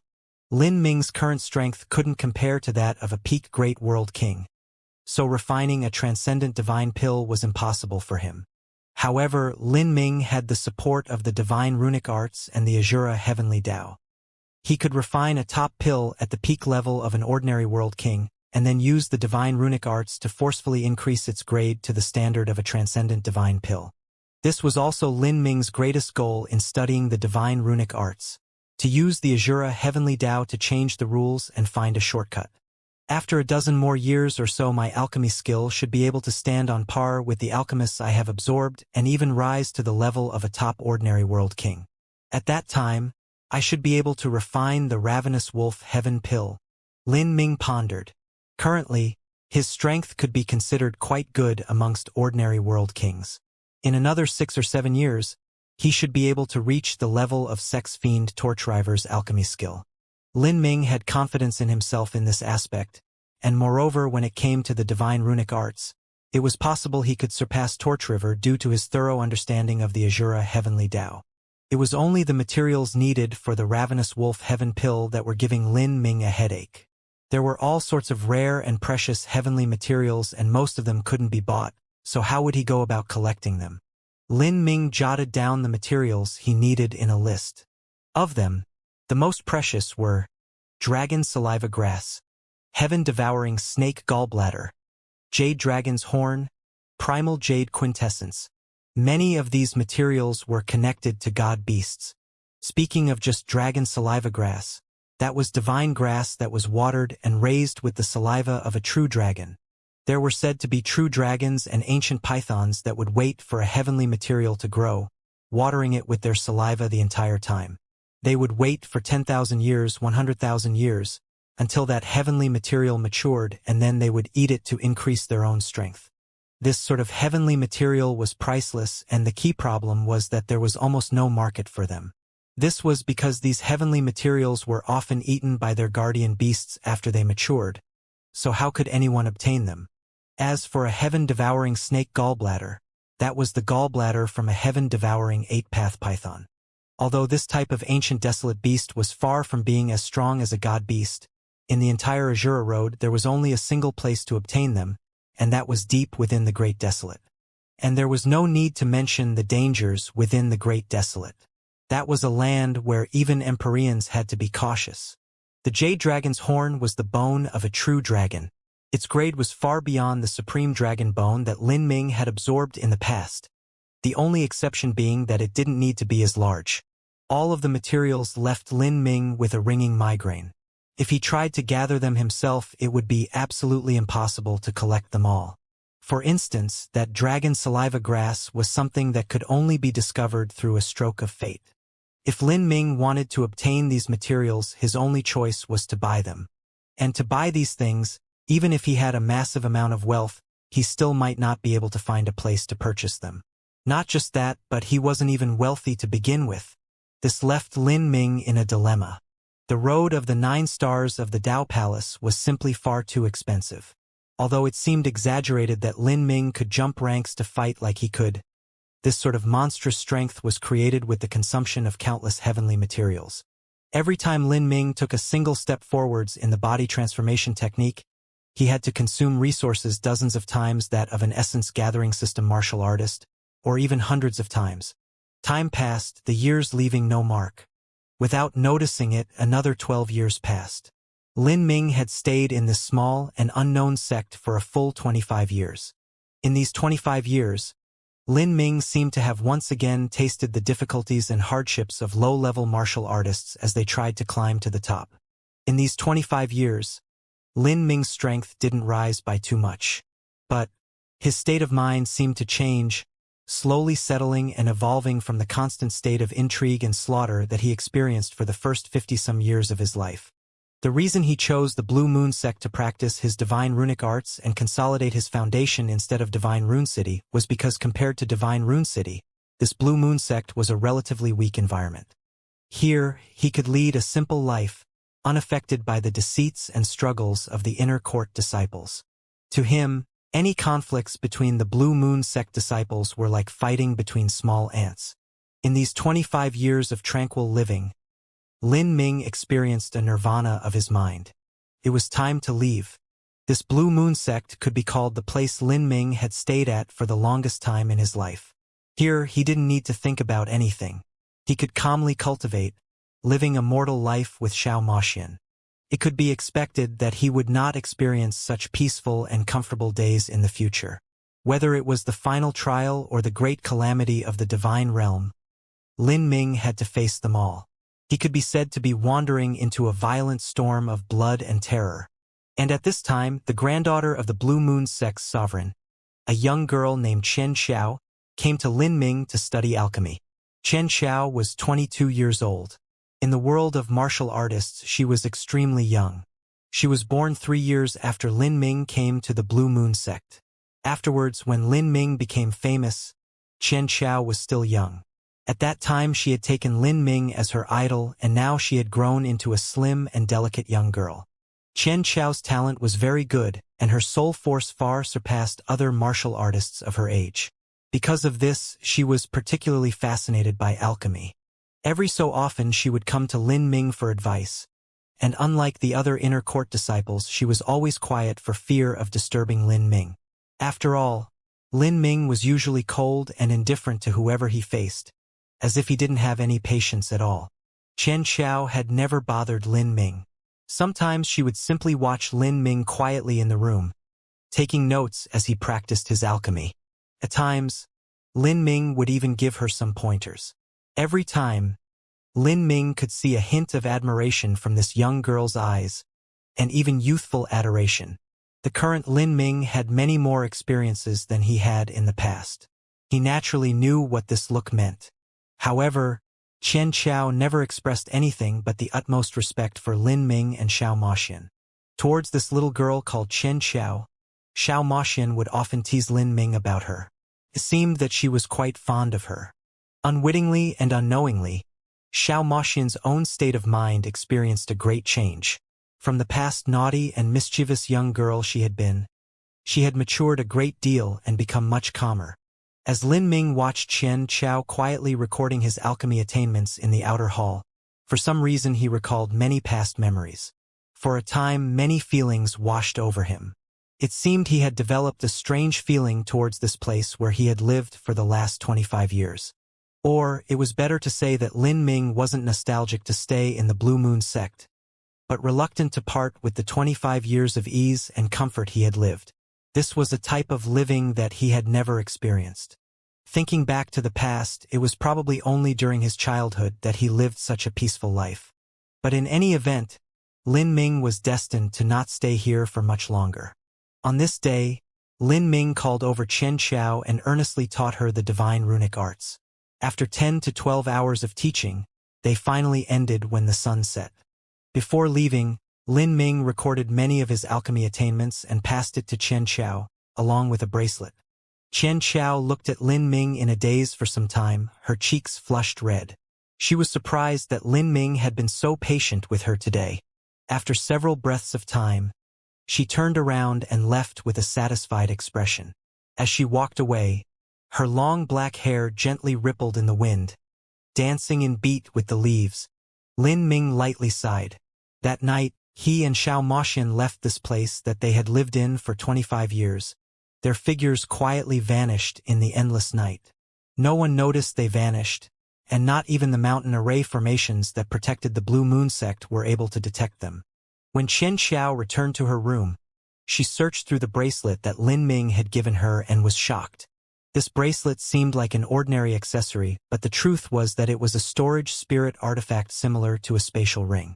Left in this bracelet was over 1,000 medium-grade pills, as well as a massive amount of divine runic symbols that hadn't yet been used. These medium-grade pills were sufficient for Divine Sea Realm or Divine Transformation Realm martial artists to use. They were even valuable for Divine Lord Realm martial artists. These pills were the ones that Lin Ming had never taken out to sell before. This was because, according to common sense, with the level of alchemy he could reach with his cultivation, he should never have been able to produce such high-quality medium-grade pills. After Xianxia was stunned, she returned to Lin Ming's residence to look for him. But Lin Ming had already vanished, without leaving a single trace of himself behind. As she looked through the empty alchemy room and divine runic arts room, she felt hollow for a moment, her heart sinking. Then, she passed all the pills to her grandfather, the sect master of the Blue Moon sect. After receiving these 1,000+ medium-grade pills, the Blue Moon sect master was left dumbfounded, shocked, speechless. "Will they come back?" Xianxia suddenly asked, as if she seemed to realize something. The Blue Moon sect master lightly sighed. He ruefully smiled and said, "They are not people of our world, chances are. They will not return." Oh. 1 month later, Divine Rune City, a spirit ship came to a slow stop as a young man and woman flew off the deck. After 25 years, Lin Ming had returned to Divine Rune City. But there was no comparing the him of today to the him of 25 years ago. The refinement of the ravenous wolf heaven pill would all begin here. When Lin Ming returned to Divine Rune City, he discovered that the atmosphere was different from before. There were over 10 times the guards stationed at the city gates. Originally, there were several guards at the gates of Divine Rune City, and their cultivation was at the Divine Lord Realm. But now there was a small army of soldiers, and the leader of this group was a holy lord. Every person that entered the city was subjected to a strict interrogation. That holy lord captain always held a crystal ball in his hands with strange law lines that shimmered within it. These law lines were clearly due to the divine runic arts. Lin Ming could see from a glance that this crystal ball was used to determine whether or not a martial artist that was trying to enter the city had disguised their cultivation. Strange. Lin Ming rubbed his chin. Why was Divine Rune City on such high alert all of a sudden? Is there some influence that wants to attack Divine Rune City? Xianxia asked. Lin Ming shook his head. It shouldn't be. Divine Rune City is a neutral place to begin with, and it is a massive influence with a tremendous number of divine runic masters. There shouldn't be anyone that would move against Divine Rune City, especially since so many other organizations depend on them. Lin Ming pressed down the suspicions in his mind. He walked over to the city gates with Xianxia, whereupon the both of them were immediately stopped. City entrance token, a martial artist icily said as he blocked Lin Ming's path. Lin Ming looked at the war armor that these guards were wearing. Some of them wore the standard service armor of Divine Rune City and others didn't, as if they were formed from two different groups. Lin Ming said, I am a Divine Runic Master from the Divine Runic Masters Guild. This is my badge. Lin Ming took out his third-grade Divine Runic Master badge. After the guard inspected it, he returned it to Lin Ming and allowed him and Xiao Moxian to pass. After entering Divine Rune City, it became apparent that the inside clearly hadn't changed much. The streets were still busy and bustling as usual. Lin Ming walked all the way to the Divine Runic Masters Guild, flashing his Divine Runic Master badge and entering. As he passed through the trading area, he saw many Divine Runic Masters and alchemists trading within. He also immediately saw Old Shui. At this time Old Shui was comfortably reclining back in a rocking chair. A pile of random items was placed in front of him and he seemed to have fallen asleep. After 25 years, Old Shui hadn't changed at all. As Lin Ming and Xiao Moxian walked past, Old Shui's eyes suddenly shot open. Hey boy! So it was you. Old Shui's eyes shined as he saw Lin Ming, as if he had seen a treasure. He looked at Lin Ming for a long time, looking him up and down until even Lin Ming began feeling uncomfortable. Lin Ming coughed. Elder Shui, it's been a while. Xiao Moxian also sweetly called out, Elder Shui, it's nice to see you. Old Shui lit up with a smile as he heard Xiao Moxian greet him. He had an extremely good impression of this likable young girl. But as he turned back to Lin Ming, his face darkened. It's been over 20 years. Do you even remember that you are a Divine Runic Master of the Divine Runic Masters Guild? Brat, I think you must have forgotten everything as you went adventuring outside. Even so, it seems you managed to make a breakthrough in your cultivation. I remember that when you left you were only at the early Divine Lord realm. Lin Ming rolled his eyes. It seemed this Old Shui really spoke without caring for what he said. It's a lucky breakthrough. I must say, Old Shui, now that I've returned to Divine Rune City, I saw a great number of guards standing outside. Just what is going on? Heh, it's a war. Old Shui grinned, looking as if he didn't care much. It seemed he was already accustomed to these types of situations. Although I said it's a war, the truth is that it's not related to us. It's a Spiritas Empyrean influence of the inner Azura Road, the extreme star Holy Lands, fighting with another Saint Empyrean influence, the Heaven Strife Holy Lands.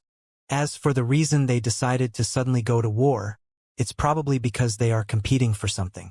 Our Divine Runic Masters Guild is one of the groups supporting the extreme star Holy Lands.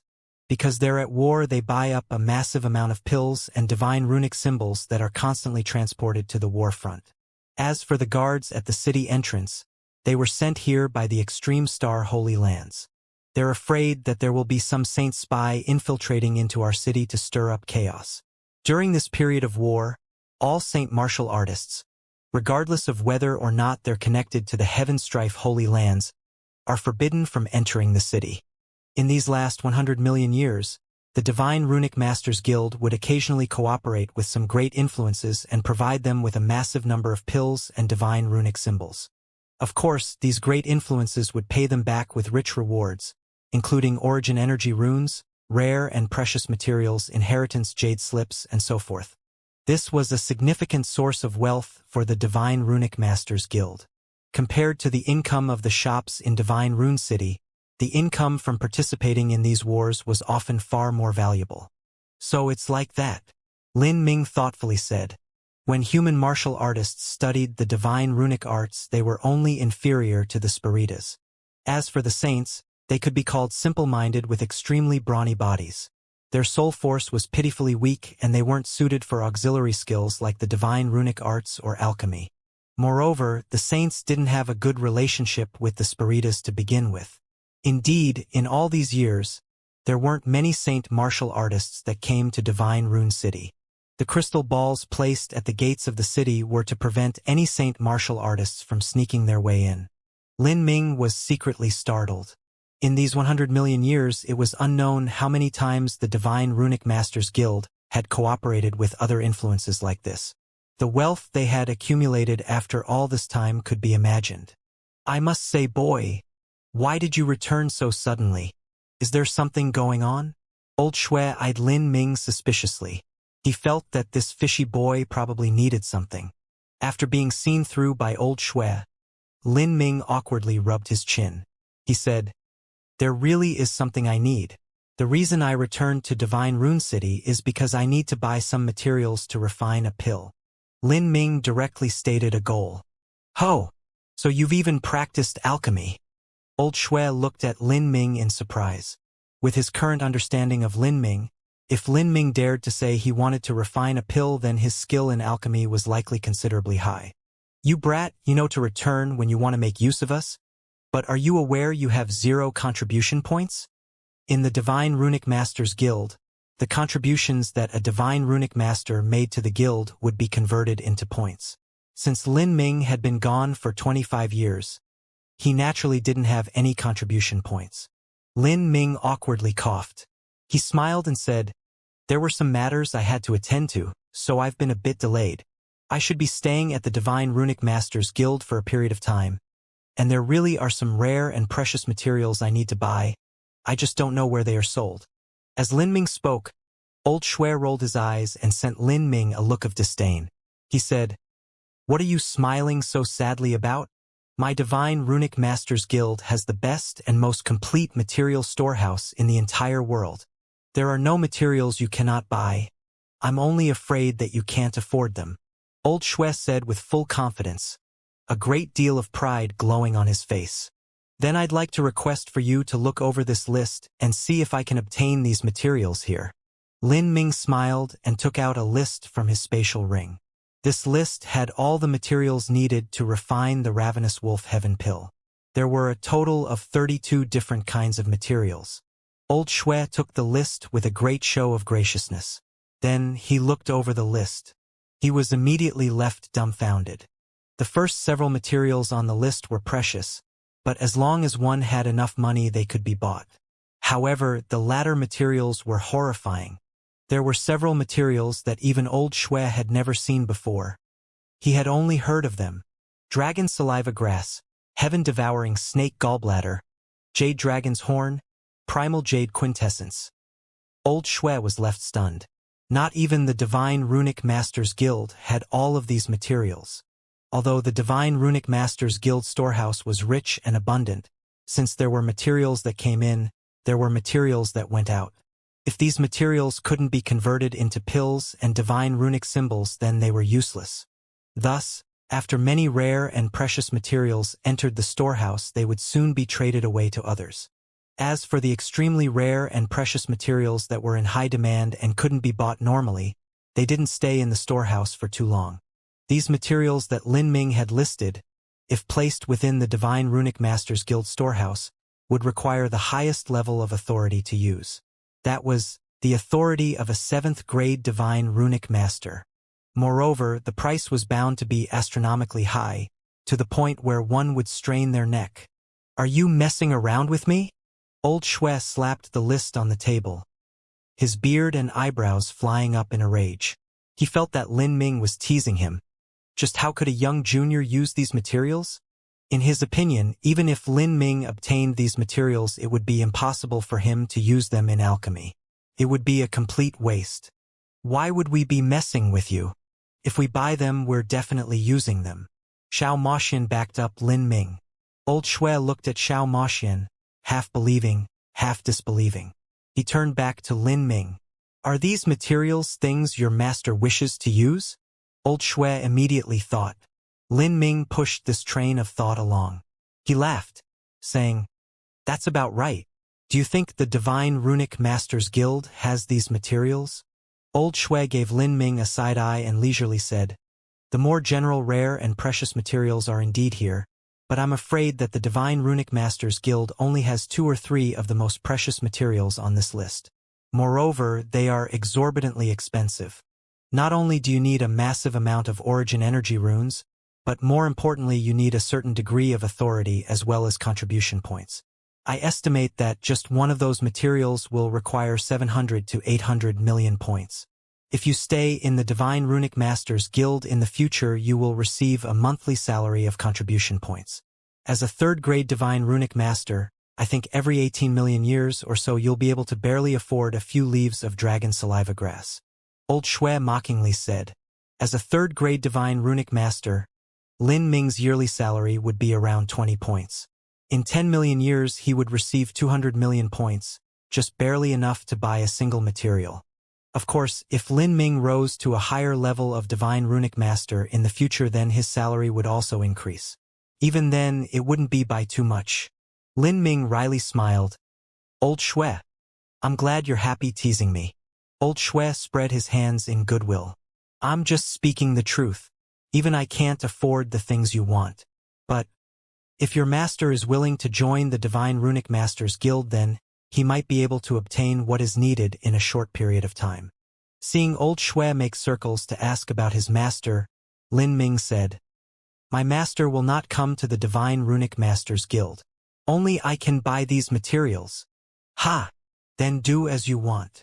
Old Shui lazily said, his expression saying he didn't care about Lin Ming's business. He leaned back in his chair and closed his eyes.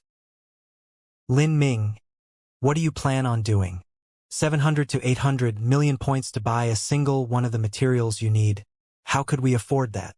Although Xiao Moxian's lips twitched as she saw Old Shui's disdainful attitude, she couldn't help but acknowledge that what he said was the truth. There was simply an astronomical number of contribution points needed to buy these materials. Not to mention that even if they had the contribution points, they also needed 9 sun jades. And their 9 sun jades weren't enough. Let's go take a look. Maybe there's some way we can earn some. Lin Ming thought for a moment. He knew that there were several ways in the Divine Runic Masters Guild to earn points. The first way was a monthly salary. However, as a third-grade Divine Runic Master, his monthly salary was negligible. It was simply far too little. The second way was to trade. But Lin Ming couldn't think of anything he could take out to sell for a large number of contribution points. He had some of the pills and divine runic symbols he drew up at the Blue Moon sect, and some of them were even decent in quality, but none of these things would be able to sell at a good enough price. The people of the Divine Runic Masters Guild simply had too high a standard. The third way was missions. The Divine Runic Masters Guild often issued out missions. After completing them, one would receive contribution points as a reward. The fourth way was to contribute one's research results and specialized techniques to the Divine Runic Masters Guild. One would earn a great deal of rewards from this. Lin Ming had several special techniques that others didn't know of that he had obtained from the memories of the 3 Divine Runic Masters he killed. But these techniques weren't particularly heaven-defying. Even if he contributed them, it was nothing but a drop in the ocean compared to the hundreds of millions of points he needed. If Lin Ming had a true heaven-defying technique, that would be the understandings of the Asura heavenly Tao laws described in the Asura Sutra first volume. But Lin Ming hadn't even fully cultivated the Asura Sutra, so it was impossible for him to copy down the intricate secrets within, and even if he could, he wouldn't reveal the tiniest secret related to the Asura Sutra. This type of inheritance was just far too tempting to others. Removing the first, second, and fourth way of earning points, Lin Ming could only choose the third way. That was to undergo missions and earn contribution points. Elder Shui, I plan to take on missions to earn points. Take on missions? Elder Shui looked up at Lin Ming in surprise, a strange light glowing in his eyes. Don't tell me you plan on completing missions to earn enough points to buy those materials. Lin Ming nodded. I'll give it a try. There isn't another way I can think of. Good heavens, boy. Elder Shui looked at Lin Ming like a lunatic. Have you not woken up yet? Do you know how many points you will receive per mission at your level? I don't know what you've been messing around with during these last 20-some years, but I could approximately guess it. A monstrous abnormality like you can surprise me, but no matter just how amazing your achievements have been in these 20-some years, you shouldn't think of relying on that alone to earn enough points through missions.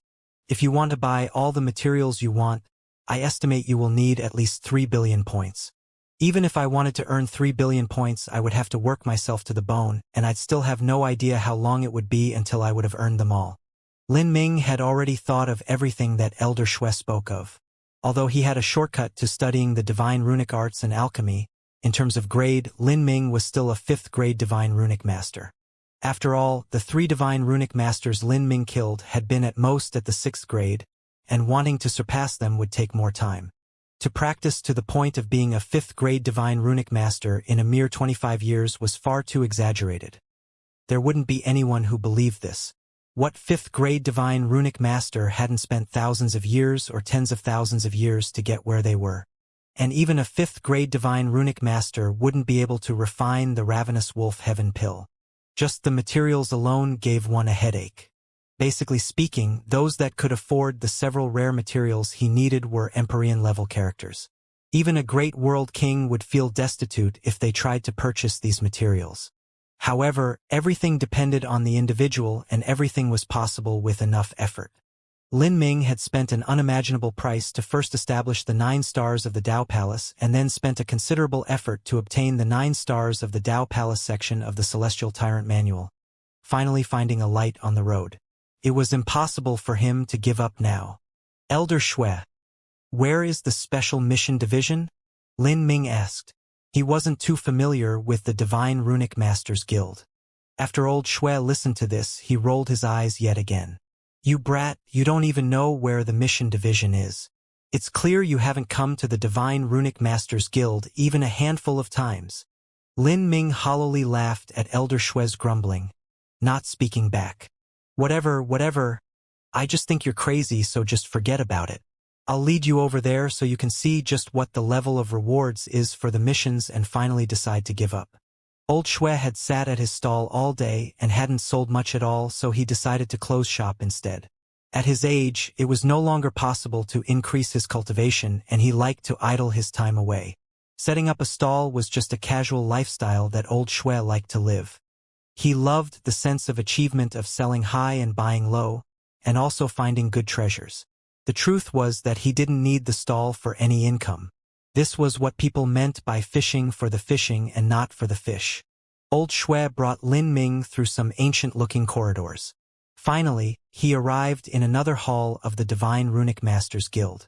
This hall resembled a small city square. The area was considerably broad, covering a wide area. There were a few people here, some young and some old, and everyone wore the robes of a divine runic master or alchemist. It seemed they were all people with status. At the center of the hall was a giant array disc. Above this array disc were floating screens of scrolling text. This was an illusory magic array. Its role was to project text information, and all of these scrolling texts represented missions. In addition, on the side of the hall there were stacks of scrolls. These scrolls were also missions, but the difficulty was a bit lower than the missions projected on the illusory magic array. This is where you can pick up missions. Most of the missions they hand out can be found here. The minor missions give as little as several hundred points, and the highest ones are worth a dozen or 2 million points. But those missions that give 10 to 20 million points require you to be at least a peak 6th grade Divine Runic Master. They are extremely difficult, and not even I can complete them. Old Shui slowly said as he played with a walnut in his hands. This walnut was a magic tool crafted from wood. Look, I'm not trying to bring you down here, but if you really want to rely on completing missions to buy those precious materials you want, then you'll need several 100,000 years unless you can rise to an even higher level of Divine Runic Master. Lin Ming looked through the mission contents. Indeed, as Old Shui said, those that rewarded several million points required one to be a great world king divine runic master or alchemist to be completed. With Lin Ming's current strength, it was impossible. Although Old Shui had underestimated Lin Ming's skill level in the divine runic arts, his conclusion wasn't wrong in the end. Lin Ming silently calculated. As a 5th grade divine runic master, the highest reward missions he could complete only offered several 100,000 points. Moreover, anything that gave several 100,000 points wasn't an easy mission at all. These missions took more than 4 or 5 days, and some even took as long as a month. If he was obtaining 20,000 to 30,000 points in 1 month, he would need to work for over 1,000 years to gather 3 billion points. And this was in a situation where one took missions non-stop. In reality, no one would do this.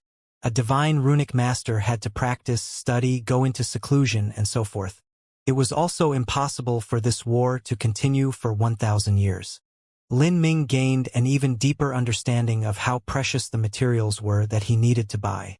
It was simply impossible for a 5th grade divine runic master to obtain them.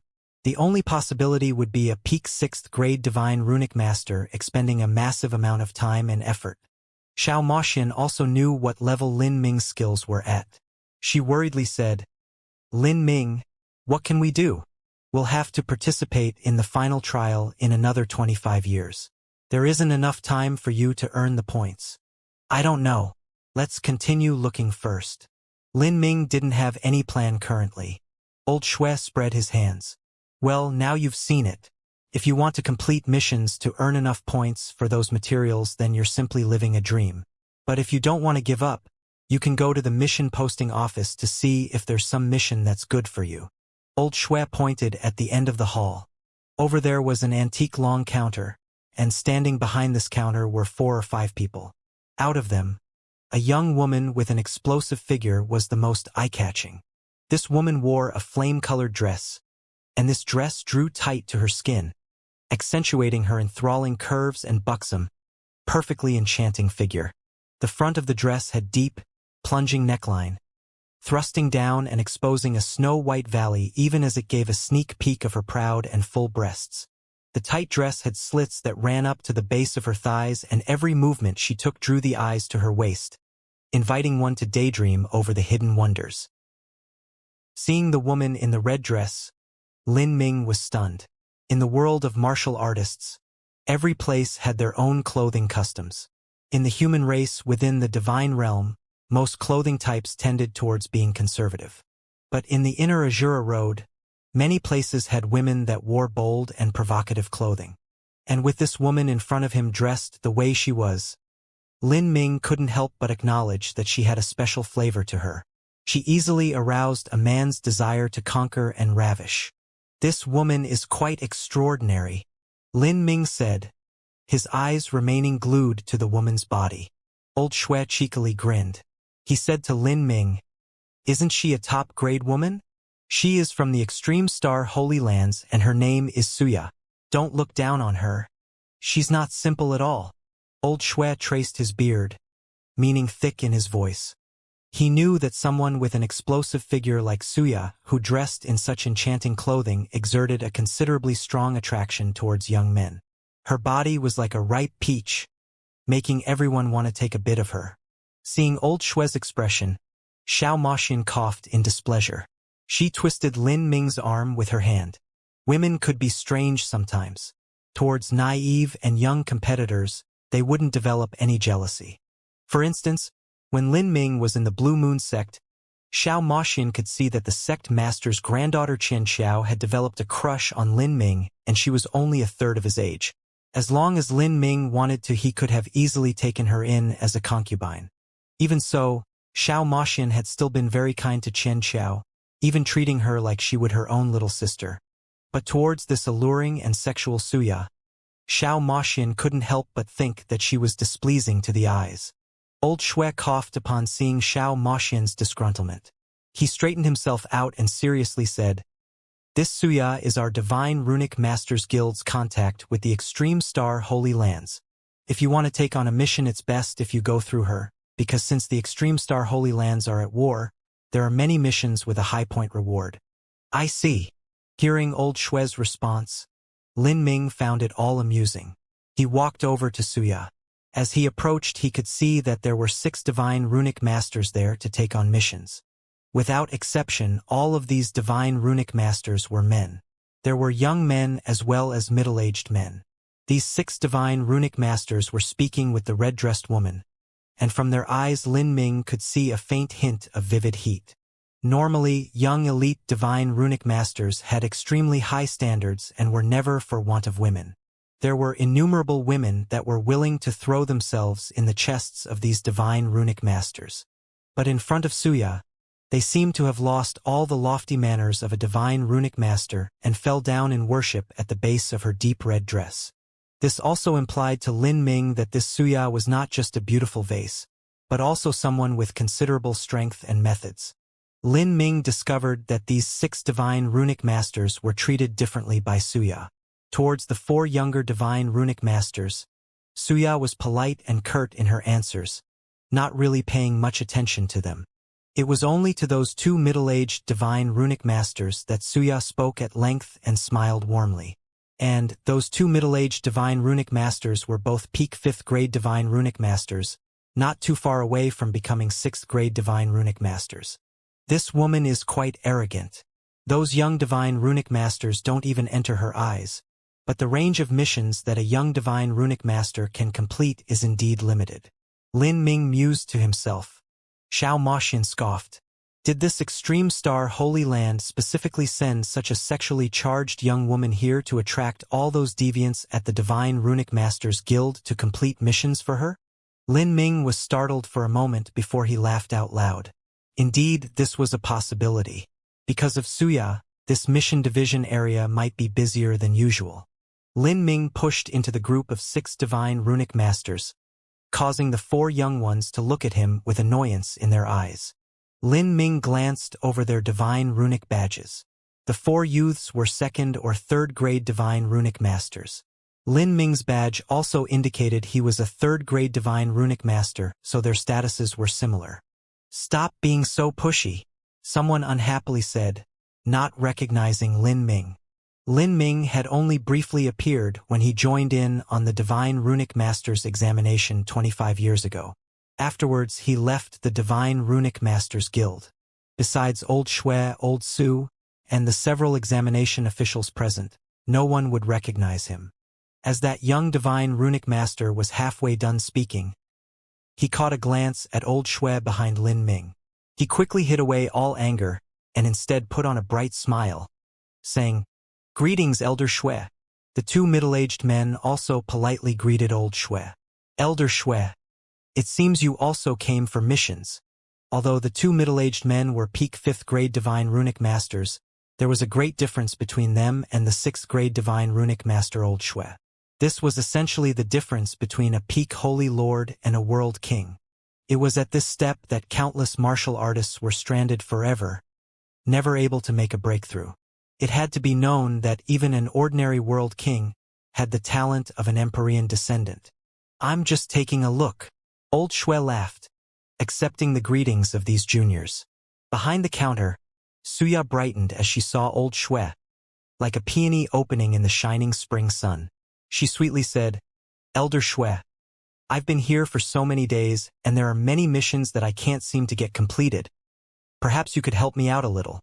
Wuxia's voice was crisp and tender to the bone. If a girl heard it, it might seem a bit fake.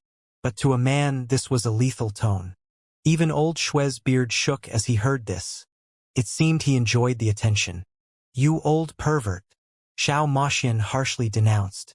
Lin Ming chuckled at her response. "I'm flattered. I'll take a few missions since I'm here. But the main reason I came to the mission division is to introduce this boy to you." As Old Shui spoke, he pointed towards Lin Ming. "He entered the Divine Runic Masters Guild 20-some years ago. He's in a bit of a need for contribution points, so he'll probably need to do a number of missions for you." As Old Shui introduced Lin Ming, Wuxia took a glance at his Divine Runic Master badge. As a mere 3rd grade Divine Runic Master, she didn't place him in her eyes. She didn't really want to bother speaking to such a young Divine Runic Master, but since Old Shui introduced him, she couldn't ignore him. "Raindrop, arrange a mission for him," Wuxia casually said. Beside her, a well-behaved little girl took out a pile of mission scrolls and gave them to Lin Ming to look at. Lin Ming looked over these mission scrolls. They were 3rd grade missions and below. The rewards were several hundred points or even several dozen points. It was really small to the point of being pitiful. "Do you have higher grade missions?" Lin Ming asked. Wuxia was a bit taken aback. Lin Ming was a 3rd grade Divine Runic Master, but he wanted to take on even higher grades of missions? Old Shui wasn't surprised at all. A monstrous freak like Lin Ming simply couldn't be judged by common sense. He laughed, saying, "Since this boy wants to see them, take out some higher grade missions for him. Perhaps he has the ability to complete them." Although Wuxia thought otherwise, since it was Old Shui requesting this, she had no choice but to act accordingly. "Raindrop, bring out some 4th and 5th grade missions." Raindrop picked out a number of mission scrolls, all of them at the 4th and 5th grade. Lin Ming earnestly looked through every mission. He carefully analyzed them all, calculating which one had the potential for the most points. What an idiot! Behind Lin Ming, those several young divine runic masters mocked him without holding back. Of course, because old Shui was present, they could only speak to each other with sound transmission. This fellow's courting tactics are, well, he's got more guts than we do. We're only at the level of trying to get closer to Miss Suya, but this idiot is trying to stir up a big fuss in front of her. We should study his techniques a little later. I bet you he will take out several mission scrolls to bring back. It's not like he will lose anything if he can't complete them. As the several young divine runic masters spoke, Lin Ming indeed took out several mission scrolls. These mission scrolls were all 4th grade, but they were also at the highest level of 4th grade missions. Compared to the rewards from 5th grade missions, the difference wasn't that great. Lin Ming meticulously looked through these mission scrolls. The more difficult a mission was, the more time it took, the higher the rewards would be. As a 5th grade divine runic master, Lin Ming had the ability to complete 5th grade missions. But he also had to calculate the time and energy he would need to invest into these 5th grade missions, and after doing so he discovered that the reward-to-effort ratio wasn't much higher. As for these peak 4th grade missions, Lin Ming could rely on his skill and understanding of the Azura Heavenly Tao to rapidly complete them. Lin Ming took out a total of 5 4th grade mission scrolls and lined them up on the countertop. Looking at the difficulty of these 5 mission scrolls, the several young divine runic masters present were left speechless. This boy, his skin is too thick. Putting on an act all depended on how thick one's skin was. If one's skin wasn't thick enough, there was no way they could fake things to such a degree. If they were in Lin Ming's position, there was no way they could pretend to peruse through such difficult missions. These missions, all of them, could only be completed by someone that was at least a peak 4th grade divine runic master. He's forcing this too much. Only an idiot would think he could complete them. And Miss Suya isn't stupid, so how could she believe him? That's right. His acting is going to have the opposite effect now. As the several young divine runic masters spoke, they indeed saw Suya frown. If it weren't for the fact that Lin Ming was brought here by Elder Shui, she would have already sent him tumbling out of the mission division. She felt nothing but disgust for young men that like to play such tricks. These missions? Do you plan on completing them by yourself? Suya heatedly asked Lin Ming. Because the reward points given by the Divine Runic Masters Guild were directly placed into the Divine Runic Masters badge. Normally Divine Runic Masters would come here in person to receive missions. They wouldn't send representatives. Lin Ming didn't directly answer. Instead, he said, "If I'm taking a mission, I naturally have some confidence I can complete it." Ha. Suya faintly sneered. She felt that she had to put some restrictions on people who would appear at her counter in the future, lest some brain-addled idiots like this Lin Ming appear in front of her again. Raindrop, register these missions to him, Suya coldly said. She would do things properly for old Shui's sake. But the truth was that she had already considered Lin Ming an idiot who was up to no good and had placed him on her personal blacklist. Seeing Raindrop record his name on a mission jade slip, Lin Ming seemed to remember something. He asked Suya, "The missions you issue, are materials subsidized?" The missions that the Extreme Star Holy Lands gave out were mostly to have divine runic masters draw up divine runic symbols or for alchemists to refine pills. Upon completion of these missions, the Extreme Star Holy Lands would give the Divine Runic Masters Guild the rewards, and then the Divine Runic Masters Guild would convert this reward to an appropriate portion of points and pay the Divine Runic Master. But besides rewarding points, the Extreme Star Holy Lands also had to subsidize materials with money. The Extreme Star Holy Lands would only subsidize the bare minimum of required materials to complete the mission. If a divine runic master or alchemist failed in the creation process, then they could only eat the losses themselves. You also want materials? Suya almost laughed out loud from anger. Although she nearly wanted to tell Lin Ming off, she had an amazing level of self-restraint. She said, "If you can complete the mission, then I will refund the cost of the materials to you. But for now, I'll have to say sorry. You're going to need to put forth the advance money for the materials yourself." "Oh, I see." Lin Ming still had many 9 Sun Jades left, so buying the materials wasn't a problem. As for Suya's reaction, he didn't care about it at all. He had come here to complete missions and earn points in order to refine the ravenous wolf heaven pill, not to chase after women. Lin Ming picked up the 5 mission scrolls and asked, "Is there a deadline for these missions?" "Whenever you want," Suya coldly said. These missions usually had a deadline of 3 months, and the sooner they were completed, the higher the rewards were. On the battlefield, time was life. However, Suya didn't have much hope in Lin Ming, so she replied thoughtlessly, "I understand." Lin Ming took the scrolls and walked away. Old Shui traced his chin. He said, "Boy, can you really complete a peak 4th grade divine runic symbol?" Even old Shui found this hard to accept. A divine runic master needed time to study and improve. No matter how talented one was, it was impossible to learn all the required skills overnight. When Lin Ming left the Divine Runic Masters Guild, he had only been a 3rd grade Divine Runic Master. Now, not too long a time had passed, so how could he possibly be a peak 4th grade Divine Runic Master? "I'm bringing them back to give them a try. There should be a chance I succeed," Lin Ming ambiguously replied, not confirming anything. Old Shui said, "But even if you complete these missions, the contribution points you'll receive are nothing but a drop in the bucket when compared to 3 billion points. If you continue like this, you'll need 2,000 to 3,000 years to purchase the materials you want. And that is also in a situation where you succeed every time and don't have to pay for the materials."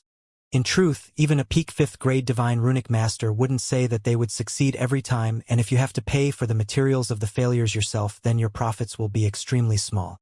Of the missions Lin Ming obtained, the highest one had an 80,000 point reward and the rest were 50,000 to 60,000. Even if he completed all of them, that would only be around 300,000 points. That was nothing but a fraction of 3 billion. Moreover, these missions weren't easy at all. The mission scrolls often required 20 divine runic symbols to be drawn up. For an ordinary divine runic master, this would take several months to complete. At this rate, earning 3 billion points in 2,000 to 3,000 years would be considered extremely fast. "These materials are ridiculously expensive," Lin Ming helplessly muttered. Of all the pill materials he needed, none of them were inferior to the supreme dragon bone that he found in the god-beast mystic realm, and that was something that even great world kings would fight for. After leaving the mission hall, Lin Ming read through the 5 mission scrolls once more. The first mission scroll was to refine 30 white yang pills as well as mark them with 4th grade divine runic symbols. If the refining process went smoothly, then he could produce 30 white yang pills in 3 furnace batches. The second mission scroll was to draw up 20 thunder god symbols. The third mission scroll was to draw up 20 havoc flame symbols. The fourth mission scroll was to draw up 20,000 god earth shield symbols. The fifth mission scroll was to draw up 20 bone battle armor symbols. All of these divine runic symbols were used to kill an enemy or protect oneself. When a martial artist was fighting an enemy, they would often find themselves in a situation where they had exhausted their true essence or were unable to react fast enough. At this time, throwing out an offensive or defensive divine runic symbol could change the tide of battle. There were even some precious divine runic symbols that could allow one to jump ranks to fight. For instance, in the Marvel Blue Nation, Empress Nei had used a life-seizing talisman when Lin Ming attacked her. At that time Nei had only been a half-step world king. But the life-seizing talisman she had was enough to cause severe wounds to an ordinary world king. If Lin Ming wasn't skilled in the Azura Heavenly Dao and broke through that life-seizing talisman with a single spear strike, then he would have been severely wounded, let alone be able to wound Nei. The Havoc Flame symbols and Thunder God symbols were both offensive symbols. As for the Thousand God Earth symbols and the Bone Battle Armor symbols, they were defensive symbols. Imagine, in a battle when both sides were desperately fighting to the limit and were in their final life or death struggle. At this time, one party would pull out a defensive divine runic symbol to block the other party's attack. Then, the result of the battle could be imagined. When two armies battled, it was a competition of the martial artist's strength as well as a competition of their equipment. If one side was fully armed, using top spirit artifacts, all sorts of divine runic symbols, and all sorts of pills without consideration for money, while the other side used ordinary weapons, then there was no need to imagine what the result of that battle would be like. Because of this reason, The Extreme Star Holy Lands had paid an exorbitant price to cooperate with the Divine Runic Masters Guild. 3 billion points. Lin Ming stroked the thick mission scroll, lost in thought. In order to gain 3 billion points, it was impossible to do this by completing these steps in an ordinary manner. Lin Ming pondered for a long time. Finally, from the 5th grade mission scrolls, he picked up the Havoc Flame symbol. He planned to start with these Havoc Flame symbols first. For the past 25 years, Lin Ming had spent the majority of his time and energy on drawing up medicinal runic symbols. This was because medicinal runic symbols were extremely important to him. Even so, the principles between the various kinds of divine runic symbols were the same to begin with. With Lin Ming's current strength, drawing up a Havoc Flame symbol wouldn't be difficult at all. And this Havoc Flame symbol was a popular offensive divine runic symbol to begin with. So many divine runic masters knew how to draw it up, including the 3 that Lin Ming had killed. In Lin Ming's mind, the complete drawing plan of the Havoc Flame symbol appeared, along with Sex Fiend Torchriver's version that had slight alterations. If he followed along this method, then the Havoc Flame symbol he drew up would be slightly stronger. After helping Xiao Moxian settle somewhere else and purchasing enough materials, Lin Ming went alone to the rear court of the Divine Runic Masters Guild. Here there was a special service where they rented out divine runic arts rooms. "I want to rent a divine runic symbol drawing room," Lin Ming said to the young lady responsible for receiving guests. When Lin Ming was in the Blue Moon sect, he had transformed 2 rooms in his residence to a simple alchemy room and divine runic arts room. Of course, if they were compared to a specialized divine runic arts room, the difference was considerable. A high-grade divine runic arts room had an astronomical construction cost. They were often rented according to a daily basis and the costs were sky-high. "Hello." A young receptionist faintly smiled at Lin Ming, bowing. The divine runic symbol drawing rooms are between grade 1 and 7 and each has a different price. "Which one would you like to rent?" "The highest grade possible." Lin Ming planned to undertake a great battle in this divine runic arts room. He naturally couldn't fall behind when it came to quality of the facilities. "Of course." The young receptionist's dulcet voice was sweet. She pulled out a price list for Lin Ming. As Lin Ming looked over this list, he was left speechless. A 6th grade and 7th grade divine runic arts room needed not just a massive amount of origin energy runes but, more importantly, contribution points. To rent a 6th grade divine runic arts room for a month required 1,000 contribution points. A 7th grade divine runic arts room was even more exaggerated. A single month required 10,000 contribution points. Lin Ming's current contribution points were 0. He could only rent a 5th grade divine runic arts room that required no contribution points. After paying in violet sun crystals, Lin Ming was brought by the receptionist to a divine runic arts room. Within this room there were different models of divine runic pens, a luxurious divine runic table, as well as various tools needed to process materials. In addition, the divine runic arts room itself was supported by a giant array formation. The function of this array formation was to make it easier for one to gather their soul force and could increase the success rate of a divine runic symbol drawing plan by at least 30%. "I'll rent this place for half a year," Lin Ming said. The young receptionist looked at Lin Ming with surprise. According to Lin Ming's badge, he was a 3rd grade divine runic master, yet he wanted to rent a 5th grade divine runic arts room for half a year. In her opinion, this was a considerable waste. But she had seen many rich low-level divine runic masters in her time, so she wasn't alarmed. "Great." The young receptionist bowed and withdrew. In the entire room, there was only Lin Ming left. At this time, Xiao Moxian wasn't living together with Lin Ming. Lin Ming planned to completely invest his concentration in drawing the divine runic symbols. He wanted to gather the materials required for the Ravenous Wolf Heaven Pill in 3 years, and then use another 3 years to refine the Ravenous Wolf Heaven Pill and break through the 2nd Dao Palace of the 9 stars of the Dao Palace. To earn 3 billion points in 3 years, not even a 7th grade divine runic master would brag to such a degree. If anyone else were to learn that Lin Ming had this plan, they would think he was insane. But Lin Ming had to do this. He didn't have much time to slowly sharpen himself. The most he could stay in the Azura Road for was another 20-some years. In these 20-some years he had to refine pills, open the second Dao Palace, consolidate his foundation, and participate in the final trial. Time was of the essence. He felt the smooth divine runic table. Then, as Lin Ming took a deep breath, his eyes flashed with a brilliant light. From the time he first came into contact with the inscription technique when he was 15 years old, nearly 70 years had passed. Lin Ming had a special affection towards the divine runic arts because of his past. Now that he had to rely on the divine runic arts to earn these astronomically expensive materials, he was faintly excited. The pattern for the Havoc flame symbol appeared in his mind. Lin Ming took out 7 or 8 materials and threw them onto an array formation on the divine runic table. This array formation was able to automatically process materials for Lin Ming.